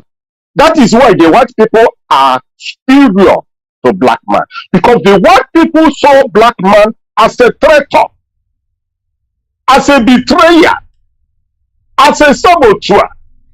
That is what a black man is learning in the school, to sell their people for their enemy. All the mineral resources God has given to black race in their various countries, only white people are enjoying it. Thank you. Let's go. 14 countries in Africa was slave under French country. Have you seen how foolish black people are? Have you seen how useless? And people will come out to come defend Nigeria, to come and defend Africa. Shameless people that is not supposed to be alive. Well, I think it's time we tell. All right, thank you very much. I support anybody who understands this movement and to give all the support to GOS and the IPOB, because that's the only thing we have. Apart from that, we are finished. Thank you, sir. All right, this is Radio Biafra USA 2. So the lines are still open. Everybody can make their call. 646-920-4541, 845-344-7984, 929-406-9953. Like our brother Ben said, you express your opinions, whatever you think you want to say, please go ahead. But however, whatever you call in to say is not necessarily the opinion of the IPOB. You have the right, it's a free world, to make your thoughts known. What we're talking about is our leaders' court case today. I've gotten the information actually that even though the case was heard today, that's wonderful. That means something was done today. They have heard it, so they've asked us to allow them till the 15th of December to make their verdict. That's wonderful. When they say December, you think it's December 2024. No, December is around the corner. It's already there. Already we're on Ember months, and we are going to hear from them. The supreme leader of the indigenous people of Biafra. Still tuned the lines to open 646-920-4541, 845-344-798-4, 929-4446. Show face on the microphone. Caller, good morning. Tell us your name and where you're calling from. Welcome to the program. My name is Mazi Nnamdi Kanu'S. I'm calling from France. You know what's happening today is something that's been happening in the case of our leader. Nigerian courts are trying to use a delay tactics. No, let's get into that now. This is not exactly what has been happening. This one, they heard they made an appeal to the Supreme Court. They heard the case. They heard the. Can I finish that before you continue? Yes. Today they heard it. They heard the case today. They are not going to give you a decision today. They have already told you, allow us the 15th of December to tell you what we think, which is proper. It's normal. It's nothing out of place about it. So anybody who was expecting them to have a verdict today, then it means you don't know how the court works. They heard the case on the two sides. This person bring your point, this one bring your point. Okay, we will study 15th of what you will say is that they might get to 15th of December, they will postpone it for another day. But for what they're doing today is right. So let's not judge the apple and the oranges. They have been doing what they have been doing before. Our leader is still winning. That this thing doesn't mean anything. For people like me, I wasn't expecting a verdict today. What I was expecting was are they going to hear it? So they've heard it, which is something that we have already done. Go ahead, sir. Okay, thank you for correction. My veteran. Also adding a little things concerning this decision of today. It's a welcome development. If I ask me, it's a good development because they hear it out, as you said. But they give it a long distance is what weaken us. because from this is October 5th, and also the next one is 15th December. It's too long, but it's okay. It's them that hold the knife and they hold everything. I think they know what they are doing. But only thing we leave everything in the hand of God. Let God lead us as He's been leading us, and I believe in the end everything will get a result conclusion, and the Biafra will be resolved. And what I want to say concerning the people who are trying to make, if our people are going to start fighting or trying to behave like Amazonia or other freedom fighters. See, our leader have made everything open and plain. We cannot follow order like they are doing because they have their own pattern. We have our own pattern. Our structure is different than those structure. We cannot emulate them, or we cannot work with them according to their own strategy, because we are working in our own strategy. Because if someone trying to push us to become or trying to follow those strategies, it is same those strategy those people are trying to push us is the same strategy all these called Biafran in the diaspora in exile that are doing. It is the same thing. And we are not diaspora, we are not IPOB diaspora. What our name is Indigenous People of Biafra. Simple. And under the Mazi Nnamdi Kanu'S with the DUS that are being a governing council. If the governing council give us what we will do it. And our decision we have already taken is we will do everything in civil. And if anything happen, trying to defend our land, that one is going to be decided by our POS of the leadership of the Biafra. What I'm trying to say this hour, we need to exercise patience, even though it's too long. As we've been exercising the patience, one thing we need to know is the fight we are fighting British, and the British are trying to cause havoc both in media and everything. If you see what the Mazi Nnamdi have been saying in his media through the tweet and elsewhere, you know that the British government are trying to see how to blackmail us and to see how it can do other things to harm us. But one thing I want to say is we need to exercise patience and see them until God will give us the grace and our leader will come out and Biafra will be secured. That's the only thing I can say. Thank you. Let us have more patience. Thank you and God bless you. God bless you. Right. Thank you very much. This is Radio Biafra USA 2. The lines are open for you at 646-920-4541, 845-344-7984, 929-406-9953. Stay tuned. The lines are still open. Make your calls. The supreme leader of the indigenous people of Biafra is Amadiki, Mazi Nnamdi Kanu. One cannot be two. Sunlight production. Show face on the microphone. Shalom Ibrahim. Shalom Muchineke. We are getting there. It's a matter of time. Shalom. Bosom. You know me say I go sell my life for you, Nigeria. Bosom. You know me say I don't know myself again. Yeah. The love I have for Biafra has take over my heart. It's burning like fire. Biafra is my heart desire. I want her like Messiah. Nnamdi Kanu is Messiah. My love, oh. I'm ready to do anything for you, my love. I'm ready to do everything for you, my love.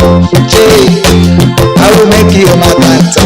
I will make you my cashier. Just be patient, my love. Oh.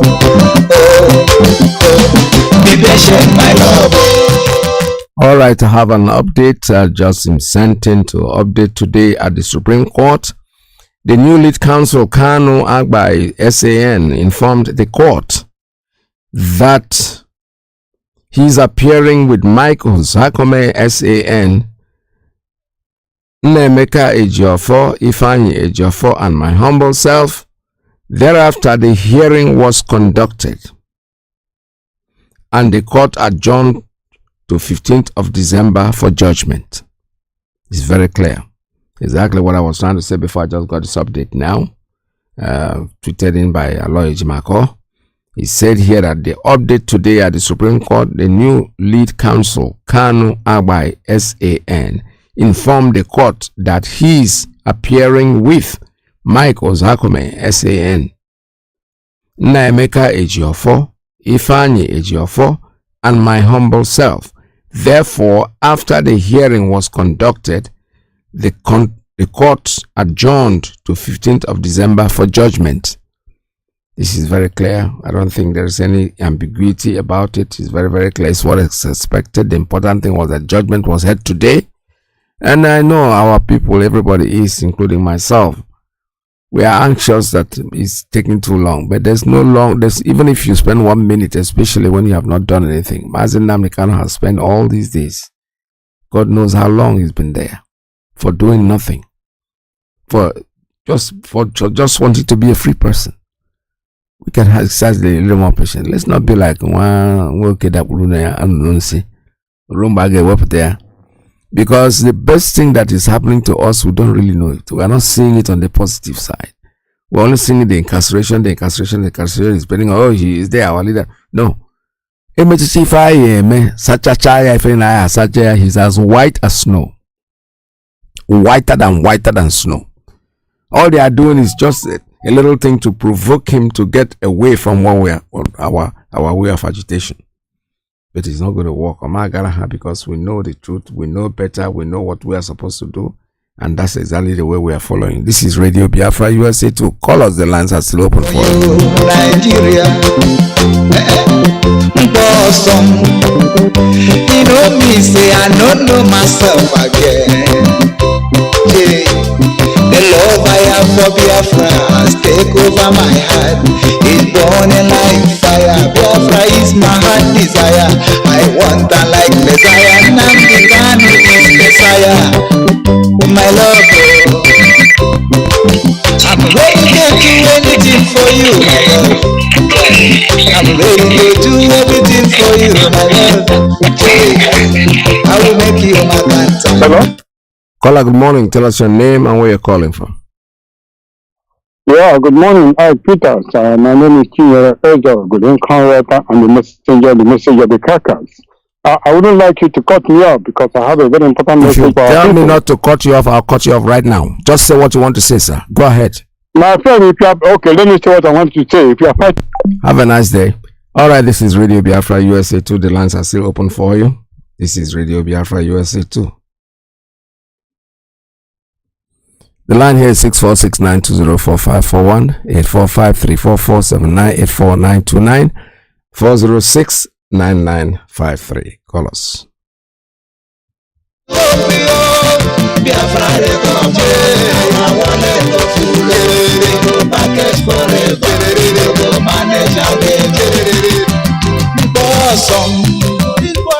lot of people could not pay their house rent again in Nigeria. A lot of people could not feed their children again here in Nigeria. A lot of people could not fuel their cars again and buy their car again. A lot of people could not eat food again for this government. Prosperity in Nigeria is not genuine. That's the reason why the masses are suffering. More they are dying, more politicians are going higher. Prosperity in Nigeria is all about evil. Caller, good morning. Tell us your name and where you're calling from. Good afternoon, my veteran Mazi Peters. My name is Simon. I am calling from America, Spain. Welcome to the program. We are still putting our heads trying to hear the updates, what is going on in the zoo. called Nigeria today. Okay. Well,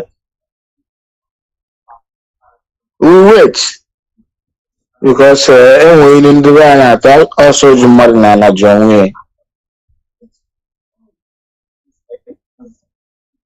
Our leader say he will defeat the zoo in their own court, and we are watching it, seeing it.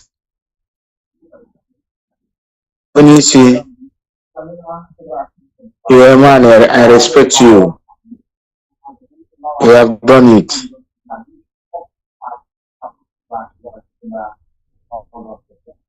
You are there for us, no matter the situation.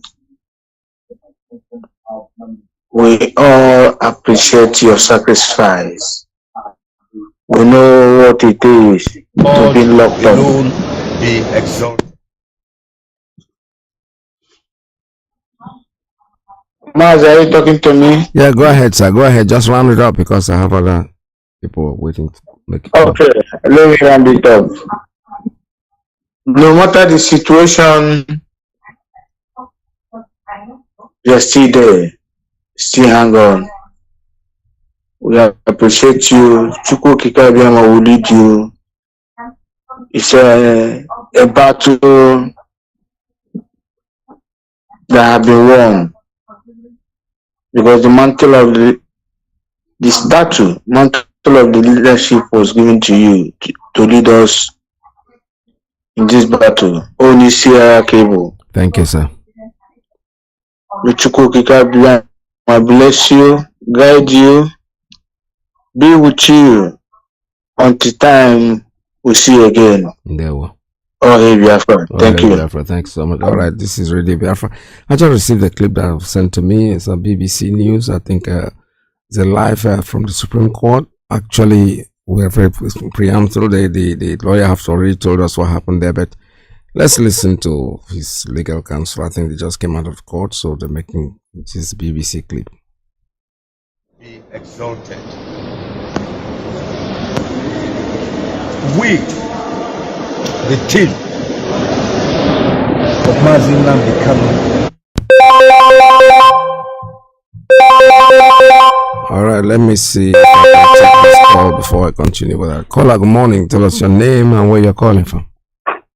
Mazi, good afternoon from here. Welcome to the program. Thank you so much, Mazi, because this is brother Ugo calling you from UK. I salute you. I salute Onyendu. And the GOS at large, IPOB at large. And all the principal officers, I salute you. Mazi, I don't know if I'm coming out clear. Yeah, loud and clear, sir. Go ahead. I just want to say something here. You see, there are some people, their job is to monitor, to direct our people in the right path, not for them to go astray in social media. And then I'm proud to be one of them. Let me tell you, this guy that always called this, sometimes he called Mazi Nnamdi, that always called himself the messenger of the Kakas.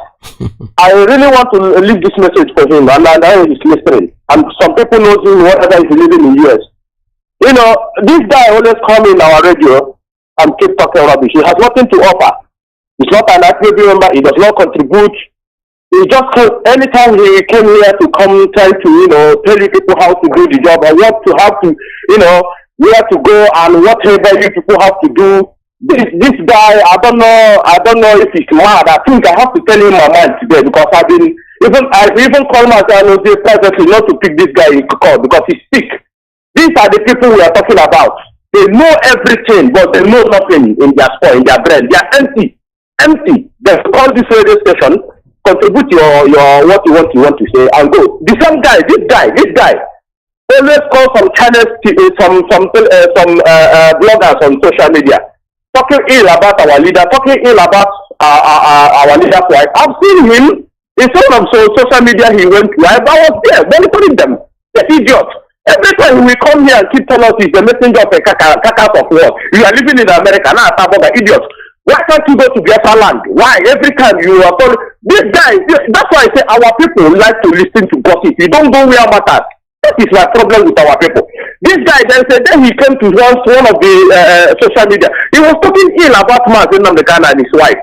But you know, since we are there at this Halo platform, now social messenger of the Kakas and Kakachine Kopoyo family, these are bastards. I hate these are the people Mazi Nnamdi Kanu and wife had a zone now no base. These are the people he's telling us apart. He was telling us about that they will always come as if they know it, but they know nothing. These people know their wife. Now these are them. You people should ban this idiot from coming to this radio all the time. He has nothing to contribute. All he always go at the back and kill us and put knife. If he say I'm lying, let him come. If he say I'm lying, I will tell him where he always go and talk ill about IPOB and Mazi Nnamdi. This idiot now for carry all the time. But fools. This what happened? No wonder Mazi Nnamdi Kanu have been telling that something is wrong with our people. And look at it. Just few days he was kidnapped. All right. Somebody now tells this bastard that he's now taking charge of Radio Biafra. He's in charge. He's the one. Mazi has given him IPOB to take over. You don't ask yourself. But simple question. Mr. Man, you should Mazi Nnamdi Kanu to take over this way. How? Where is the concentration? Where do you discuss this? Our people start listening to gossip. Mazi, thank you very much and for your good job. I'm really upset because some of these idiots think they know nothing. Thank you, Mazi. Thank you, sir. All right, I have to add to this before I close this program. This guy that calls himself messenger of the Kakas, Kakas, you might hear Kakas or Kakas around. That is, you hear Mugas around with dead things, and those are what the vultures feed on. So he has even called me offline. It's not the first time. First question I asked him, are you a member of IPOB? He said no. Good. You're talking on Radio Biafra is a privilege. It's not a right. You have no right to speak here, because if you were a member of IPOB, I will ask them to suspend you. It's as simple as that. So don't worry about him trying to call. Let him call. The more he calls, the more. The only thing I noticed, I don't know this person, never met him before, but when he called me offline, I noticed that the guy is unstable, only a mental problem. That's why I don't want to. I'm not judging him, but I know from his actions that he's not normal. There is absolutely, believe me, take it anywhere.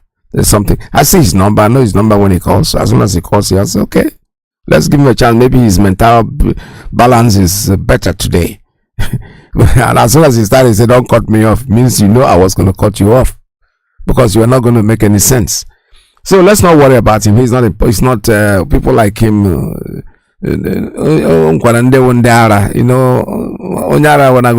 matter what he does.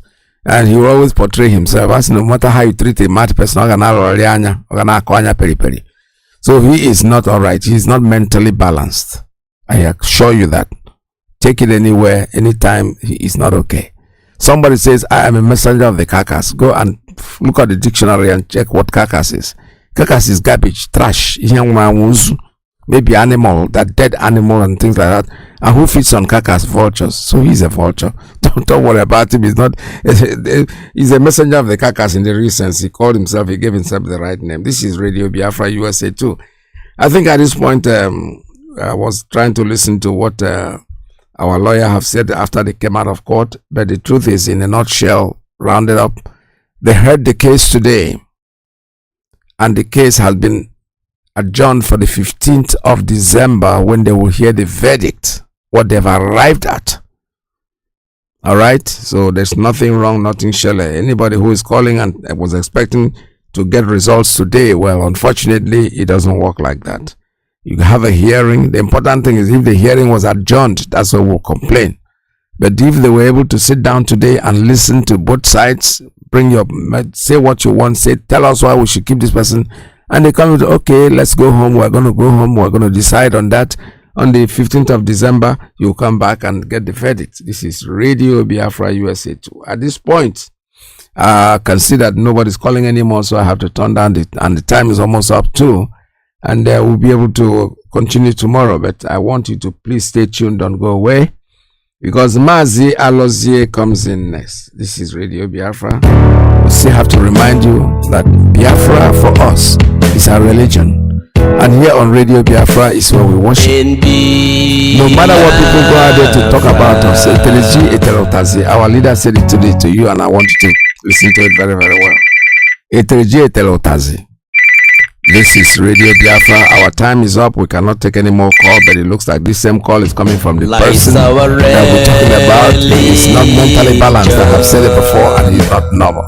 From here, from me, it's goodbye. See you again tomorrow. Stay tuned, please. For Mazi Nnamdi who's coming in next. Thank you very much, Alice.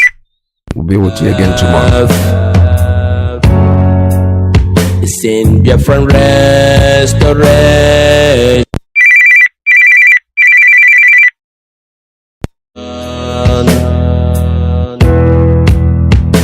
I believe. Listen to Radio Biafra. It's where we worship. There's a Chuko Kike Abiyama. Let your kingdom come. Listen to Radio Biafra. It's where we worship. As a Chuko Kiki Abiyama. Let your kingdom come.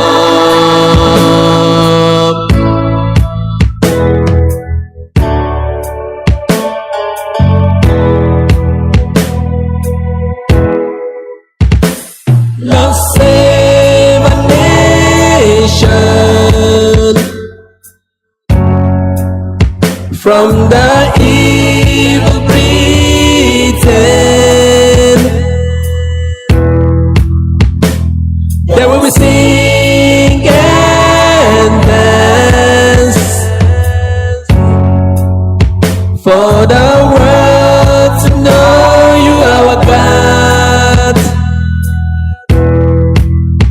I believe. Listen to Radio Biafra. It's where we worship. As a Chuko Kike Abiyamra. Let your kingdom come. Listen to Radio Biafra. It's where we worship. As a Chuko Kike Abiyamra. Let your kingdom come.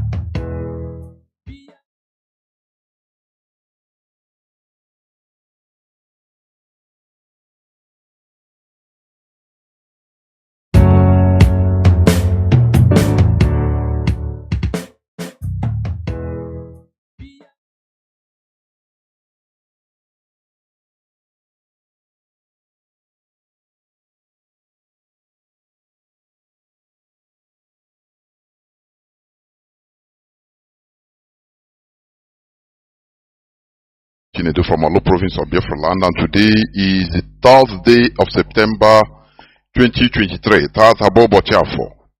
I welcome each and every one of you to welcome your friends and well wishers onto this hallowed platform. This is a revolutionary radio instituted by Mazi Nnamdi Kanu'S, who is the leader, the supreme leader of the indigenous people of Biafra, but he is in the Nigeria secret police dungeon, illegally detained, because he was illegally renditioned from Kenya with the tacit support of Britain, whose passport Mazi Nnamdi Kanu was holding or is still holding, even at the point of rendition in Kenya, and sent illegally back to Nigeria, breaking international laws. Britain, Kenya, and Nigeria, they broke international laws. They didn't have any regard for the rule of law, for human rights. Britain is always trying to, shamefully champion Britain. They always tell us or give lectures on human rights and the maintenance of the rule of law. But Britain directly involved in renditioning one of our citizens, Mazi Nnamdi Kanu, right from a third country, Kenya, to Nigeria.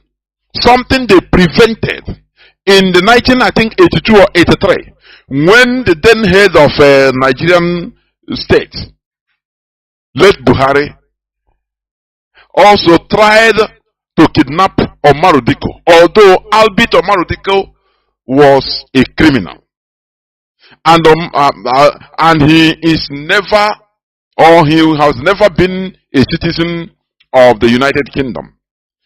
Omar Diko stole billions of dollars, naira, and all of them from Nigeria and ran down to Britain,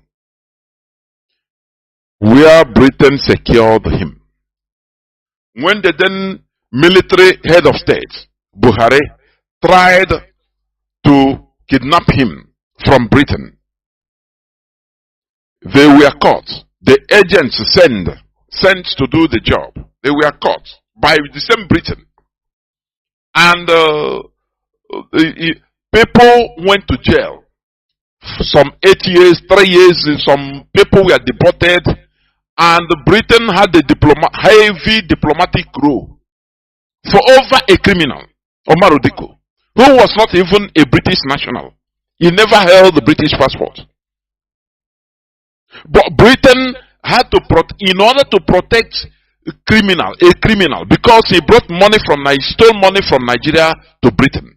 Britain has to jail people involved, both Nigeria agents and the Mossad agents that were hired, and other collaborators, and deported some people, and also made sure that they had diplomatic rules with Nigeria for many years.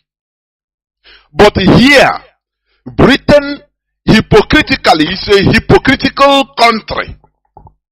See, they planned and renditioned a British citizen named Mazi Nnamdi Kanu from Kenya to Nigeria. The reason why, because he was logically, legally, legitimately advocating for self-determination of Biafran people through a referendum. But because it was not for the interest of Britain. Britain is the number one, thief in the whole world. Britain is number one. They steal from very impoverished countries. And they will come around and tell you that, they are fantastically corrupt. They are this and that. They are not. They renditioned Mazi Nnamdi Kanu to Nigeria and kept him there. It is a direct command of Britain. This is how they show people their true color.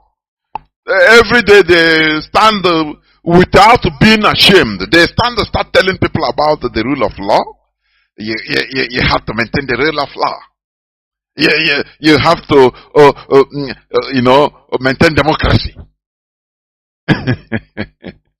Their own democracy, maintenance of democracy is complete. For their interest, complete. It doesn't matter who died or who was slaughtered, who gets slaughtered. That is not their problem. This is the world we are in. But we have discovered their system.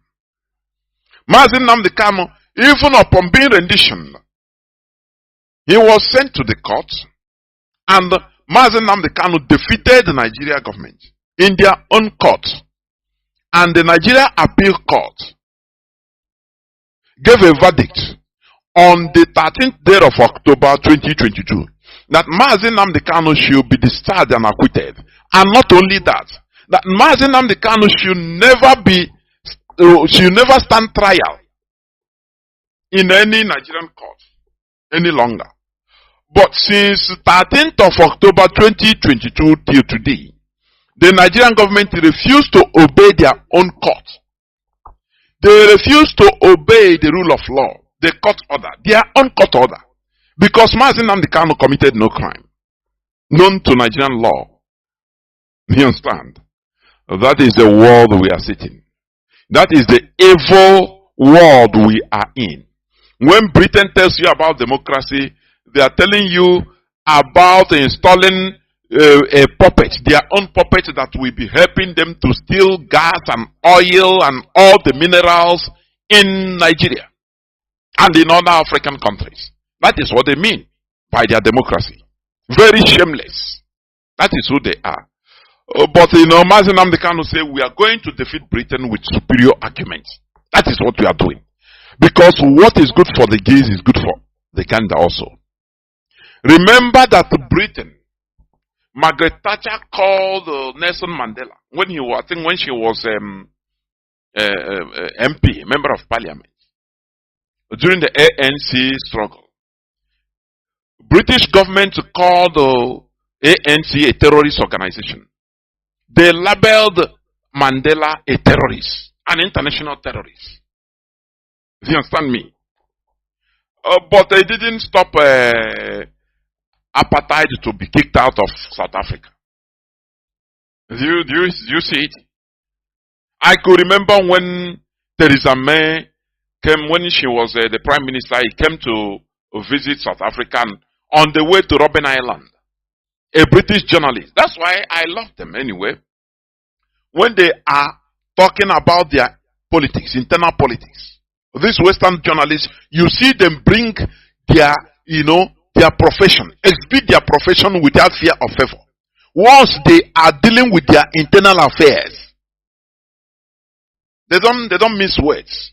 But once, if they are dealing on international politics like African politics and news about Africa, it is there they try to deceive, polish news in order to deceive. The man was asking Theresa May. He said, "Now you are going to visit a person that you labeled a terrorist during your time. I think as a member of parliament in the UK government. What are you going to say about it?" I watched it. Even the woman, the British Prime Minister as of then, Theresa May, some years back, was not comfortable. She was a kind of stuttering. The man was asking if he want to get out from the question. The man will bring him back. He said, "Now you label this man a terrorist, but now you are going to visit his solitary confinement in Robben Island." He brought him back. He brought her back, and the woman was stuttering, talking gibberish. That is the way they are going to talk. Because the restoration of Biafra will even herald a new beginning. So that we will treat with each other, with Britain, with America, with all countries, with mutual respect, mutual benefit. Not what they are doing in Africa today. Not the exploitation that they are holding in Africa, they continue doing in Africa, exhibiting in African countries today. In the name of using democracy.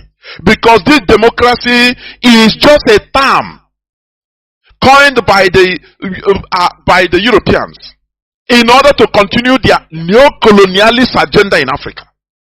What I'm telling you is reality. How many democratic countries in Africa are progressing? Is Cameroon not a democracy? Where their president, that one, I don't know, the great-grandfather, since 50-something years, he's in power. Is it not democracy installed by the Europeans that made the Bongo family to continue ruling? What of Togo? Iyasema Iyatema. Oh, a family. Remember that the father of this present president, the former president Iyatema, he was paid to kill the first president of Togo. That said no to France's neo-colonialist agenda. He refused to sign the pact, the secret pact for continuation of colonization, signed by every francophone president that enters power. That man refused, and they paid Iyasema Iyatema whether $600 or $800 as of that time, in order to kill the man direct. And they killed that fine president was killed. Olympio,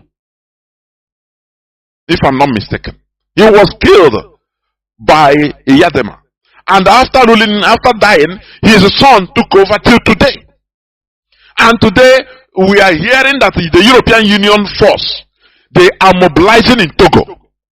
You know that is the continuation of the scramble for Africa. But this time around, it is no more business. It's not going to be business as usual. Remember, America tried all their best in order to subjugate Afghanistan, but they got resistance from the people. The people, it doesn't matter with your military power. Once the population is against you, there is nothing you can do. I am telling you, it's a matter of time. Who is in power today? Who runs the government of Afghanistan today? It is the Taliban. The people that we are called names, killed by Americans, done everything. But it doesn't matter the number of years. They resisted because it is their land. A foreigner will come and go, but the owner of the land will remain. So they are in power now. And the world is dealing with them. You have to deal, you have no choice. Because you have to respect international laws. The sovereignty laws, Westphalian sovereignty laws. That is the reality. So it doesn't matter what the Europeans or the West, they have the weapons, they have everything. But we, the indigenous people in Africa, we are in our continent. We are patient. The Europeans, they are because for them, ECOWAS is wasting time in order to go to war against Niger. Now they come direct, stationing in Togo, their military forces. But you can win the war, but you can to win the peace will be the problem. America won the war in Afghanistan. I could remember when George W. Bush was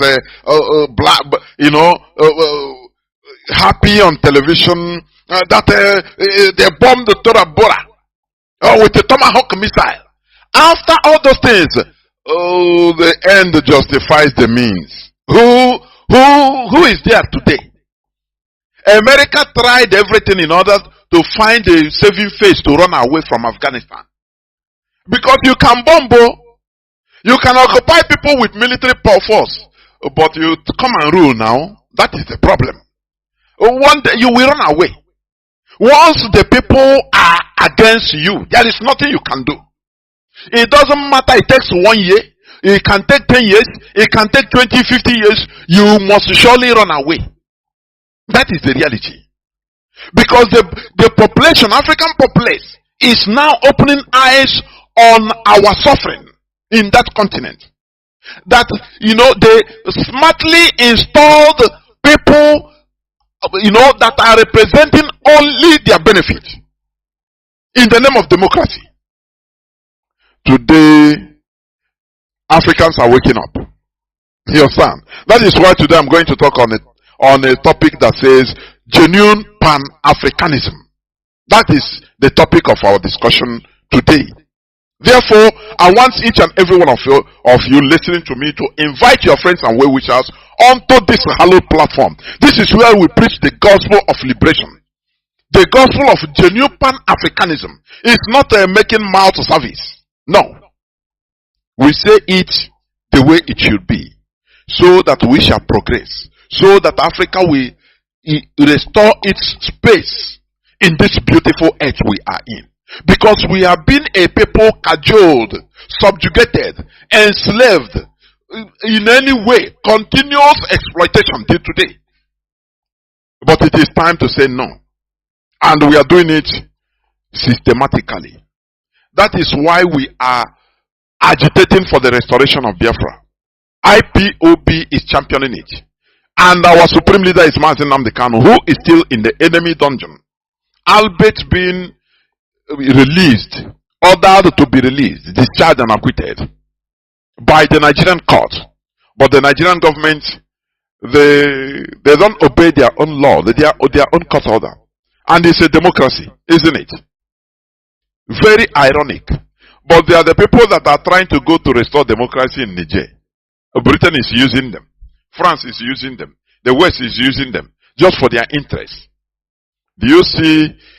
I continue saying this. History is repeating itself. Africans were used to conquer Africans. During the transatlantic slavery.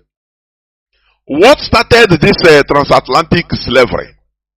When the Portuguese merchants, they were coming to West Africa, buying and selling, bringing their goods and taking African goods also in exchange. Buying and selling, normal. Until they came one time, I think in 16th century, 15 something. Now the 15th century is 14 something, 1400s. The seller of that ship say, no, let us try to enter inwards in order to look for other type of merchandise. And he ventured inside in the in the interior of present-day Mauritania. And they captured some people there. Some people, Africans, about whether 10 or 100 of them. They captured them and secretly took them to their ship and off they went. What happened when they arrived in Portugal with these people? These people started pleading that, look, spare us. Do not take us. Do not enslave us.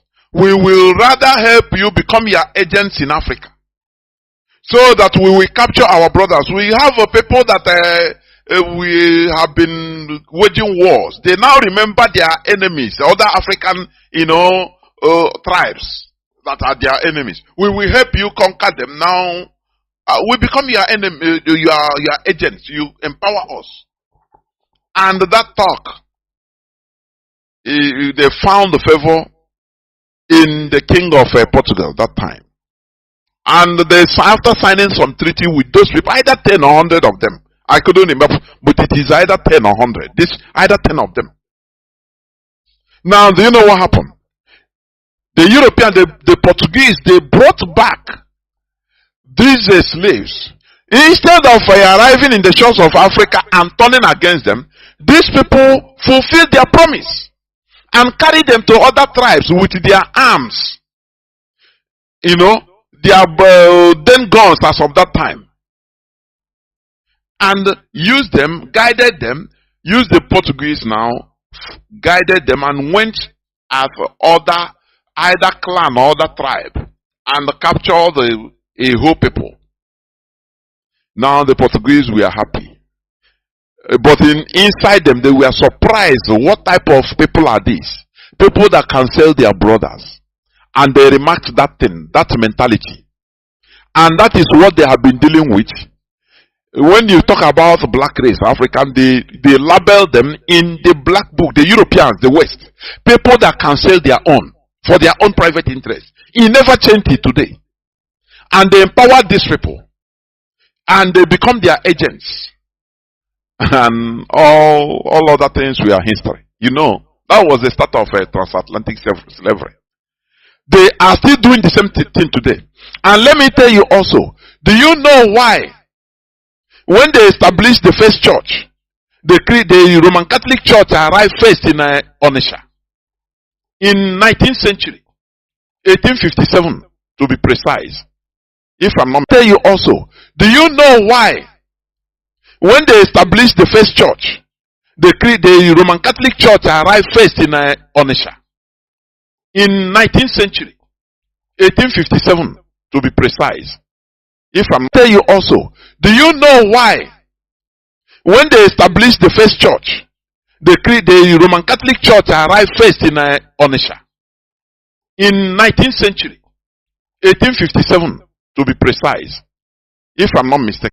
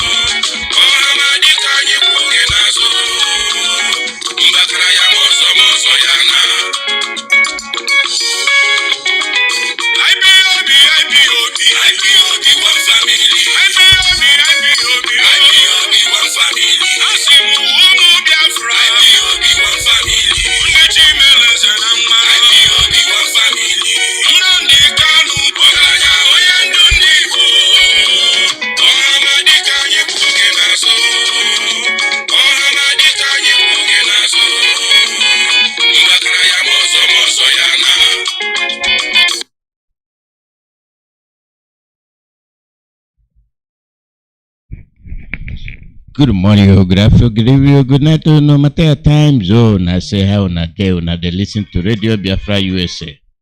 We they come to na through Radio Biafra London and IPOB Community Radio, directed by leader His Excellency Mazi Nnamdi Kanu'S. My name is Mazi Nnamdi and I say how na day. Hi everybody. I put na day in Now, waiting they happen, I be today program and the Lucky Mago can join us for top of the hour. Lucky Mago can join us. Well, a day. Make we talk this thing now, talk properly. Our onion do. They said then they postpone. The country postpone country where you see postpone there for them blood. Postpone. They know they do the two we're supposed to do. Everything I postpone them. Postpone. What you they postpone? What thing happened today when I know fit to talk with one another? Postpone them till December 15. December come, it go be January. January go be February. The person who na the whole, what he do na? The person who na the whole, where na they postpone every day. The Supreme Court waiting the person who na the whole, what he do na? Una no fit to talk through. You go postpone the truth. You want talk through, you postpone the truth. You can't talk through. Now waiting there for that zoo. Waiting there for Nigeria where they know fit to do something. Do a mere putting. They postpone. They postpone something where person who wanna hold not do anything. Una don't do try. You be Supreme Court. What you they postpone? Waiting you depose. Make we look at the thing for waiting on that they postpone. Now roll and now you waiting make her talk am this way. Make una know how the thing what they talk. Then they kill us left and right. It rather Zabagebe. The person when I hotel and I say, make una stop the killer people. Make una not they kill the young boys. Make una not they kill them. Why you not they kill our people? But una own people una not they kill them. Now for only Biafra land, now when I go come capture, they pursue them the young boys and girls. They yamutu them, they kill them. And now una say una day for country. Which kind of country una day? Now which kind of country una day? Onion do day. You don't do anything. He talk for peace. He say make peace day. When I say why you talk for peace? And when I day they pursue our people everywhere. Everywhere people they wanna go, they pursue them. And it's not good. Why not why not the postponer? Our people go they run. You wake up for one morning, you begin the run. Hello, Brethren, station report. Anybody that are coming down to Isu from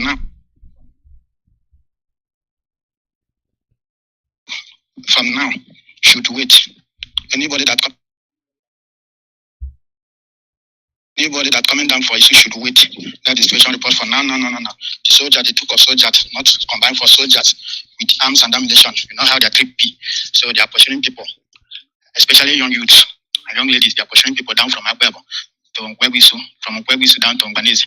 Even the nearby Mbanese people, they are now running for their life. They are running down to Nara side. So everybody should be careful. The operation they are carrying out this afternoon, but no one have when the reports done, no one have been captured, but they are scaring people out of Isu community. Over. La Vista confirmed that is true. We have witnessed that. So everybody should obey the voice. Any place from Isu. But my problem this thing is very few of us. So but we've made the announcement since morning. We have been calling on phones so that we have honor. So thank you. What you say is confirmed. Rightly. Thank you.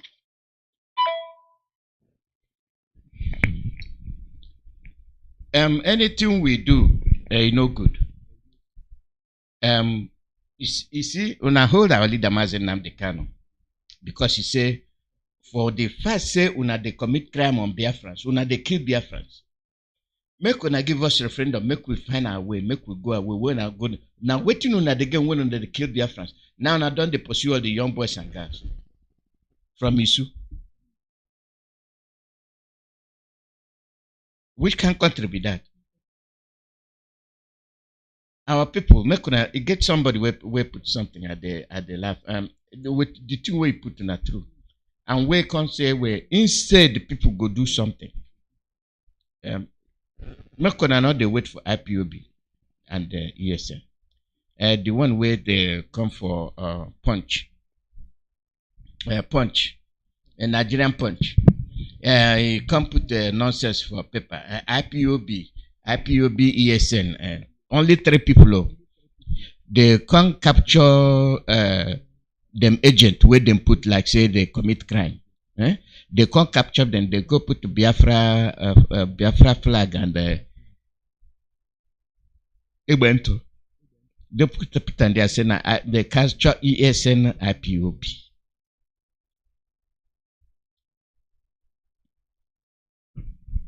The Joint Task Force.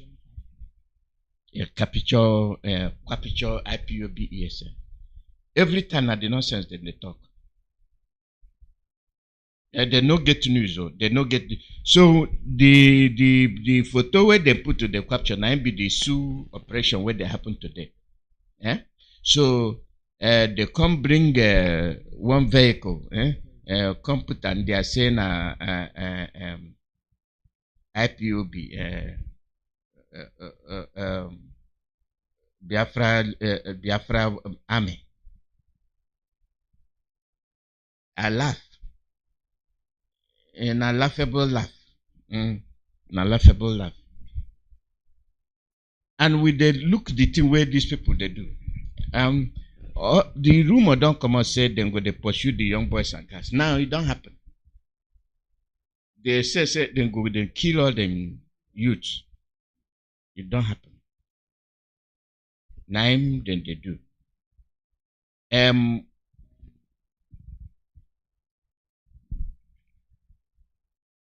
How we go start them? How we go start them? Everything where we they do now for the sake of our children. Ndieze Nandigwe are still they call on these people. Where una the day when these army people they come for Isu community? I be Isu community no get a red cap Igwe and Deze. What be the job? What be the job of these people? Una no they go army where una they pursue these people.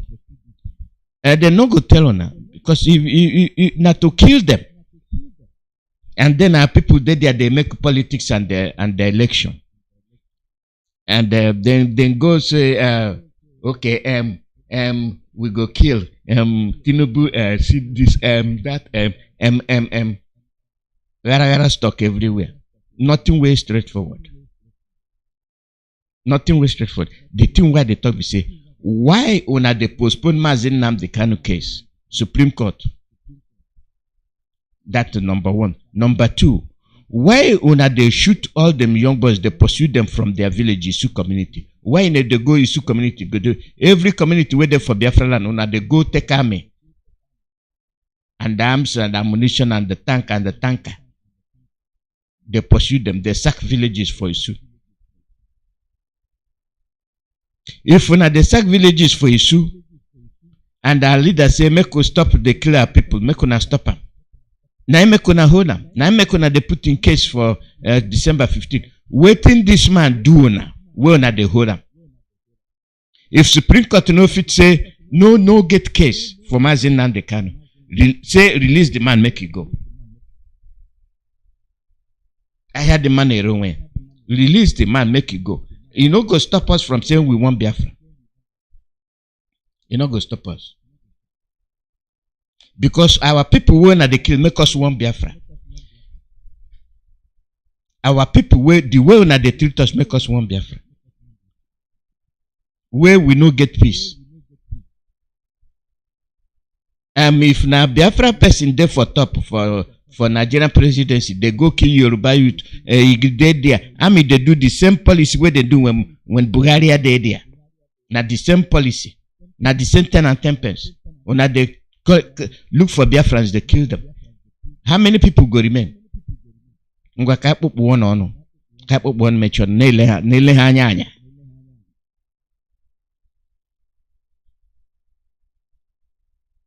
So if to say IPOB and DOS no day, nothing will happen. Ndi Igbo na-ekwukwa okwu. Ndi Igbo na-ekwu ụka. Wepụta olugo ya, tepụta olugo ka egbubie ya, gaa tepụta egbubie ya. Etepụta egbubie ya. Biafra the vex and say we want Biafra. Why we not go want Biafra? You be Oduduwa, you want to be Oduduwa. Why you go be Oduduwa? If you don't want make why you go be Oduduwa? If we say we be Biafra the vex you, then why we not go vex say you be Oduduwa? If we want vex say you be Oduduwa. Why we not go vex say you be Arewa if you know Arewa good and Biafra good, but you don't want Biafra. But you want make we say you want Arewa. Eh?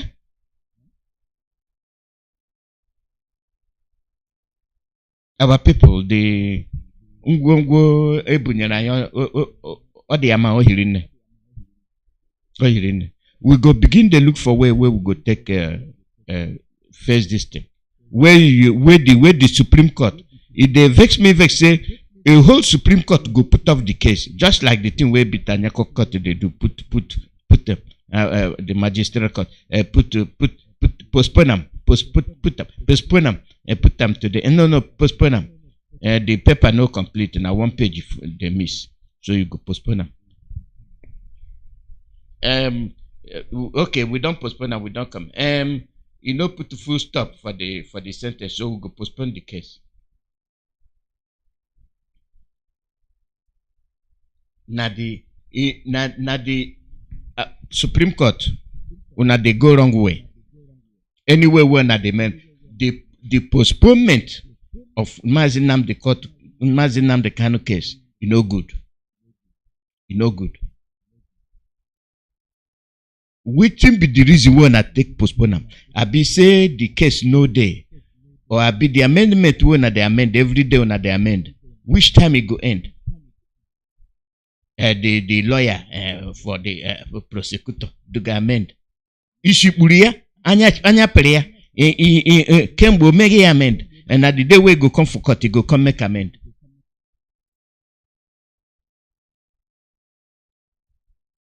The person will not they make amend the case. Waiting the bottom line be say waiting the man do.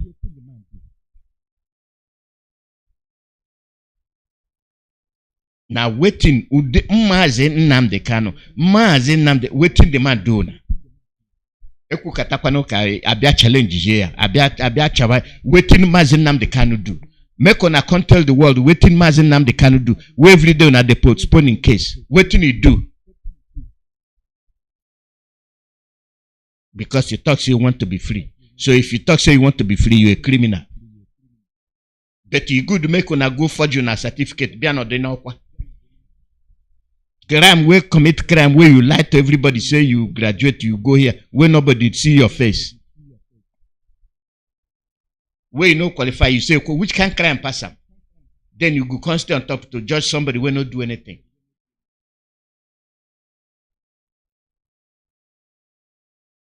Live and let live. And that's what we did talk. The whole thing don't worry. Say it not be joke anymore. The whole thing it don't worry. It not be play. It not be play again. It don't do. Our people it don't do. Those people wait there for or we not the fit to talk about our people. Una owe us.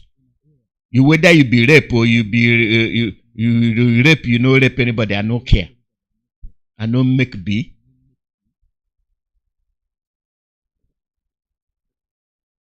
All those people wait there for you there for Senate, you there for rape, you there for Judy. When I don't begin the shame us. When una not go stand up, when you got time mamma ya bofufu. Uncho nu to the not to ganyu wa eba. Kamana magebe punishi.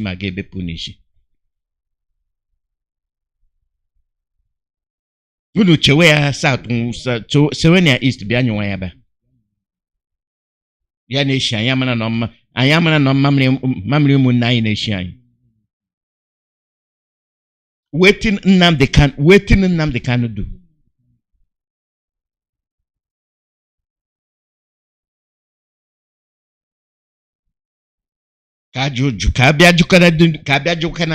This man who knew we never put the kume. I yet in a benkume. Nyawa no look. I mana ihe we humere. Nani aro. when I no go release am. Wetin the man do? Una think say na only Mazi Nnamdi Kanu'S go advocate for Biafra?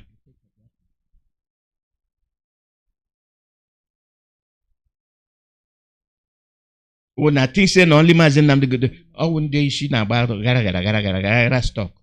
If una put una brain one place, una go see say Mazi Nnamdi Kanu'S is just waste of time. Anyuku, why not be me?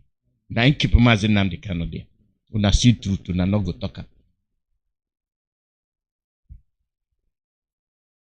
Una see truth dey vex una. It dey vex una to talk true. It dey vex una to help una brother. Everything a vex.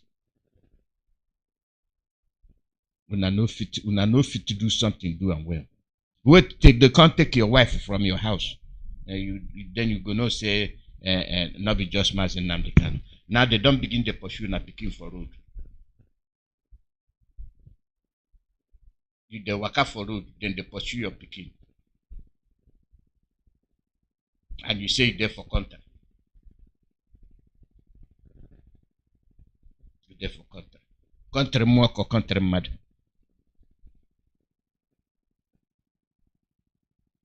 Yeah? Which kind of country be that? Which kind of country we dey? Not to kill people. Southeast Mekwaranka. Southeast Mekwaranka. Southeast. Waiting Southeasterners do now. How would you do? Mazi Lekima make we allow. Mazi Lekima, welcome. Good afternoon. Good afternoon, madam. I appreciate you. Sorry, sir. No vex too much. I understand. They don't pay. I stand for door. They knock. I don't even use that door. Also, they knock. Whether I go get entrance, but waiting zoological terrorist caliphate of animal kingdom they do. It is enough for everybody to be angry, to be annoyed, and therefore my veteran I beg. You know, say now my coach and my mentor. If you vex too much now, me I no go hold you too. But I know say your vex get level of decorum, and I would learn from one or two. No vex too much. They don't hear the case. Say they say December. I say then talk. We think say December they far. Not just here, you know far. We are mentally sound and prepared and ready. But what we know is at last the truth will prevail. On that note, my mentor, I want to thank and appreciate you this afternoon for also say you also give the coastal region of Biafra land the privilege and opportunity to air their view and to also voice out. Say we are one and we are also in support of this call for referendum onto our final freedom. Thank you, Mazi. I appreciate you, sir. On that note, I want to thank everybody. I want to thank Chuko Kikabiama Aibazi Batamara for my language. But before I talk, I just want to say today, I feel no use too much energy or too much strength because of say I don't feel too strong, I don't feel too well, but no problem. Whether I wear low or no wear low, if a man and woman for marriage vow go vow to themselves, say I go marry you in sickness and in health, for rich and for poorer, for better and for worse, until death do us part. Me, Eleki Megbaniboye, I don't make up my mind, I don't vow, I don't swear, say no amount of sickness they go make me or body weakness, whether cold, fever, malaria, catarrh, this one, that one, they go make me, I no go answer this glorious and heavenly message, heavenly call with God. Give me, make I take support and to put mouth as my own quote I go fit contribute. Nothing go fit compare this glorious mission to anything, nothing, no sickness, no bad health, no nothing. So me, I don't talk say I no go ever obtain permission again. Say I know where I no go fit come to. You know why? Because the more we dey go for a journey, the more we dey mentally tougher. Our mentality, our mind, our spirit, then they control our body, not our body. So just like say Just like even when they affect our business, affect our polity, our economy, our commerce, our endeavors, everything they do, they will attack us here, attack us here. Even for Radio Biafra here, they attack them. I know waiting my mentor, Mazi Nnamdi Kanu'S, they go through every day when they come here to fix this, fix this, fix that. I know waiting, Jonathan Kennedy, they go through to fix. I know waiting, Ike Peters, they go through the fix until just because of struggle. I know waiting, even some money, other media, other presenters, they go through. But at last, they always win. And I want to thank Tamono, I want to thank Aiba Aziba Tamara for the victory power, the victorious power, say the winning power, and I would always win. On that note, I want to thank you. Yeah, Pudabo, Oputamono, Ibitamno, Bomas me pray. Yare to me by Lake Magbanibu, Bonabrana Bimbo, Nabina Swat, Eto Mazi Nnamdi Kanu'S, picking DOS now picking one media warriors, picking one mainstream presenters, Moke said that Bane Mazi Alozi Chukemeka.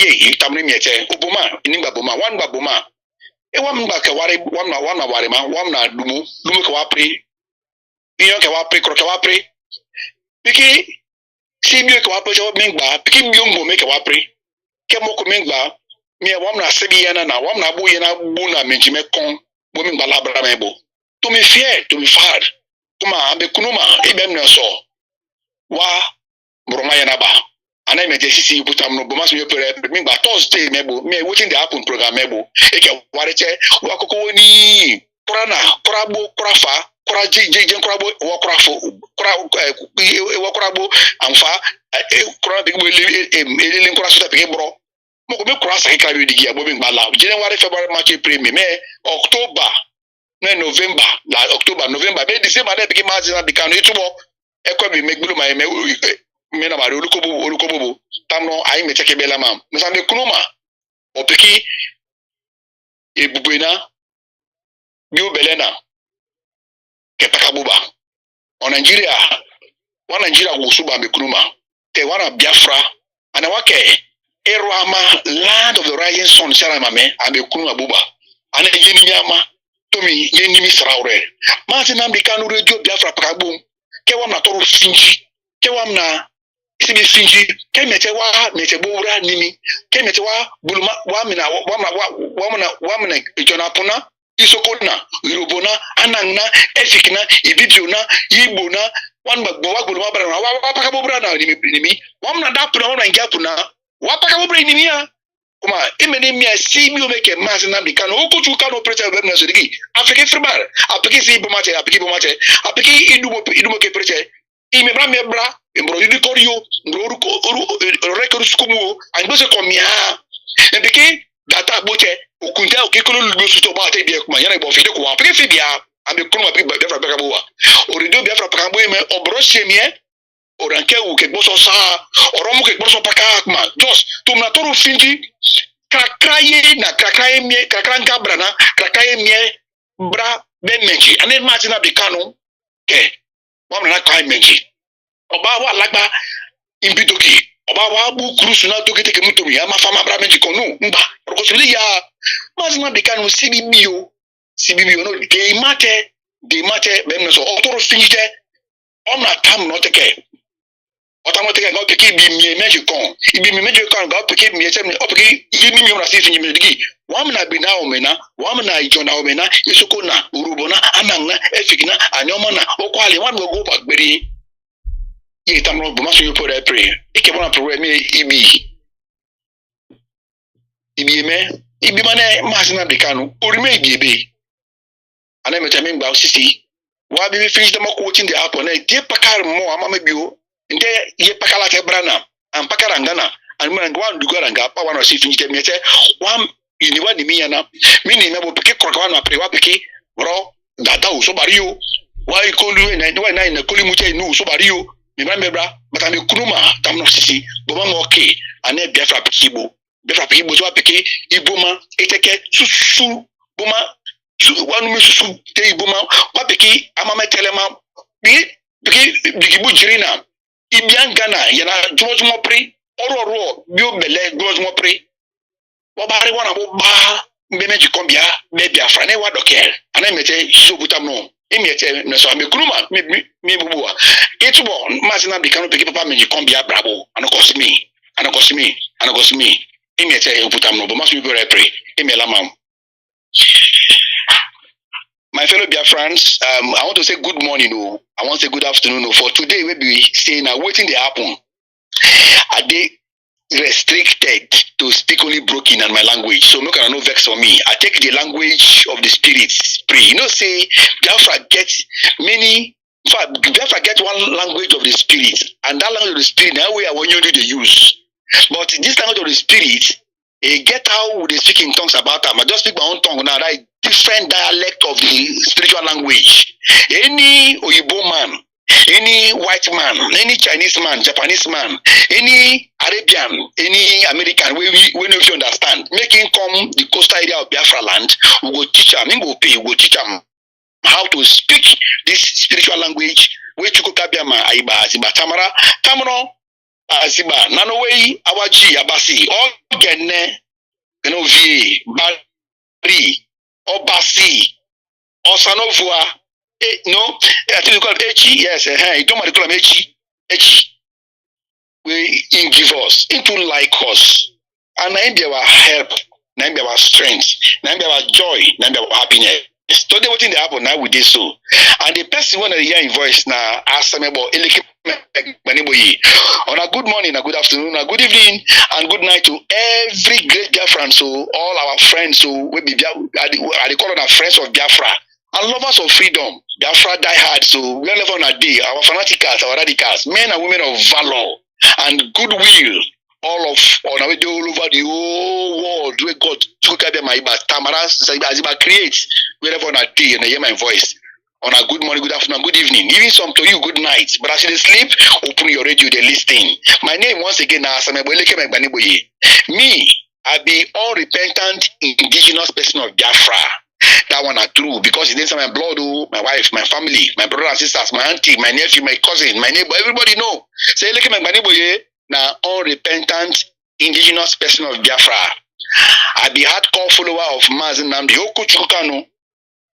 We be called prisoner of conscience. Today supposed to be in hearing, and today they supposed to finalize everything and release this.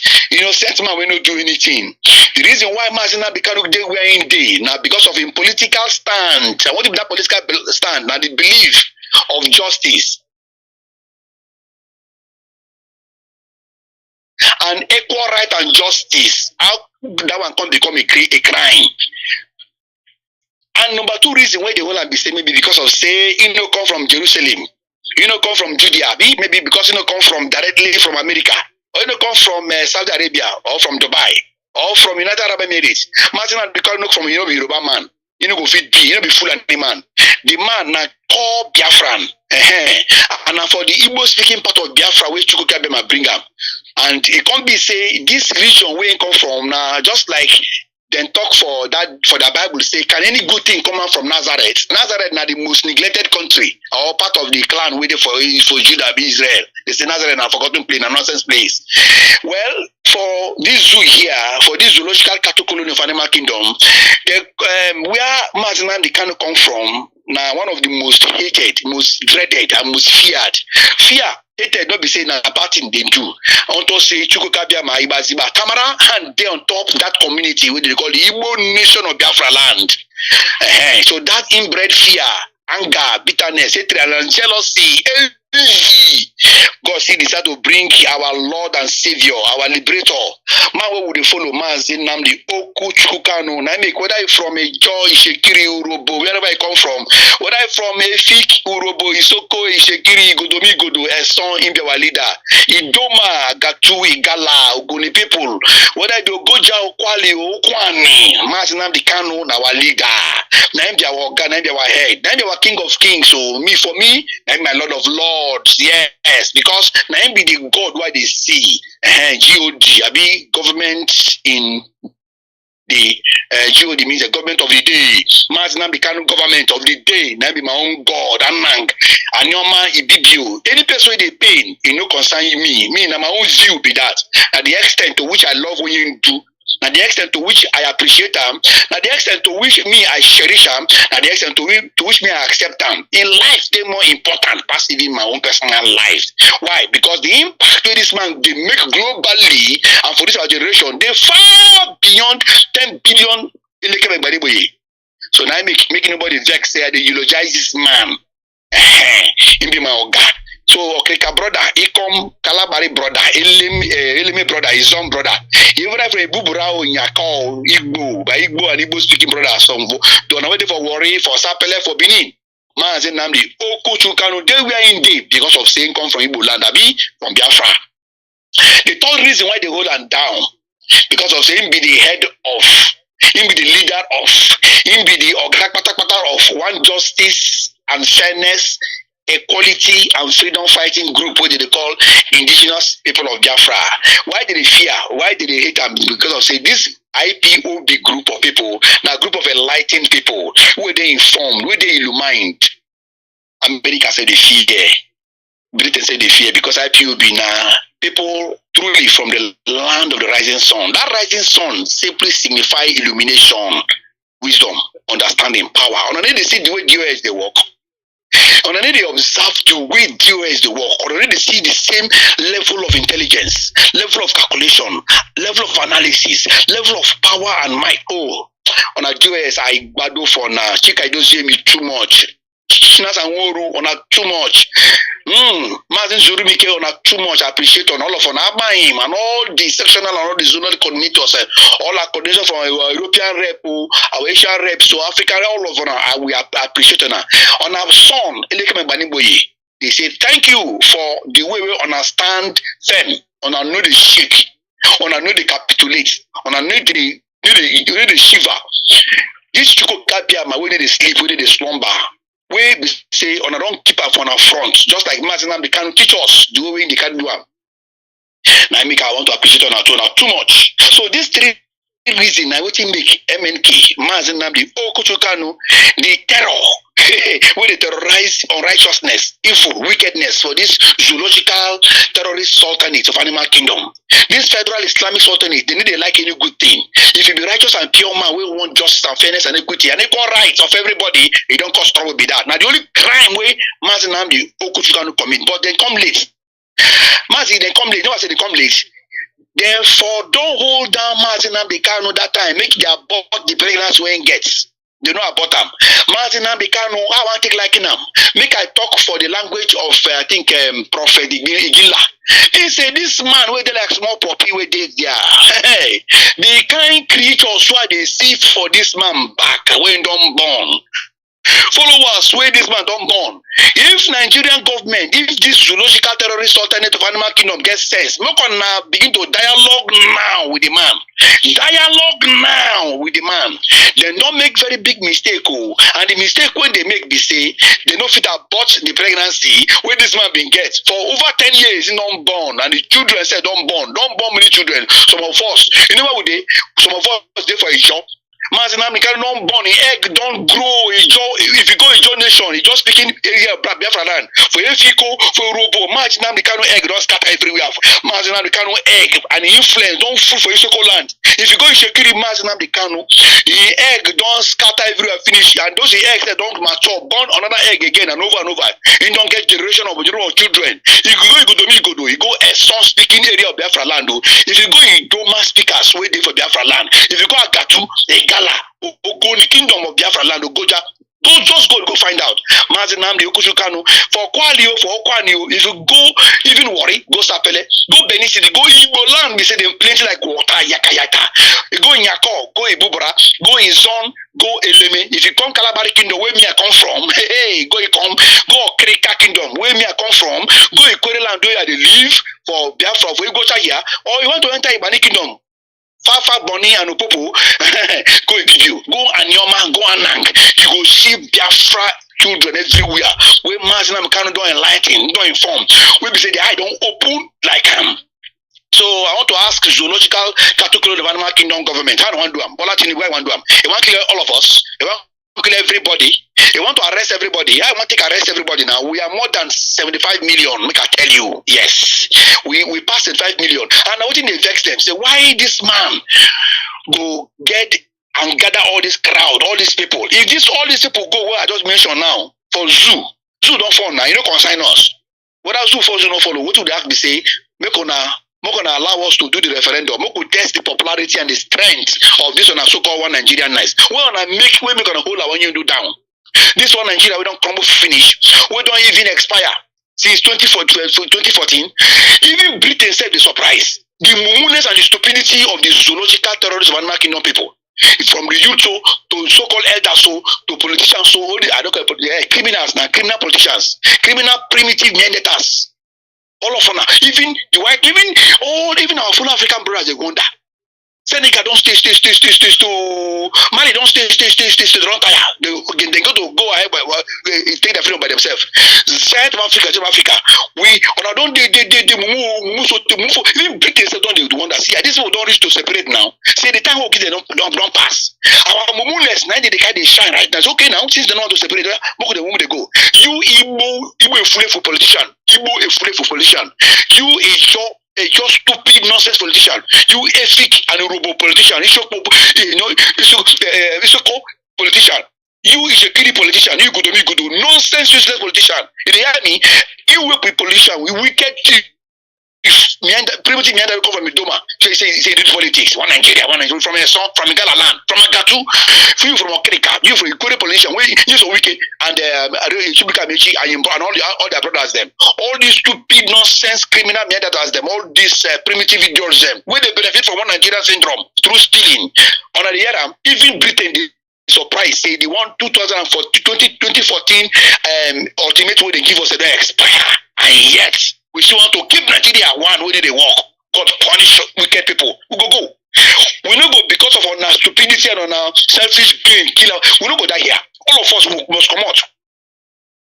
We must remove ourselves. So now he make them carry our union to keep for DSS where the most notorious so-called criminal units. Yes. That's the vex. I tell you, say small kata they do me. No wahala, but no wahala. Nothing will stop me. This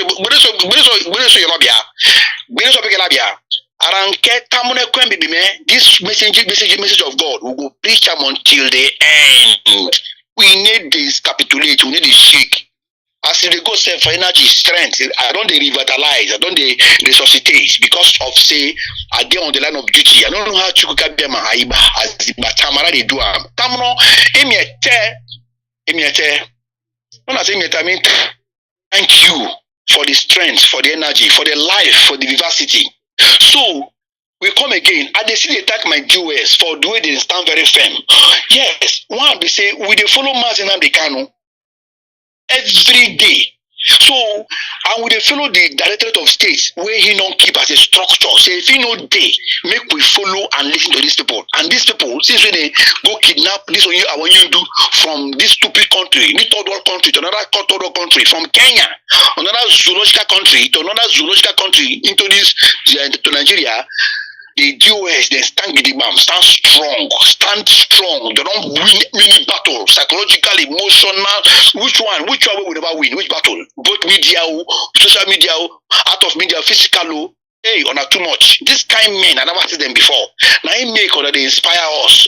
Now I make on they give us the energy because of say on they follow the toe and the lane of this for Mazi Nnamdi Kanu'S. So following Mazi Nnamdi Kanu'S and the DOS.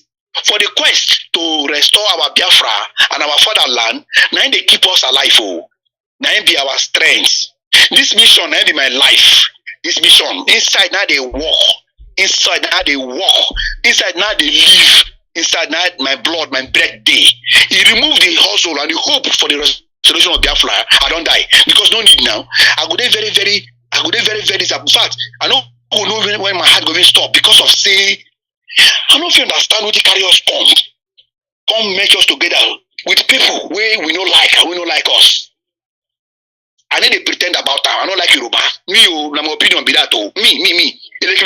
Thunder go fire any Yoruba man. Thunder gonna decrease. Me, I don't like honor. I don't like honor because honor don't show me say honor believe honor even the worst past Britain. Honor even worst past Fulani. So I go embrace my enemy. I know they follow that Bible rule. Love your enemy, forgive those that persecute you, and then pray for those that despisefully use you and persecute you. God punish that person. That King James way, that James, that already in the fire now. I write them. James, the King James of this terrorist country called Britain. I write that Bible. Say make we embrace our enemy. Wanna give us Bible, come go our back.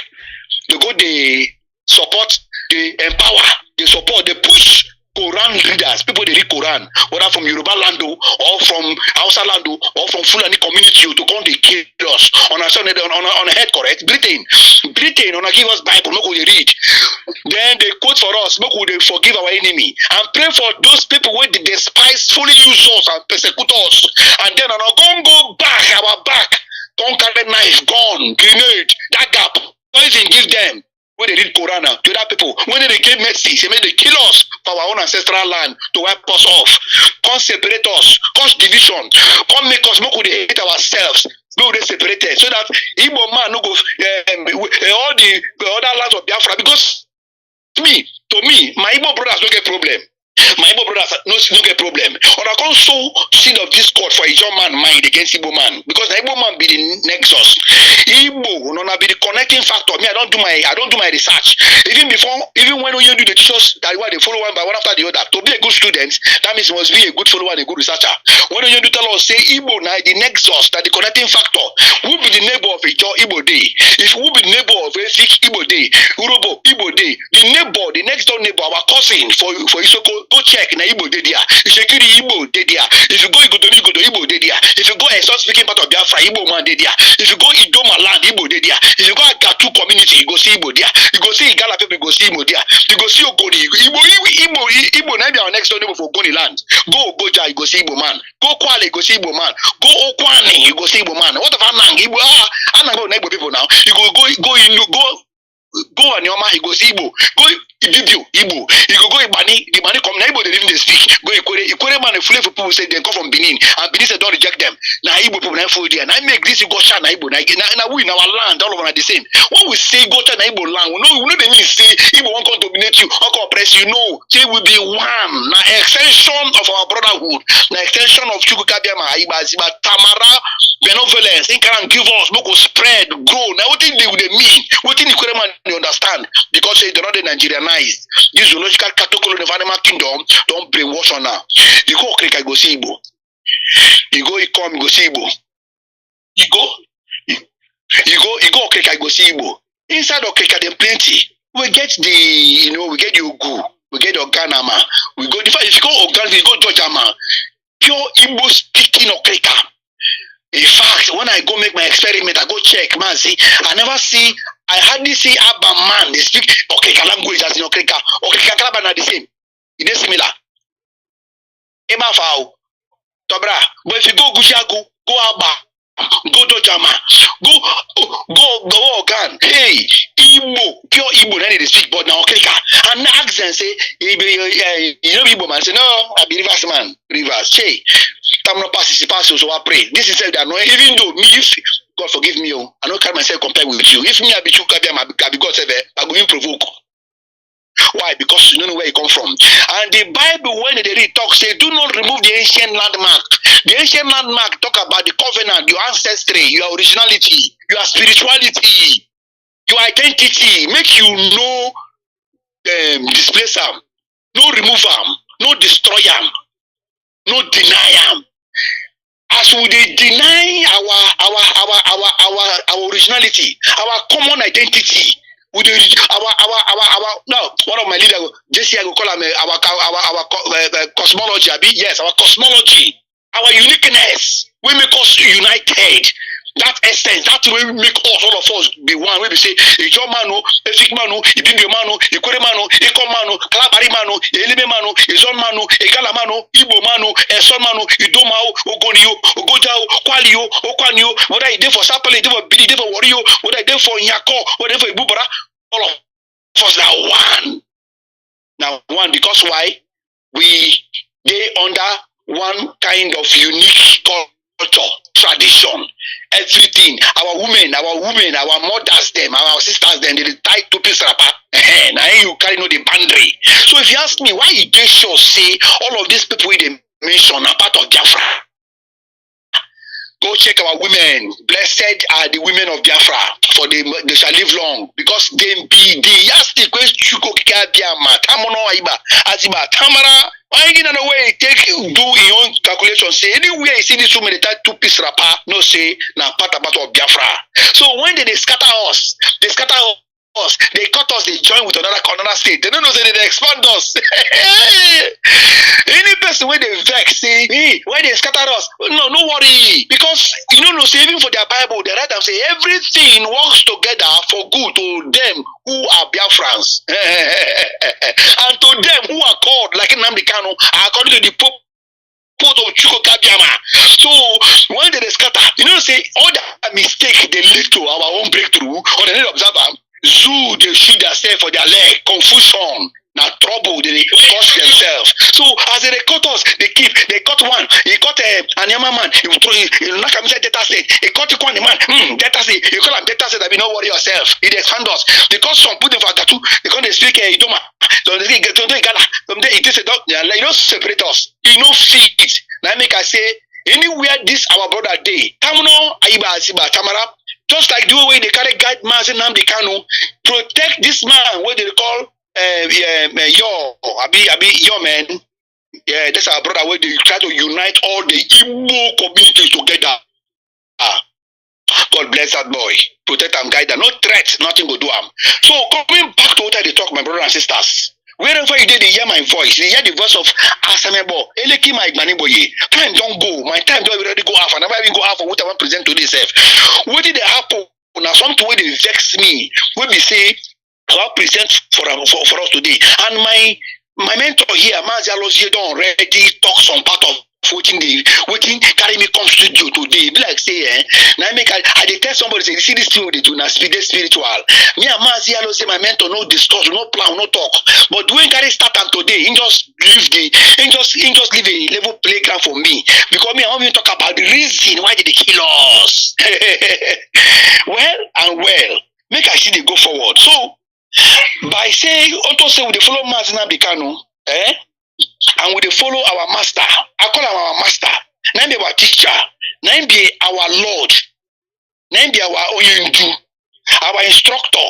We they follow instruction line by line. Why I love JOS, they say, I don't go say I don't miss Oyendu. I love him, I miss him well. But to an extent, JOS no lead us astray because themselves they follow the precepts line by precept upon precept, layer upon layer, brick by brick, and gradually we approach the level. Just like Mazi Nnamdi Kanu take instructors, our leader. If I call him Lord and my Savior, my Liberator, I beg. If he pay you, well, if you close your ear, I want to call him. Because for me, now be the Messiah why they see, where they are alive. When they say, even when I pass on later, old, come become ancestor, I go look back, tell Chuko Kabiama when I meet him, say, thank you for this Liberator. Say me, are they blessed to see this man? Israel, I be Jew people see their own Jesus for their own time, even though they deny him. You don't concern me, concern them. Then they deny, they say no be him. They wait for another Messiah to come. But me, I see my own Mazi Nnamdi Kanu, hear him voice, read him book. They listen to them from the hallowed platform where they call IPOB Community Radio app, where the Radio Biafra, gong. Say, I'm a blessed man. Me. As I'm a Moleki Mekbaneboy, who are be, say me are they privileged to today for the generation where Mazi Nnamdi Kanu can come. If you depend anybody, consign them, no consign me. Okay, quickly, what I talk be say, our DOS appreciate on because on all of on they play the kind of role where they surprise me. So soon and very soon, we they get the land where our father don't create for us. We they restore our land, we they restore our nation, we they restore our country where we say, today, when they don't come, every citizen of Biafra will say, he will be proud. He will be proud like a minute is there. I will play 3 videos today, and as usual, I want to ask one question today. Also, what did happen? What is the question? Now, who be citizen? Who be citizen?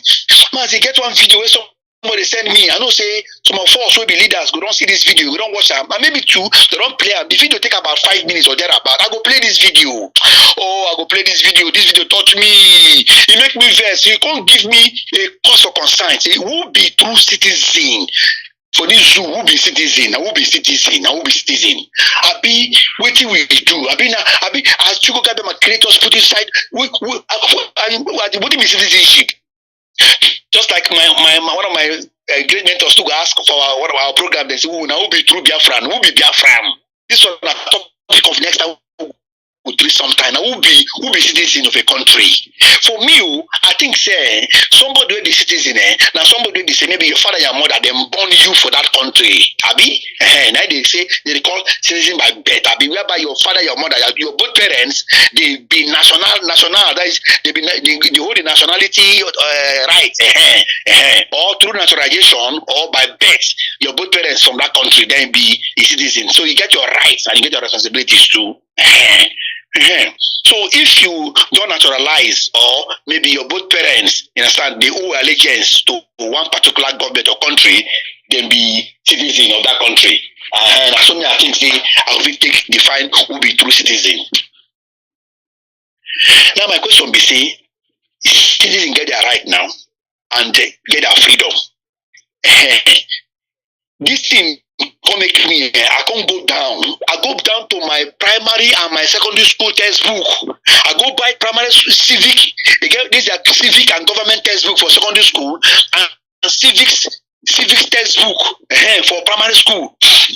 I don't buy this current one, no. Now the old one will buy. Because this current one, Yoruba writers and Yoruba government wickedly don't change everything finish. Can't say we now will be terrorists. Can't make us look as if we the punishment when Fulani go suffer. Now the same punishment Yoruba go suffer. I don't talk about all the Yoruba. I know say there are some few good Yorubas. They do the ones they still believe in the struggle. I don't include on them. But the majority Yorubas them like this Escobar and people. Well, they show you them. And these are flavor pastors. The way they call that the GO, the way they do Yoruba. I be man no vex for me. I know my opinion and they talk so. My anger they express. Not be IPOB opinion. Now, my opinion, how they explain so for my own studio and my own as they present so now for this other platform. God no go forgive these wicked people. On our day, transgenerational hatred, transgenerational anger and unforgiveness, transgenerational trouble and war, perpetual war. No, want to instigate inside the minds of youth. Go change the whole textbook with children. We get fresh mind. Go they read so that when they read and grow up, they will come up with the nation say Igbo nation. And when I say Igbo, I also they talk about all the Igbo. When I say Igbo, by now, if you be true Biafran, no say it shall follow. When I say Igbo, no talk say, hey, na Igbo people na lie. Efik follow, Urobo follow, Isoko follow, Isekiri follow. Anywhere you hear say they say Igbo, because we get Wazobia.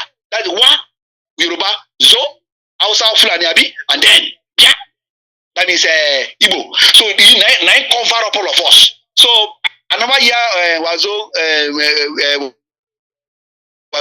Bo or Wazo Nengabu now Wazobia. Our Igbo community, that's Biafra, will be three major tribes. We no supposed to work together. We them by force put together. That is three major tribes we no supposed to work together. Make anybody tell me say no, we not supposed to work together because even before the amalgamation step, we know they work together. Now pretentious work together by force, by management, by with the force. Our forefathers just they force themselves. Zikiwe, I respect you, shall to say be old man, don't die.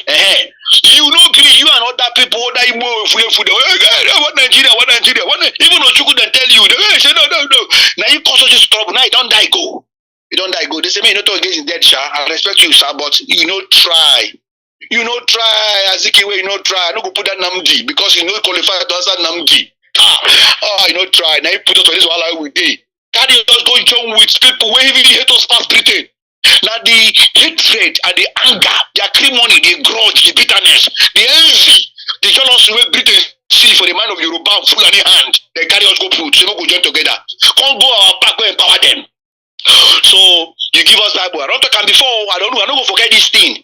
I don't challenge every pastor. Every pastor, No, instead of to direct on a hatred and on a prayer against our enemy. No no touch. All on an IVC where we are here, where they attend. I never say the pastor for Igbocha from Igbocha to Igala land. Only very few pastors, few, where I don't open, where truly, where we say they are called by Chuko Kiabiama, where they talk truth and where they pray for Mazi Nnamdi Kanu and the Biafran struggle for freedom. Yes, and some of them they come studio here, I appreciate on attack on her. When I say pastors are not disqualified, I will say there are some Biafran pastors who know what's up. When we say tomorrow when Biafra come, they go carry the Bible and everything, integrate them together, we go internalize them, we go re-engineer them, we go write them again, write our own story. Just like America get their own version, Russia get their own orthodox version. Italy, Catholic Church get their own version. America get their own version. All of us get our own version too. When Biafra come, go be the first African country. We go bring our everything together, our spirituality together, to take write everything, get our own book, so that we no go kill ourselves onto religion. Because we're not religious people, we are spiritual men. If not daddy, I can tell you, Mazi, majority of the pastors who are for this place are wicked people. If you just mention Mazi Nnamdi Kanu, one spirit enter them, demon enter the evil spirit. Now they're gonna say they are all evil men. That hatred, that inbred hatred, anger, bitterness. Some of them say now Muslim from Yoruba, from we just change enter Christianity to deceive people because of that an offering. Because of that the donation. Today all of them don't impoverish our people finish. They ride private jets here and there. They bless Bola Tinubu, Escobar, Pablo, in government, then go make Nigeria great and make our naira topple and grow past dollar. See lies where they tell us. None of them will pray for MNK. No pastor say general, okay, just 1 minute prayer for Mazi Nnamdi Kanu. This man where they fast for nobody. One day I go and church. They say make I make my prayer points for one day meet one with day. Now that's okay. Me, I don't get any prayer points. I only get 2 prayer points. And these 2 prayer points. One, I beg to pray for our brother Mazi Nnamdi Kanu. Before I go even talk again finish, I saw the pastor, the head of the group, tap me for back. Hey, sir, I beg. We're not talking about politics here. I say Mazi Nnamdi Kanu in politics. It's actually, we don't do. I say this church, you be church. No go pray for Mazi Nnamdi Kanu. No need prayer. I don't be human being. They say, see, before I know that, now so the VG carry end though. Now so VG carry end because me I no close my mouth. They trust me. And my backyard the church they so I need the fear. You don't do anything. I go fear handle them. You do anyhow, you say anyhow. Me I be your man. Now every time I say, see, I live for now. I don't become fully man because of say no love here. Show me love. They pray for Mazi Nnamdi Kanu. We they pray in our own traditional way, make Mazi Nnamdi Kanu come out. We valiantly and we victoriously from the hand of our oppressors. Them. All of us that be church, what they love, no love. Both elders, then they shock me. Nobody fit tell us anything. Today we do all of us suffer together. Everybody suffer them. So they cry, hey, the scars, this one. On our way, so I get crude oil in Alpha. Igbo man, I don't have a problem. So now you will be your man, you sick. Urobo man, Isoko man, is a Kiri man. You know go join Igbo people from Biafra. When Biafra come, Igbo go dominate you, don't fire you. God punish your mouth to the grace, he will go dominate you. Now who they dominate you now? Now who they dominate you now? Tell me, ask me. Anang man tell me. Anyama man tell me. The baby man tell me. You a money man. You could people like Yoruba people for Nigeria. For this zoo. The Ikore now another cancer where we get when Biafra come, we go treat on a fuck up problem. No kill now, but I will get good Ikore brothers. I know me say all the Ikore people bad, but me now, we dey very close to her. We live with the stay with her. If you see the kind nonsense, if you see the kind rubbish way Ikore they do for this Igbocha, all of us they we are with them. Igbocha now okay, get them. Igbocha, Opopo, Kalabari, follow get them. This is what we do, but you couldn't do a sin. I think it everywhere. On another something yet. So when I talk, say, you couldn't land, it's not Igbo land. They said that church, therefore, they will not have any meeting. When I get locked, say that day, we will not commit on her. God punish on her. Our Igbo brother want to hold meeting to talk about our freedom. Now you say, they don't go on our stupid and just say, follow you just a week, we go soon die. You know something day? I see him yesterday, him and this Pablo Escobar, this first pastor. Wife, Escobar wife they talk. They like best when kid don't even see himself. And they wish him myself best way even live and scatter. I'm sure say we can live on life support because when they say even Shekaba say strong person. They very pale, they very. We are not pray battle against them, but people when wicked people, they shed blood, innocent blood, kill people.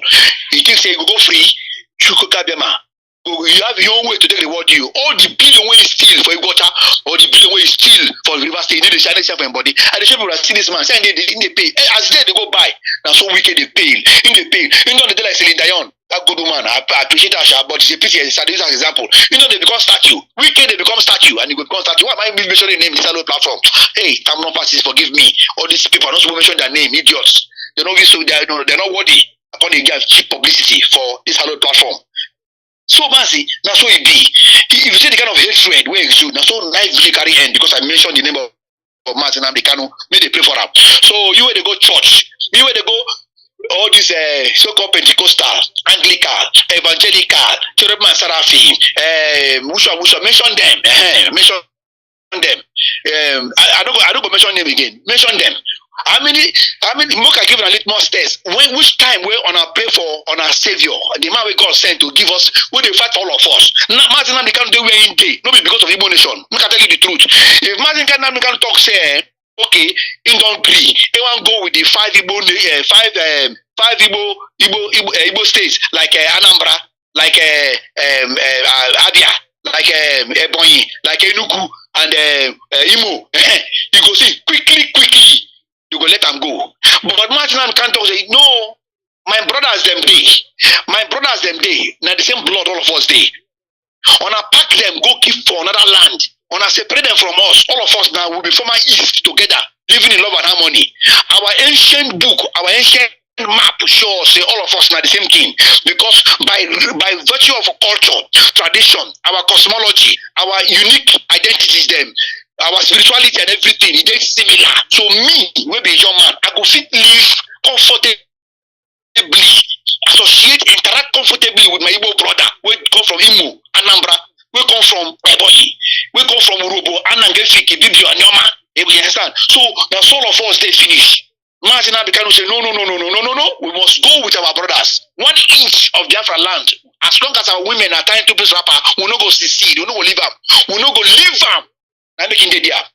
And yet this so-called Efik Urobo, this so-called Ishekiri, Igudu, Eso, Idoma, Agatu people, the Igala, the Ogoni, the Ogoja, the Okwani, and the Kwali people, the Anang, the Efik, the Bibu, the Mani, the Kore people, when they die for, when they fight for, the Okrika, the Kom, the Calamari, and the Leme, the Zon, and the Ibubra, the Yako, and the Igbo speaking, for them. So when they were warrior, Sapelo, Binio, now they even they criticize and pass.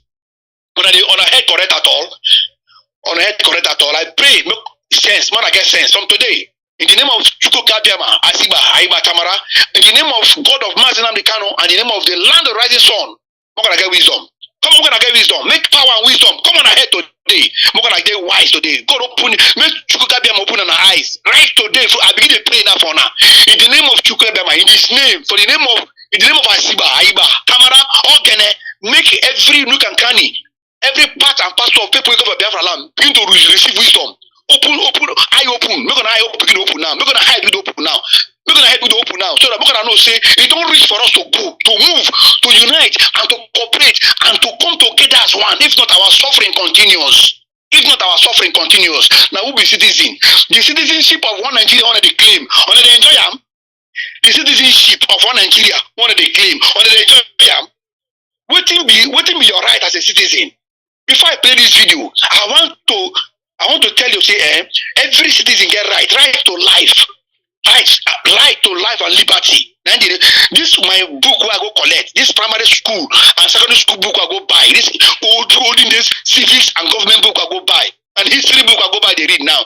They say the first 3 most important right of every citizen for every country, now right to life and liberty. And they ask you zoological, terrorist, caliphate of animal kingdom, one Nigerianist. Where they come from, Biafra land or not, if you want Nigerianist, I ask you get freedom of life, you get freedom to life and liberty, you get freedom to health, you get access to health, to good health, you get right or freedom from torture. You don't get rights. This important rights that we don't get for the zoo. Now they talk. So what is going to make you on the Babari do as if Nigeria or never, as if you will die or tomorrow or tomorrow. See what Nigeria. Mazi, I want to play this video. This video, make I take a reminder now first. See, Fulani and Yoruba, they don't already define their own citizenship, that is their own citizenship rights as Zulusians. Right from the fabric plan. Now normal video, make a history. Make a reminder again, until they forget. It 15 minute people. Hear them. Hear the Fulani talk and Yoruba. Now they won't be this now.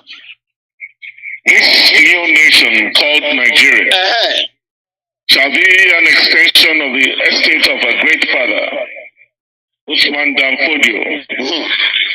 We must ruthlessly prevent a change of government. Ruthlessly prevent. We must use the people of the Middle Belt as willing tools, and the people of South as conquered territory, and never let them rule over us. Never let them control their own future. Speech by Sir Ahmadu Bello on 12th October 1960. Yeah, 12 days after independence, the man not even wait to make it reach complete 2 weeks. He not even wait make it reach complete 2 weeks. He don't lambast. He don't show himself. You understand? He said this new nation, this one way they call one Nigeria. Fulani and Britain don't already sign agreement. Say it could be the extension of the estate of the great grandfather of all the Muslim people. So now they call this a Muslim ticket. Whether it be Muslim from Yoruba, you're a Muslim, no problem. So Fulani and Hausa plus Yoruba Muslim, that their own target. They say this new nation, one that they call Nigeria, one that they call one Nigeria, God bless Nigeria. They say now the extension of the estate of their great father, Usman Dan. Say they must ruthlessly prevent any change of government. You know they say how no want to talk how no want to talk. So now make instead one a fulefu will be whether it be Peter or it be John. So long as say you know be Muslim and you know be from Yoruba or Fulani tribe or Fulani extraction, you know. You know why you be fourth or fifth class citizen. You know be first or second class citizen. Fulani are first class citizens. Britain then be the god of Nigeria. Fulani first class, then be their own, then be their firstborn. Yoruba second born. Yoruba they romance with Fulani and Britain so that they go subdue the Igbo. When I say the Igbo, it's your man they follow. When I say you hear Igbo, say Igbo now, idiot. And your man, Efik, Bibi, Kwere man they follow. They move around. So when you hear Igbo say na Igbo na lie, you follow. Me and you follow. Me and you will follow. We be Igbo. Now make waiting anything with the Igbo man they suffer, we dey follow the suffer am. He not talk and finish now. You see the summary of Nigeria. So never say they must ruthlessly prevent any change of government, and they must use the people of the Middle Belt. Where did they kill today now? 1960. What is self? You know, 1960. The genocidal war where they come attack us, won't kill all of us. Come balkanize us, scatter us, finish every half time before the war. Finish. Kill everybody, kill people, poison our food, give us, true food, the road and sea blockade, them block everywhere. They call them war. But now genocide of a whole generation, a whole race, Igbo race. When I say Igbo race, I'm talking about all of us waiting for a bite of Biafra. Because nobody will know bear that ground, nobody knows see that pain for the bite of Biafra. So if you're Mumu never see your eye never see wake up to tell you, say anything that is good for the goose is good for the gander. That means that whatever they are doing to that Igbo man where you don't like, say, you will damnate you. As your stupidity they carry you, they go, they stubbornly say, you know, go sit support our struggle, make us get our head, make us get our freedom. Now so you go to suffer, hand over the suffering and the slavery to your generation. Yes. But I tell you, I want to thank honor with we try get conscience and get mind and get the wisdom. And God don't try help us today. We don't try get this thing. My time don't go Mazi. I get only a few minutes to go again, and I get 2 more videos to do now. Very short video, so sharp. Make I tell on again. Another year now. He said we must use the people of the Middle Belt. So Middle Belt people how far? Middle Belt people how far? If you not get sense, on go repent.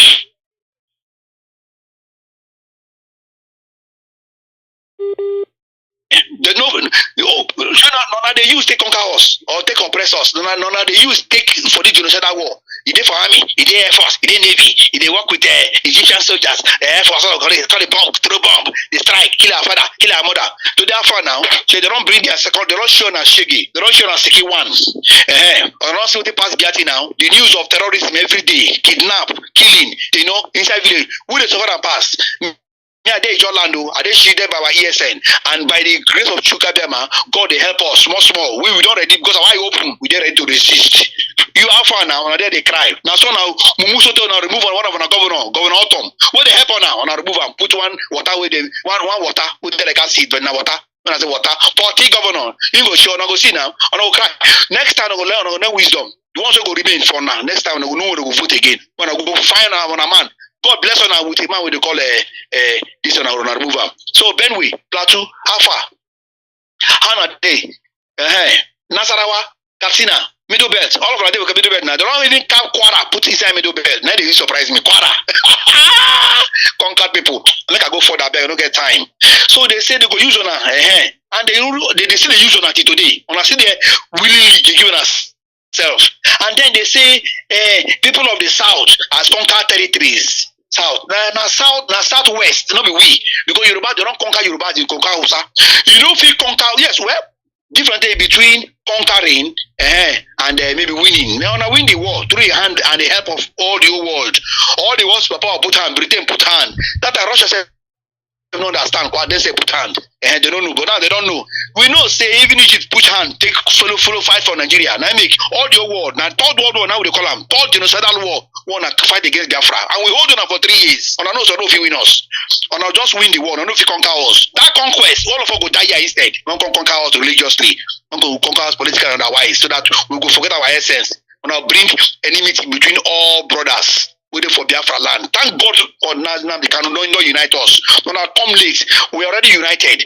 Only a few of our idiots are fully for them. We see them move around. And I know so when the ethnic cleanse in stand, I then go first come out because they move, they travel around. For this kind of time with their war, now you see get mind, they travel for night, they go Abuja, you they mad, you they crazy, you be full. When you die, we are buried, I will come, I go chop for your burial. You know why I go come chop for your burial? I come to my burial because if you move, this kind of time they travel for night. Hey, pray for me, put me in prayer, daddy. I have urgent place, urgent call in Abuja. This kind of time they take night bomb, Macapolo bus, they be fully full. You will be fully full. They travel anyhow. For this kind of time, you will be your Igbo brothers them. On another year war, they go hotel, they go do party, midnight party, swimming pool party. What would they for war? They don't declare. When they catch on a killer and go say, hey, on another day help matters at all. I'm not even go there. No, today, no, that's my topic for today. So, quickly, waiting then talk. The summary of this speech what you just hear now they happen. Now I make, when I hear this, when I get this information, it didn't touch me, it didn't vex me. It didn't vex me, Mazi. It vex me. See what a country is supposed to be. Make I compare. See, country now, what they call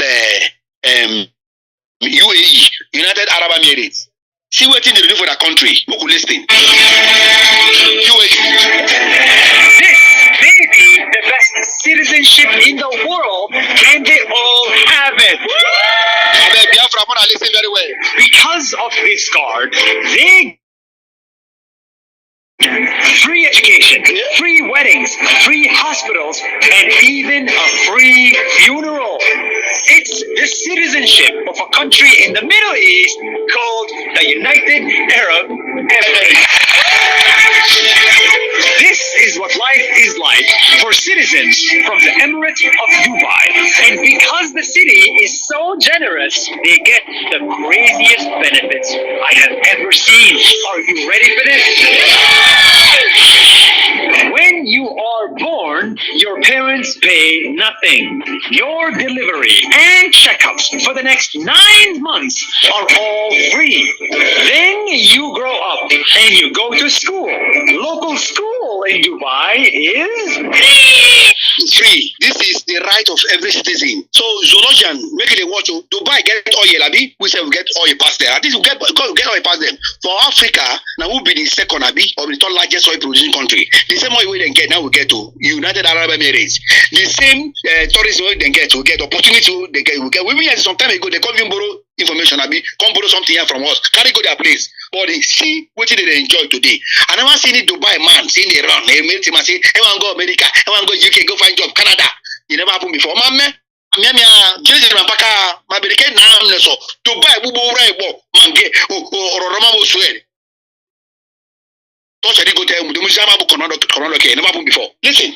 And so are universities, because Dubai will pay for you to get a degree. Studied at Zayed University and New York University, both for free. Who's going to pay for that? The government. Then you get married. If you can't afford the wedding, you get $20,000 to throw a wedding. And after marriage, every local Dubai family gets this. Free land. Did you get free land? Yes. Did you get free land? Yes. Did you get free land? Yes. And if you cannot afford the home, then you get a grant to build it for free. I also can't afford building a house. I can get a 0-interest loan on housing. Zero. If you need to go to the hospitals are free.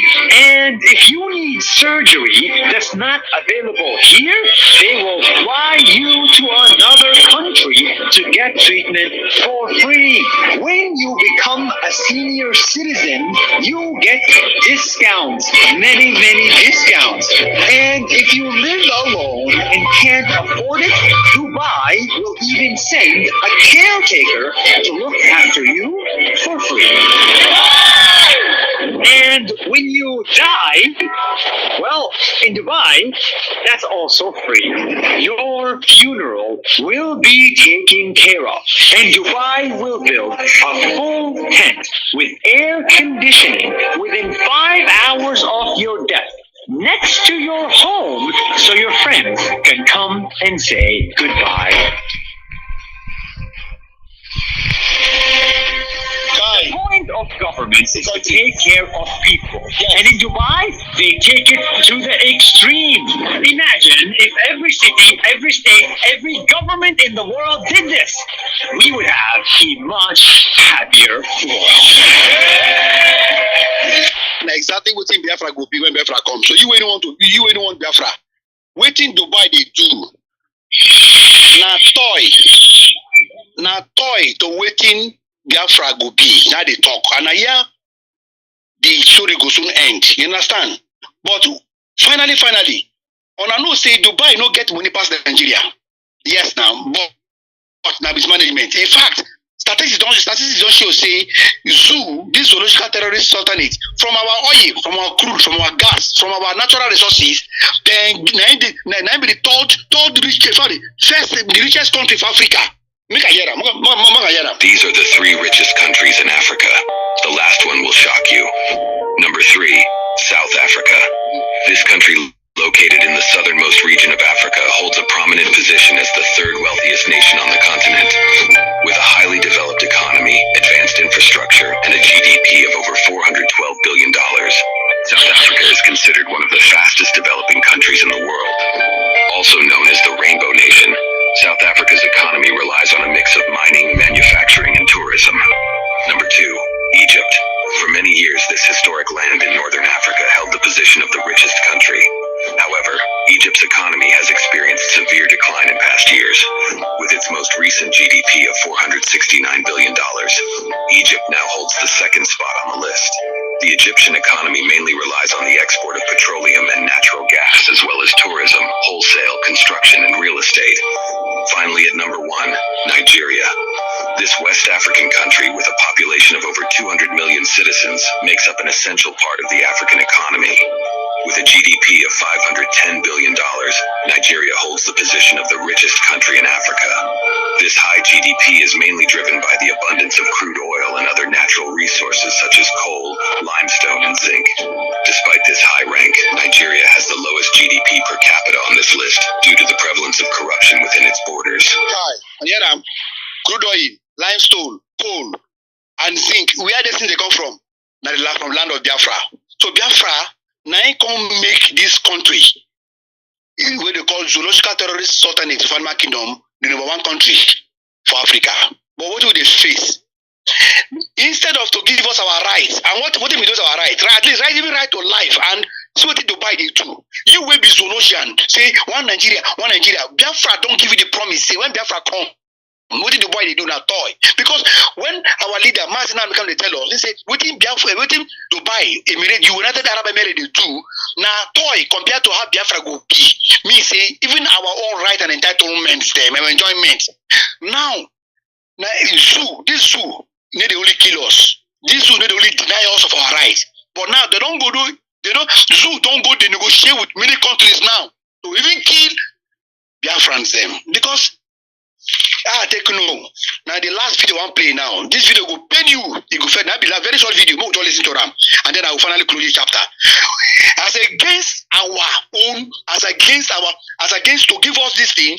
So you go see, Ijo people, Efik people, Urubo people, Isoko people, Shekiri people. You go to Eson, Idoma people, Agatu people, Ligala, Ogoni, Ogocha people, Kwali and Okwani people, Anang, Anyama people. If you people that they travel.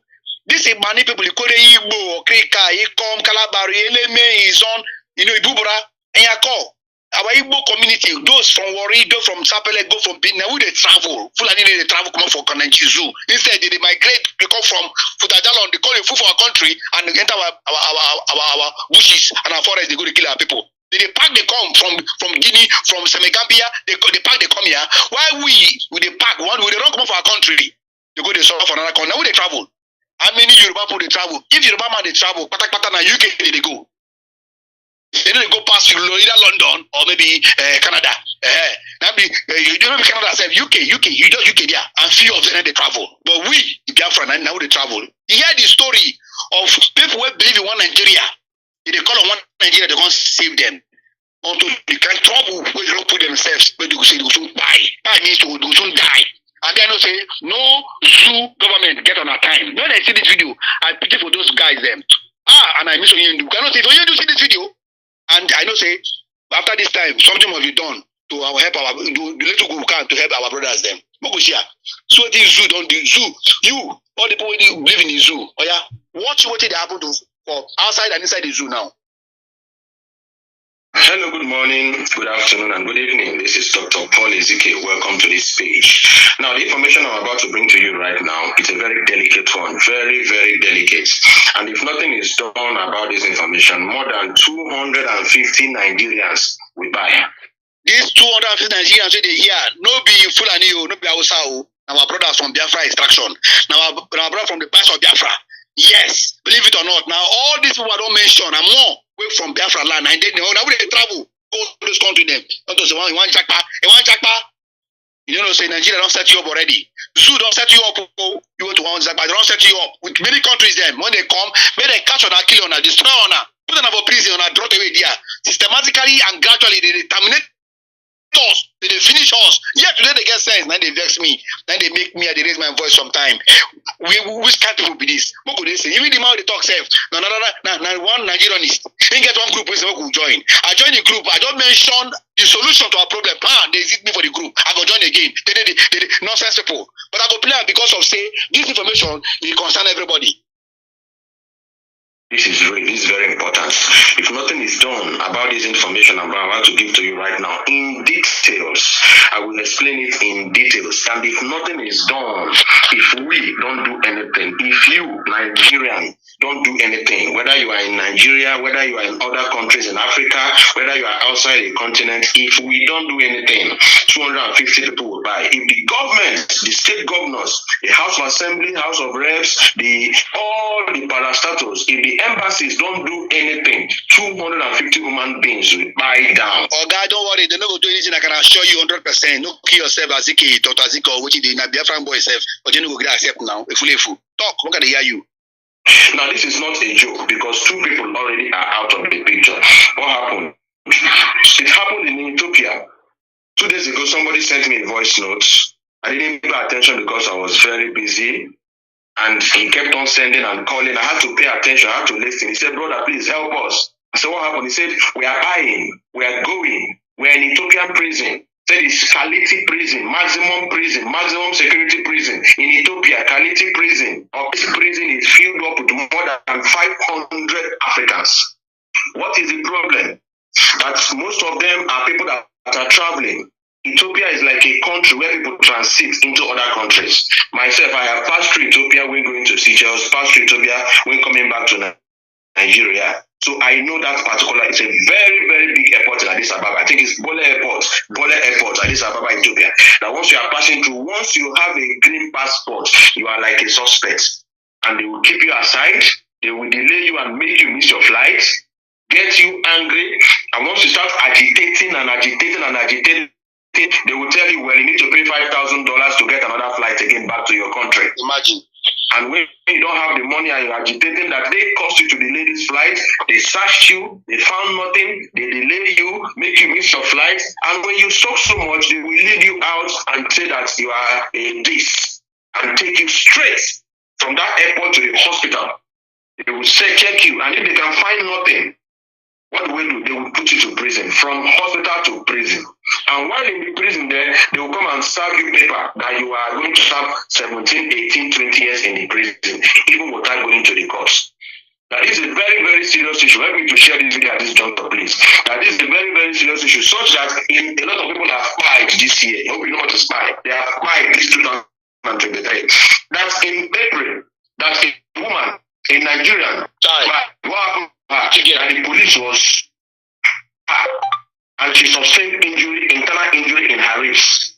They took her to the hospital and injected her. And of course, the injection didn't go well with her body. She went back to the prison, fell ill again, and she said, no, please don't take me to the hospital. Don't inject me that same thing you injected me before. It's not good for my body. And they forced her to the hospital, forced her to inject her again, and the next day, she gave up the ghost. And they took her, she was there for days before they took her to the mortuary. And other inmates, female inmates, had to search her, brought out embassy details, brought out phone numbers, and started calling the embassy. Nigerian embassy in Ethiopia, Addis Ababa, Ethiopia. The job of embassy is to protect the interests of citizens in the country. That is the primary job of embassy. Yeah, but for zoo, the opposite. But from what he said, it was a long conversation of more than 2 hours. But I'm summarizing it. That the embassy, Nigerian embassy to Ethiopia, is always support the Ethiopian government and support the Ethiopian police. Now, even when you invite the embassy representative, they will come and I will get back to you that nothing is done, that they are supporting them. And this is very, very, very wrong. Now, just last week here, a young man gave up the ghost. What happened? He contacted tuberculosis. And this is the picture of a young man. And when I saw this picture, I thought that this airport looks like Doha Airport. That I think I've crossed this airport before. A very big yellow dot at the back. That this looks like Doha Airport in Middle East. He said yes, that this young man was passing through, stopped in Addis Ababa, heading to Nigeria. They stopped him, made him delay his flight, made him get angry, exchange words, shoot him to prison, and he contacted tuberculosis. That prison had more than 500 Africans, including sick and mad Ethiopians. How will you put sick people and healthy people in the same room? And you know tuberculosis is an airborne disease. That this young man contacted tuberculosis, and that was how he gave up the ghost. Just last week here, this young man in the screen here. That they don't feed them, that their food is one spoon of rice in the morning, one spoon of rice in the afternoon, one spoon of rice in the night, without spices, without sauce, without spices, without stew, nothing, just white rice. That's what they're eating. Gross malnutrition in Addis Ababa, Ethiopia. No medical care. If you fall sick in that prison, you have to go and work and raise money to treat yourself in that prison. Sometimes they will cut off the water supply for 3 weeks, 4 weeks, telling them that this is your punishment for being here. What is really happening? We need to stand up and fight this injustice in Addis Ababa, Ethiopia. While we're talking of sorry, nobody go fight with you, my brother. My time don't go. Mazi, forgive me. You mean just, I think, less than 1 minute, you go finish. I go just cut everything up. My time don't finish. Mazi, no vex. But nobody is one individual. We're talking about over 200 people. They are from different tribes of Nigeria, Hausa, Igbo, Yoruba, Edo, just mentioned a lot of people. You make mistake. You know, they're not from Hausa. No Hausa person go feed the dia, or Fulani person go feed the dia. One Nigerian syndrome boy, no make me vex here. No Hausa person dey there when Fulani Hausa person go live or Fulani man. Hausa people they travel.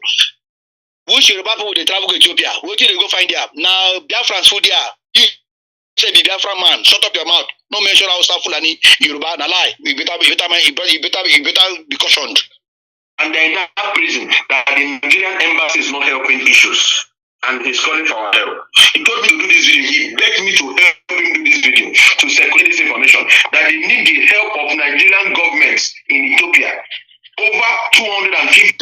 Nigerian government will come. Don't worry yourself. The Nigerians are in that prison. No food, limited water, no air, no ventilation, no medicals, nothing.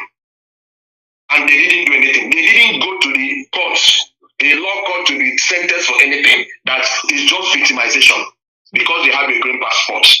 They are appealing to the Nigerian government to please come to their aid. They are sorry, the Nigerian government. Hey, I love in French. Appealing. He mentioned names of governors, Senator Debumahi, Senator.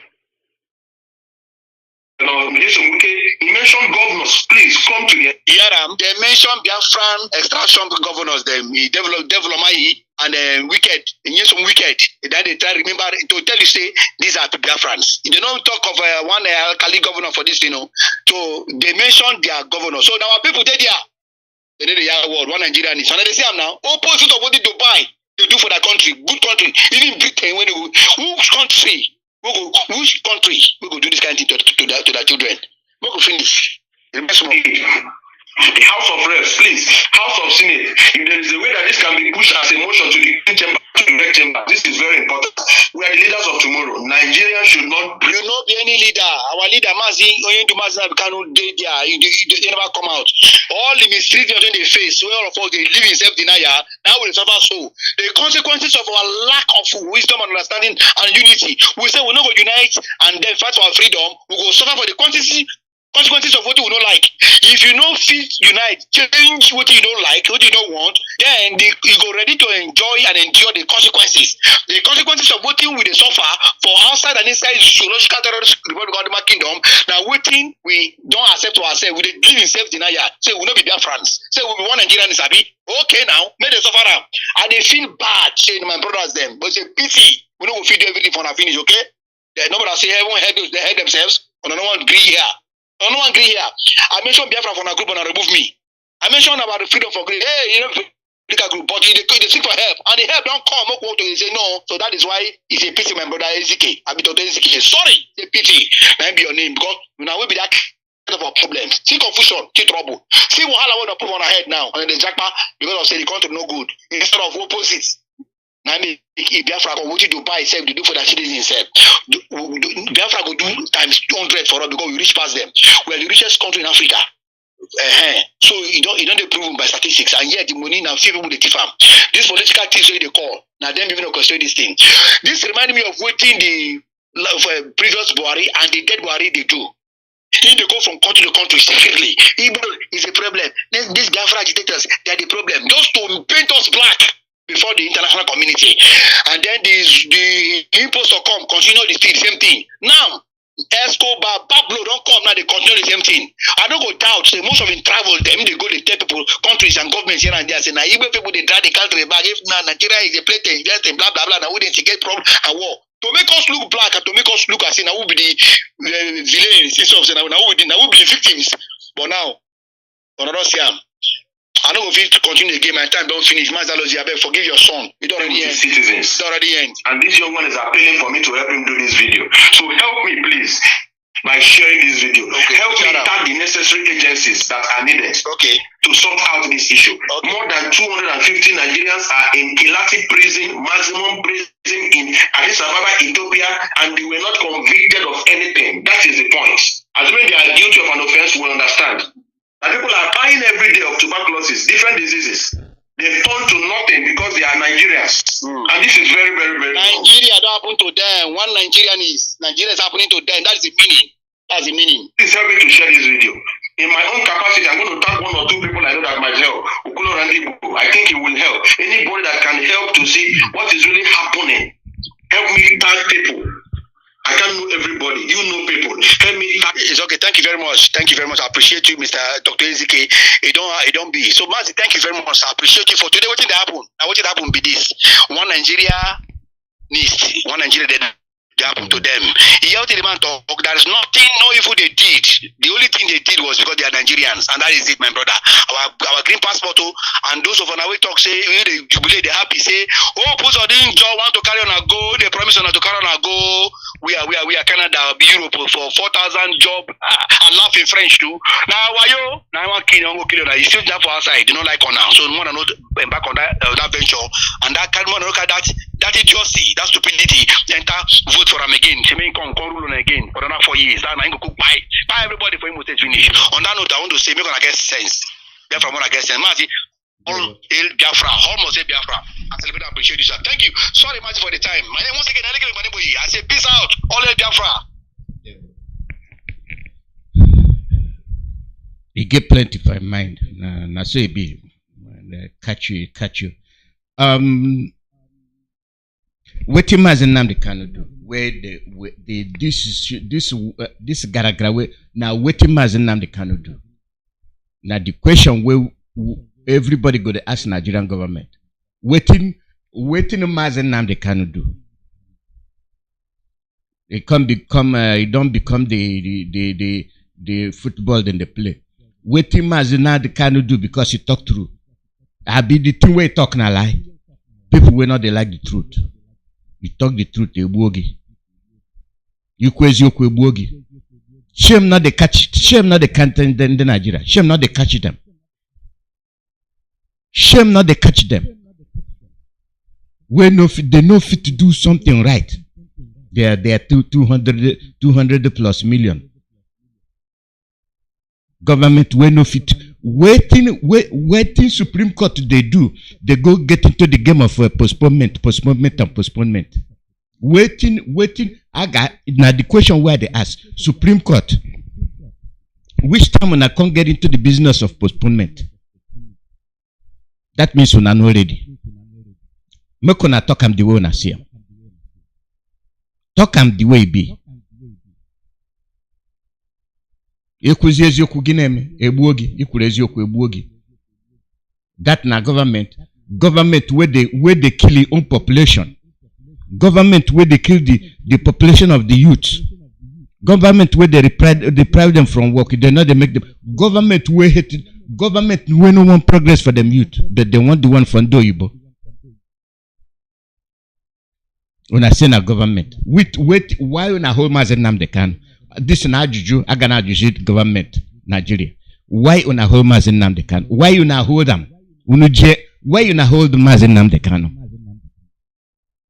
Aka sukwazi anya sokpo anya. Asokazi anya sokpo anya. Supreme Court why na hold Mazi Nnamdi Kanu? This time no na hold Mazi Nnamdi Kanu.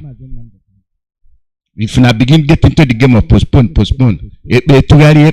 No na hold why you na hold Mazi Nnamdi Kanu? Or why juju? Now the question, waiting the Mazi Nnamdi Kanu do? Now waiting Mazi Nnamdi Kanu do? The man omenegene oburumadu, because he talk through. All these young boys who they pursue for Biafra land, the young boys and girls that pursue them to kill them. Now I be those Mazi Nnamdi Kanu. I be them be Mazi Nnamdi. All the villages who that be them be Mazi Nnamdi Kanu. Waiting those people on their pursuit they do. I be they be Mazi Nnamdi Kanu. Una they out to kill the Biafra. And didn't do one or they name me they play politics. Call number +1 484 767 0848. +1 484 767 0848. Now waiting they happen. Now be today program. Waiting they happen. Now see them for mind. Leave them. You don't want to leave them. Waiting you do. Only you do again. Waiting you do. All these young boys and girls where they pursue, waiting they do. Just because they be Biafrans.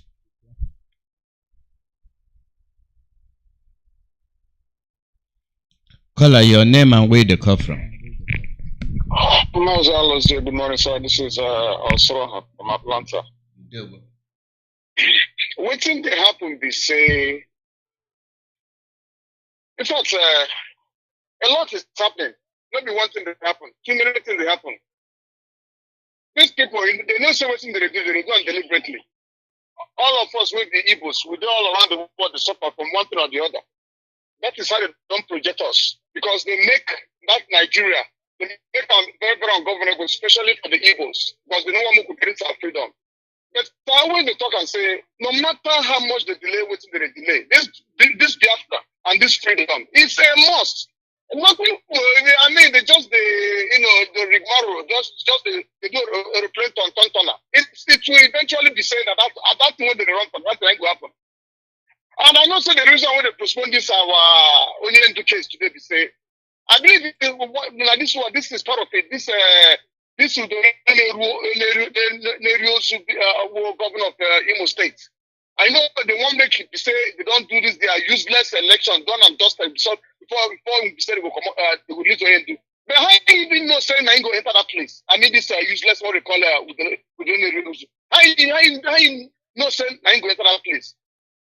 The one thing make the when we say they supposed to understand it, they say Mazi Nnamdi Kanu must and will be free unconditionally. As long as I say High Court don't free him, Appeal Court don't free him, ECOWAS Court don't even free him. Even the European Union don't talk say man, leave this man. African Union say don't talk and say leave this man. The United Nations they don't talk and say may they leave him. Now, speak of somebody don't live out. Now, lie, he don't come out. And that date, it's even a good thing. I know, it's in the pain. They say our leaders did the incarceration when they say you don't do anything. You're not supposed to live out. And see the situation of the zoo as it stands right now. Look at the rate of dollar. Look at it. See, even this Onoshia, this man that is the president of the zoo, this their court case where they go on with of certificate this, certificate that. These are the signs say. It's even good before that date of December will reach that 15th. More and worse thing will happen in Nigeria. When they say go prompt them, say I beg book will leave this man. Because holding Nnamdi Kanu he go crumble the zoo even much more worse than as it did today before that 15th of December. Now what will happen? If this people get wise or they get the sensible, Supreme Court supposed to say I'm not understand what would hold this man. Let this man go. But they don't want to hear what. They just play this again. They plan. On the 15th, our brother don't talk and say, that's it. They can't join anymore. He must surely come out. And I see some people when they say that they make joke of Mazi Nnamdi Kanu. Like he gave it in what I'm a tweet, I've been a write up where this guy's wife write for Facebook. Me had written in the column, Chris Canon's younger brother waiting for Nigeria, the wife. Can't say 15th of whatever. Say that the court said they go, at that time the court will decide. And he put a smiling face. What kind of happy? Can you imagine the enemies when they're around us? This is a man who sit down for that place when they fight for even that useless woman when they write this rubbish about Mazi Nnamdi Kanu for the betterment of his kids. But one good thing. When the second happen, they say, Chineke Nenigwema, Chukwu Okike Abiyama. Biafra will come. And all these people, when they fight, say we will get this Biafra. Normal wicked they have a one. And all those when they say they sabotage this Biafra, it's sabotage. Everybody already gets questions when they go answer. Me, I go ask them now, I don't already write and put them somewhere. If we not get a stone heart, come deal with these people now one saboteur. You eliminate them. I dey talk about this is not a time to joke no more. Because all these saboteurs and then keep on like this. If we not eliminate all this will start from governors, start from all these rural for what they do, I don't understand. If we not eliminate any person when we say he's standing against our freedom as saboteur, we have to have that heart of killing them without no remorse. If we not do one, I got to Biafra for the next 10 years. So we have to develop that stone heart call. Don't you know who I call them? I'm not even think twice. So I do the money to be saboteur. And I go to work. I know get remorse. I want to develop that kind of heart because this summer when you find this summer not too much. Postpone. I get anything I won't believe. This people they are provoking us. But by special grace of Almighty, to go together, they stay to their deadline. Mazi,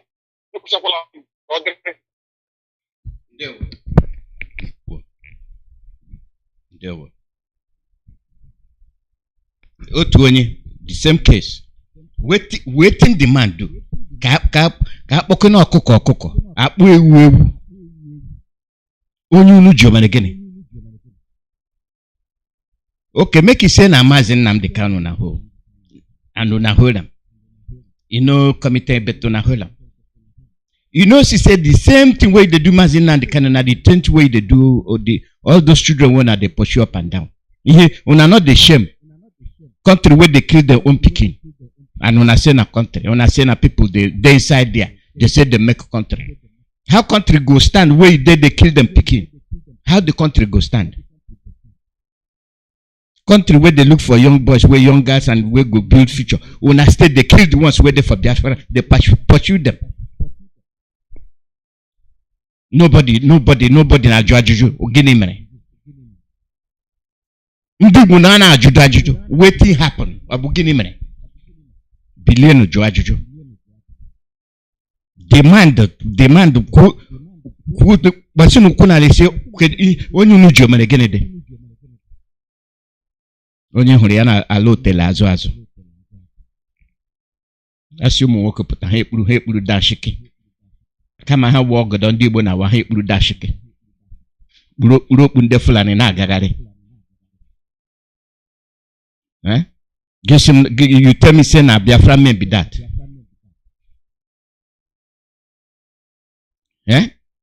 You tell me say na Biafra men be that. Where they do ceremony, nwoke Igbo ekpuru dashiki. Kpuru Fulani bịa na ceremony.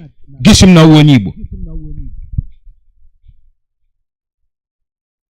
When unu ha ji umere gịnị? Okay. Owo na Nnamdi Kanu na actually everybody. Omimi na mo onwe ya. The thing when they see they know they talk. Now it don't begin happen for na village. It don't begin to happen for na village. And no talk or it no concern you. Now they wonder who it concern. And they wonder who it concern.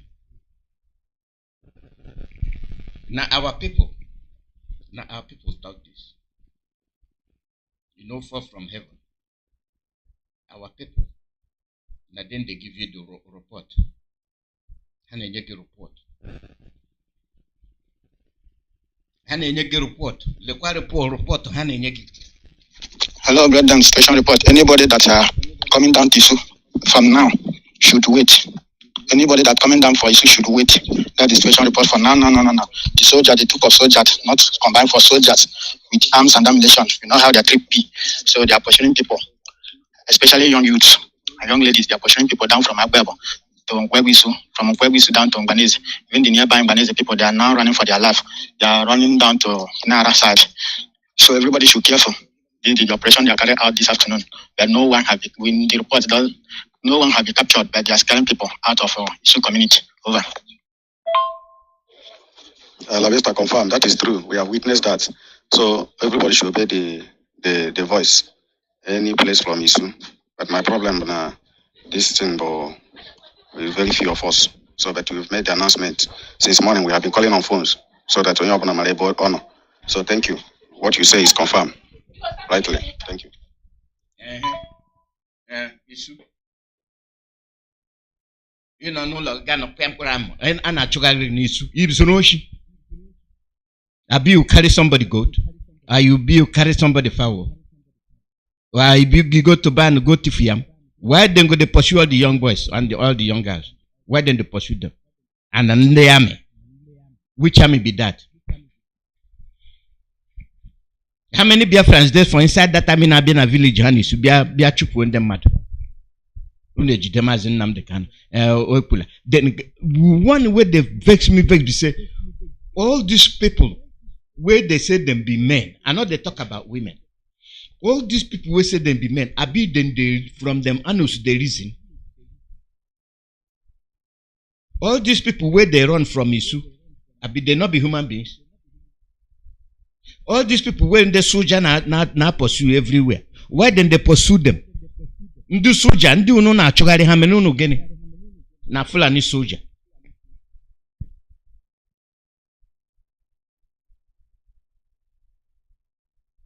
It will never happen. It will never happen. Issue Abuna think so na go wake up begin run. Today when I don't wake up begin the run. Ndi soldier, ndi Fulani soldier biala na compound unu, na village unu, na town unu. You also for unu Ghana refugee camp. Oh yeah, make una get ready for refugee camp. Una they do one Nigeria. Before sake, you know fit talk for Mazi Nnamdi Kanu. Who again you go fit talk to? Talk for. You know fit. You know fit. If the thing where they talk, they vex you, make it vex you. Ezoku na atu n'ụjọ.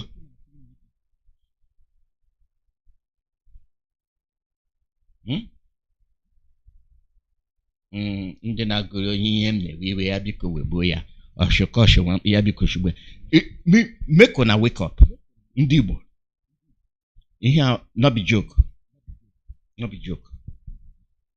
That Nigeria wey una dey build, if una dey build am, ihe m na jugo, if una dey build one Nigeria since 1960 nke 63 years 2003. Since 1960, na they build one Nigeria. No, na they pay the price. I won't na kugwe. I won't keji akugo Nigeria. Wetin una don't get ndibo. Ana majuno. Ndibo wetin una don't get from Nigeria. You are building one country. It will be prosperous. And amene manunu naga. Ndi Hausa no na Google na Zamfara. Otu mkpụrụ dust gold na ahụtụbe ya anya. Una never see am. And we not get people for Senate, we not get people House of Rep, we not get people for judiciary, we not get politicians. The politicians, not the politicians say na you can kind. But the Obasanjo and Dotiaga say national cake. A national cake. They get the national cake. Among strawberry cake, more chocolate cake, more vanilla cake. Among wow. I don't know the one when I give us. For your own property, for your own resources, they could quantify by a national cake. They ask now for Zamfara the gold. Now who cake? Which cake that one be? Who get up?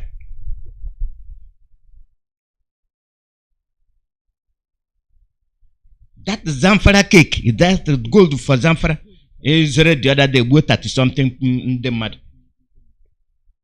I be not be national cake, but the Zamfara governor go tell you say now we go at the thing. We are motors right, but na la Biafra, I will be na chuno. A true moon in a village. Uno na ba kati. We are here for one Nigeria. We are a prosperous nation. You come pass church right. Pass church right. When you see boss, you sit down. I burebe. Chua ne unu na unu. Then chua jumu unu. O kanken na ina na hana babu no here. Nka I proudly enter village. Come begin the pursue na inside na village. When everybody they run. If you're coming from Isu, run. And now boss. Insect you go confident coordinate the guy happen organ and everything now boss. And now go na la dem no national name politics. I get to vetos at them the vote on a bogunu Canada. Canada onye kena boga alabeke na boga alabeke onye which Europe who on that one way they take your own people go and now they talk say like say make it be but I know say the who's the man atonto I know say be a grade one liar but make it say ngwa kwana na ekpo ha galabeke alabeke na akpo ha ga nkonye nke mmụọ no kama gị rụọ ka ga akpata ndị Fulani bịa rụọ ọrụ ga dị mkpọrọ ụmụ nke ị na ịkpa kpọga ha alabeke ha na ọ dị ya na-akụ akụka ndị onuko. Then I go pay for the flight ticket. In a Google flight ticket, the people where you say you give what in the column manpower. You empower them. Ndi men empower. Nye he go gaputasi no loan. Now so you go give them money, say then go Europe. Via Canada. Yes, Europe, I got Canada, yes, Canada, I got Europe. Through Mediterranean. Before you reach there, you quench.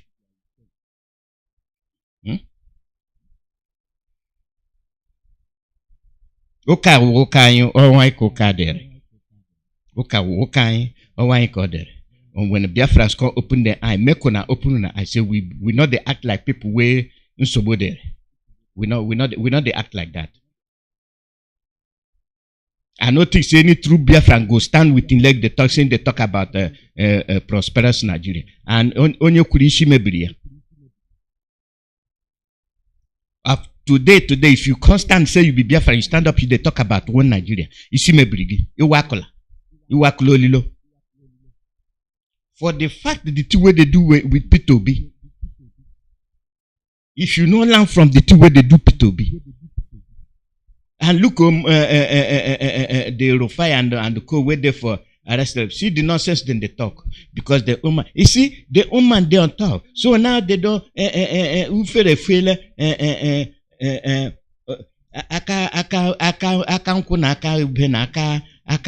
everything I got on one side. Agalaba Kujila, got one side. Our national cake in the Yoruba. So now then they chop the national cake now. Una no de na gagareka hu a chonke da prunala. Okwane no no log ga na national cake or ga hu ke da prunala. The thing be say you not even there for your house to chop national cake wait for gram. The call number na +1 484 767 0848. +1 484 767 0848. Now waiting they happen. Now be today program. Now waiting they happen.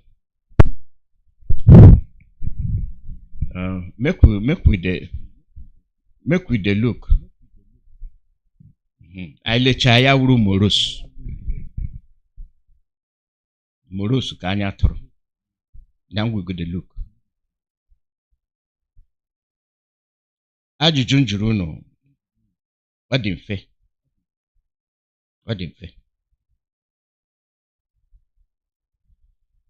Mazi Nnamdi Kanu. She to Mazi Nnamdi Kanu. And he Mazi Nnamdi Kanu. Oh, you know, Joe, Menagene. Una they take them, they practice democracy. Democracy. Call your name and where they come from. Ben Okafor from Boston, Massachusetts. Onye kwuru okwu izizi chana ihe niile I need ikwu ebe a. Ọkụnwere ya mara ebe onye bụ ibe bụ nsogbu anyị nwere. Nsogbu anyị nwere bụ ndị gọvanọs anyị na ndị eze. Ọ bụ nsogbu na-elega anyị n'aka ndị Fulani. Anyị gba ha nkịtị, ha ga na-emekwa ofu ihe ha na-eme. Maka aka ha ekechiela ha aka kpuchie ha anya na-erigo onweghị ihe megitere ha chenji ya because ha chenji ha na ejebe nga onwere ihe otu isi ha maka ndị abụ ndị rigoro ego gọọmenti ịpịama ejisi ya rụọ ọrụ ewerulie gọvanọ niile nọ n'ala Igbo onwere ihe ha na-arụ ha were ego ha na-eri ana ihe ahụ ndị Fulani chọrọ tie mezi n'obodo anyị ha were ego na-arichazi ya ka o si dị ka ha ga-eje meghe ọrụ chalenji be ndị ji mma jide egbe onwere ya mụrụ na EFCC bụ ife eji wee na-echetimeti fa ikwu ha n'okwu ewere ya dakpọrọ ekwu ome mbọsị a sinsi ha ji wee bido na EFCC gwụrụ onye mba n'ọzọ ọ dada na ndụ Fulani bụ onye na-anọ n'isi ewee were ya ndị Britain na-agwa ihe niile ha na-eme were na-akpọrọ ndị ma ha meghe ọnụ so ndị aka ha adịgo compromise na ndị na-asụkwa Igbo onwere ha ya eme ntụrụ ndị be anyị amalụ na ndị a bụ ndị debere anya ebe anyị nọ onwere ihe ha menyere anyị aka in fact ọ kama na anyị forget ya nke ọzọ bụrụ na ihe gbasara ọbịbịa Kanu na court tata onwere ya mara na hearing ka a na-akpọ first hearing ka a bịara on both sides. I did not know why to pass judgment. So now 15th of December, I went. I want if as in can only that young man Madu. Madu, of anything the money you put radio Biafra opinion here. Although buying what am I making the IPOB policy? In a public radio. Yeah, Mazi, I'm not public radio. I already said it, not public radio, but can you also exactly. So, even the concern of Omakana, Yona, Governor, Yada radio. Radio Biafra. Mazi, we not attack people here. Mazi, don't do. Thank you. Thank you. When you have an opinion, yeah, with the thing where we talk now, the thing where you so you present yourself, so now so people see them. So people can make their own judgment. The way now so the way you talk now so they see them. Call out your name and where they come from. That's my opinion. I am with you down about a month. That's the Lord to me. I be today na talk as it be for me then. Talk as because you go today. That the I make agree director of state all the people with all the ministers who are agreed to now. Mazi Nnamdi Kanu'S carry Odogu. The more than a week having any. You know, you would have any respect on your way. Although to any ambassadors, I say, oh, you have to transform. I think I'm up on the above loss or I'm up on the I demand give money to you for the only you put in the Zoom. It's an hard day you cook. Let's play with the the way we say, person contact the dancing so that they for sure are used from the Biafran village. They come out, they keep them. They come play another one, say the media on the talk, say IPOP, Biafran soldiers, and this one. Now I can't talk, say, for my man, say, that's the way they talk, say, Biafran soldier. Which radio station they talk that? The station now from Fulani station, no. The station now Hausa station, no. We are now South station, as they call them South. Which means the best way they talk like say you want to incriminate IPOB, yes, and Biafran soldier. Him another Biafran father born in pregnant. Now the same thing way upon the look I say, wahala there. He plenty wahala for this the land will be Biafra land. But that one they were good. That day man in a judge, in a just say, the name in the Kanu. In the Chapala, a man to Shaffer and Jamsimba. And I come out the happiest fine and go very fun. I'm going to be a one in Lania. That's what ever out. And then you open here we were. In Cambo, maybe it is Nnamdi Kanu'S one. On the go up to Anami Piano, no black, but the total she chair. In Cambo, you put down Nnamdi Kanu'S. Keep apart the Sabodin near Bastara IPOP, Director of State and the Biafra movement restoration. Now the Kanu'S win on his own. I got one auto. People be no problem the election. I got Courrt nearly limited to put down so bully mega in between and everybody. Give capacity feeding is one I am not the old champagne, like a honey bushing. We are not for there. Honey didn't know the kind of thing. Apopena, Yorema, Bupu, short Eligonawada, yes, always open Eligonawada. But in Simona, Apopena, my Pinto, my Yaku, my plus, and then came here, Mandinke, Advanced Chancellor, Mandinke, Cinema, in case of Naira $1. Now, you consume more men of food, you consume. I need a problem. And problem again, ma kọstọma ha ndị na-aga enye ha 10 naira n'isi ụtụtụ Sọnde ma midweek service ha niile ga-akwụsịla tatụ. Ngekwa m ntị ihe mere jigide Nnamdi Kanu ebe ahụ wụ ka ha nwekwa ike megide ihe a na-eme megide ihe a na-eme. Otu onye gwara m ọ sị m na Nnamdi Kanu, yes, it's perfect ọsọ grama nsị ya nwanna anyị nwe ndị Igbo sọrọ m n'asụsụ Igbo ka ha dị that ihe ọ na-eme dị mma etu o mejọrọla isi ele ebe o si mejọ. Ọ sị m that he would have strike in quote ka m fotogram obere in quote that he would have strike a deal with Britain because Ojukwu refused to strike deal with Britain. Nnamdi Kanu have come, he refused to strike deal with Britain. Yeah, I explained to your proverb, what do you mean by striking deal with Britain in the sense that you will leave them how you will not see. They have strike a deal with Britain. Be careful that now. If strike had that message you won't take a ring before. Or you want that Nanya wants to go there any ability. But really, I agree high on bank can be na I will marry and none can because in the we are national strike. Your line don't cut. Color your name and where the cover.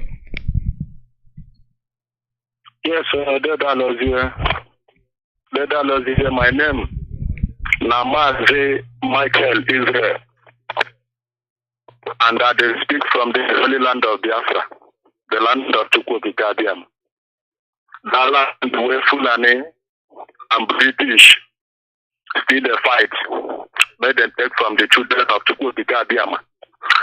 But British, no, say Mazi Nnamdi Kanu don't tell you, say, you don't go see take our land, and it is in a plane. And the Fulani won't try. And then go see. Mazi, I appreciate you for the good work way they do. They give you strength. Upon the strength way don't give you, prepare you for this journey. Mazi, honestly, they do good work where they say our mouth no see talk and finish. But now they see everything. Mazi, no say you get one thing where you talk. Say we are the men there where some people they run. They run like they not to Prunishi come off for their land. Even for our south, whether for Benue, anywhere where you be for the zoo, where the people they run. You know, say I want not, they not waiting for their head, the thing don't come out out of liar. Because if they get not, if their number 6 they walk, you know, say everybody go put hand. On your mama, we will send, we will pursue Fulani for Nigeria, for our land. You know, say for this platform, Amadi Pam and the Madonege, meaning Amadi the Madonege, there are millions of Biafrans are listening. Man, I want you with the street me the same as you know, say, you know, how about your making I go back.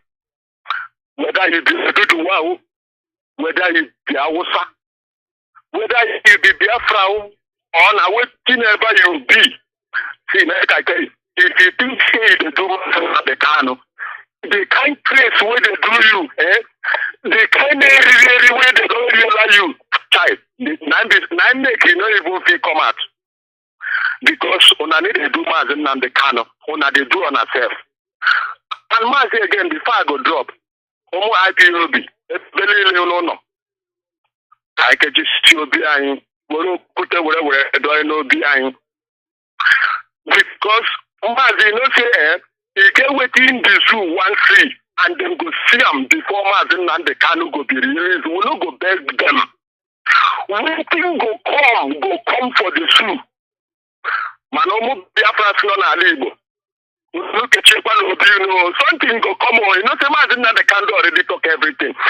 Everything go come, it go come.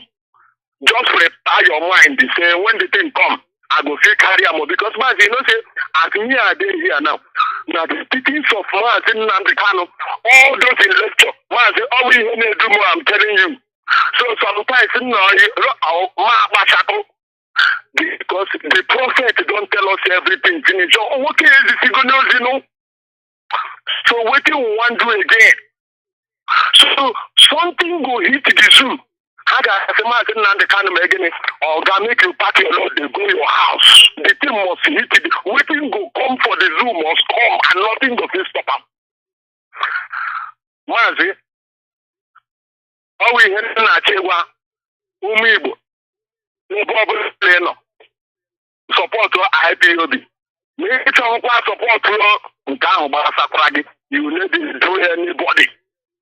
We will remain unshakable. Biafrans, IPO, make no panic. You would let it yourself. You know, say, man, you know, say what happened today already. Me, self, I don't prepare myself. You know, say the zoo, you can predict the zoo at any time.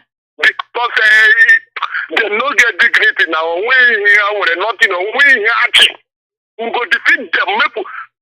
Man, in them, we can go there, but make you know this say we talk too much. There, we man, there, we. Ndewo.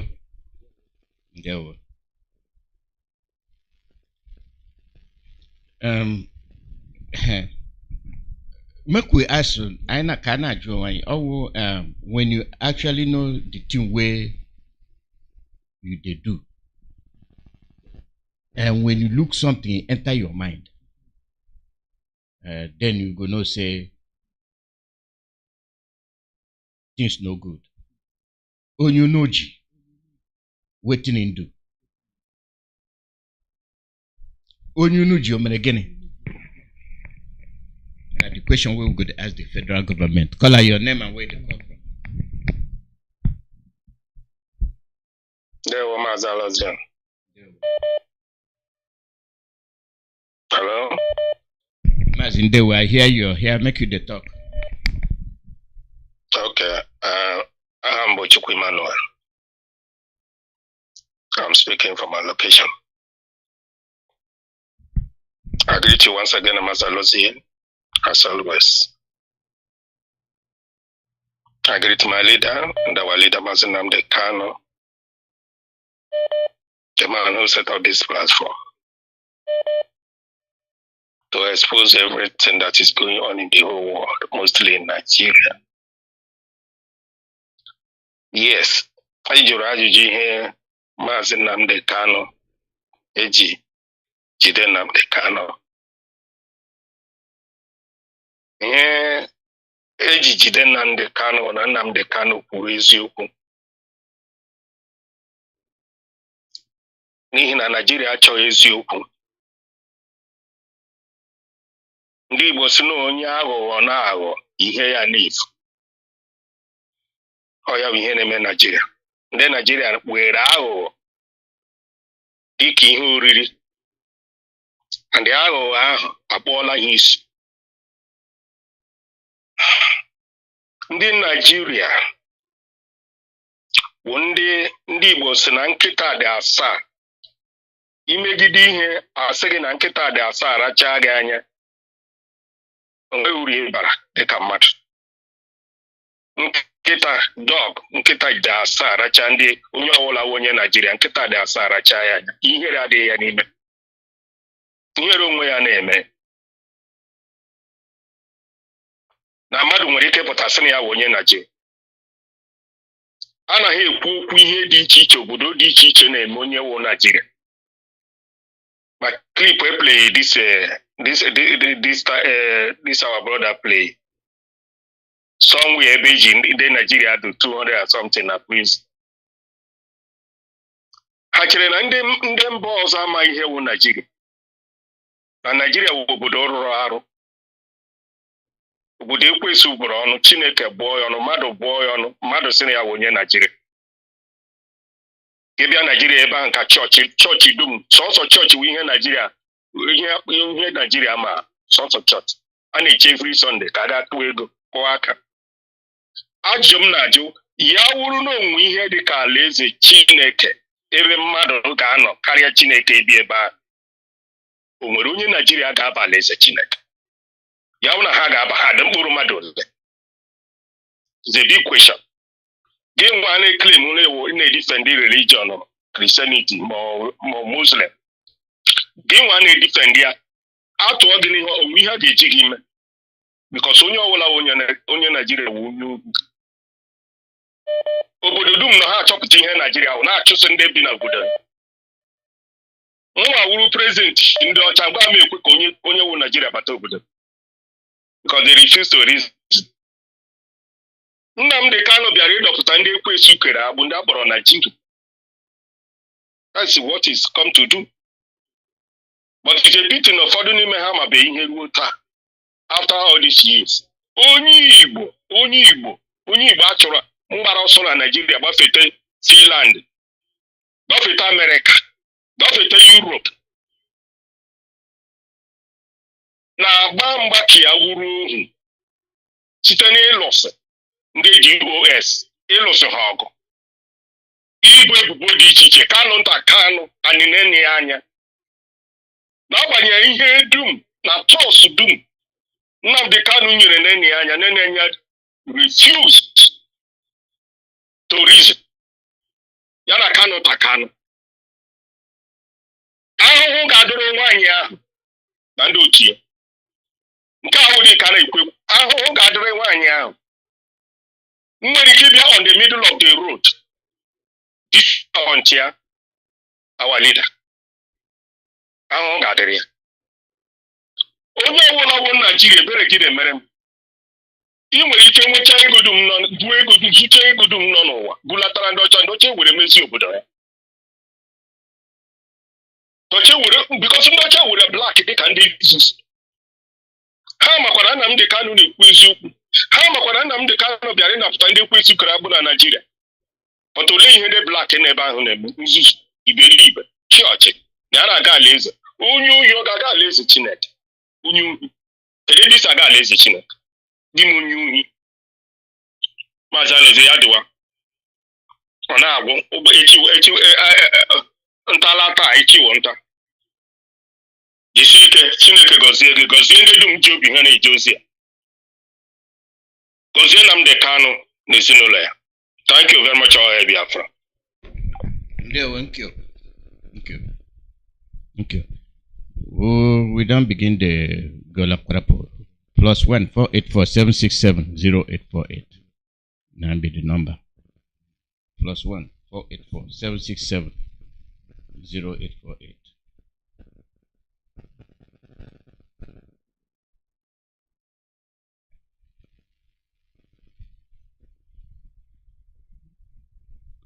Call the radio line +1 484 767 0848.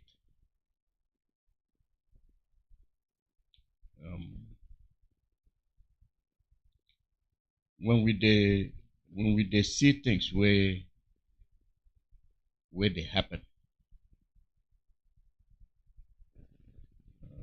we they see them as they happen. We act like say it not be anything. Now something, color your name and where they come from.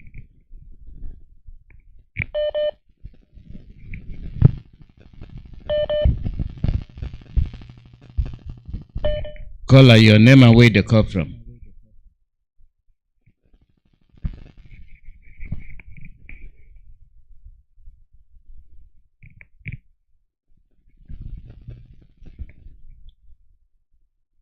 Color your name and where they come from.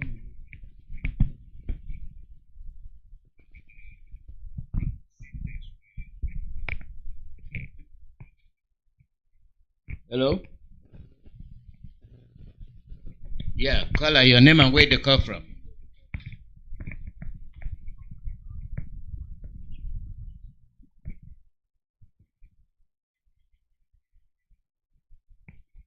The messenger of the message of the Kaka.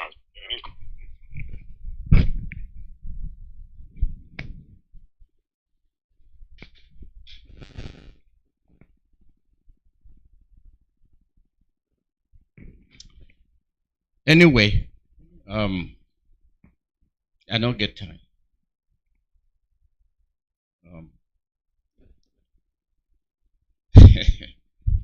when you take yourself come out, now you take yourself come out, not be me. Now you take yourself come out. Call your name and where they come from. Tutoma Metalo, yes.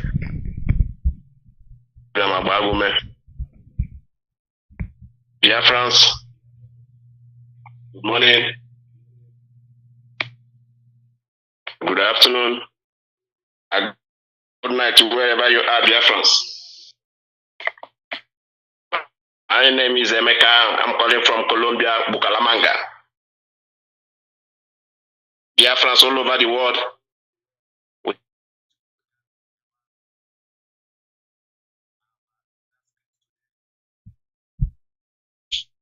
Abiyama. Victory on December 15, because we know victory is our own, because we don't hold anybody in that zoological country, Nigeria. We are different people. We have where we come from, and we will continue to fight to get where we come from. Biafrans all over the world, keep on. We will get there.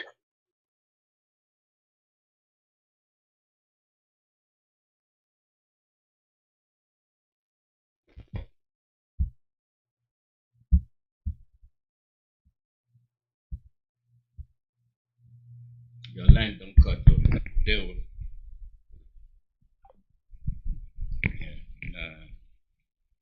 Now so it be. +1 484 767 0848. +1 484 767 0848.